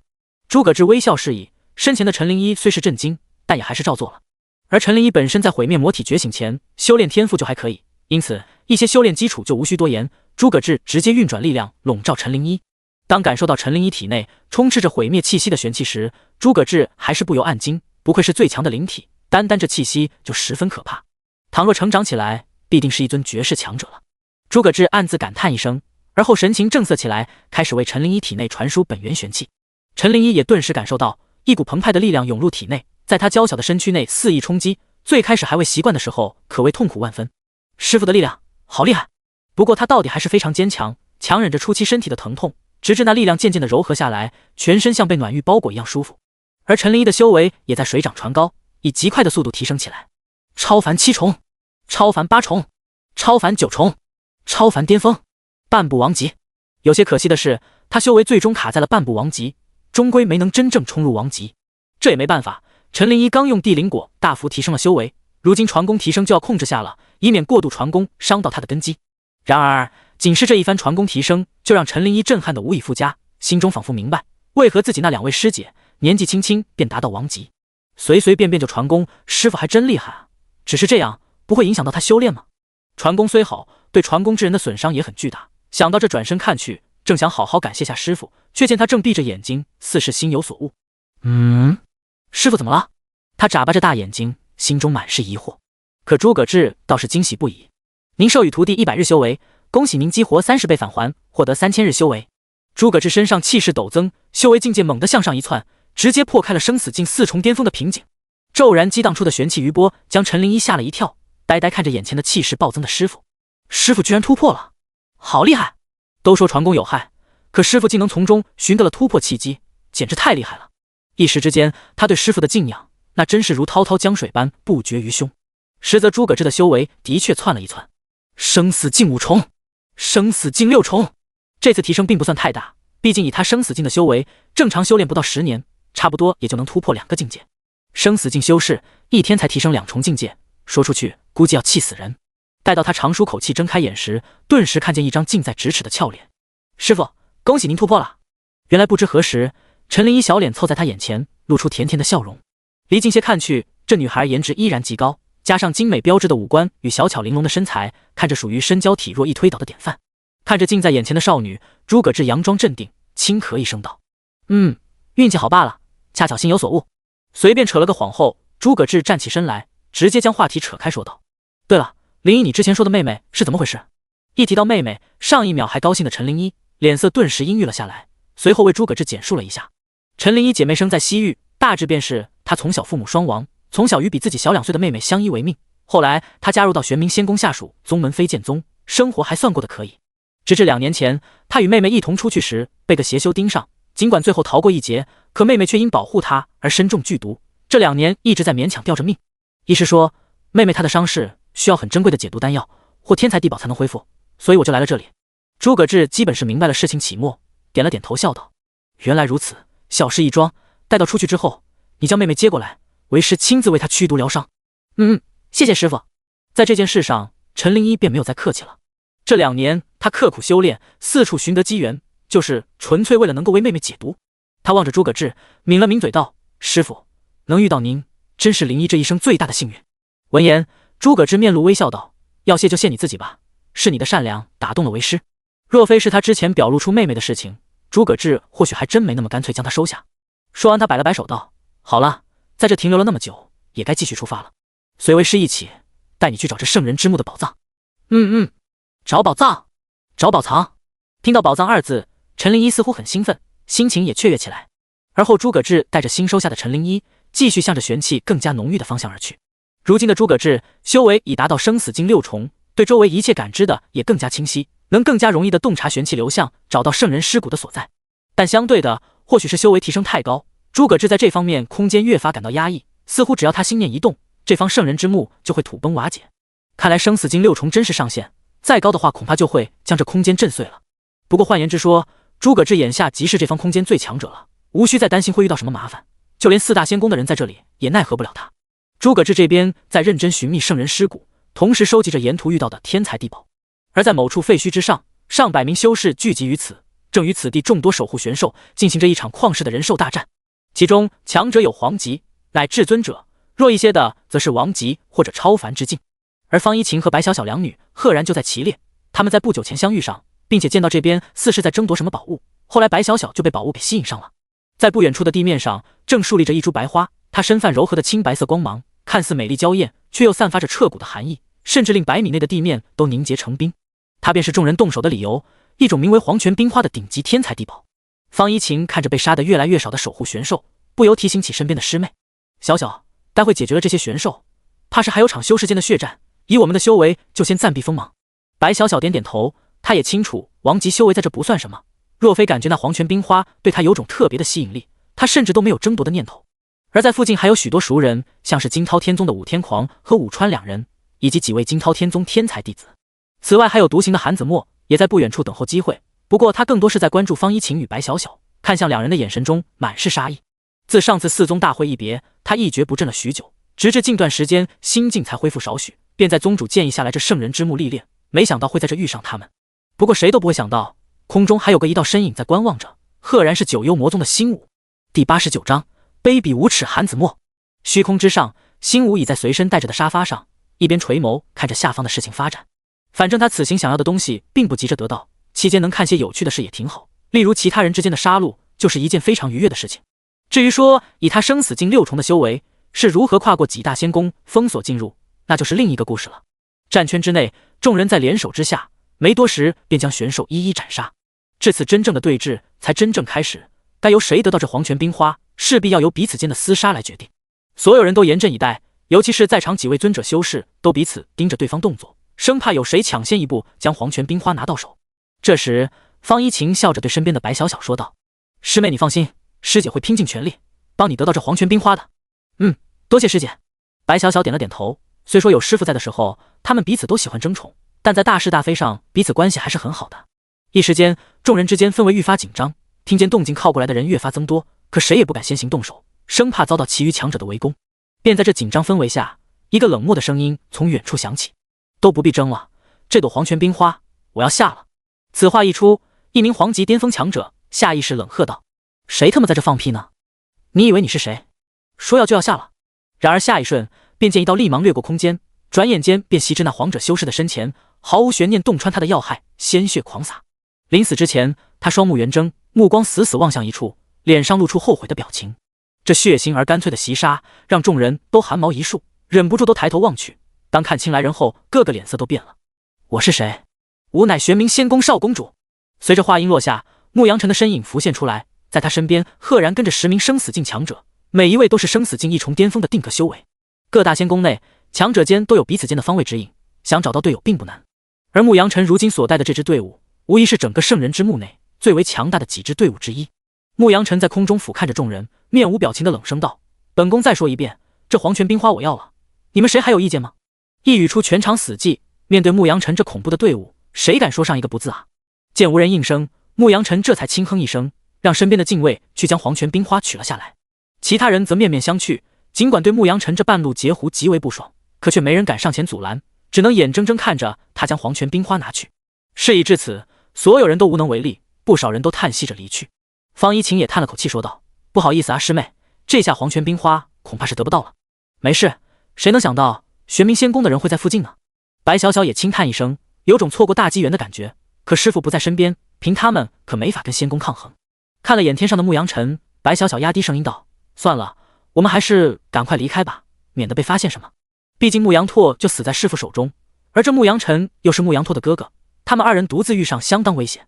可就当他们转身要走时，上方便传来牧羊尘冰冷的声音：那边的2个女修，给本少站住。随即3道身影飞身掠下，已是将方一晴和白小小2人包围。这一举动令众人吃惊不已，不明白发生了何事。方一晴和白小小则脸色微变，方一晴抬起头皱眉问道：穆公主，你有什么事吗？此时牧羊尘正凝视着他们，似乎在打量着什么，过了会沉声道：就在前些日，本宫的弟弟牧羊拓葬身在古龙山脉，而就在你们身上有害死我弟弟之人的气息，你们就没什么想说的吗？此话一出，方一晴和白小小内心直接沉到谷底。他们跟师傅走得很近，然有其气息并不奇怪，只是没想到对方能从这点注意到。不过方一晴还是佯装镇定，毫无波澜地回道：“不好意思，我们不知道您在说什么，我们从始至终都没见过你口中的牧羊拓。”而事实上，牧羊尘对他们是否与杀人者有关，老实说也不太确定。虽说他们身上的确好像有那人气息，可又微弱至极，但对他来说，这种事属于拧错杀1万，不放过一个。和你们有没有关系？等你们与本宫回一趟玄冥仙宫，自然就知道了。方一晴冷哼道：“凭什么？你有什么证明吗？我们又没有做错什么，为什么要跟你走？还是说你们玄冥仙宫就是这样一个只会仗着实力欺凌他人的势力？”说完还望向周围人，加大的声音道：“周围都看到了吧？堂堂玄冥仙宫却这般仗势欺人，毫无根据就要认定他人为仇人。”周围修士本就对牧羊尘方才举动不爽，但那毕竟是宝物，强者拥有没毛病，可如今又见到玄冥仙宫仗势欺人，就对其很不耻了。这一番话对得牧羊尘也皱起眉头，尤其周围聚集越来越多的修士，一边倒的舆论让他也有些犹豫，是否该强行出手。虽说玄冥仙宫很强，但若是被其他仙宫抓住舆论，对他未来真正执掌仙宫不太有利。关键这俩人和凶手有无干系，他确实无法肯定，有些纠结该不该冒险。一时间场面僵持，牧羊尘甚至生出几分退意，打算之后再找机会。远处却突然响起道冷笑：“穆公主，您想来不知吧？这两个女修，乃是我们东域那位名声大噪的诸葛志之徒。而那诸葛志又是个凶狠之徒，连芙蓉仙宫的少公主都敢杀。若说是他害死了您的弟弟，是不是还是颇为合理的？”一听是诸葛志的徒弟，牧羊尘心中杀意顿现，他挑起眉头，循声望去，冷声道：“他们当真是诸葛志的徒弟？还有，你是哪位？”闻言，那青年咧嘴一笑，无比恭敬地说道：“在下韩子墨，来自真武天宗，当初在四宗大会与他们见到过，所以可以肯定。”见他居然站出来帮助西域的势力，附近一些东域的修士都忍不住大骂无耻。远处观望的惊涛天宗队伍中，武天狂也忍不住怒道：“好一个借刀杀人，这韩子墨简直是无耻至极！”是啊，再怎么说也都是东域的人，这么做实在是令人不齿。一旁的武川摇了摇头，却也不禁说道：“不过这么一来，他们却是有大麻烦了。”果不其然，当得知方一晴与白小小的身份后，在场众人都大为吃惊，而牧羊尘的神色则冷了下来。单单这个事实就足以说明很多了。听到了吧？你们两个还有何话说？方一晴和白小小都是狠狠瞪了眼韩子墨，对他的出卖愤怒不已。至于韩子墨，则是一脸阴谋得逞的笑容。虽然他也不知道牧羊拓是谁杀的，但能陷害到他们就是好的。你们不是厉害吗？那就跟人家玄冥仙宫碰一碰吧。见方一晴与白小小不再说话，牧羊尘轻哼一声，正打算让人将两人拿下。这时身边有人自告奋勇道：“公主大人，就凭这两人还不配让宫内前辈出手，您看要不就让弟子出手将他们拿下吧。”牧羊尘看了眼面前的青年，这人名叫穆千亿，是他们玄冥仙宫年轻弟子中的顶尖天才，极为年轻便达到王级5重，同时他也是牧羊尘极为看好，并打算继位以后重点培养的下属，以至于还传授了他一部地阶顶级玄技。见他站出来，牧羊尘思索了下，想到诸葛志之名以及他两位徒弟方一晴与白小小在大陆上风头正盛，尤其是方一晴居然被称为东域年轻一代中第一剑修天才，穆千亿若将他们拿下，倒不失为一次为玄冥仙宫扬名的机会。第90章，对付你，我一人足矣。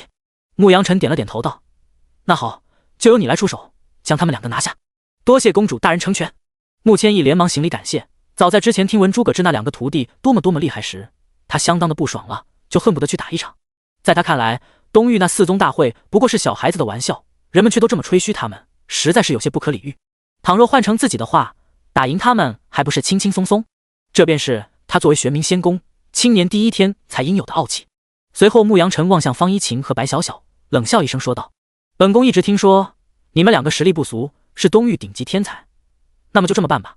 这穆千亿乃是我玄冥仙宫弟子，你们两个若是能联手击败他，本宫这次便考虑放过你们。”之所以这么说，主要还是觉得穆千亿不可能会输，而如果这样拿下他们，也可以免了其他人说三道四的可能，既能成就穆千亿，又可以避免舆论，这一箭双雕的事，他可相当乐意。他这个决定让附近数百名修士都眼前一亮，居然在这还能看到如此好戏，倒也不算是白来了。显然相比于圣人之墓的宝物，更多人还是更喜欢观赏近在咫尺的热闹。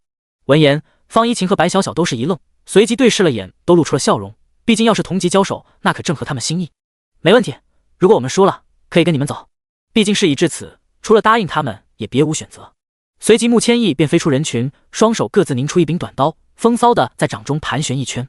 穆千意稳住身形，俯瞰着方一晴与白小小，勾了勾手指，狂傲道：“既然同意，那你们两个就一起来吧。”在他的印象之中，两女似乎都是王级一众，就算这段时间有提升，幅度也该很有限才对。以他王级5重修为，1对2，优势依旧在他。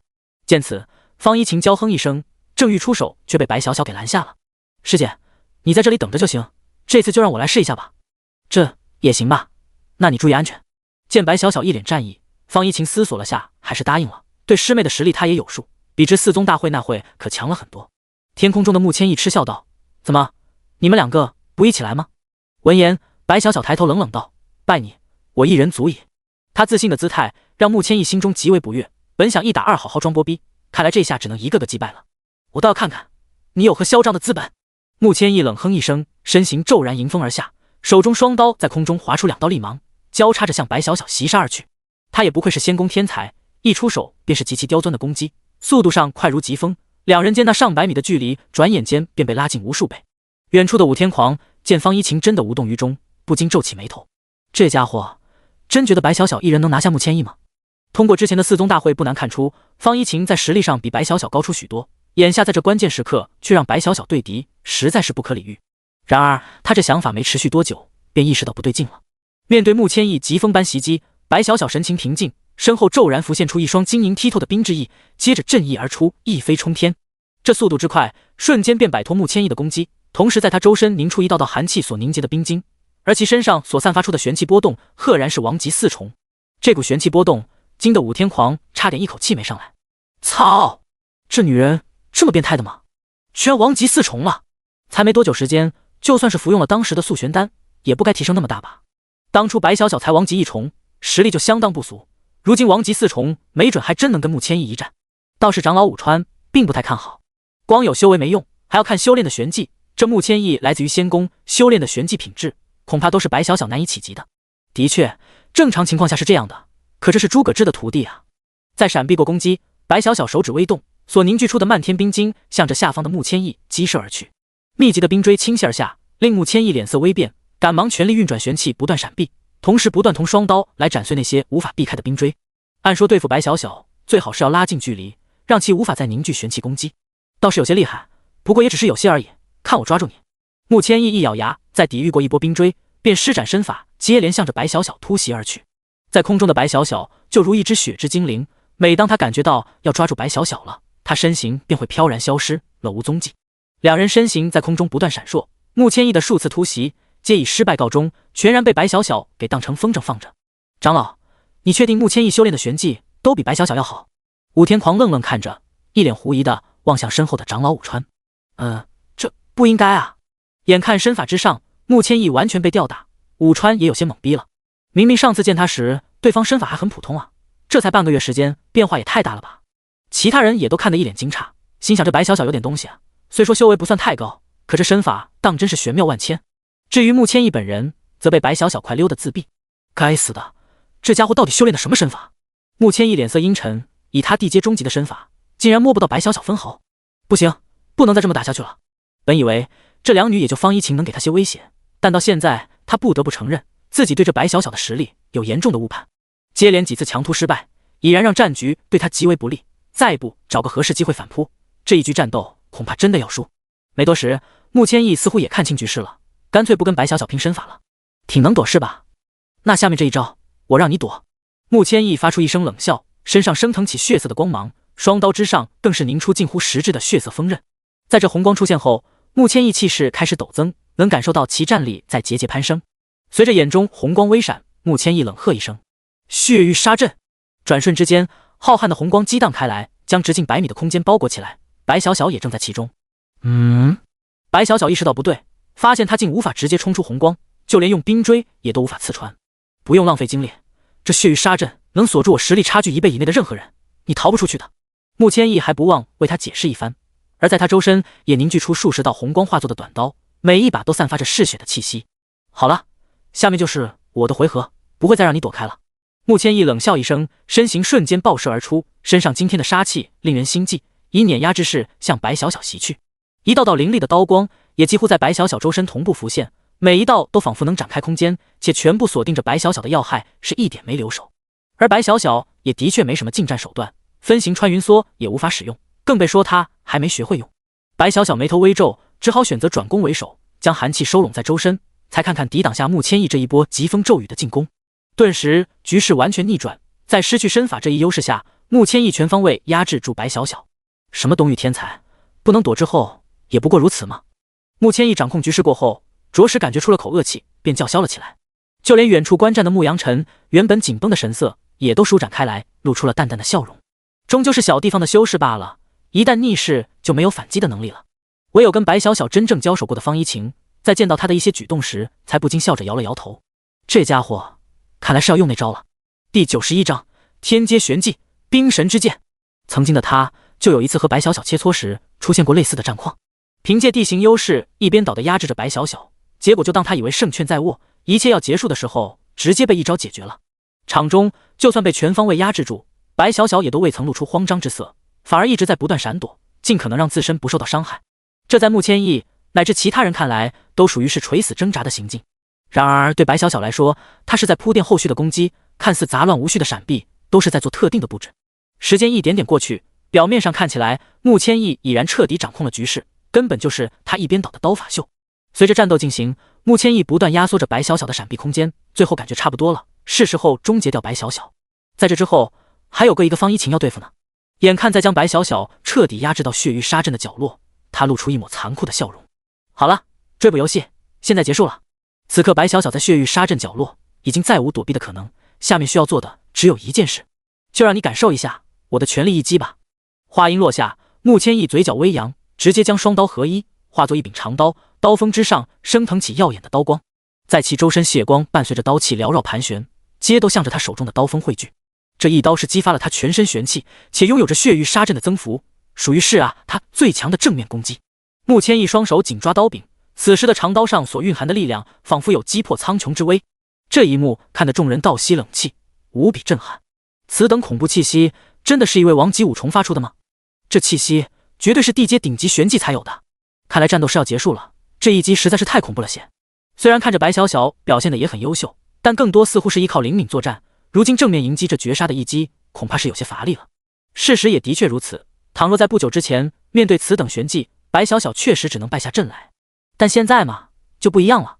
此刻穆千亿气势已达到顶点，随着他双手扭转，血色的斩击迎面向着白小小斩下。给我拿下！血破苍穹！就在他刚有所动作，白小小娇小的脸上竟是露出笑容来。既然想要硬碰硬，那就来试试吧。此话一出，穆千亿眉头微皱，这家伙难道还有底牌？但转念一想，都到这份上，他就算有底牌，难道还能有办法跟全力一击的自己硬碰硬？索性不再多想，持续将蕴含无尽血气的长刀斩下。冰神之剑！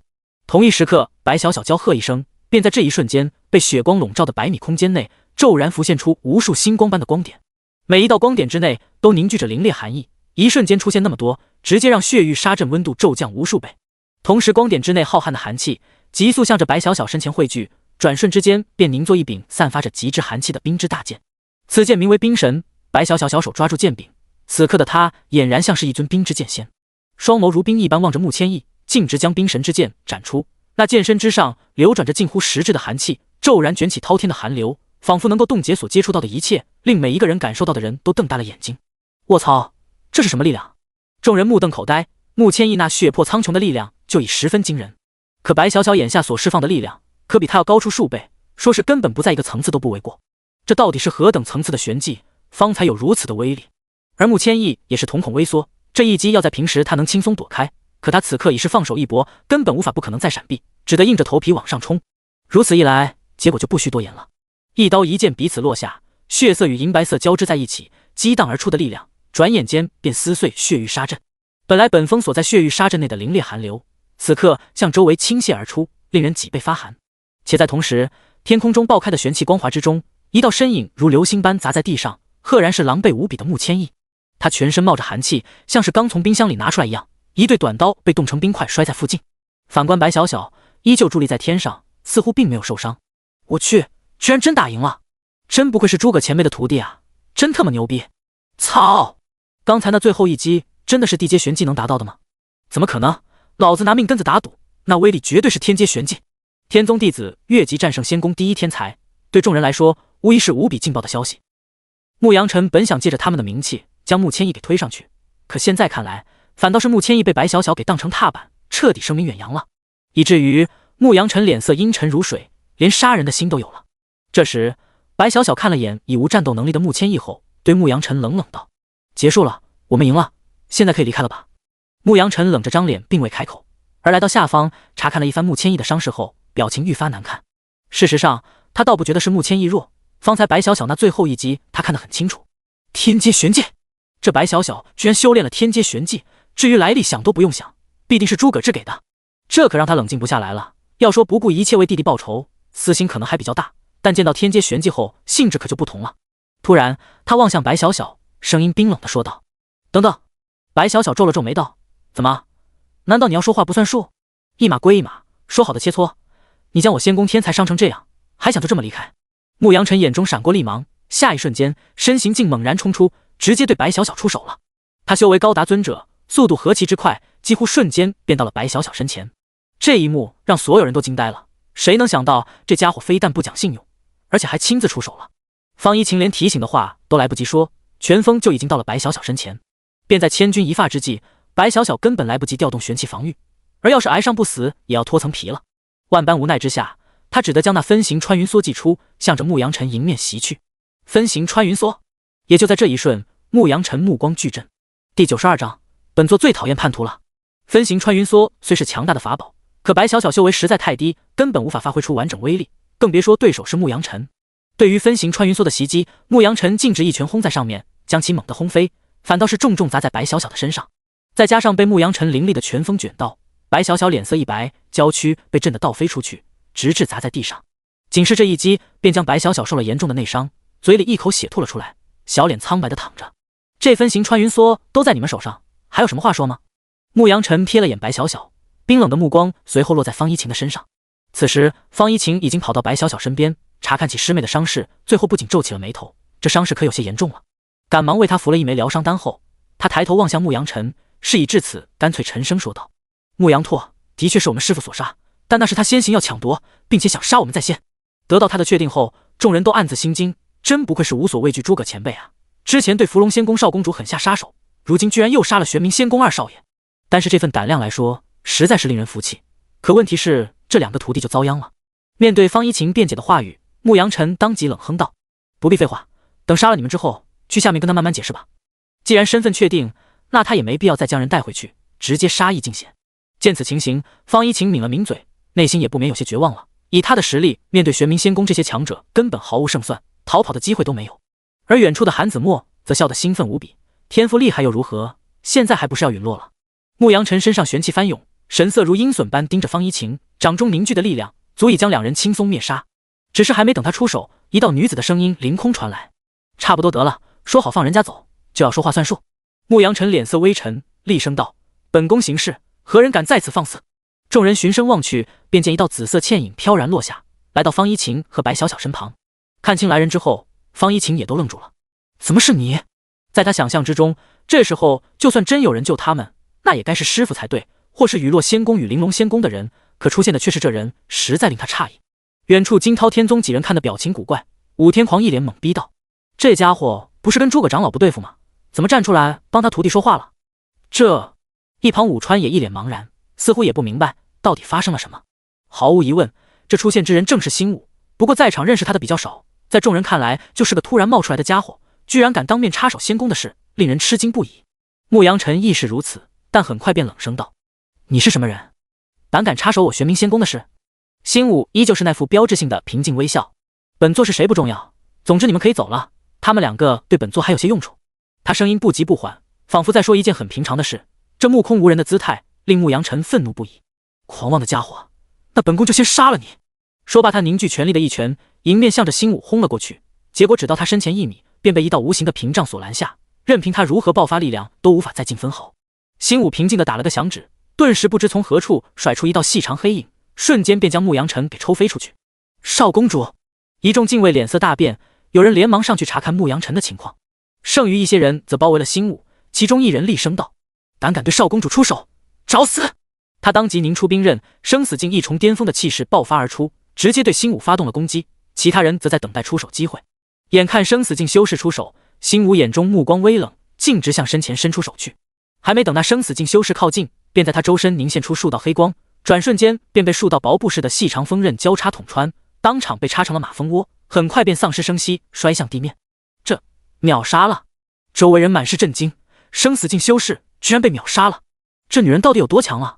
道士惊涛天宗众人此刻对玄冥仙宫的众人是一脸戏谑，让你这嚣张踢到铁板了吧？这尊大佬估计可是跟诸葛长老同一层次的恐怖强者，就凭牧羊尘身边这些人，估计还真不是对手。还有谁想要试一试吗？辛武淡淡扫了眼众人，令剩下的生死境修士皆都脊背一凉，忍不住后退了几分。按理说进来的修士最多就生死境一重，可这家伙秒杀是怎么回事？这时牧羊尘也被扶了起来，他仅是被抽了下，倒没有受到严重的伤，可心情却无比沉重。阁下，莫非想与我们玄冥仙宫为敌？眼看辛武实力可怕，居然秒杀了自己的禁卫，牧羊尘也只好用仙宫来威胁。可辛武显然不吃这一套，但笑着说道：“为敌了又如何？”你……牧羊尘被噎得说不出话来，但他也不是傻子，知道什么时候该硬，什么时候该怂。最后他冷哼道：“好，这笔账本宫记下了。”撂下了这句狠话之后，牧羊尘也只得望向其他护卫，冷冷说了句：“我们走。”在这里面限制太多，等出了圣人之墓才是他的主场，届时再见到这家伙，必要让他付出代价。玄冥仙宫众人灰溜溜离开，辛武也并未再出手。虽说他不惧跟玄冥仙宫为敌，但也不想跟玄冥仙宫彻底撕破脸，没那必要。眼看事情要结束，不少人都很是高兴，能看到仙宫的人吃瘪，可太有趣了。但也有人不爽，远处韩子墨忍不住问道：“为什么？你不是跟诸葛志有仇吗？为什么要救他们？”闻言，辛武瞥了他一眼，冷漠地说道：“你不说，还差点把你给忘了呢。”辛武心神一动，韩子墨只感觉胸中微凉，待他惊愕地低头看去，却只看到一个血洞。韩子墨脸色瞬间变得惊恐，难以置信地望向空中时，对上的是辛武冷厉的眼神。虽然本座坏事做尽，但是吧，还是最讨厌叛逆之徒。我……韩子墨倒在地上，用尽最后的力气痛苦挣扎着，然而已是无力回天了。其他人也都漠然地看着他，显然都对其之前的行为表示相当不耻。直至最后，韩子墨声息全无，彻底沦为了尸体。这时，辛武扫了眼周围还在看的众人，微微一笑道：“诸位，都结束了，还有什么好看的吗？5秒钟，本座不希望视线内还有无关人等。”此话一出，让那些还想欣赏下辛武的人纷纷作鸟兽散，消失得无影无踪。很快，原地只剩下辛武和方一晴以及重伤昏迷了的白小小。方一晴凝望着他，皱眉问道：“为什么要救我们？”第93章，徒儿想要做骑吗？为了征服你们的师傅诸葛志。辛武毫不犹豫做出了回答，微笑着说道：“既然诸葛志那么喜欢你们，本座又救了你们，他自然会心生感动。他并不傻，虽说有意通过莫尘羽压迫诸葛志，却也不影响他挑诸葛志软肋下手，让他对自己心怀感激。”随后，他走到白小小身边蹲下，方一晴顿时露出警惕之色，在他看来，这家伙简直危险至极。辛武面带微笑道：“别误会，本座只是打算为他疗伤，不需要的话就算了，可他还要痛苦多久就不知道了。”这下方一晴犹豫了，只得将白小小松开，交到辛武的手中。他伸手抚在其受伤处，莹莹的红光在掌中泛起。过了会，他松开手道：“这样就可以了。本座助他将主要内伤吸收了，基本无大碍，加上疗伤丹的效果，差不多1天左右就能醒了。”方一晴接过师妹，有些神情复杂地望着眼前这人，同时这般痛恨和感谢一个人的心情还是第一次出现。谢谢。出于感谢，方一晴还是说出了这2个字。站起身的辛武目光望向远处，淡声道：“本座并不需要你的感谢，也希望你不要觉得本座是个好人。说真的，本座倒更乐意看到你们被他大卸八块。”方一晴凝视着他，点头说道：“我从没有那么觉得，如果可以，我也想杀了你为家族复仇。”可以，那你就努力试试吧。辛武脸上并不怒意，反倒微笑说道：“你们2个下面要跟本座一起走吗？”“去哪里？”“带你们去见县，这座陵墓的主人，如果你师父足够厉害，应该也会在那里见到他。”遥远的一处，诸葛志带着陈灵一顺空间中玄气浓度而行，接近1天时间过去，终于是来到了一处。不出意外的话，眼前就是这座圣人之墓，墓主所在的地方了。在穿越大片秘方后，他们前方近1000米处，赫然出现了一座宏伟壮观的恢宏大殿。有多宏伟？宫殿的长与宽都在数千米以上，高度亦是达到了近1000米，且都过了那么多年，宫殿之上仍散发着淡淡的金光，以及流露在外那神圣而威严的气势。即便只是遥望而去，都令人有种身为蝼蚁的渺小感。而更确切的证据，自然是诸葛志感受到的，此地玄气便是图中最浓郁的一处。这里看起来好大啊！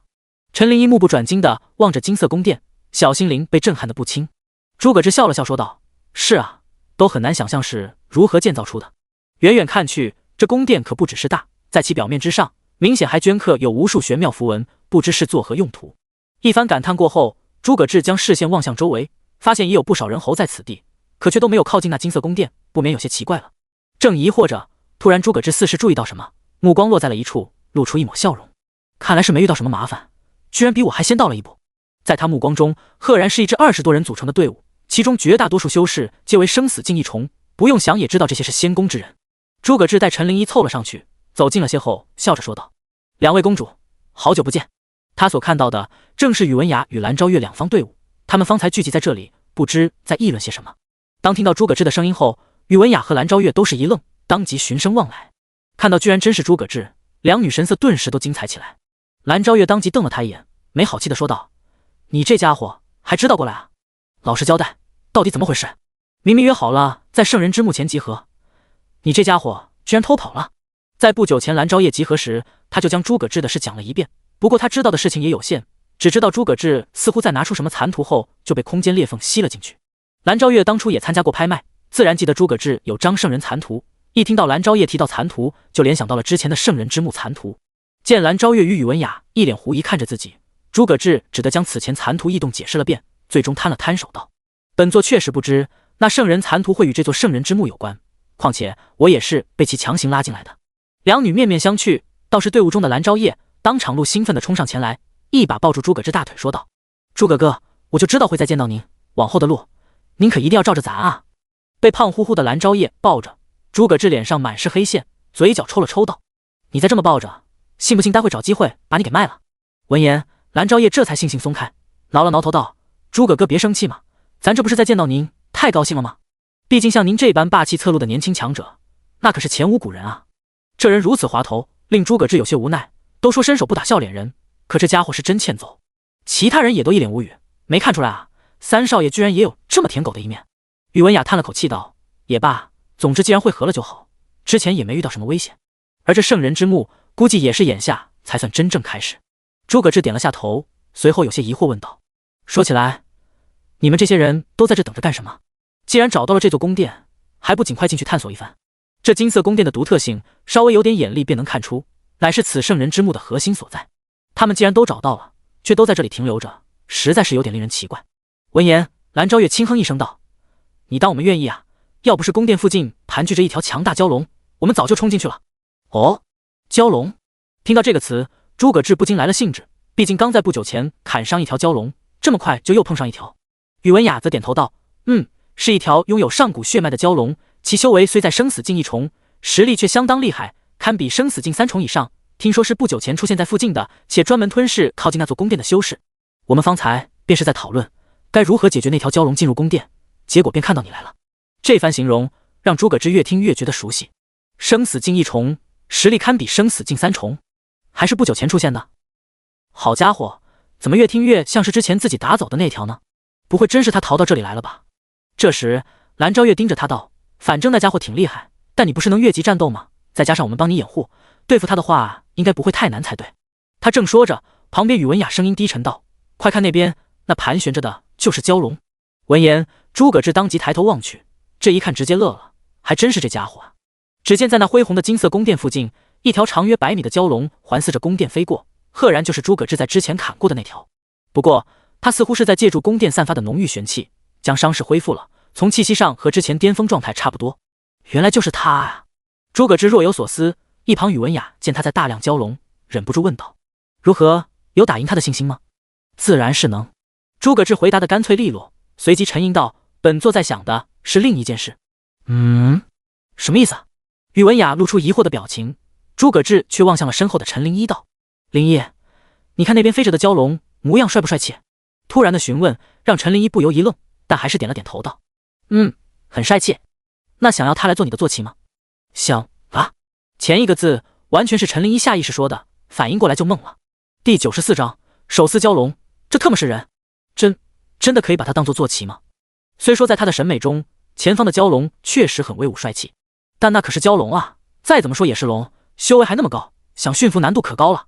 诸葛志淡笑道：“只要喜欢就行，为师待会就帮你搞到手。”事实上，他是想做一项实验，看一下要是授予徒弟坐骑的话，能否也能够得到返还奖励。像是这生死境异虫的蛟龙，返还个100倍1000倍奖励，那还得了。可他这番话令众人都倒吸口冷气，在这圣人之墓内将生死境异虫的蛟龙收为坐骑，这想法简直是太疯狂了。蓝昭月张了张嘴，一时惊愕地说道：“你没疯吧？就算你能打赢他，想收服他那可是另一个难度了。”宇文雅一时提醒道：“是啊，想驯服生死境异虫玄兽，并且还是条血脉崇高的蛟龙，起码得生死境巅峰实力才有可能。一般来说，最直接的驯服之法就是将玄兽给打到心服口服，那也就需要压倒性的实力才行。”诸葛志却一副风轻云淡的模样，淡笑一声说：“不试试怎么知道不行？你们就先在这等着吧，本座去会一会那只蛟龙。”蓝昭月皱眉道：“你的意思是要一个人对付他？这是自然，你们在这安心看着便是。”说完，诸葛志便纵身冲出，向着那蛟龙而去。原地的众人面面相觑，对于诸葛志的举动都满是无奈，乃至一名玲珑仙宫的生死境修士都忍不住道：“少公主，您确定那家伙真的能打赢蛟龙？我怎么感觉他跟个疯子似的？”作为南域修士，他近些时日虽然没少听到吹嘘诸葛志的讨论，却还从未亲眼见过诸葛志战斗，对其传说中恐怖战斗力颇为怀疑。怎么可能有人在半步生死境就打得赢生死境5重？那他如今生死境1重，岂不是能打生死境巅峰？可话音刚落，陈灵一便愤愤道：“不许你侮辱师傅，他不是疯子，就是非常厉害。”闻言，众人这下想起来身边还有这么一位。宇文雅看着他，不由好奇问道：“这位小妹妹，听你的称呼，莫非是诸葛长老新收的徒弟？”“就是这样。”陈灵一点头承认，引得众人一阵打量。当看到他半步王级的修为后，表情都变得古怪起来。诸葛志都什么运气，居然又收了一个这么年轻的半步王级，以至于宇文雅都不禁问道：“可否问下，你师父对你很好吗？”闻言，陈灵一那是一脸的骄傲：“当然了，师父对我可好了。师父他不但给我灵果修炼，还为我传功变强了。”听他这么一说，众人差点没惊掉下巴。蓝昭月满是惊愕道：“你说什么？传功？那家伙给你传功了？”“是啊，我刚拜师就传了。”陈灵一一脸幸福，毕竟师徒间传功这种事有多珍贵，他也非常清楚。不出意外，众人听完后望向诸葛志离去的背影，一个比一个震惊。这家伙对徒弟未免也太好了吧！蓝昭月神色震撼，忍不住感叹道：“他就不怕修为跌落吗？”旁边宇文雅默默感慨：“真是个令人敬佩的男人。看来之前还真是小瞧他了，对待徒弟能好到这种程度，普天之下能有几人？甚至不禁想到，之前的方一琴和白小小修为增长无比异常，莫非都是传功提升而来？可要真要如此的话，那诸葛志也未免太恐怖了吧！经常为弟子传功，尚且有如此实力，若是没有传功，岂不是上天了？不过敬佩归敬佩，他们对于诸葛志战胜蛟龙却有信心，可能否驯服蛟龙，那就是另一回事了。”蓝昭月叹了口气道：“话说，我们要不要去帮他一下？人多力量大吗？怎么心软了？怕他受伤？”宇文雅淡笑着调侃他，蓝昭月却是轻哼道：“谁心软了？就是怕他受伤后影响到我们之后行动而已。”见他辩解的样子，宇文雅觉得挺有趣，笑而不语。倒是蓝昭月嘿嘿道：“姐，按照世俗的说法，您这个样子叫做傲娇。”蓝昭月像是被拆穿，俏脸顿时一红，满是羞愤的他抬脚便将弟弟踹飞出100米远，并怒喝一声：“给我滚远点！”宇文雅看得无奈摇头：“别闹了，那家伙就要跟蛟龙对上了。”闻言，蓝昭月这才冷静下来，连忙将视线投向远处的诸葛志身上。与此同时，在金色宫殿外足有数千人在观望，都在犹豫着该如何解决那蛟龙。如今也都注意到了诸葛志的出现，都在暗中议论纷纷。那年轻人是谁啊？这架势不会是要孤身迎战蛟龙吧？有意思，刚不久之前，这蛟龙才吞了个生死境修士，居然这么快就又来一个自寻死路的。哎，瞧他那模样还挺帅气，真是可惜了。不过我怎么感觉这人看着有点眼熟啊？金色宫殿外众人都将注意放在诸葛志的身上，有惊讶，有怜悯，也有好奇。此刻迎向宫殿的诸葛志就仿佛一个去独自挑战恶龙的勇士，是成为屠龙者还是盘中餐，令人他们相当期待。其中便包括玄冥仙宫牧羊尘所带领的队伍。当他看到诸葛志的出现后，虽然不认识对方，可他身上所散发的气息还是令牧羊尘目光凝滞了。牧羊尘死盯着诸葛志，嘴里咬牙切齿地说道：“是他，就是他！”一旁还缠着绷带的穆千义见状不禁问了句：“公主大人，你说的他是？”“自然是杀害本宫弟弟的人。”穆千义先是一愣，旋即反应过来：“您说他就是诸葛志？不出意外就是他。”牧羊尘满怀杀意地看着诸葛志，冷冷说道：“看他的样子是打算与那就蛟龙战斗，待会趁他交战之时找机会出手重创他。说完，他扫了眼身后一众生死境禁卫，众人纷纷应声道：“谨遵少公主之命。”他们也都听闻过诸葛志之名，要传言都是真的。正常交手，他们的确没有胜算，可要是趁机偷袭，成功机会就比较大了。可是这种想法并没有持续多久，他们就被远处的景象给惊呆了。金色宫殿外，一条黑色蛟龙正悠哉地盘旋着。如今的他心情是相当好。之前他在沼泽之中一眠便是上千年，如今不仅找到这处最佳的休息之所，时不时的还有人类小零食来送死，活的是相当滋润。但直到现在，他都对之前的事情抱有深深恐惧。那个将他在老家差点砍废的人类，战斗力实在恐怖如斯。还好自己最后逃走了，并且还来到这里，一时半会应该不会再遇到那个变态人类了。本龙就在这好好修炼个千百年，下次见到那个人类，一定抱着血海深仇。正思考着，黑色蛟龙注意到有人影靠近，心中顿时一喜。刚吃了一个，这么快就又有零食送上门来了。黑色蛟龙心中高兴不已，当即扭转身形，迎面朝着那远处的人影扑杀而去。他速度极快，说是雷鸣闪电也不为过，转瞬便杀至他的身前，紧接着便要张开嘴撕咬下去了。然后他就看清了来人的模样，在看清的那 0.01 秒钟，蛟龙的心中油然生出一种植物。操！第95章千倍返还，做起血朱雀。哈喽啊，小黑龙，咱们又见面了。诸葛志笑着向他招了招手，知道以他生死境的实力，早已能听懂人言，并且灵智上已和人类没什么区别了。可他这个笑容在黑色蛟龙看来简直和魔鬼一样，吓得他差点当场魂飞魄散。本来迎面发起突袭，他几乎是毫不犹豫地扭转身形，满是惊恐的掉头就逃。可还没等他飞出多远，便感觉身体被桎梏住，再无法向前挪动分毫。待他扭头看去，便见诸葛志正徒手抓着他的尾巴，笑盈盈望着他。别这么急着逃走啊，你可是龙，要有骨气一些。而且本座可是有好事想跟你商量呢。蛟龙惊恐无比，什么作为龙的骨气和性命比起来重要吗？他拼命挣扎，可诸葛志手上所蕴含的力量之强，居然比之前还要恐怖无数倍，任凭他如何挣扎都无济于事。奉劝你最好放弃吧，这次你是逃不掉的。本座这段时间实力可是不小心提升了那么一点点。诸葛志则一脸平静，继续笑道：现在本座的徒儿想让你成他的坐骑，不过本座一向民主，可以给你3个选择。一个是现在服软，不疼不痛成为本座徒儿的坐骑；一个被本座打到心服口服，成为本座的徒儿缔结契约；而要实在不行，本座就将你砍死后剥皮拆骨，给我徒弟煲汤喝。就这3个选择，你挑一个吧。黑色蛟龙了解到他的目的后，眼中的恐惧已然转化为愤怒之色，是可忍孰不可忍，想让自己成为坐骑，简直是侮辱自己身上流淌的龙之血脉。他当即发出愤怒的龙吟，龙头逆转而来，向着诸葛志袭杀而来。诸葛志却是淡笑一声：懂了，选后面2条是吧？话音落下，他直接一拳轰出，万钧之力瞬间砸在黑色蛟龙袭来的脑袋上，直接让其脑袋顺着身体在空中划出道弧线。诸葛志如此可是生死境6重，加上玲珑圣体与冰凤血脉对力量各自的增幅，让他能轻松碾压仅有生死境1重的蛟龙。黑色蛟龙吃痛哀嚎，然而这才不过刚刚开始。诸葛志紧接单手揪住他尾巴，让他身体像鞭子一般狠狠地抽在地面之上，1下、2下、3下。黑色蛟龙不断发出哀嚎，可这声音并不会让诸葛志怜惜，反倒是用力更猛了。在诸葛志的手中，黑色蛟龙仿佛成了毫无威胁的玩具，被他花式吊打，场面一时间简直惨不忍睹。看着这毫无悬念的碾压战，金色宫殿外所有人都呆住了。这家伙是什么怪物？我的妈啊，居然手撕生死境蛟龙，这还是人吗？怪物，这家伙就是怪物。谁能想到啊，不久前还在这金色宫殿外不可一世，被他们视为究极守护者的黑色蛟龙，现在却被虐成这副模样。在远处的玄冥仙宫队伍，本来说好想趁着诸葛志与黑色蛟龙缠斗，从而出手偷袭的众人，此刻都面面相觑起来。少公主，您看这还要上吗？在见到诸葛志凶狠的一面后，他们都对其由衷的恐惧。这可是真手撕生死境蛟龙，估计撕他们还会更加简单。这时候出手跟送死没有区别。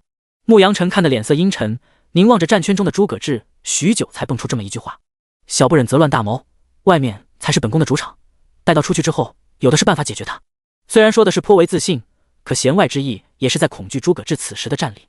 事实也正是如此，见识到诸葛志的实力后，他后背都差点湿了，无比庆幸方才没有冲动出手，否则被手撕的就是自己了。这圣人之墓内的家伙，一个比一个怪物。牧羊尘表情阴郁，本以为作为仙宫势力的他们，在这圣人之墓内可以横行霸道，结果先是遇到个深不可测的女人，现在遇见杀害弟弟的仇人，实力居然也这么变态。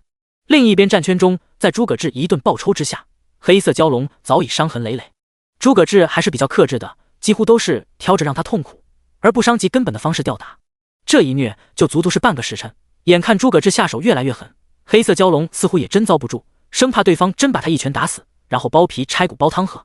便在诸葛志想继续动手时，他眼中满是恐惧，巨大的脑袋像是拨浪鼓一样摇晃着。诸葛志眉头微挑说道：现在知道谁是老大了。黑色蛟龙点点头，愿意给本座的徒弟当坐骑了。黑色蛟龙继续点点头。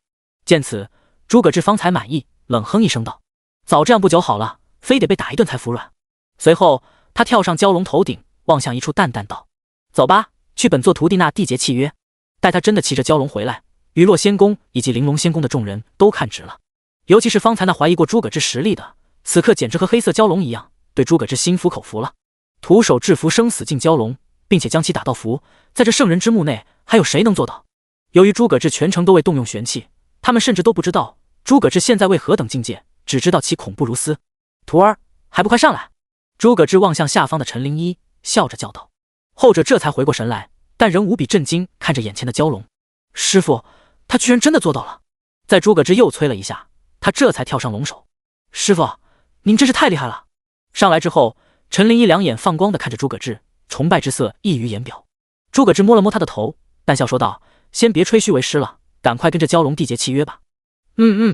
所谓契约，即为主仆契约，一旦完成之后，即便玄兽比主人强大再多，都无法伤害主人分毫。反之，只要主人一念之间，就可以让玄兽陨落，属于完完全全的屈辱性契约。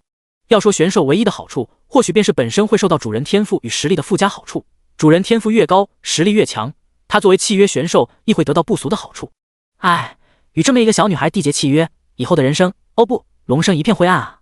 黑色蛟龙一边在与陈灵一契约，一边还在心中叹息着。双方契约很快便缔结完成，可就在完成的一刻，蛟龙顿觉一股庞大而精纯的力量涌入体内。在这股力量下，非但他身上的伤势开始恢复，就连本来在生死境一重巅峰的修为，竟然也跟着冲开，一举达到生死境二重。黑色蛟龙无比惊愕，这女孩究竟是什么天赋，居然能给他带来这么大好处？这时，头顶上的诸葛志笑道：如何，本座说过的吧，是要跟你商量一件好事。的确如此，在感受到陈灵一为他带来的提升后，黑色蛟龙那叫一个开心，真要是追随这么一位天赋绝顶的人类天才，似乎也不是什么坏事。陈灵一惊奇道：师父，他好像在高兴。缔结契约后，他与黑色蛟龙也在内心建立了联系，能感受到他情绪的变化。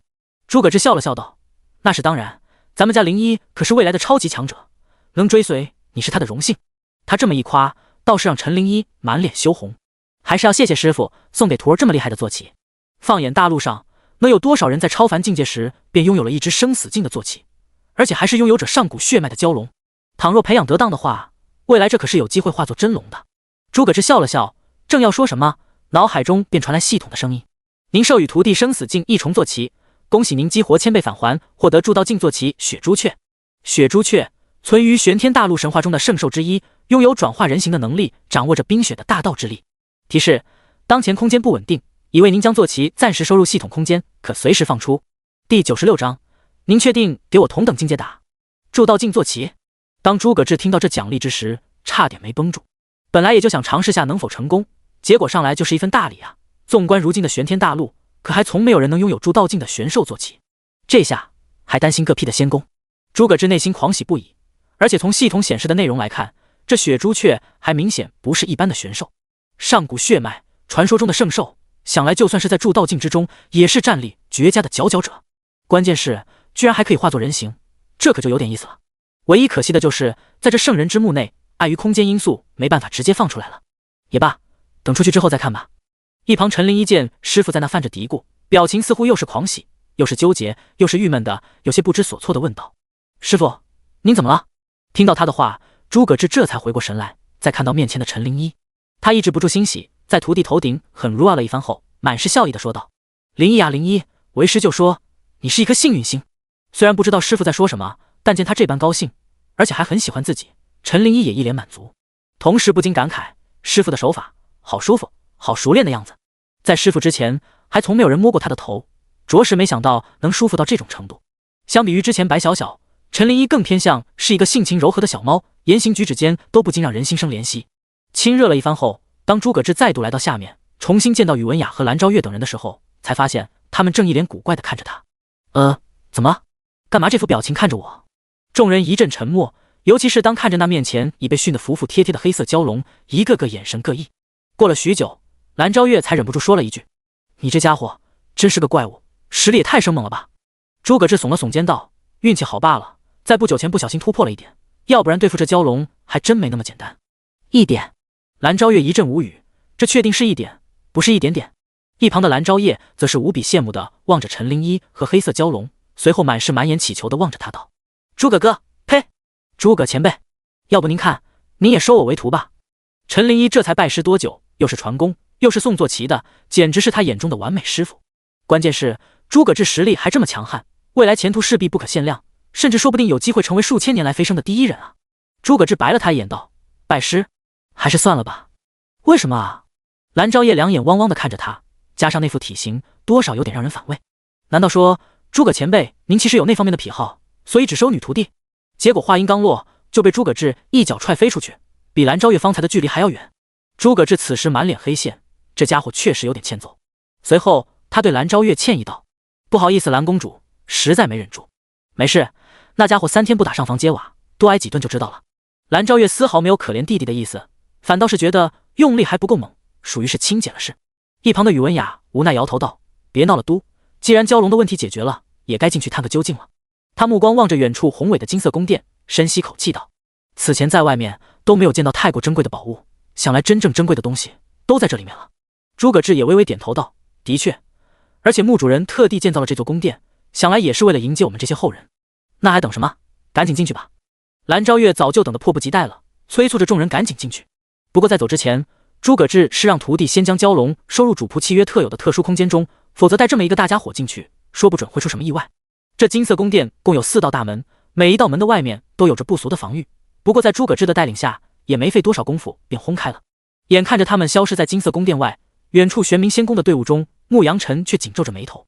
这诸葛志跟那2个仙宫之间有关系，他的关注点更多是诸葛志和雨落仙宫以及玲珑仙宫的关系上，现在也不清楚他们到底是何种关系。倘若特别亲密的话，说不定会影响到后续对诸葛志出手。毕竟在圣人之墓外，他们玄冥仙宫是有铸道境强者坐镇，可雨落仙宫以及玲珑仙宫也都有，并且加起来还比他们多一位。该死的，算了，等出去后再一探究竟吧。牧羊尘也知道这么纠结下去不是办法，干脆深吸口气，对众人说道：“走吧，一起进去，务必要抢在他们之前得到圣人遗宝。”众人当即发出齐喝：“遵命！我等一定为少公主多得至宝。”根据他们几大仙宫的分析，这座圣人之墓很有可能为上古时期一尊极为强大的圣人之墓。记载之中，这位圣人掌握着一件无比强大的法宝，倘若能够得到，说不定会改变整个大陆的格局。也正是因此，此次圣人之墓4大仙宫都无比看重，为的便是获得那圣人遗宝。玄冥仙宫一众人在牧羊尘的带领下进入金色宫殿，其他在外潜伏的人见到蛟龙被干掉，几大仙宫的人也都进去了，皆都纷纷跟了上去。另一边，诸葛志在进入金色宫殿的一瞬，只觉周身的景象开始变得模糊。怎么回事？诸葛志眉头微皱，但很快周围景象就再度清晰起来，这才发现他竟处在巨大的平台之上，放眼周围竟是一望无际的虚空。这巨大的平台仿佛漂浮于虚空中，完全的与世隔绝了，乃至诸葛志感知力也都无法穿透过去，并且也看不到其他人。正当诸葛志皱眉思索之际，金色的光芒在他身前凝现，迅速化作一个白鬓老者，冲他露出慈祥的笑容。挑战者，欢迎来到本圣的考核空间。闻言，诸葛志打量着金色人影，也就是说，你是这座圣人之墓的主人？算是吧。金色人影点了点头，笑着说道：“不过准确来说，吾只是本体在这考核空间所留下的一缕残魂罢了，负责维持着考核空间的运转。”诸葛志大致明白，想了想问道：“那其他人呢？也都在考核之中？”没错，每个人进入此地之后会被拉入单独的考核空间，通过之人会被一同传送到下一轮。那要是失败了呢？会死吗？自然不会，只是会被传送出去罢了。这样啊，诸葛志这才松了口气，否则还真有点担心灵一能否通过。随后他望着金色人影问道：“所以这一轮考核的内容是什么？”那金色人影拂须淡笑，缓缓说道：“这个嘛，本圣会幻化出与你同等境界，并且不会动用任何超越境界的手段。这种情况下，你用任意手段，倘若能在本圣手下撑过3招，即算是通过了。”听到这个考核内容之后，诸葛志眉头微挑，要同等境界下跟自己打，还限制住每个境界的手段，听起来可能听绕，实则就是说，像他现在生死境，对方就不会动用铸道境才会领悟的大道之力，或者说超阶剑意之类的手段。不过对正常修士来说，这难度也足够高了。眼前这可是圣人啊，即便各项手段都对等，可圣人那恐怖的战斗技巧和经验，也足以轻松碾压99的修士。不过也仅限于是正常修士。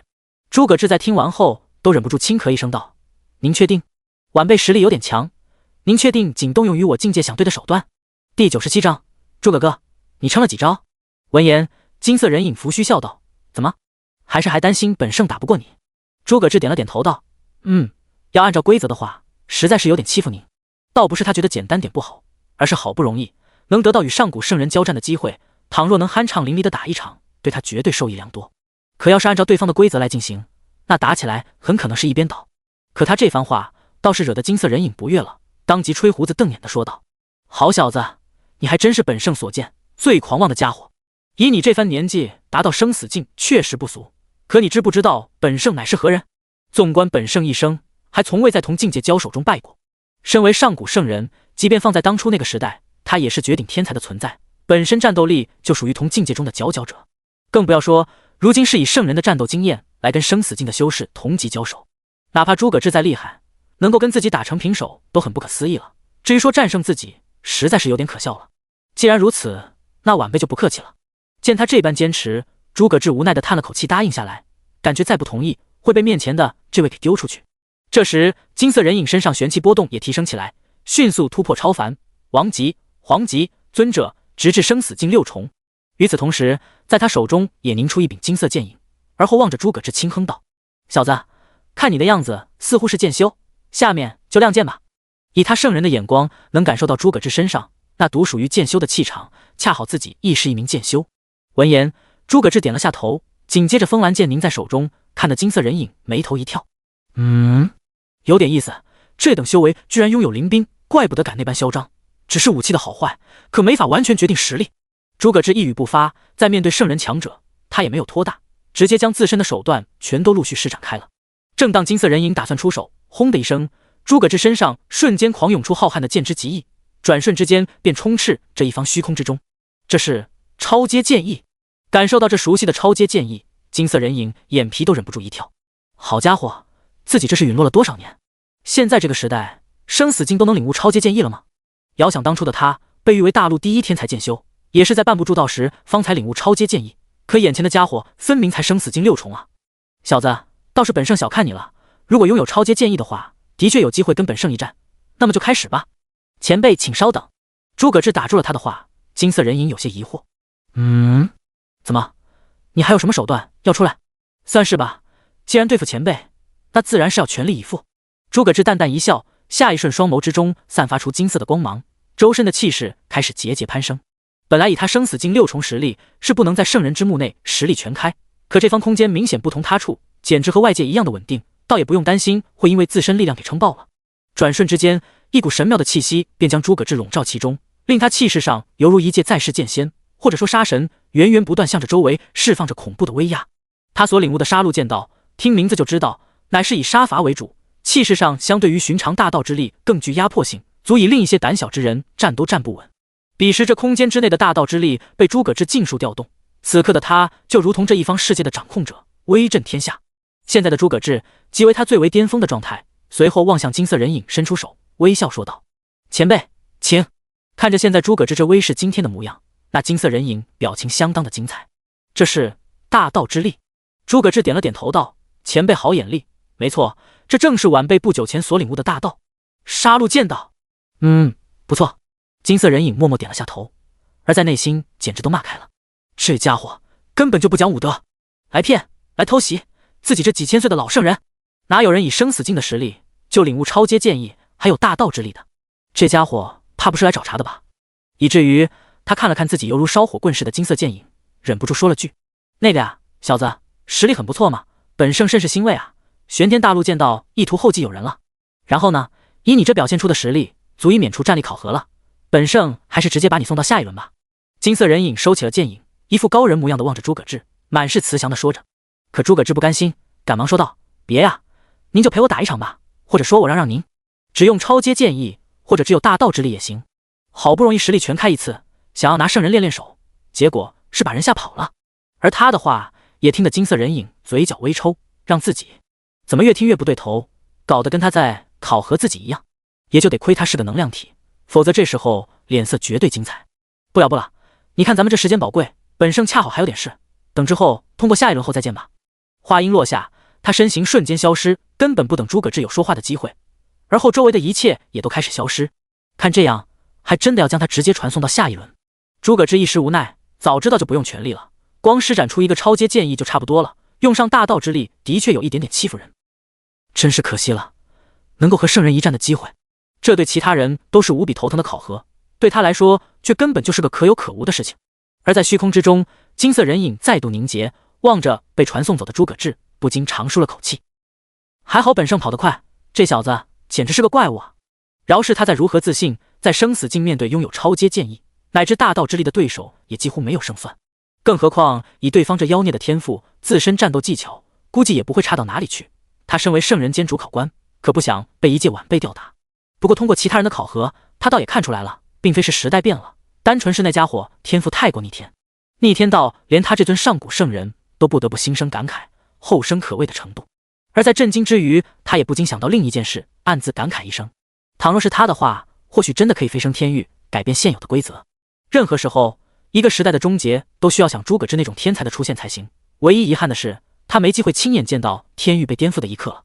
在诸葛志再度恢复视线的时候，便发觉已被传送至另一处平台上。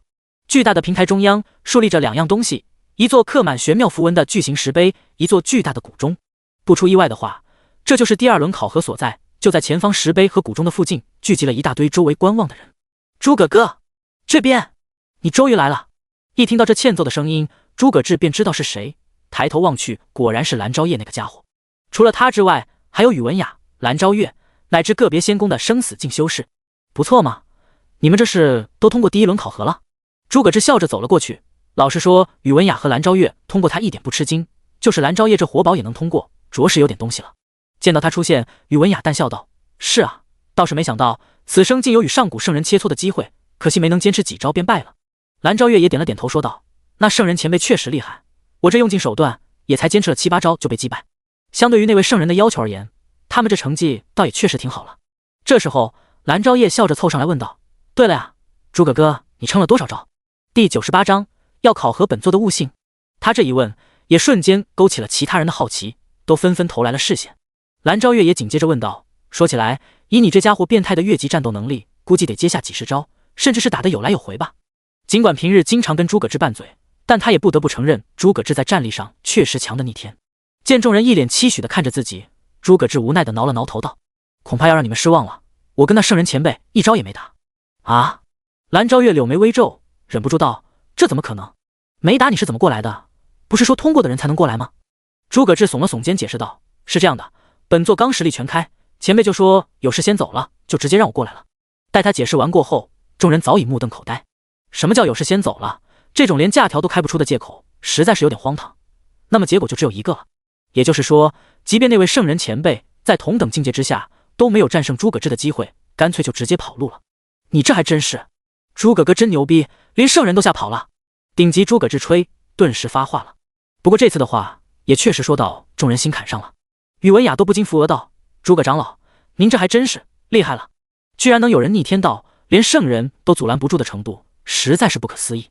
诸葛志摊了摊手，一脸的无辜，而后目光在周围其他地方打量了下，似乎在找什么。没多时，他叹了口气道：看来灵一试没通过，被传送到外面去了吗？虽说不久前帮陈灵一觉醒了毁灭魔体，可还没有教他具体的运用之法，所以在战斗力上他在同等境界内算不得厉害，没能通关也在预料之内。宇文雅淡笑道：别担心，本宫问过了，未通过的人会被传送到宫殿外，以他那只坐骑的实力，应该不会有什么危险。黑色蛟龙的实力，之前可是连他们都感到头疼，但凡是个正常人，估计都不会想去招惹的。诸葛志也点了点头道：那就先看看这里是什么情况吧。放眼四周，除了他们这支队伍，还有不少其他的人在。除去那些杂七杂八的散修，最令他关注的便是另一支实力不俗的队伍了。带队的是个青年，时不时眼神阴翳地望着自己，再参考他身边那几位生死境修士，对方的身份也就呼之欲出了。玄冥仙宫的少公主嘛，看着眼神是知道我杀了他弟弟吧。诸葛志内心盘算着，看着这样子，自己出去之后恐怕会有不小的麻烦了。正思索着，虚空之中忽然有声音响起，是那圣人的。恭喜诸位通过前面的战力考核，下面这一轮乃是悟性考核。你们逐个接触那边的石碑，尝试领悟其中玄妙。根据领悟程度的高低，附近的通灵钟会被敲响。若是领悟程度越高，通灵钟响的次数也会越多，响7次为通过。通过之人将有资格来到本圣真正的墓前，获得本圣给予的奖励。下面就逐个开始吧。战力、悟性，这两者的确足以综合一个人的潜力，甚至是未来的成就了。众人都面面相觑，似是都在犹豫谁先上去。宇文雅望向身边几人问道：“都听见了？你们打算谁先来？”话音刚落，一众目光便齐刷刷投在诸葛志身上了，意思太明显不过了。诸葛志倒是随和，耸了耸肩道：“也行，那就……以他不久前升级到的仙阶悟性，估计通过这一轮也没什么难度。可以说他存在的本身就是个 bug。”结果话音未落，不远处便传来个声音：“既然没人上，就让本宫先来给你们打个样。”闻言，众人都循声望去，赫然是玄冥仙宫的牧羊尘。他轻哼一声，转瞬间来到了巨大的石碑前，直接伸手按在了上面，随后开始闭目冥想。半分钟时间过去了，只见石碑之上开始浮现出莹莹光辉，不远处屹立着的通灵钟也响了起来。当，先是一声响起，紧接着又是2声，当当。而那巨大的石碑光芒已是颇为明亮，只是似乎他的天赋到这里也就到头了，光芒并没有再继续变亮。直至最后，当，通灵钟响了4声之后再也没有响起，很快是石碑上的光芒也暗淡下来。4声，显然这就是他的成绩了。怎么可能？以本宫的悟性，怎么可能才4声？待到牧羊尘睁开眼时，脸色别提多难看了。本以为他不说多响几声，通关还是没什么困难的，结果倒好，距离通关足足差了2声。我就不信没办法相到5声。他脸色一沉，想要继续上前尝试，可他似乎是没有资格了，再怎么样石碑都发不出光芒。一时间他愤怒不已，都恨不得用力量将这石碑给轰开。这时蓝昭月轻哼道：“你就别浪费时间了，一个人试一次，还没看明白吗？还是说你不嫌丢人，打算继续在这里当小丑表演？”蓝昭月，本宫如何关你何事？还是说你想打架吗？被他怒对，牧羊尘脸色铁青，狠狠瞪了他一眼。可别人怕他，蓝昭月可一点都不怕，扬了扬头说道：“好啊，打就打，真当本宫怕你？”他这样子让牧羊尘愈发愤怒。侧可当看见他身边的诸葛志之后，还是强压下了怒火，冷哼一声道：“别光在那里说，有本事也上去试试，本宫倒要看看你能响几声。”“好啊，试试就试试，谁怕谁？”蓝昭月冷哼一声，直接去到石碑前，伸手按在上面，开始闭目领悟。半分钟后，随着光芒升起，通灵钟也开始响了起来。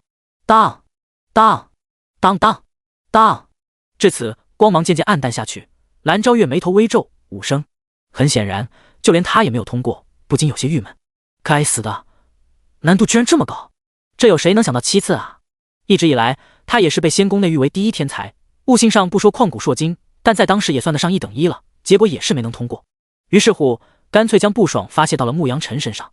瞧瞧，虽然本宫也没通过，可终归还是要比你强一些。尽管说没能通过，但至少气一气牧羊尘，还算是有点心理慰藉。你，牧羊尘神色阴郁，恨不得冲上去跟他打一架。就在这时，宇文雅也淡淡道：“本宫也来试试吧。”本来他淡定，也是觉得通过难度不大，可现在牧羊尘和蓝昭月双双折戟，让他也不由担忧起来，便想着赶紧试试。随后他也来到石碑前，同样的操作，石碑开始亮起光芒，通灵钟也逐渐响了起来。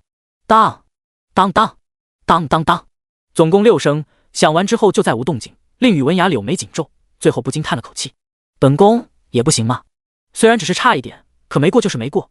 如此一来，他们雨落仙宫很可能就无缘传说中的那件圣人遗宝了。”尽管他为人平和，看似与世无争，超脱红尘，可现在还是被打击到了。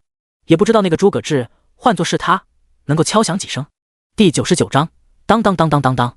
一旁蓝昭月见他神色失落，倒是笑着迎了上去，劝道：“别伤心了，虽然没能通过吧，但也比牧羊尘那家伙高了很多，说明未来的成就也肯定比他高。”身为一个记仇的女人，恨不得时时刻刻损一下牧羊尘，气得牧羊尘那叫一个愤怒。就在这压抑氛围下，蓝昭夜跳了出去说道：“诸位都往这看，往这看，瞧本少爷的！”他圆滚滚的身体几乎是砸到了石碑前，将满是肥油的手放在了上面，开始闭目领悟。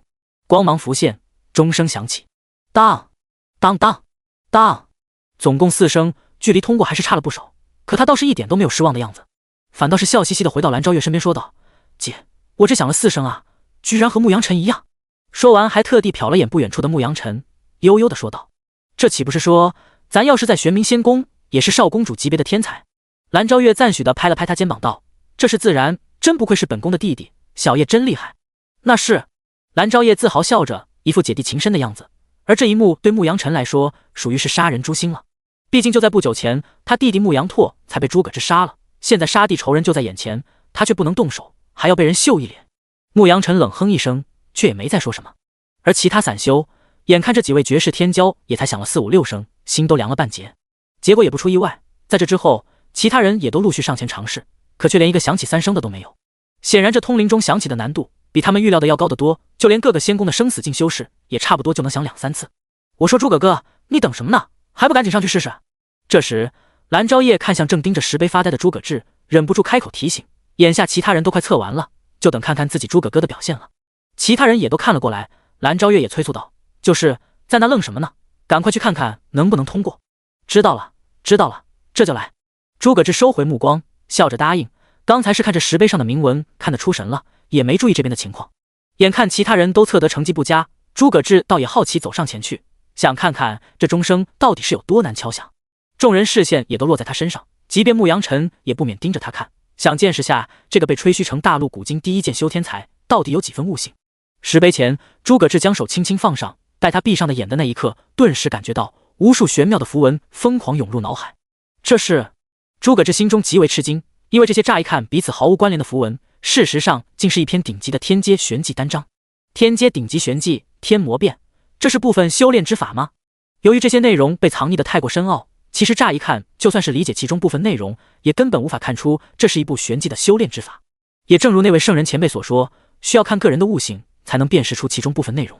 不过对拥有仙阶悟性的诸葛志而言，这所谓的藏匿之法在他面前根本无所遁形，几乎就是用稍微麻烦一点阅读方式浏览内容罢了。很快他就将整篇内容看了一遍，也基本了解了这部玄技，内心不禁感叹，真不愧是上古圣人，这等玄技确实厉害。他手里不是没有天阶玄技，十方冰华威力很不俗，修炼起来也玄妙万千，可在这天阶顶级的天魔变面前，多少有点不够看。这次的收获可真是大了。诸葛志这边全身心投入到发现天魔变的惊喜中，殊不知在意识空间外已经炸锅了。自他手掌落在暗石碑上，众人的目光就始终定格在那里，并且很快就发现了不对劲的地方。只见自诸葛志手掌落点为中心，整座石碑迅速开始亮起，而那通灵钟也骤然响了起来。当一声持续过后，空间内一阵沉默，众人大气都不敢喘一下。不会就想这一下吧？眼看通灵钟不动了，蓝昭叶一脸懵逼。不只是他，但凡认识诸葛志的都懵了，怎么可能啊？以诸葛志的天才会只响一声？宇文雅柳眉紧皱，不敢相信地说道：“怎么会这样？通灵钟坏了！”倒是不远处的牧羊尘见状忍不住嗤笑道：“切，还以为有多厉害呢，这就是你们东域之人鼓吹的古往今来见到第一天才，实在是有点滑稽啊！”这下他连刚才的郁闷都散去不少，而宇文雅一众人压根懒得理他，此刻都在皱着眉头。这凝滞的氛围僵持了许久，牧羊尘都忍不住继续撇嘴道：“那家伙还坚持呢，真以为时间久了就能继续响。”可话音刚落，凝滞了的通灵钟忽然又响了一下，这一下也仿佛敲在了所有人的心中。牧羊尘微眯双眼，可他刚循声望去，通灵钟又发出一声巨响，当，紧接着又是一声当。在这之后，每一声的相隔时间越来越近，当当当当当当，通灵钟发出的声音越来越急促，甚至都从最开始的钟声迅速成了不间断的轰鸣声。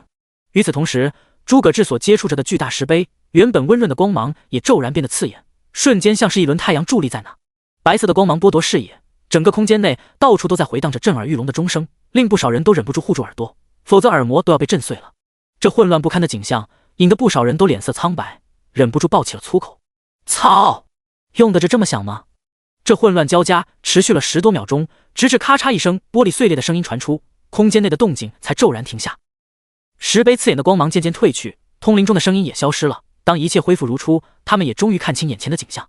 诸葛志已是不见踪迹，只剩下远处裂开的石碑以及碎了一地的通灵钟。宇文雅也好，蓝昭月也罢，乃至牧羊尘等一众人，此时眼神都呆滞了。老实说，诸葛志能够通过这一轮考核，没有人觉得意外，甚至觉得理所当然。可问题是，以如此恐怖的动静通过考核，就是他们做梦都想不到的了。这家伙还真是……望着通灵钟满地的碎片，宇文雅发出一声长长的叹息。其他人也都沉默了，每个人心中都油然生出了无力感。他们费尽心力想要敲响的通灵钟，对诸葛志而言确实这么的不堪。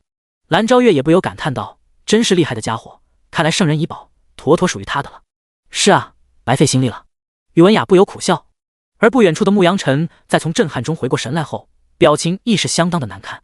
事实上，这一次能否得到圣人遗宝，关乎着他是否能真正获得玄冥仙宫的掌控权，或者干脆说，这次的圣人之木一层就是他成为玄冥仙宫公主的最终考核。一旦能够拿到那件圣人遗宝，玄冥仙宫就真正是他的了。可现在呢，一切都被诸葛志给夺走了，被这个残害了自己弟弟的家伙给夺去了。诸葛志，诸葛志！牧羊尘凝视着破碎的石碑，眼中早已被杀意充斥。就再让你嚣张一会，等到离开这圣人之墓后，你必死无疑。事到如今，他无论如何也要杀了诸葛志，这已经不是说私人恩怨了。圣人遗宝、天阶玄技、杀地之仇、玄冥仙宫的掌控权，以及还有最关键的一点，就是诸葛志这太过恐怖的潜力，让他切实感受到了恐惧。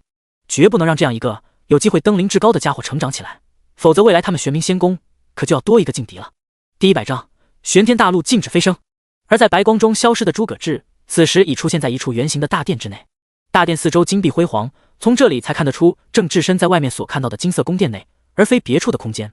诸葛志注意到一个神奇之处，便是这大殿四周墙壁上时刻演绎着犹如山河图式的壁画，其内景象玄妙万千。除此之外，便是大殿中心的平台之上，整盘坐着一具金色的骨骸。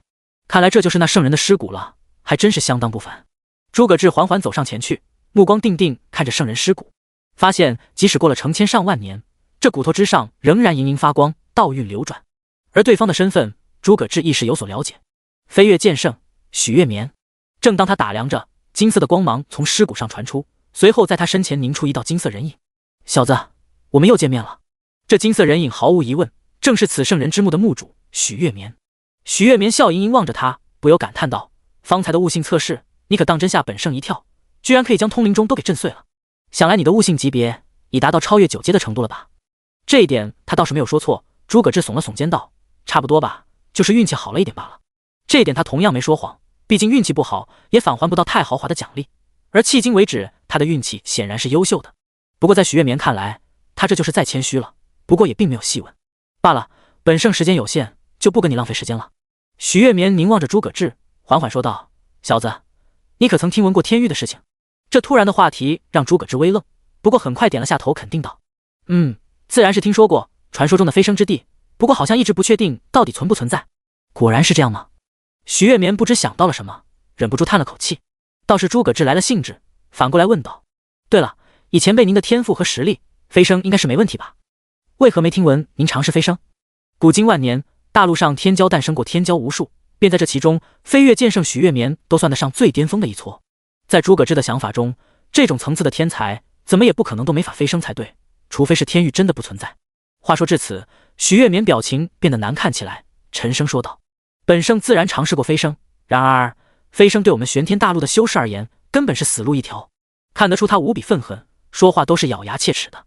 诸葛志挑眉问道：“哦，怎么个死路一条法？你且自己看吧。”许月眠并未直接解释，倒是宫殿周围的壁画亮起了光芒，视野内的一切也都开始变得虚幻。没多时，诸葛志惊讶地发现自己像是来到了全景电影的场景中。在大陆之巅，一道身影正盘膝坐着，周身环伺着无边的大道之力，气势之强令诸葛志都感到震撼。而从他模样上来看，似乎就是飞跃剑圣许月眠。小子，看好下面发生的一切吧。诸葛志身边能量体形态的许月眠望着那远处的自己，语气黯然地说着。闻言，诸葛志定定看着远处，只见片刻过后，整个世界风云突起，无边的云海似都是被许月眠周身力量搅动。没多时，由无穷大道之力凝成的光束直冲云霄，与此同时，一股流露着玄妙气息的力量亦是从苍穹之上落下，将许月眠身形笼罩其中。即使不在一个纬度，诸葛志亦是感受得到那股力量所蕴含的无上威严。这是飞升？诸葛志目光微凝，眼前这一幕分明是许月眠在接受天域的接引，正是修士达到巅峰飞升时的景象。且从这稳定的气势来看，也不存在什么失败的可能性。可就在这种情况下，天空中异象突起了。随着接引之力的越发强烈，天空中竟骤然出现一股无比恐怖的气息，同时一道浑厚的怒喝声响彻天地。区区一方小界的蝼蚁也敢妄图飞升天域，当真是找死！那声音冷喝一声，紧接着便是一掌拍了下来。便是这轻飘飘的一掌，却蕴含着无上的道威与毁天灭地的力量，瞬间在大地之上掀起滔天的余威，乃至飞升之中的许月眠也在这股力量之下被重创。画面到了这里静止了下来，随后渐渐散去，重新显现出大殿的模样。许月眠望着诸葛志，沉声说道：“小子，这下明白了吗？古往今来，为何没有人能飞升天域？”“还真是意料之外。”诸葛志双眸微凝，冷冷说道：“这是上面的人刻意桎梏了飞升通道。”“没错，正是如此。可他们为什么这么做？具体原因，本圣其实也不太清楚。不过……”许月眠沉声解释道：“这件事乃是在天域自诩守护者的天道神殿之人所为。早在数万年前，天道神殿的人便禁止了我们玄天大陆的飞升通道，任何人胆敢尝试，都会遭到天域强者袭击。”闻言，诸葛志有些出乎预料，诧异看着他：“你不是没到过天域吗？是如何知道这些事的？”“这个嘛，说来惭愧。”许月眠轻咳一声道：“当初飞升失败后，本圣极为不服气，便穷极一生，终于是寻得一处跟天域链接着的时空裂缝。当时通过这偷渡之法，曾进入过天域一隅，这些事便是从哪里听到的。”一提到天域，许月眠也精神了起来，忍不住感慨道：“不得不说，那里是真正的大世界啊！各方天骄妖孽都远非我们这些小界可比。可惜没多久，本圣偷渡者的身份便被发现了，遭到天道神殿的追杀。”诸葛志眉头微皱：“然后你就逃回了玄天大陆？”许月眠点了点头道：“没错，当时在被追杀时，幸得一位女修所赠了件仙宝，便是通过那仙宝，本圣还算顺利的回到了这玄天大陆。”这让诸葛志有些好奇，不由得问道：“什么仙宝？毕竟能让许月眠躲开天域势力的追杀，并返回玄天大陆，绝对不是一般宝物能做到的。”提到这个，许月眠淡笑道：“那仙宝名为仙魔设计图，由于本圣修为不高，也仅能使用其部分功能。可即使如此，本圣还是借由它在玄天大陆纵横多年，也算是被其成全了吧。”诸葛志这下算是明白，传说飞跃剑圣拥有一件绝世法宝，并靠它霸绝一方。所谓的绝世法宝，看来就是仙魔设计图了。这么看来的话，这次四大仙宫的人没准就是奔着仙魔设计图来的。毕竟这等级别的宝物，谁要是能得到的话，势必会极大提升战力，对其他的仙宫形成压制。不过诸葛志倒不在乎这些，他看着许月眠皱眉问道：“所以说，前辈给我讲述这些，到底是什么目的？莫非是希望晚辈帮您去天道神殿报仇？”“这倒不至于，本圣还没有那么厚脸皮。”许月眠摇了摇头，缓缓说道：“本圣只是单纯的希望我们玄天大陆能够后继有人，打破天域势力的封锁，从而堂堂正正地踏入天域。虽然万年前我们诸圣约定要将天域飞升的真相掩盖，但本圣觉得还是不该如此，不该就此向天道神殿屈服，于此便留下了这座墓，希望能够等来合适的传承者，可以带上本圣的这一份，再度寻得踏入天域的机会。”说到这里，许月眠看向诸葛志的目光逐渐变得火热。“而从你身上，本圣看到了莫大的希望。7892553第101章3部天阶顶级玄技。”许月眠对诸葛志这份信心，让他本人都有些哭笑不得。说不定晚辈会让您失望，毕竟要真如你所说，那想要飞升的难度可是不小。许月眠却是拂须笑道：“本圣自认为看人还是有两把刷子的，就你这势头，本圣很有信心。毕竟活了那么多年，能把本圣都给震撼到无以复加的天才，你是第一个，也是唯一一个。”说话间，他一伸手，远处骨骸指头上的银色戒指飞了过来，递到了诸葛志面前。“所以本圣这一生传承，皆交付于你手，希望你能带着他们一同在未来纵横天域。”诸葛志拿过戒指，笑盈盈地问道：“不知您所谓的一生传承是？”闻言，许月眠微微一笑：“也不算多，里面共有3部天阶顶级玄技，一部名为天魔变，一部名为寸光身法，一部名为飞跃剑诀。除此之外，还有一点本圣当初用剩下的灵草、灵花、灵果，如今都是你的了。”光是听到前面的那些，诸葛志便心脏一跳。虽说知道对方是顶尖圣人，所拥有的东西也不会一般，可也没想到会这么给力。一下子3本天阶玄技，还都是天阶顶级，倒也真不愧是步入过天域的强者了。如今他都已迫不及待，之后将这些天阶玄技授予徒弟，获得返还奖励了，也不知道能拿到何等品质的。多谢前辈赏赐。诸葛志立马收了起来，当即向许月眠抱了抱拳。有了这些东西之后，自己的实力就能来一波大提升了，对他的帮助不可谓不大。对于这位上古圣人，他也是由衷的感谢。本圣都是死人了，这些东西留着也只会跟着一起入土，希望你有一天能将之发扬光大吧。说完，他又望向大殿墙上的山河图绘，沉吟了下，说道：“至于在这墙上的东西，便是本圣先前所得的仙魔设计图了。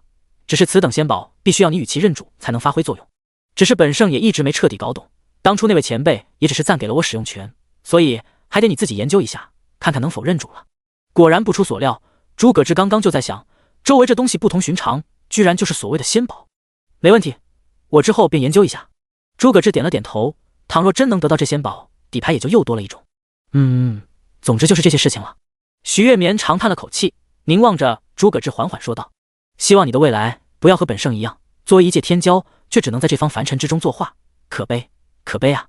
闻言，诸葛志点了点头，神色坚定地说道：前辈放心吧，未来我不仅要冲上天域，还会将那些狗屁规则给全部改了。或许其他人的确会碍于能力有限，对于天域望尘莫及，也无能为力，可他如今有着逆天系统在身，未必就不能做到了。徐月眠听到他这般狂傲的话语，不禁笑了笑道：真是个狂妄的小子，不过本圣喜欢，毕竟怀有无敌心，方可真的无敌。猪小子，你未来先路通达，你我也就此永别吧。实则在说这话的时候，他身上光芒就在消散，最后这一番话说完，似是用尽了最后的力量，彻底的化作光芒消散了。在他身前，诸葛志欠身行了一礼，也算是恭送这位帮了自己大忙的前辈了。一尊上古圣人，能有飞升天域的超级强者，就此彻底消散。诸葛志的心情是相当沉重，看来自己之前猜的果然没错，这飞升之事果然有内情，而且是最糟糕的一种内情。天域守护者天道神殿，虽然自称守护者，可这所作所为根本就是在垄断天域。问题是，这天道神殿势力只怕极为不凡，想要硬汉的话，也不知道难度如何。看来这次的事情结束后，真的好好想想此事了。头疼一会过后，诸葛志还是决定先看下这次的战利品。当精神力融入空间戒指后，里面堆积的东西也都浮现眼前。玄技、天才地宝，这两个是了。诸葛志心神微震，简直像是看到什么不可思议的事情，并且很快就露出了笑容。真是不错，这下收获可大了。倒不是说这里面多么珍贵到极致的宝物，而是非常合适的两样东西：天心草以及毁灭之莲。有了这两件东西，方一晴和陈灵一的灵体便可提升到圣体了，这对他们来说可是巨大的机缘，而自己同样也能借此机会再返还一波奖励。可以说，光是这两株天才地宝就不虚此行了，更不要说在这里面还有这3部天阶玄技。下面就剩下这些魔设计图了，没想到那位前辈居然还没认主。诸葛志打量起周围的山河图绘，尝试着将玄气与精神力注入其中。一般想要认主法宝，就需要用这两种力量在法宝内部留下印记。可这仙魔设计图颇为奇怪，竟然无法在其中留下印记。每当他想尝试的时候，都会被一股别样的力量所刷掉。怎么回事？无法认主？诸葛志挑了挑眉，正想要继续尝试，不远处突然传出个女子的声音：别白费功夫了，这仙魔设计图乃是本座的法宝，他人是无法进行认主的。听到这熟悉的声音，诸葛志瞬间便转头看去，只见大殿之内的一处空间一阵扭曲之后，浮现出一扇传送门，一道熟悉的身影从中缓缓走了出来，正是之前的星武。但诸葛志所关注的重点不在他身上，而是在他身边的方一晴，还有方一晴背着的白小小。师父！当见到诸葛志之后，方一晴当即激动地迎了上来。诸葛志看着面前的方一晴，皱眉问道：小小这是怎么回事？提到这个，方一晴表情顿时一沉，缓缓说道：是玄冥仙宫的少公主牧阳尘，小小被他打伤了。在这之后，他将之前发生的事情都一五一十地讲述给了师父。从之前遇到黄泉冰花之后，遭遇到牧阳尘，乃至后面跟穆千亿交战，还有后面牧阳尘耍赖的事情了，都说了一遍。当然，他也没有忘了解释是星武救了他们。牧阳尘在了解完事情的始末后，诸葛志眼中流露出浓郁的杀意。等到出去之后，为师定然要去找他算一算账。作为资深的护犊子，其他人欺负他都可以，但是敢欺负自己徒弟，那就是2个字：找死。并且这一次还有另一个出手的理由：黄泉冰花。作为对白小小无比重要的宝物，诸葛志无论如何也要从他手里拿到。听着师父霸气的话语，方一晴也总算再度有了安心的感觉，似乎只要师父在身边，就没有什么解决不了的麻烦。师父您一定要为小小报仇。诸葛志点了点头，随后认真查看了下他的伤情，当确定没有什么大碍之后，方才松了口气。最后目光是落在星武身上，找了皱眉说道：不管怎样，他们俩的事情多谢了。不客气。星武倒是直率，根本没有要客气的意思。你要真的感谢，还是不如加入本座旗下。又提到这事，让诸葛志白了他一眼，淡淡说道：一码归一码，本座可还没有要与你为伍的想法。说完，他才想起什么似的，突然问道：对了，你方才说仙魔设计图是你的？789-2552第102章，你们都是为师的翅膀。没错，就是我的。星武点了下头，见诸葛志一脸狐疑地盯着他，干脆随手一招，顿时大殿之内那些山河图绘皆都一阵震颤，随后化作浩渺的光点在星武的掌中融合。没多时，便浮现出一个小巧玲珑的仙魔设计图的样子，在新武的掌中闪烁着微光。现在相信了吧？新武露出一抹笑容，诸葛志则是皱眉道：“也就是说，当初在仙域救下这位圣人前辈的女修就是你？”“是啊，正是本座。”新武淡淡一笑，余光扫过远处许月眠的尸骨处，说道：“当然，只是利用他罢了，否则本座可还真不好将这仙魔设计图保留并且带下来。恐怕连许月眠本人都不知道，这仙魔设计图在天域之中是何等级别的宝物。”闻言，诸葛志眉头越皱越紧，紧盯着他问道：“所以，你根本就是来自天域的修士？”新武倒也没有隐瞒的意思，点了点头道：“算是吧。”这一肯定，诸葛志可是来了兴趣，当即继续问道：“那你知道天域究竟是为何拒绝玄天大陆飞升吗？”事到如今，这是诸葛志最为在意的事情，简直比了解新武的目的还在意。新武嫣然微笑说道：“这个嘛，你可以理解为天道神殿想要尽可能多的占有天域资源。毕竟天域资源有限，而飞升者会越来越多，所以想要控制资源量，最好的办法便是掌控飞升通道。当然，这只是最基本的原因，还有更深层次的理由在里面。”诸葛志两眼微眯：“什么理由？”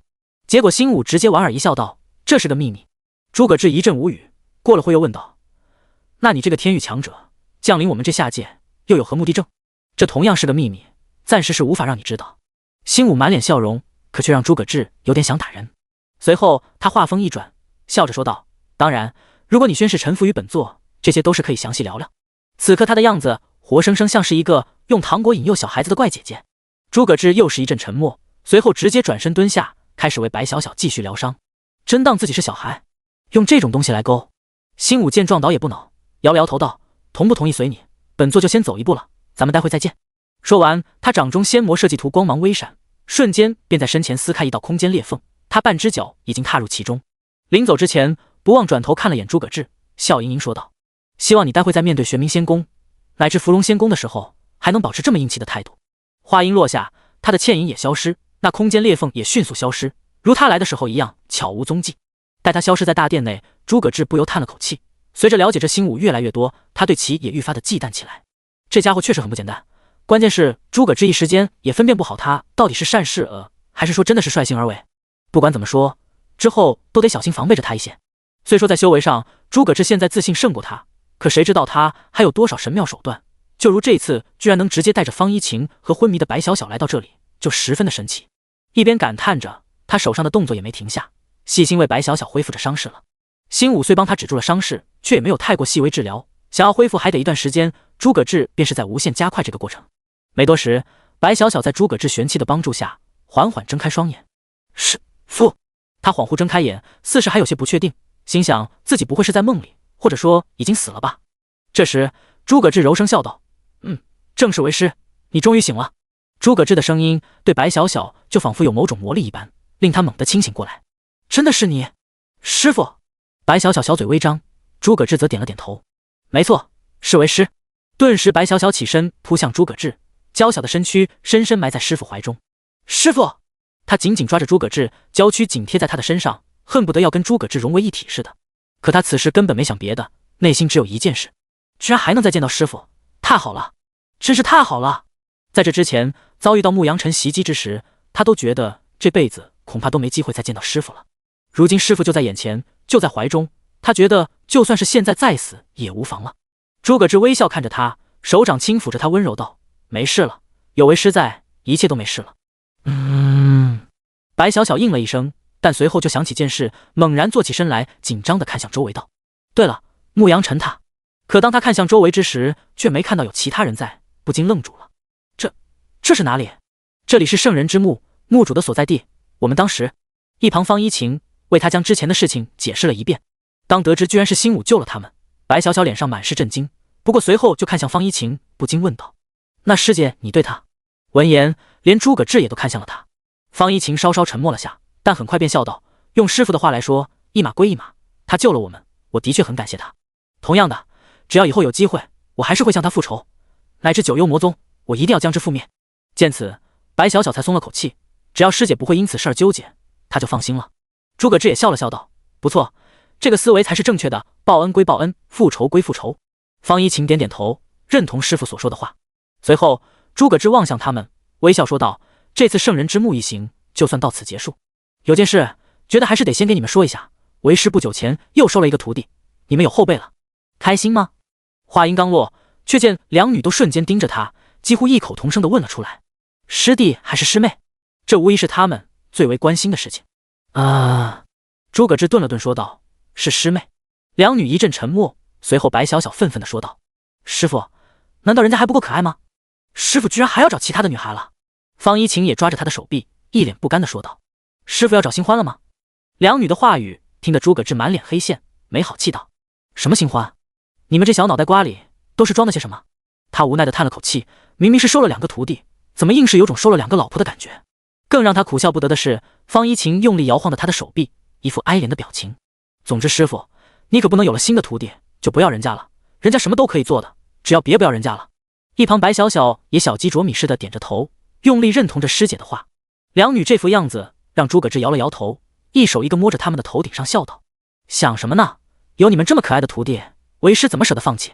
放心吧，就算为师收再多徒弟，你们也都是为师心中最爱。”不知为何，诸葛志差点补上一句：“毕竟你们都是为师的翅膀。”他想了想，随后说道：“你们啊，就安心等这次回宗之后吧，为师还有大惊喜要给你们。”此话一出，两女顿时兴奋起来。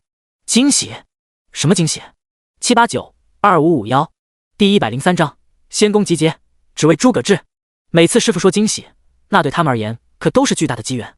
他们两人一脸好奇，诸葛志却是无奈道：“都说是惊喜了，等回去再说吧，现在这不是说话的地方。”自从仙魔设计图被取走，这圣人之墓空间就愈发不稳定，显然很快就支撑不住了。事到如今，赶快离开圣人之墓才是重中之重。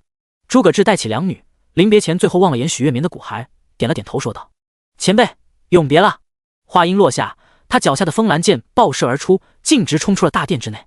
如今再把陈灵一带上，此行就算圆满了。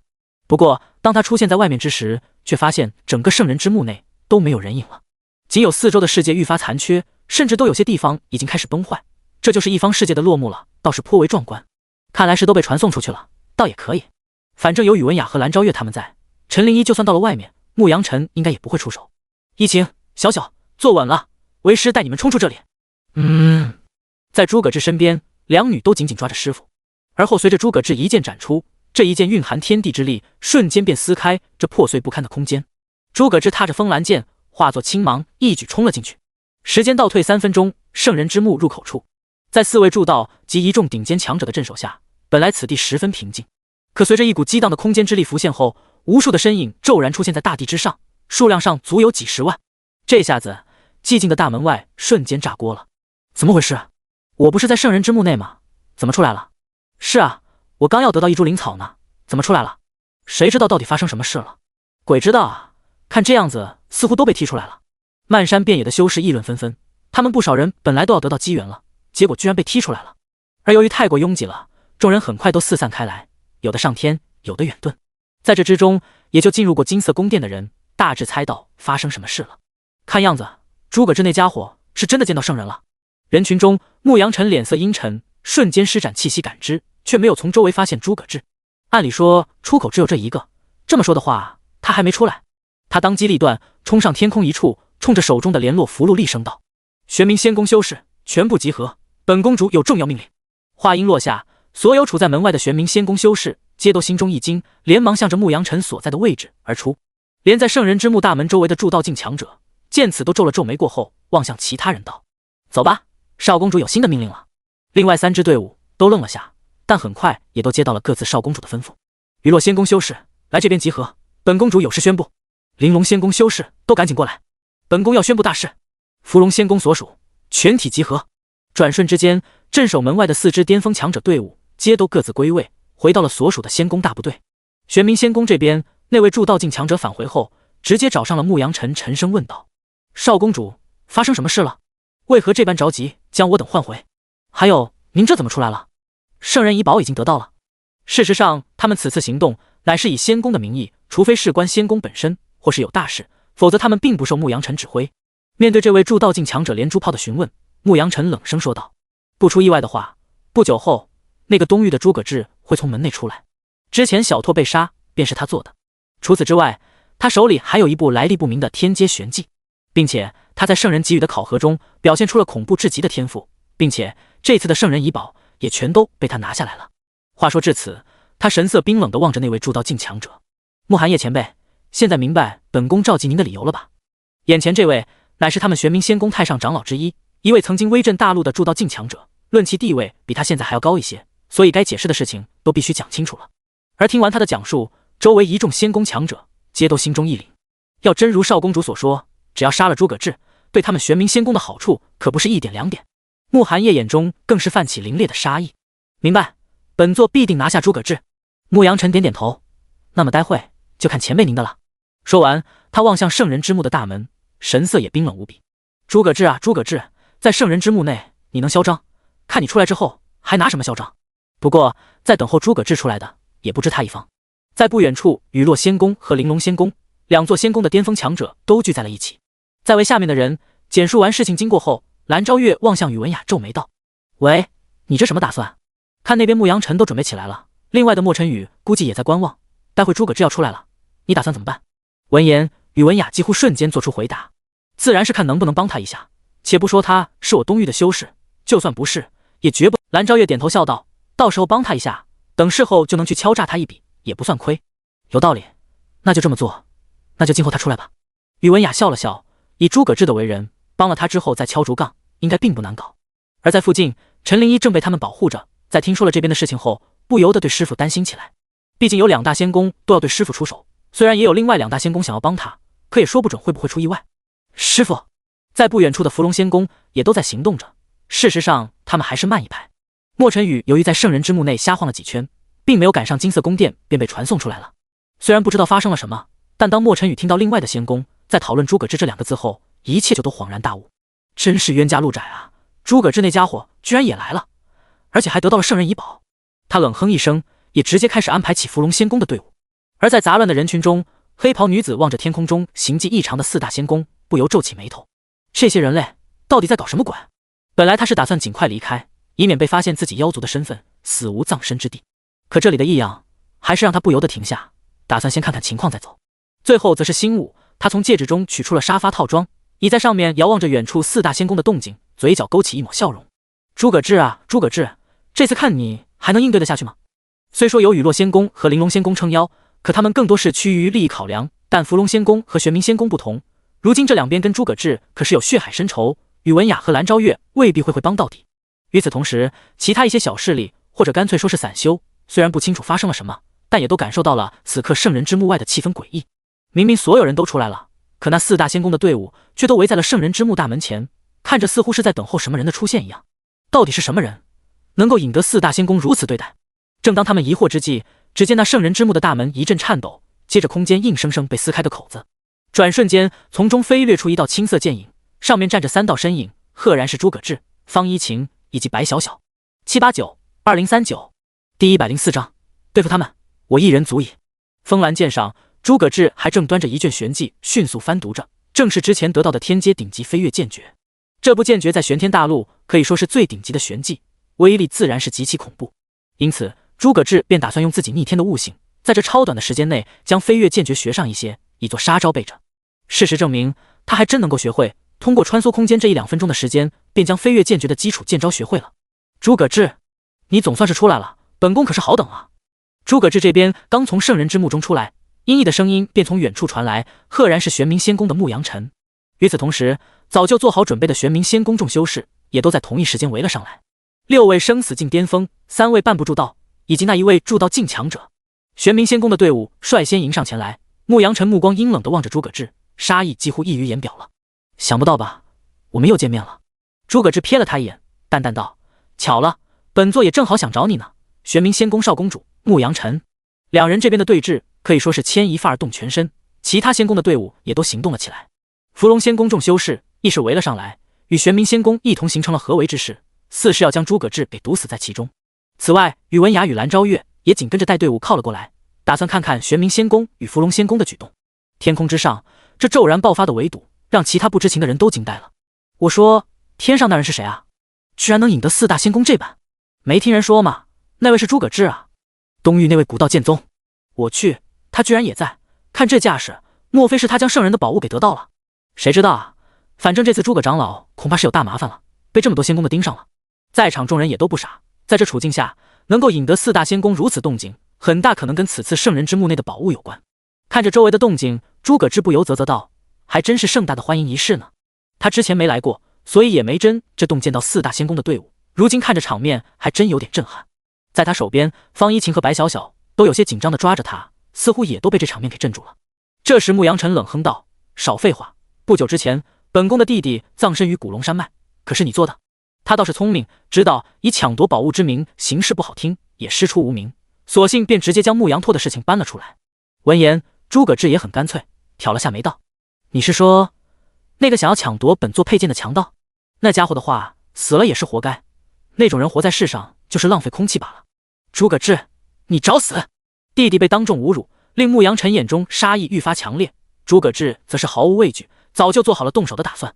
这时，附近的莫尘羽也跳了出来，望着诸葛志冷笑道：“诸葛志啊，诸葛志，看起来想要你命的可不止本少一个。”他目光冷厉，沉声说道：“之前你胆敢伤我性命，今天无论如何，本少爷报仇雪恨。”这普天之下，同时对上两大仙宫还能活着的，可没几个人。就今天这局面，诸葛志几乎没有活着离开的可能。诸葛志视线从他身上扫过，嗤笑一声道：“怎么，莫大公主，上次死了一次还不够，今天还想再死一次吗？看来你是忘记上次向本座求饶的时候那浪费不堪的模样了。”被揭开伤疤，莫尘羽恨得咬牙切齿，不过还是保持着冷静，并没有冲动找诸葛志麻烦。他凝视着诸葛志，冷哼一声道：“这次该死的是你了，本少就不信今天你还能活着离开。”结果话音刚落，便传来宇文雅清冷的声音：“那要让莫公主失望了，她今天还就是能活着离开。”眼看宇文雅站出来，公然帮助诸葛志撑场，莫尘羽神色微冷：“怎么？这可不是你们东域，莫非宇公主还要多管闲事？”“什么叫多管闲事？”宇文雅望向诸葛志，微笑着说道：“早在出发之前，本宫便和诸葛长老结盟，如今乃是真正意义上的盟友。你觉得本宫会让你在这众目睽睽之下将盟友杀害吗？”不远处的蓝昭月一时附和说道：“没错，诸葛志也是我们玲珑仙宫的盟友，谁要是想对他不利，就是与我们玲珑仙宫为敌。”他们两个这一表态，令牧羊尘和莫尘羽脸色都难看起来。要是这样的话，今天可真的要有一场血战了。这下子，其他人也都感觉到了，上面气氛可有点不太对。看这样子，玄冥仙宫和伏龙仙宫不会跟雨落仙宫和玲珑仙宫干起来吧？要真是这样，对整个大陆都绝对算得上大事了。不少有自知之明的都悄悄后退了一些，生怕被待会的战斗给波及到。诸葛哥，您今天大可放心，有我们玲珑仙宫在，保证让你安全离开这里。这时，蓝昭叶凑到诸葛志身边，嬉笑着保证道。见此情形，诸葛志点了点头，随后对宇文雅和蓝昭月朗声道：“今日多谢两位少公主为诸葛某人说话。不过……”诸葛志话锋一转，笑着说道：“今日这是我与飞龙仙宫和玄冥仙宫的私人恩怨，就不必劳烦两位了。倘若了你们真的将本座当作盟友，稍后还请代为照顾下本座的3位徒弟。至于这场闹剧，就由本座一人来收场吧。”这番话夹带着玄气，令所有人都清楚听到，却也都同时露出惊愕的目光，都没想到诸葛志居然这么说。好家伙，两大仙宫给你撑腰你不要，居然想一个人对付玄冥仙宫和伏龙仙宫。宇文雅都忍不住了，柳眉紧皱着说道：“诸葛长老代为照顾徒弟自然无妨，但收场之事绝不能儿戏。你确定要独自对付他们？”诸葛志点了点头，随即笑道：“你见本座何时开过玩笑？”此话一出，让宇文雅哑口无言，好像还真是这样。倒是方一晴和白小小两女担忧起来，但他们还是选择了相信师傅。他们紧抓着诸葛志的手臂，缓缓说道：“师傅，你一定要小心。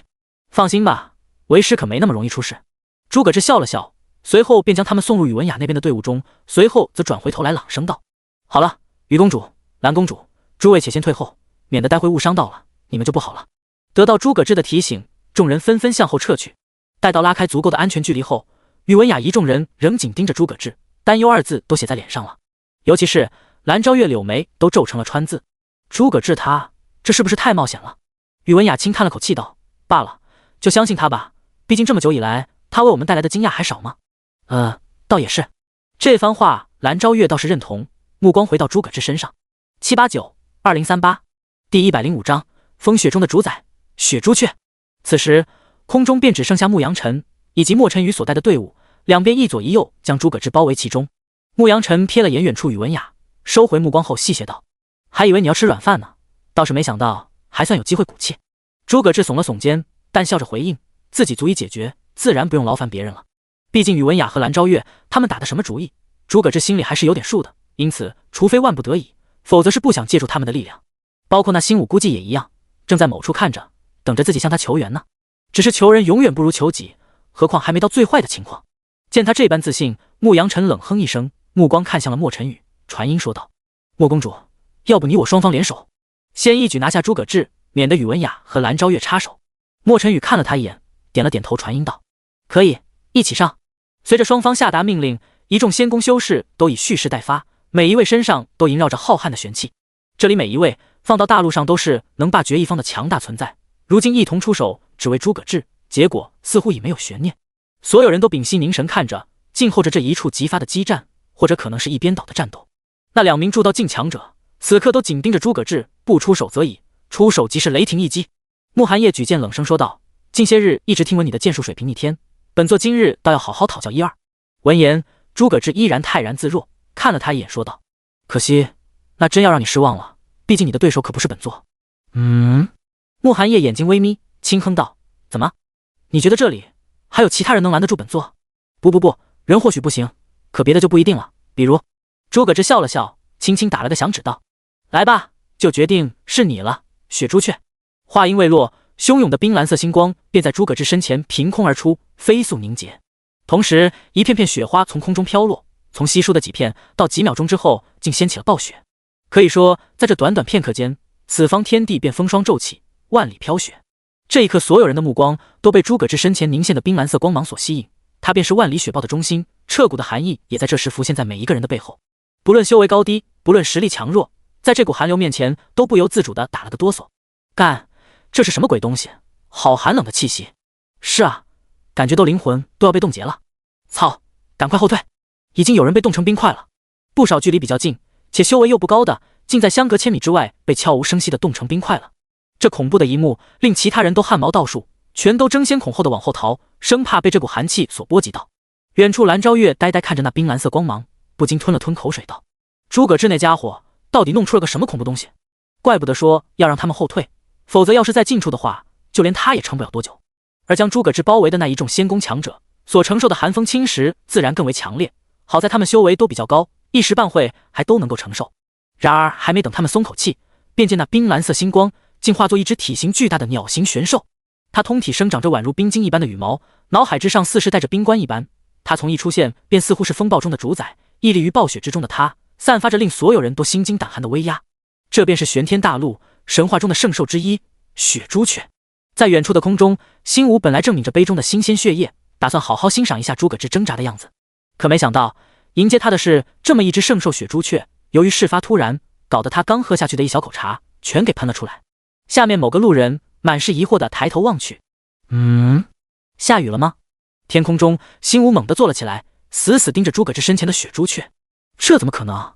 玄天大陆上竟还有这等玄兽存在？或者说，即便真的存在，诸葛志又是如何驯服的？以他生死境的修为，想要通过实力征服铸道境玄兽，并且还是如此品质，根本是不可能的事情。这家伙到底怎么做到的？这次诸葛志的手段，就连他也被震撼到了，更不要说其他人了。宇文雅在震撼过后，不禁无奈说道：诸葛长老还真是能给人惊喜，铸道境的坐骑，放眼整个大陆都是唯一的吧？蓝昭月也呆若木鸡，随后倒是郁闷不已，藏的还真够深啊，怪不得这家伙敢肆无忌惮的招惹仙宫，原来是有这么一张底牌在。一般来说，同级玄兽都普遍比人类要厉害，眼下这只铸道境玄兽实力上绝非一个同等铸道境所能对付。事实也正是如此，随着雪朱雀双翼一震，扬手立叫，刺骨的寒流便化作飓风向众人涌出。诸葛志在见到雪朱雀后，也是被其所散发的气息吓了一跳，这可有点超出心理预期了。本以为能有个铸道境一重玄兽就不错了，可这雪朱雀那一身恐怖气息远远不止铸道境一重。看到那边2个铸道境的修士了吗？你的任务就是拖住他们。雪朱雀似是听懂了他的话，冰晶一般的双眸冷冷扫过慕寒夜和另一位伏龙仙宫的铸道境强者，目光中分明带着几分不屑。随后，诸葛志竟听到有冰冷的女声在耳边响起：主人，如果能把他们杀了呢？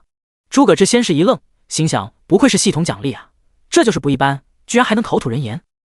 至于他所说的话，更是让诸葛志忍不住笑了，拍了拍他身上的羽翼，爽朗道：你要真能杀了他们，想要什么奖励都成。此话一出，似乎触及到雪朱雀最在意之事，再度望向慕寒夜2人时，眸中杀意更盛了。便在一瞬之间，他周身风雪骤起，巨大的身形散发出耀眼的蓝芒，带着无与伦比的压迫感，迎面向着慕寒夜扑杀而出。玄冥仙宫的一众强者在凭感受到雪朱雀那恐怖至极的气息后，纷纷脸色大变，散开，全部散开！慕寒夜疯狂厉喝，而雪朱雀速度何其之快，几乎在刹那间便来到他身前。慕寒夜只得全力调动体内的玄气，一道道耀眼的光幕在他身前瞬间凝出浑厚的防御，每一道都有着足以让筑道境以下绝望的防御力。可这防御在雪朱雀的利爪之下，简直和豆腐一样脆弱，呼吸之间便全都撕碎，而他的身躯也被雪朱雀拍飞出去。慕寒夜倒飞出数百米，嘴里也猛地吐了口血，居然真的是雪朱雀，好生恐怖的力量！他脸色泛白，方才这猝不及防的一击，着实给他上了一课。不行，以他一个人的力量，是绝不可能抗下这雪朱雀的。眼看雪朱雀双眸锁定他，就要再度发起攻击，他只得向着远处伏龙仙宫的队伍厉声道：“还等什么？本座若是败下阵来，你们也好不到哪去，还不来帮忙一起解决掉这雪朱雀？”听见他的喊声，伏龙仙宫这边的筑道境修士也自知有理，便果断出手向雪朱雀发起攻击。见此，雪朱雀身形一闪，庞大的身躯猛然腾空而起，犹如鲲鹏展翅9万里，轻松闪开了他的攻击。与此同时，雪朱雀周身冰雪之力迅速凝结成为一道道巨型冰锥，化作漫天冰蓝色的流光，向着两人爆射而来。慕寒夜两人脸色微变，纷纷全力抵挡，各自都开始动用大道之力开始抵御。轰轰轰！随着蕴含大道之力的巨型冰锥不断在低空炸开，单是每一枚所造成的余波都足以轻易冻结一座山峰。也就是如此威力的冰锥，此刻就如雨点般落下，这让其他人可就惨了，修为稍差一些的几乎站上就会被余波冻死。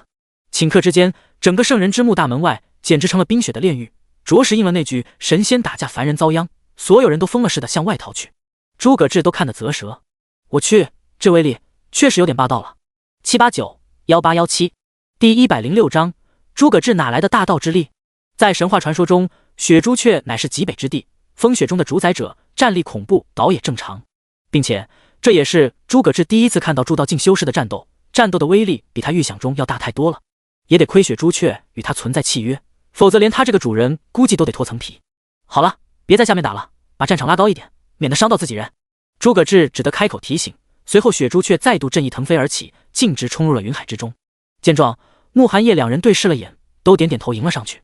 他们也都明白，雪朱雀这是打算跟他们在上面再战，这也正是他们的想法，免得实力全开后战斗余波伤到了各自的公主。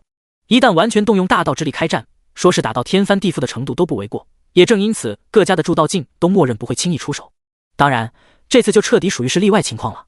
众人都遥望着云海，只见脱离了人群的一兽两人似乎也都彻底施展开了，无边的云海聚散翻涌，天空不断的发出巨震，三道身影皆都化作流光，在云海之中彼此飞速轰击，辗转腾挪，急速变换着进攻与防御。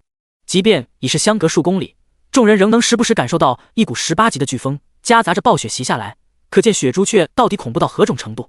这如同末日之战一般的景象，令下方众人由衷的感叹：不愧是筑道境的战斗，真的是震天撼地啊！就是啊，真想近距离看看，那就死而无憾了。哼，那就去看吧，保证你分分钟被余波轰成灰烬。不过话说，他们那边走了，这边呢，诸葛长老怎么办？是啊，好像之前听说诸葛长老本身才半步生死境吧，还是生死境一重来着？半步和一重，恐怕在眼下都没什么意义了。围观的人中，很快就有人发现了这个滑点。是啊，雪朱雀和那两位筑道境强者在天上打得不可开交，下面的诸葛志怎么办？再怎么说，这下面可还有6位半步筑道以及12名生死境巅峰的强者呢。而在此时，牧阳晨和莫晨宇两人表情都已阴沉至极。谁能想到诸葛志居然还藏着一手雪朱雀，怪不得一直都有恃无恐。不过，诸葛志，该说你自信了，还是该说你傻？牧阳晨望了眼天空，目光最后落在诸葛志身上，冷哼一声道：本来你要是让雪朱雀带着你逃走，本宫或许还真阻止不了你，可如今你没有坐骑在身，简直是自寻死路，逃无可逃了。逃？为什么要逃？诸葛志凝望着牧阳晨，语气冰冷地说道：本座徒弟白小小被你重创的事情，本座还没找你算账呢。说罢，他手中风蓝剑凝现，浩瀚的玄气自周身盘旋而起，剑身之上超阶剑意瞬间绽放出现。与此同时，一股强横的气势从他身上涌出，赫然是生死境6重的玄气威压。生死境6重，这股玄气威压的出现，令在场的人满头问号。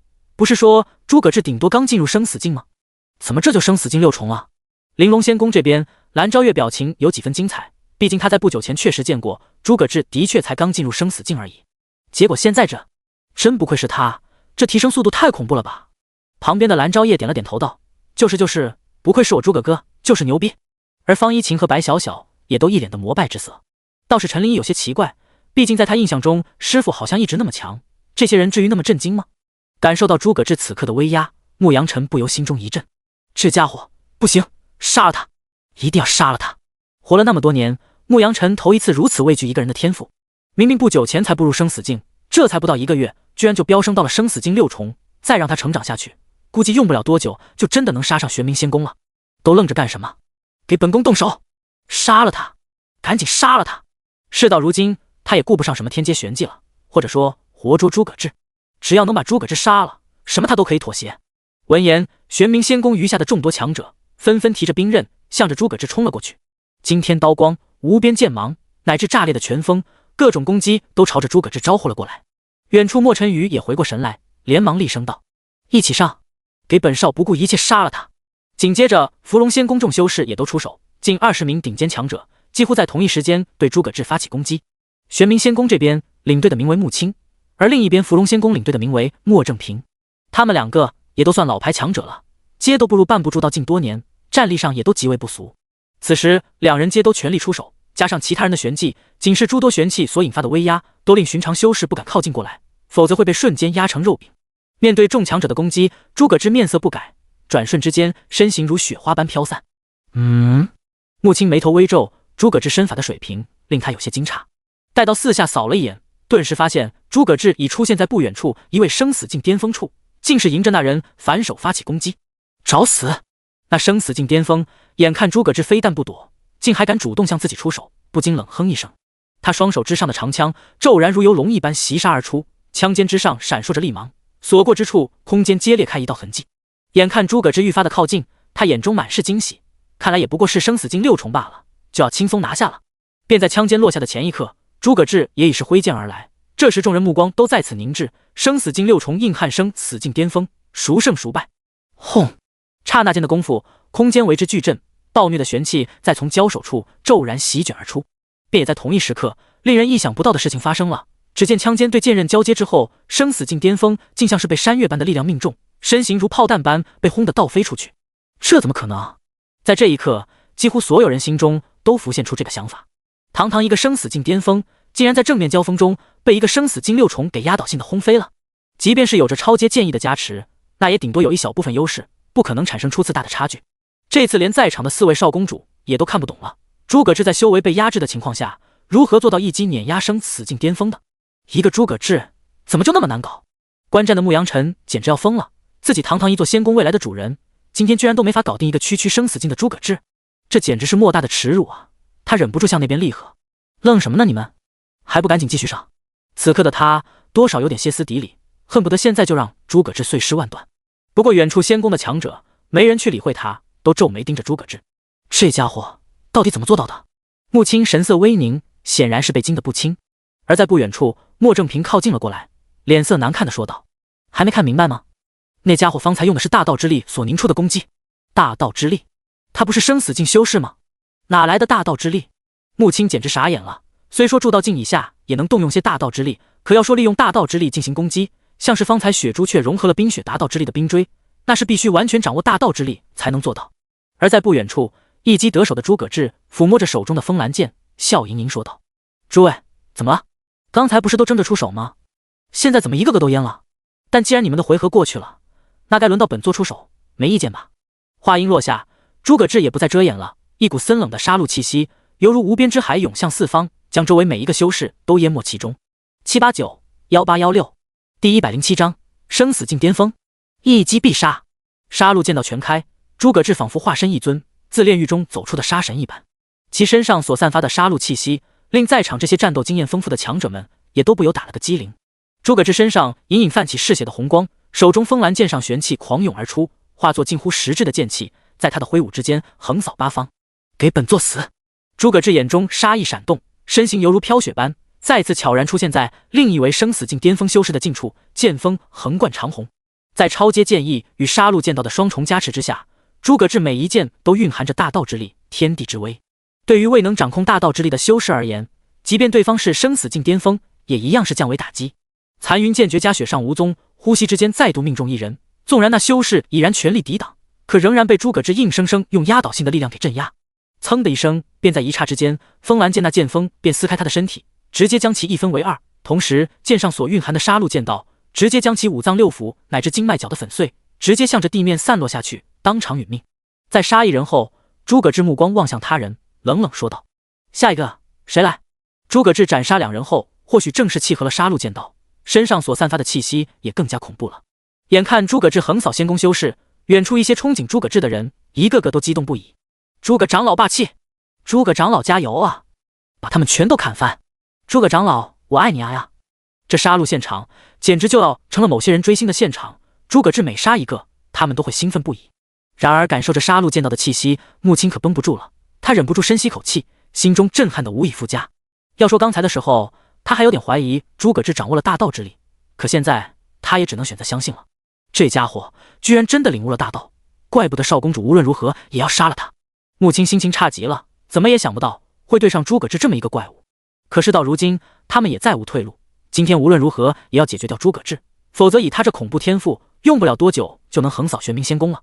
该死的，必须想办法一击必杀。穆青紧攥着兵刃，心中是杀气腾腾。可眼下的诸葛志凭借身法不断穿梭在他们众人的攻击之中，一抓到机会便会锁定一个生死境巅峰，将之击杀。即便提前做好准备，凝结出12分的防御，也仍然会被直接重创，当场失去战斗能力，以至于打着打着，气氛就有点不对了。本来争先恐后对诸葛志攻击，渐渐的都有点不敢上了。实际上，要说战斗的话，他们并不怕，可这简直跟送死一样的战斗，就是另一回事了。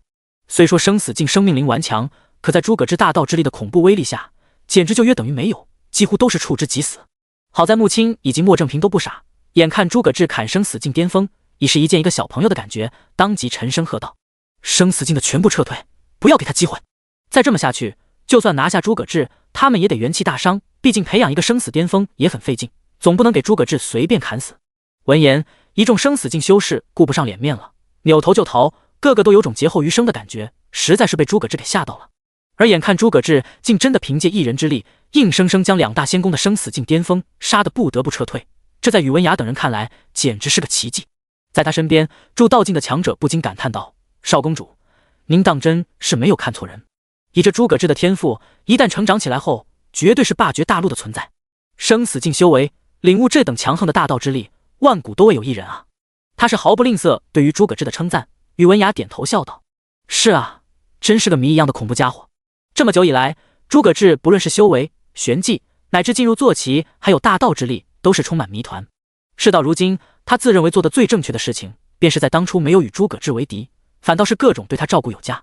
毕竟不论诸葛志身上有多少谜团，但他确确实实强的离谱，以至于不知不觉间，他甚至都对诸葛志有几分心动了。毕竟作为一个女人，对诸葛志这等外形与性情都绝佳，实力又强，天赋无敌的男人，难免有一点点动心。可惜宇文雅同样也想到过，以诸葛志的天赋，未来必定不会只局限于玄天大陆，自己和他也终究会不在一个层次上。唉，想到这些，宇文雅不由自主地叹了口气。便在他胡思幻想的时候，战圈之内却有了大变化。待到2大仙宫生死境修士都退下，场上也就只剩下了6位半步诸道强者。但别看人数变少了，整体的战斗力却没有多少削减，反倒是不需要顾忌那些生死境修士，他们反倒能够更加放得开。莫正平，本座还有个杀招，说不定能够一击解决掉诸葛志，希望你们能配合一下拖住他。这时穆青望向附近的莫正平，提出了个建议。后者眉头微皱，虽然不太相信对方，可现在也没有对付诸葛志的办法了，只得点了点头道：“没问题，本座可以拖住，希望你不要让本座失望。放心，绝对包你满意。”随后一众仙宫修士便散开，皆都以雷霆之势不断向诸葛志发起攻击。而穆青则悄然退后了几分，来到远处后，双手飞快开始结印，一道道赤红色的光芒在他手间凝结。诸葛志这边虽然在一众半步诸道境牵制着，却也注意到了那边穆青的异常。这是想一击定胜负？那就试试吧。诸葛志双眸微凝，一边在应对着一众半步诸道修士的进攻，一边也在暗自积蓄玄气。这一份玄气所准备的，正是他当前的底牌之一——飞跃剑诀。随后的战斗，诸葛志一边看似打得非常激烈，实则彼此之前都在互相打太极。而莫正平等一众仙宫强者也都看明白了，以诸葛志那恐怖实力，就算是拼到最后，他们也没办法稳赢。既如此，还不如等待下，让自信的穆青来一击定胜负。而与此同时，就在下面人群之中的牧羊尘，眼看天空中的战斗似乎是陷入了僵局，也开始在做自己的准备了。身为玄冥仙宫的少公主，有一些进攻性的法宝，在圣人之墓内是没办法使用，可如今出来之后就不一样了。我就不信这次你还不死！远远的，牧羊尘望着诸葛志，露出森冷的笑容，在他手中也浮现出一个飞梭式的铁器。在他周身的护卫见到这东西之后，一个个脸色微变，心中震惊不已。少公主这是来真的啊，居然要用压箱底的宝物了！事实上，这次诸葛志却是没有注意到他，不过就算是注意到了，也并不会太在意。一方面确实是腾不开手，另一方面自己身上还有件防御型的至宝，根本就不需太在意他的偷袭。并且在暗中，一道黑色身影关注到了牧羊尘的动作，也同样开始做出了准备。一时间，战圈的气氛开始有几分诡异，连战斗的动静都小了几分，都在等候决胜一击。7891815第108章改天换日，飞跃剑诀。焦灼的战斗持续了数分钟之久，穆青这边终于准备就绪，冲着莫正平等人传音道：“诸位，堵住他周围的空间。”闻言，另外5名半步筑道强者都同一时间出手，各种霸道的玄技向诸葛志袭来，迅速封锁住他的行动范围。与此同时，穆青周身已是被冲天的血光所笼罩，一股无上的威压降临下来，刀锋之上萦绕着的红光也宛如鲜血一般，散发着极强的煞气。诸葛志眉头微挑，冷笑一声道：“相比我硬碰硬是吧？那就来试试吧。”四周几位半步筑道都并未直接攻击他，而是单纯不让他有闪避空间，显然是在逼他正面硬接下这一招。只是诸葛志早有准备，面对穆青愈发强势的力量波动，轻轻挥了手中风兰剑，体内早已蓄势待发的玄气皆都被调用起来。便在此时，穆青也已发出一声厉喝：“血域开天斩！”这一击乃是他不久前才有资格学到的玄技玄冥仙宫的天阶终极刀法，尽管还未完全掌控，施展起来也极其耗费时间。好在有人给他拖延时间。如今玄技蓄能已成功，招式威力已是相当可观，即便诸葛志在当初也曾用出过疑似天阶剑诀的玄技，正面也绝对难以挡下这一刀。在他话音落下，无边的刀光汇聚而来，化作一道仿佛贯穿天地的血色锋刃，自天外落了下来。此时此刻，在这一刀之下，仿佛苍穹都要为之陷落一般。这一刀正如其名，似是有着开天之威，以致令观战的众人都看得震撼不已。好恐怖的一刀啊，简直要把天都给撕开了一样。真不愧是玄冥仙宫的正宫刀法，这威势都要赶上方才筑道强者了吧？以他半步筑道用出这一刀，诸葛长老恐怕有点麻烦啊。不过听说之前诸葛长老也用过冰属性的天阶玄技，或许能抵挡1、2吧。事实上，以穆青这一刀的威力来看，倘若是以诸葛志之前所用10方冰华，还真未必能接得下来，必须要动用神佑之域的程度。毕竟到了天阶玄技的程度，每一个品质之间威力差距都相当之大。可现在嘛，倒是不需要了。来得好，那本座也不客气了。望着那似是在苍穹上缓慢落下，却又令人躲无可躲的血色斩击，整个世界仿佛都要被一分为二。诸葛志轻哼一声，手中风兰剑也骤然爆发出澎湃的玄气，源源不断向着周遭的空间疯狂散去。不少人都愣住了，像是感受到了什么似的。咦，你们有没有感觉到一股很奇特的气息？好像还真是，似乎是夜的气息。脑子疯了吗？这可是大白天啊！当他们还在疑惑之际，只见一道道涟漪在空间中泛起，那在空间中流动着的万千光丝，以极快的速度向着诸葛志头顶凝聚。无数湛青色的光丝在诸葛志上方的天穹之上凝出一轮皎洁的月华。卧槽！月亮，是月亮啊！这是月亮升起来了？这怎么可能？这大太阳的，怎么可能有月亮出现？众人越发震撼，可这还仅是开始罢了。随着那明亮的月华在天际浮现，本来该是阳光明媚的白昼，竟以肉眼可见的速度暗淡下去。白夜转化为黑夜，晴空在这一刻成为星海。那一轮皓月伫立于天穹，似是这一方天地的中心。诸葛志高举着风兰剑，皓月的辉光投映在风兰剑剑身之上，剑锋迅速泛起青光，仿佛成了晶莹剔透的宝玉，散发着无上的纯净气息，却又那般的霸道威严。而那木青刀法所引发的异象，在这月华之下，一个照面就被淹没了。相比于他挥出的这一斩，诸葛志此刻单从气势之上就已是降维打击了。这已经不是天地异象的程度了，准确来说，根本就是改天换日了。这是什么妖法？所有人都惊呆了。诸葛志这家伙是什么？一招玄技而已，竟然能够引得改天换日的异象出现，说是神技都不为过了。就连穆青都看得目瞪口呆，但很快便反应过来，眼中骤然生出无限的杀意。想要出剑？本座怎会让你做到？他有预感，诸葛志一旦挥出这一剑的话，自己只怕会死得很惨。可当他拼尽全力想以最快速度斩下，将诸葛志斩杀之时，却发现在接近诸葛志之后，自身速度都被强行减缓了几分。这是……穆青瞳孔微缩，在这种情况下，能将他速度减缓，就只有一种可能，便是诸葛志这一剑所蕴含力量太过恐怖，使得周围时空都被强行压缩了，并非他速度变慢，而是在这片空间内，他至于诸葛志的相对时间变慢了。可要知道，这都是只有低等修士在对付铸道境强者才会出现的情况，这居然在他们身上出现了，差距居然这么大吗？还在挥刀的穆青在心中忍不住苦笑着。事已至此，一切都已经结束了，他深深感受到了自身与诸葛志之间那宛如天堑般的差距，还想靠着这一刀杀他，恐怕这下是反倒被他抓住机会，一波扭转战局了。少公主啊，少公主，这次您真的是惹错人了。在他想到这里，前方的诸葛志手中的风兰剑也终于凝聚出了足够的月华之力，径直将那泛着青色光辉的剑锋向着身前横贯而出。飞跃剑诀，月轮斩。刹那之间，浩瀚的力量使得诸葛志前方数千米的虚空被一剑斩碎，沉闷的轰隆声惊天动地。随着诸葛志这一剑斩下，浩瀚无边的暴虐剑光狂涌而出，瞬间吞没视线中的一切。穆青所谓的杀招天阶玄技血域开天斩在这一剑之下，宛如无害的红芒，在一刹那间便被彻底击溃了。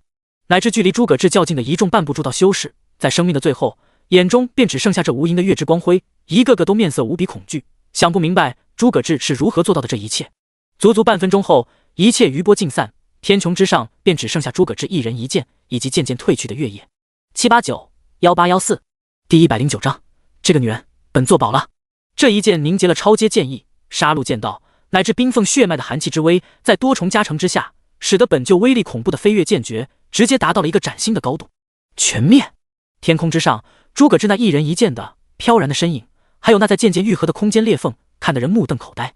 一剑斩杀6名半步铸道修士，这是何等霸道的实力啊！蓝昭月一众人愣愣看着这边的景象，久久都难以回过神来。在千仞山巅之时，诸葛志当时用出堪比天阶的剑诀时，威力就足够震撼了，可现在这一击更是打破了他们的想象。改天换日，皓月凌空，这是飞跃剑诀。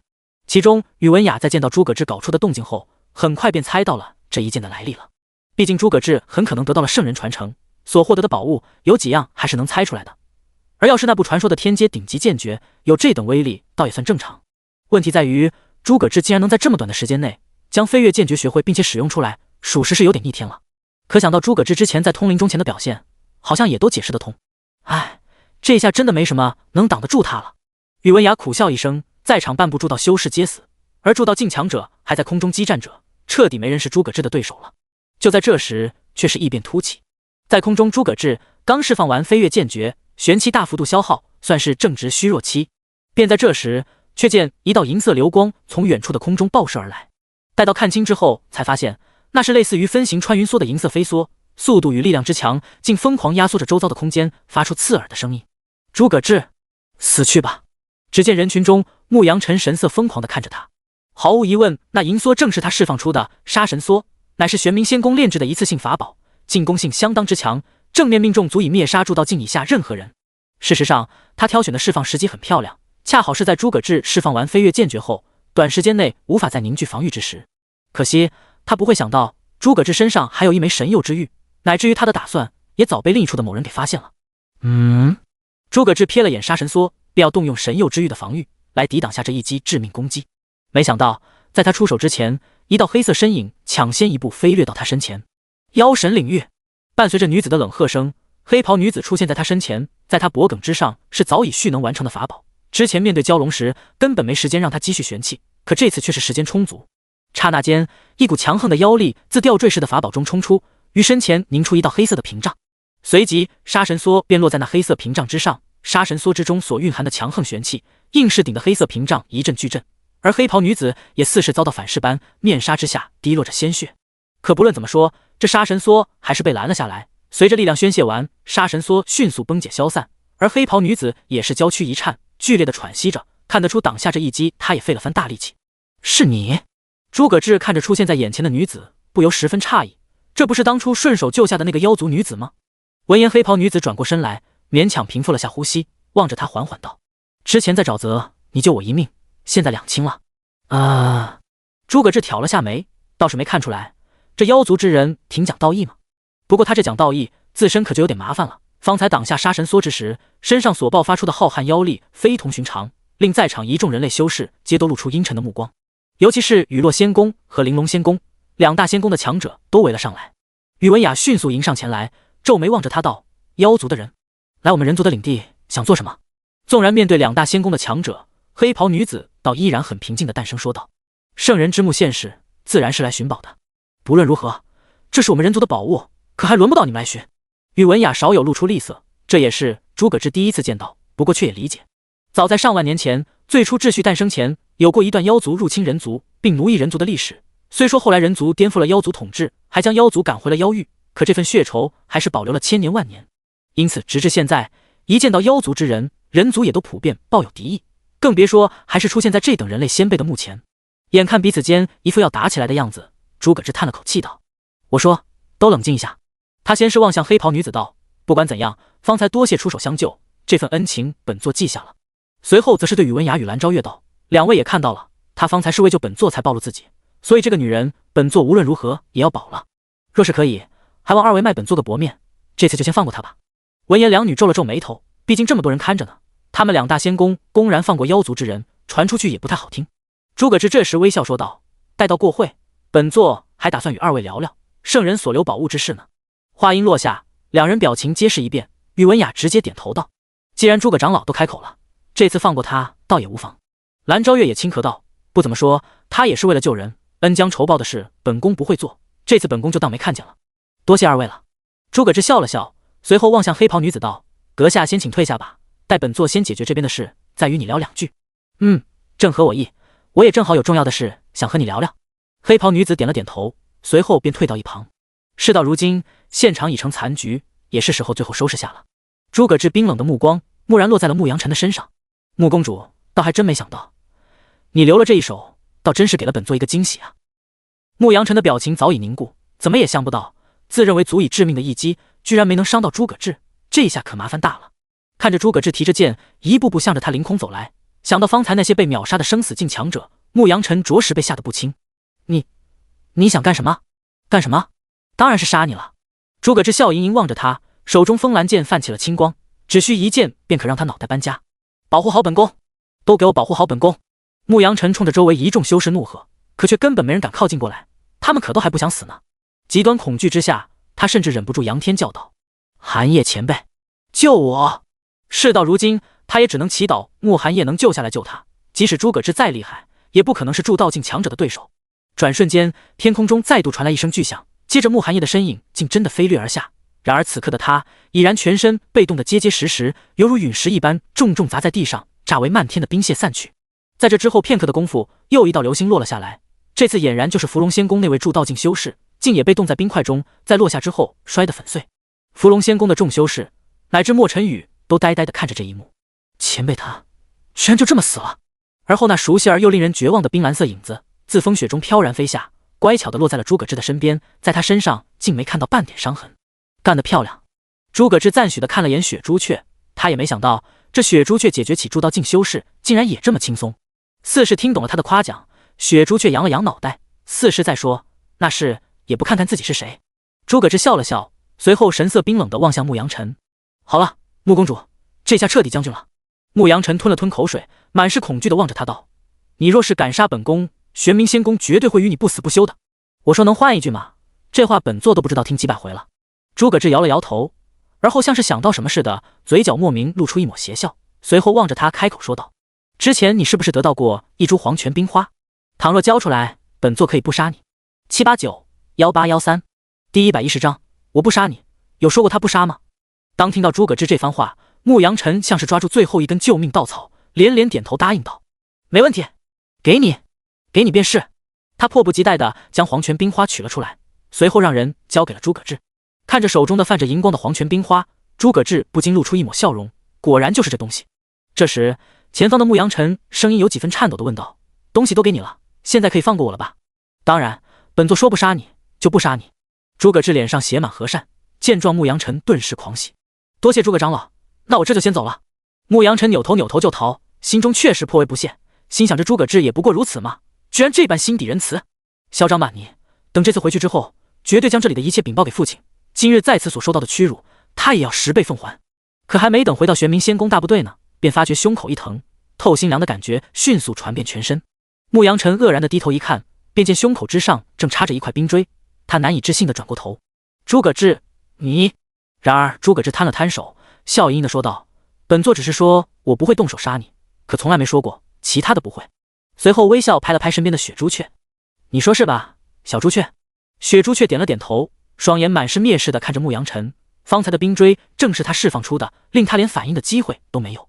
这也算是诸葛志对于他之前戏弄自己徒弟的报复了，先给他看到一丝希望，然后再变为绝望。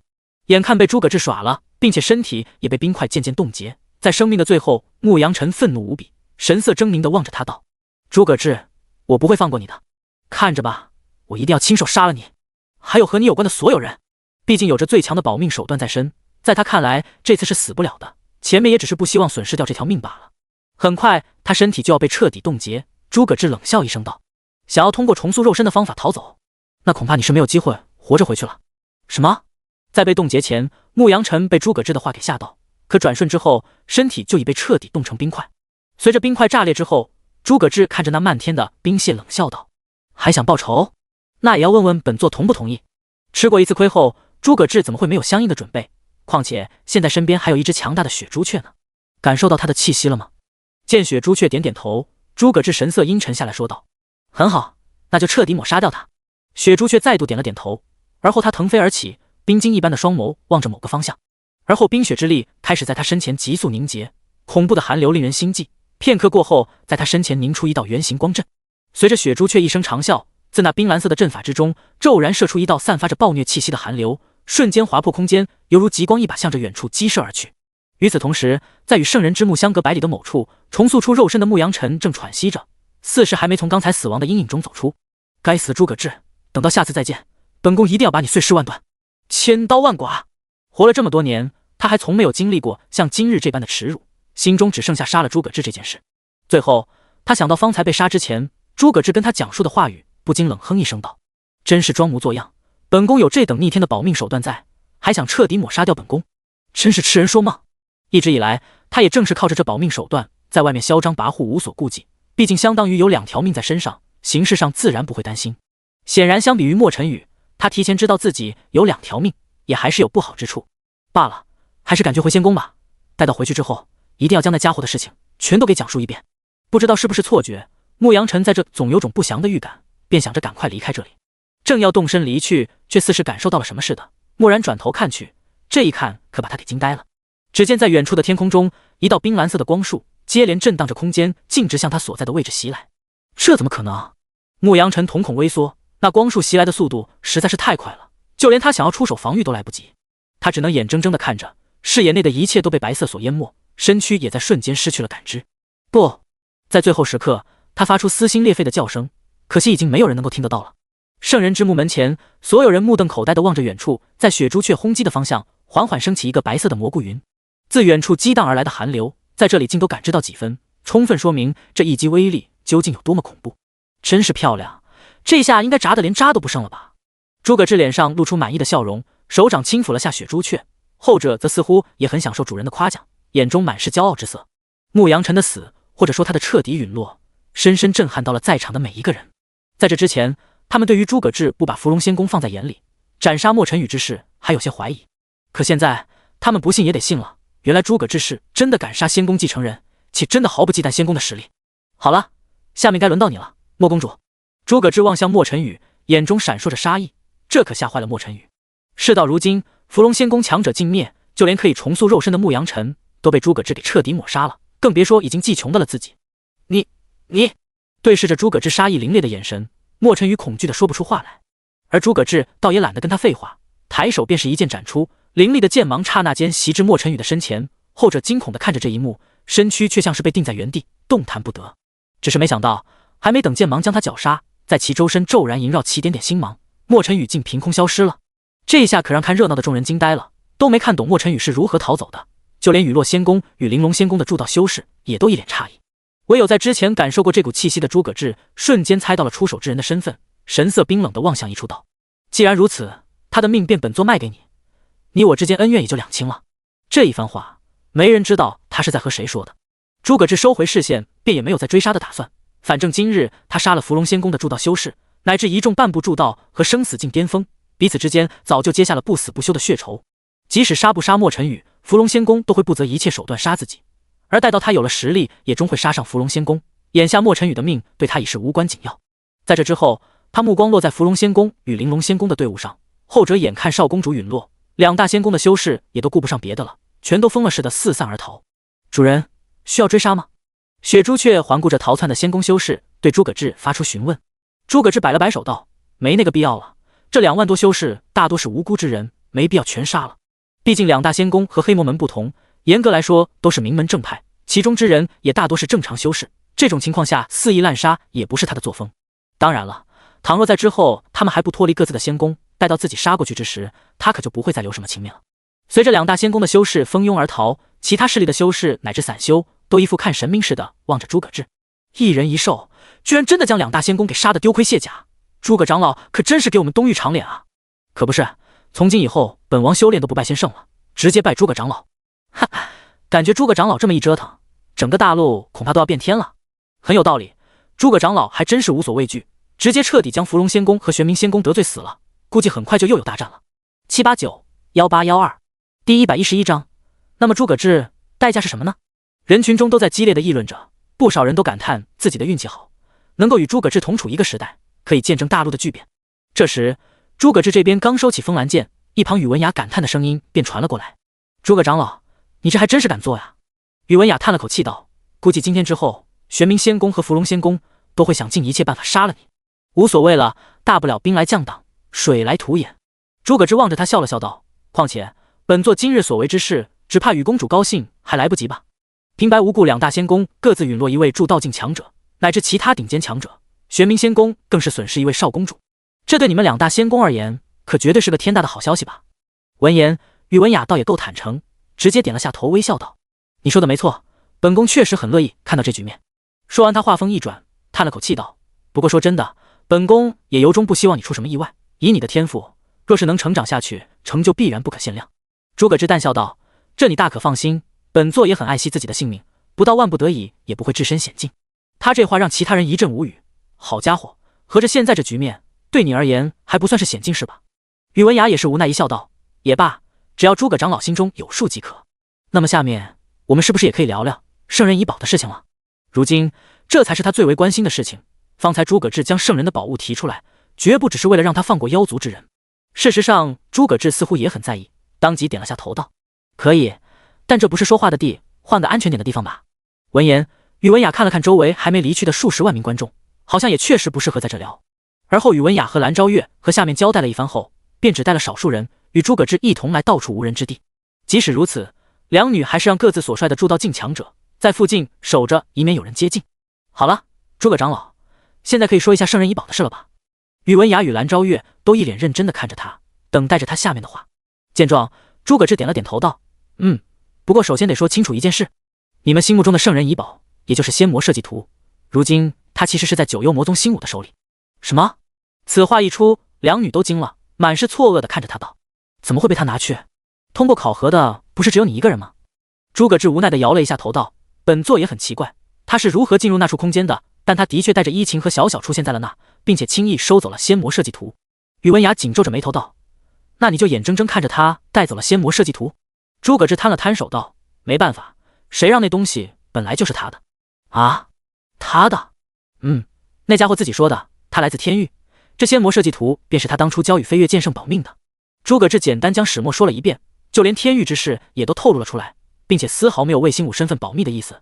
谁让那家伙先让自己背锅的来着，方才还把莫尘羽给救下了。听完他的讲述之后，即使以宇文雅和蓝昭月的定力，也都被震撼得无以复加。全是这样的，全是这样的。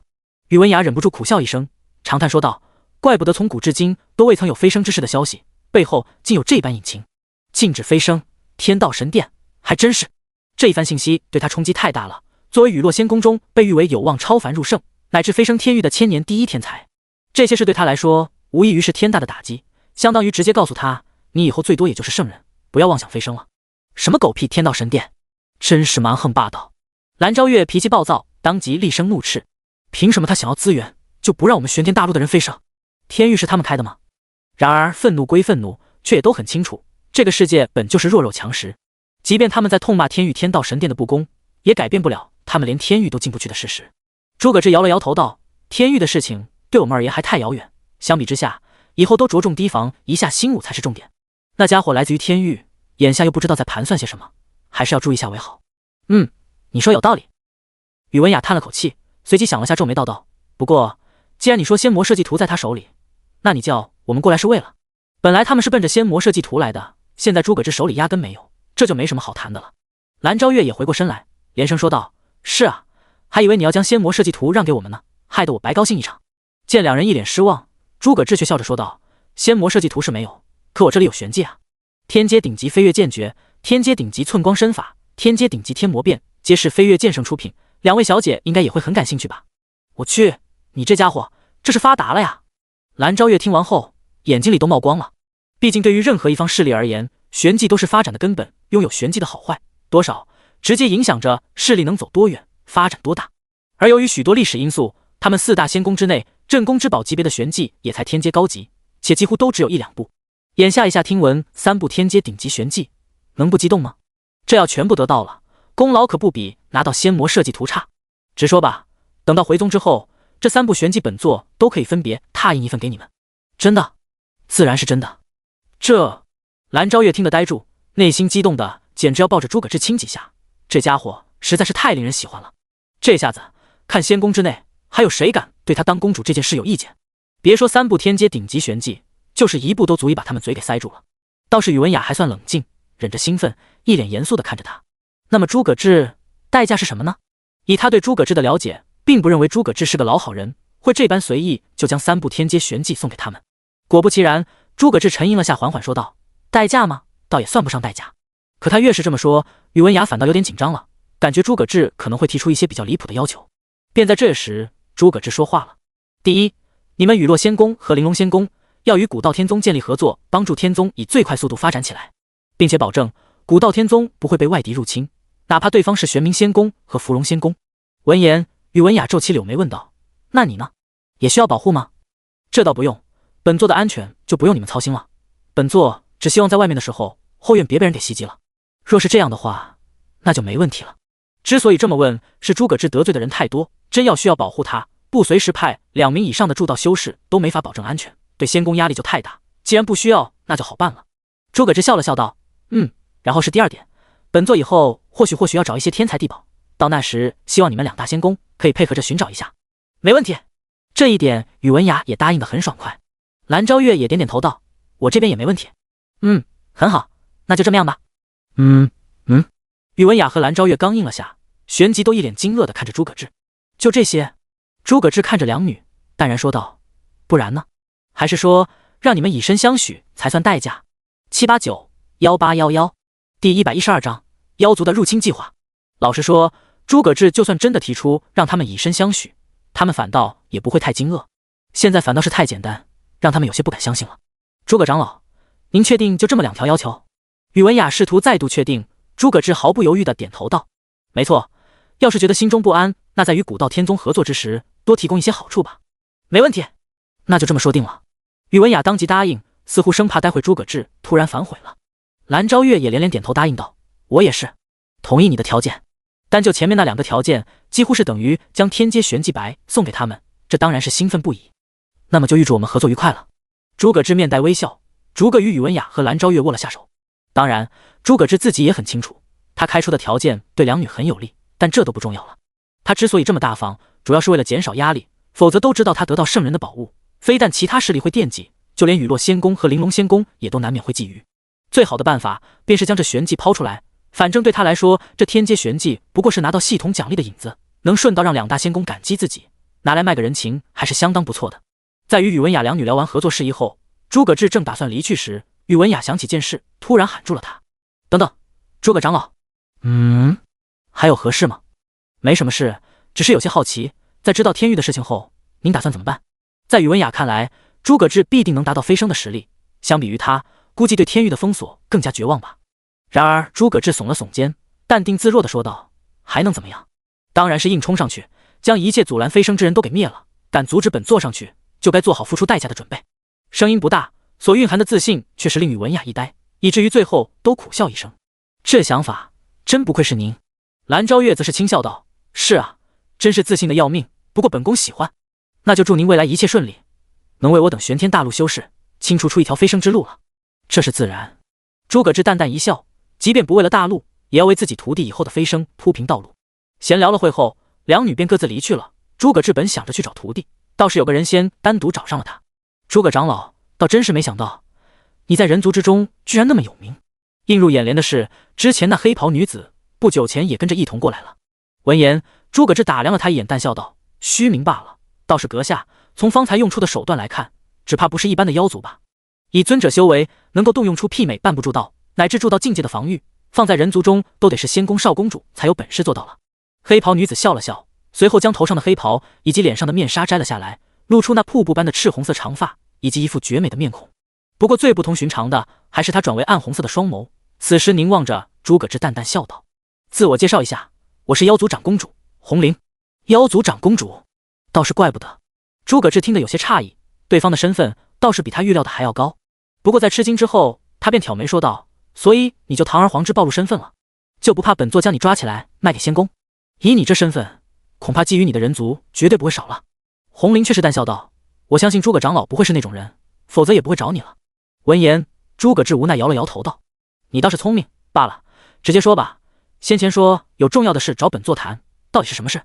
谈及正事，红菱脸上的神色变得严肃起来。“是这样的，如今我们妖域相当大一部分族人正在谋划着侵略人族之事。”他这一说，让诸葛志都吃惊了。妖族入侵，这对他们来说可是大事。毕竟凡是族群间的战斗，几乎就意味着不死不休，血流成河。诸葛志皱起眉头，凝视着红菱问道：“既然如此，你为何要告诉我？像我这个敌人通风报信，用我们人族的话来说，你这可是属于背叛族人了。”红菱却是神情淡然，直言道：“因为我觉得对人族的入侵注定会失败。事到如今，人妖两族矛盾都过去万年了，妖域之内的秩序也早已稳定，族人们都过得还不错。对我来说，族人们能够安居乐业便是最好的状态。可仍有一些族内的狂热家伙，在此事上煽风点火，要发起侵略战争。虽说一直以来，妖族都在教育后辈，乃至歪曲过往历史，说是人族先行对妖族压迫，妖族被逼无奈才反击人类并大开杀戒，甚至于妖族奴役人类的那段历史，也都被族内无限美化，美其名曰协助人族建立更好的秩序。可她作为长公主，接触的比较多，也算是少有的清醒之人，清楚自己生在一个卑劣的族群中，因而不想族人一错再错下去了。况且这一次一个搞不好，只怕就是妖族被彻底抹除的下场。诸葛志挑眉道：“再怎么样，这也是你们妖族自己的事情，总不是要说希望我去帮你把那些人给干掉吧？”不过红菱显然不是这个意思，她摇了摇头道：“不，我只是恳请您，真到了开战之时，赢下这场战争后，能够留妖族一席生存空间。”闻言，诸葛志摊了摊手道：“大致明白你的意思了，但这种事情你应该找仙宫去说吧，本座也就一个人而已。你所说的事情，即便真的发生了，那也要看其他仙宫的意思。”红菱却一脸严肃地看着他说道：“但我相信，在不久之后，前辈您就能成为人族的最强者，届时妖族是灭是留，自然是您意念之间。”一直以来，他都自认为看人很准，而从诸葛志身上，他便看到了无上的潜力。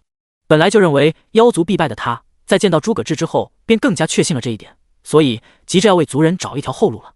他深吸口气道：“所以恳请前辈可以答应，为此我也可以答应您一切要求。”见面前的妖族公主一副要英勇就义的表情，诸葛志有一些无奈。之后一念之间能不能救下妖族不说，现在似乎是一念之间就能整出了一番剧情。诸葛志沉吟了许久，最后还是点了点头道：“行吧，不过我需要你将妖族的作战计划拿到手，届时妖族即便败退了，本座也会保证给其中无辜的妖族一席生存空间。”诸葛志也并没有将话说满，再怎么样，无辜妖族的定义还不是他说了算。红菱倒也清楚这点，不过还是干脆的答应了：“没问题，过些时日我会将他们谋划的行动送到古道天宗去。”“好，那本座就期待一下了。”诸葛志微微一笑，毕竟真要提前了解到了妖族计划，这对整个人族都是好事，说不定能避免相当多的牺牲。789-1810第123章，主人，我们吧。事情处理完成之后，诸葛志也跟徒弟们会合了。不过队伍中一下子多出了2位，免不了彼此介绍一番。林一，这位是你大师姐方一晴，旁边这个个子矮一些的是你二师姐白小小。刚介绍完，白小小就一脸不忿地跳出来了：“师傅，人家才不矮，只是还没张开而已。”诸葛志莞尔一笑，接着介绍起一旁的陈灵一。然后呢，这边这位便是为师先前所提到的为你们新收的师妹陈灵一。希望你们之间要好好相处。话音刚落，陈灵一便乖巧的上前欠身行礼，声音柔软的说道：“师姐们好。”这么一副我见犹怜的模样，倒也让方一晴和白小小都颇为好感。白小小娇笑着说道：“师妹好。”而一旁的方一晴则端起了大师姐的饭，笑盈盈的说道：“欢迎师妹，以后咱们就是一家人了，谁要敢欺负你，就和师姐们说，保证帮你把他打得跪地求饶。”谢谢师姐。陈灵一连连感谢，而方一晴和白小小也都十分开心，他们两个都有翻身成师娘的打算，而陈灵一看起来并不像是会和他们争夺师傅的样子。诸葛志自然是不知道他们心中的小九九，随后便为他们介绍起了伫立在一旁的雪朱雀。至于他，乃是为师的坐骑雪朱雀。在介绍之时，雪朱雀仍昂首伫立，就差没把傲然二字写在脸上。不过嘛，三女也的确都无比震撼地看着他，这可是神话中的圣兽啊，师傅竟一直藏着这么一只强大的坐骑，以至于此时的他们都一脸仰慕地望着师傅。方一晴两眼放光，惊叹地说道：“师傅你也太厉害了，居然连圣兽都能收为坐骑。”白小小也跟着点头道：“是啊，放眼大陆师傅也绝对是第一人了。”师傅真厉害。陈灵一有些词穷，但依然满是敬仰地看着他，以至于夸的诸葛志都有点不好意思了，毕竟只有他知道这只逆天的雪朱雀乃至他从系统那白飘来的。不过他很快想起一件事情，神色木然望向雪朱雀，笑着说道：“对了，记得你似乎是可以化为人形的吧？能变一下看看吗？”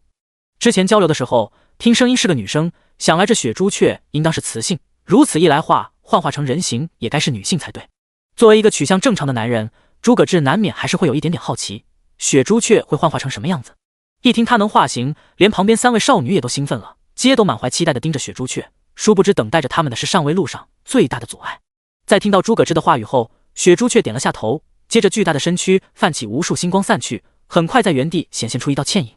我去，当看到雪朱雀化形之后的模样，诸葛志不由自主地看呆了，包括三位徒弟也是一样的表情。只见视线之内站着一位宛如从梦幻中走出的女子，她一身冰白色的华贵装扮，头顶戴着一尊冰冠，雪白色的长发散落在身后，发丝间冰蓝宝石般的眼眸若隐若现，神色中泛着几分冷意。一眼看去便能感受到她身为风雪主宰者，那拒人于千里之外的冰冷而又高贵的气质，再加上她凹凸有致的完美的身材曲线，以及半裸在外白皙修长的双腿，硬是给这份纯净平添几抹色气，令每一个看见之人都怦然心动，势能达到让人忍不住发自内心的说上一句：“啊，姐姐，来踩我！”用力的程度，好美啊！这感慨乃是方一晴三女发出的，即便是同样算是天姿国色的女生，也都不免对着雪朱雀的幻化形态怦然心动，不由得期望着她们未来能成为这般就好了。事实上，这种气质高贵、身材完美的冰系美人，也正是诸葛志最喜欢的类型，以至于都本能地说了一句：“化形的还真是漂亮啊！”这时，雪朱雀缓缓走到近前，冲着他微微躬身道：“多谢主人夸赞。”相比于传音的时候，真正说起话来，他清冷的声音中仿佛蕴含着某种魔力一般，让人浑身有种酥麻的感觉。许久，诸葛志才从雪朱雀带来的惊骇中回过神来，重新打量了眼对方后，不由暗戳戳感叹一句：“又一位绝代佳人，虽说是玄兽所化，但我这女人缘还真是不错。”你……诸葛志打量着雪朱雀看了一会，忽然想到什么似的说道：“对了，你这还没有名字对吧？”刚想喊他，诸葛志却才发现这个重大问题。闻言，雪朱雀点了下头，随后竟一脸期待地看着他道：“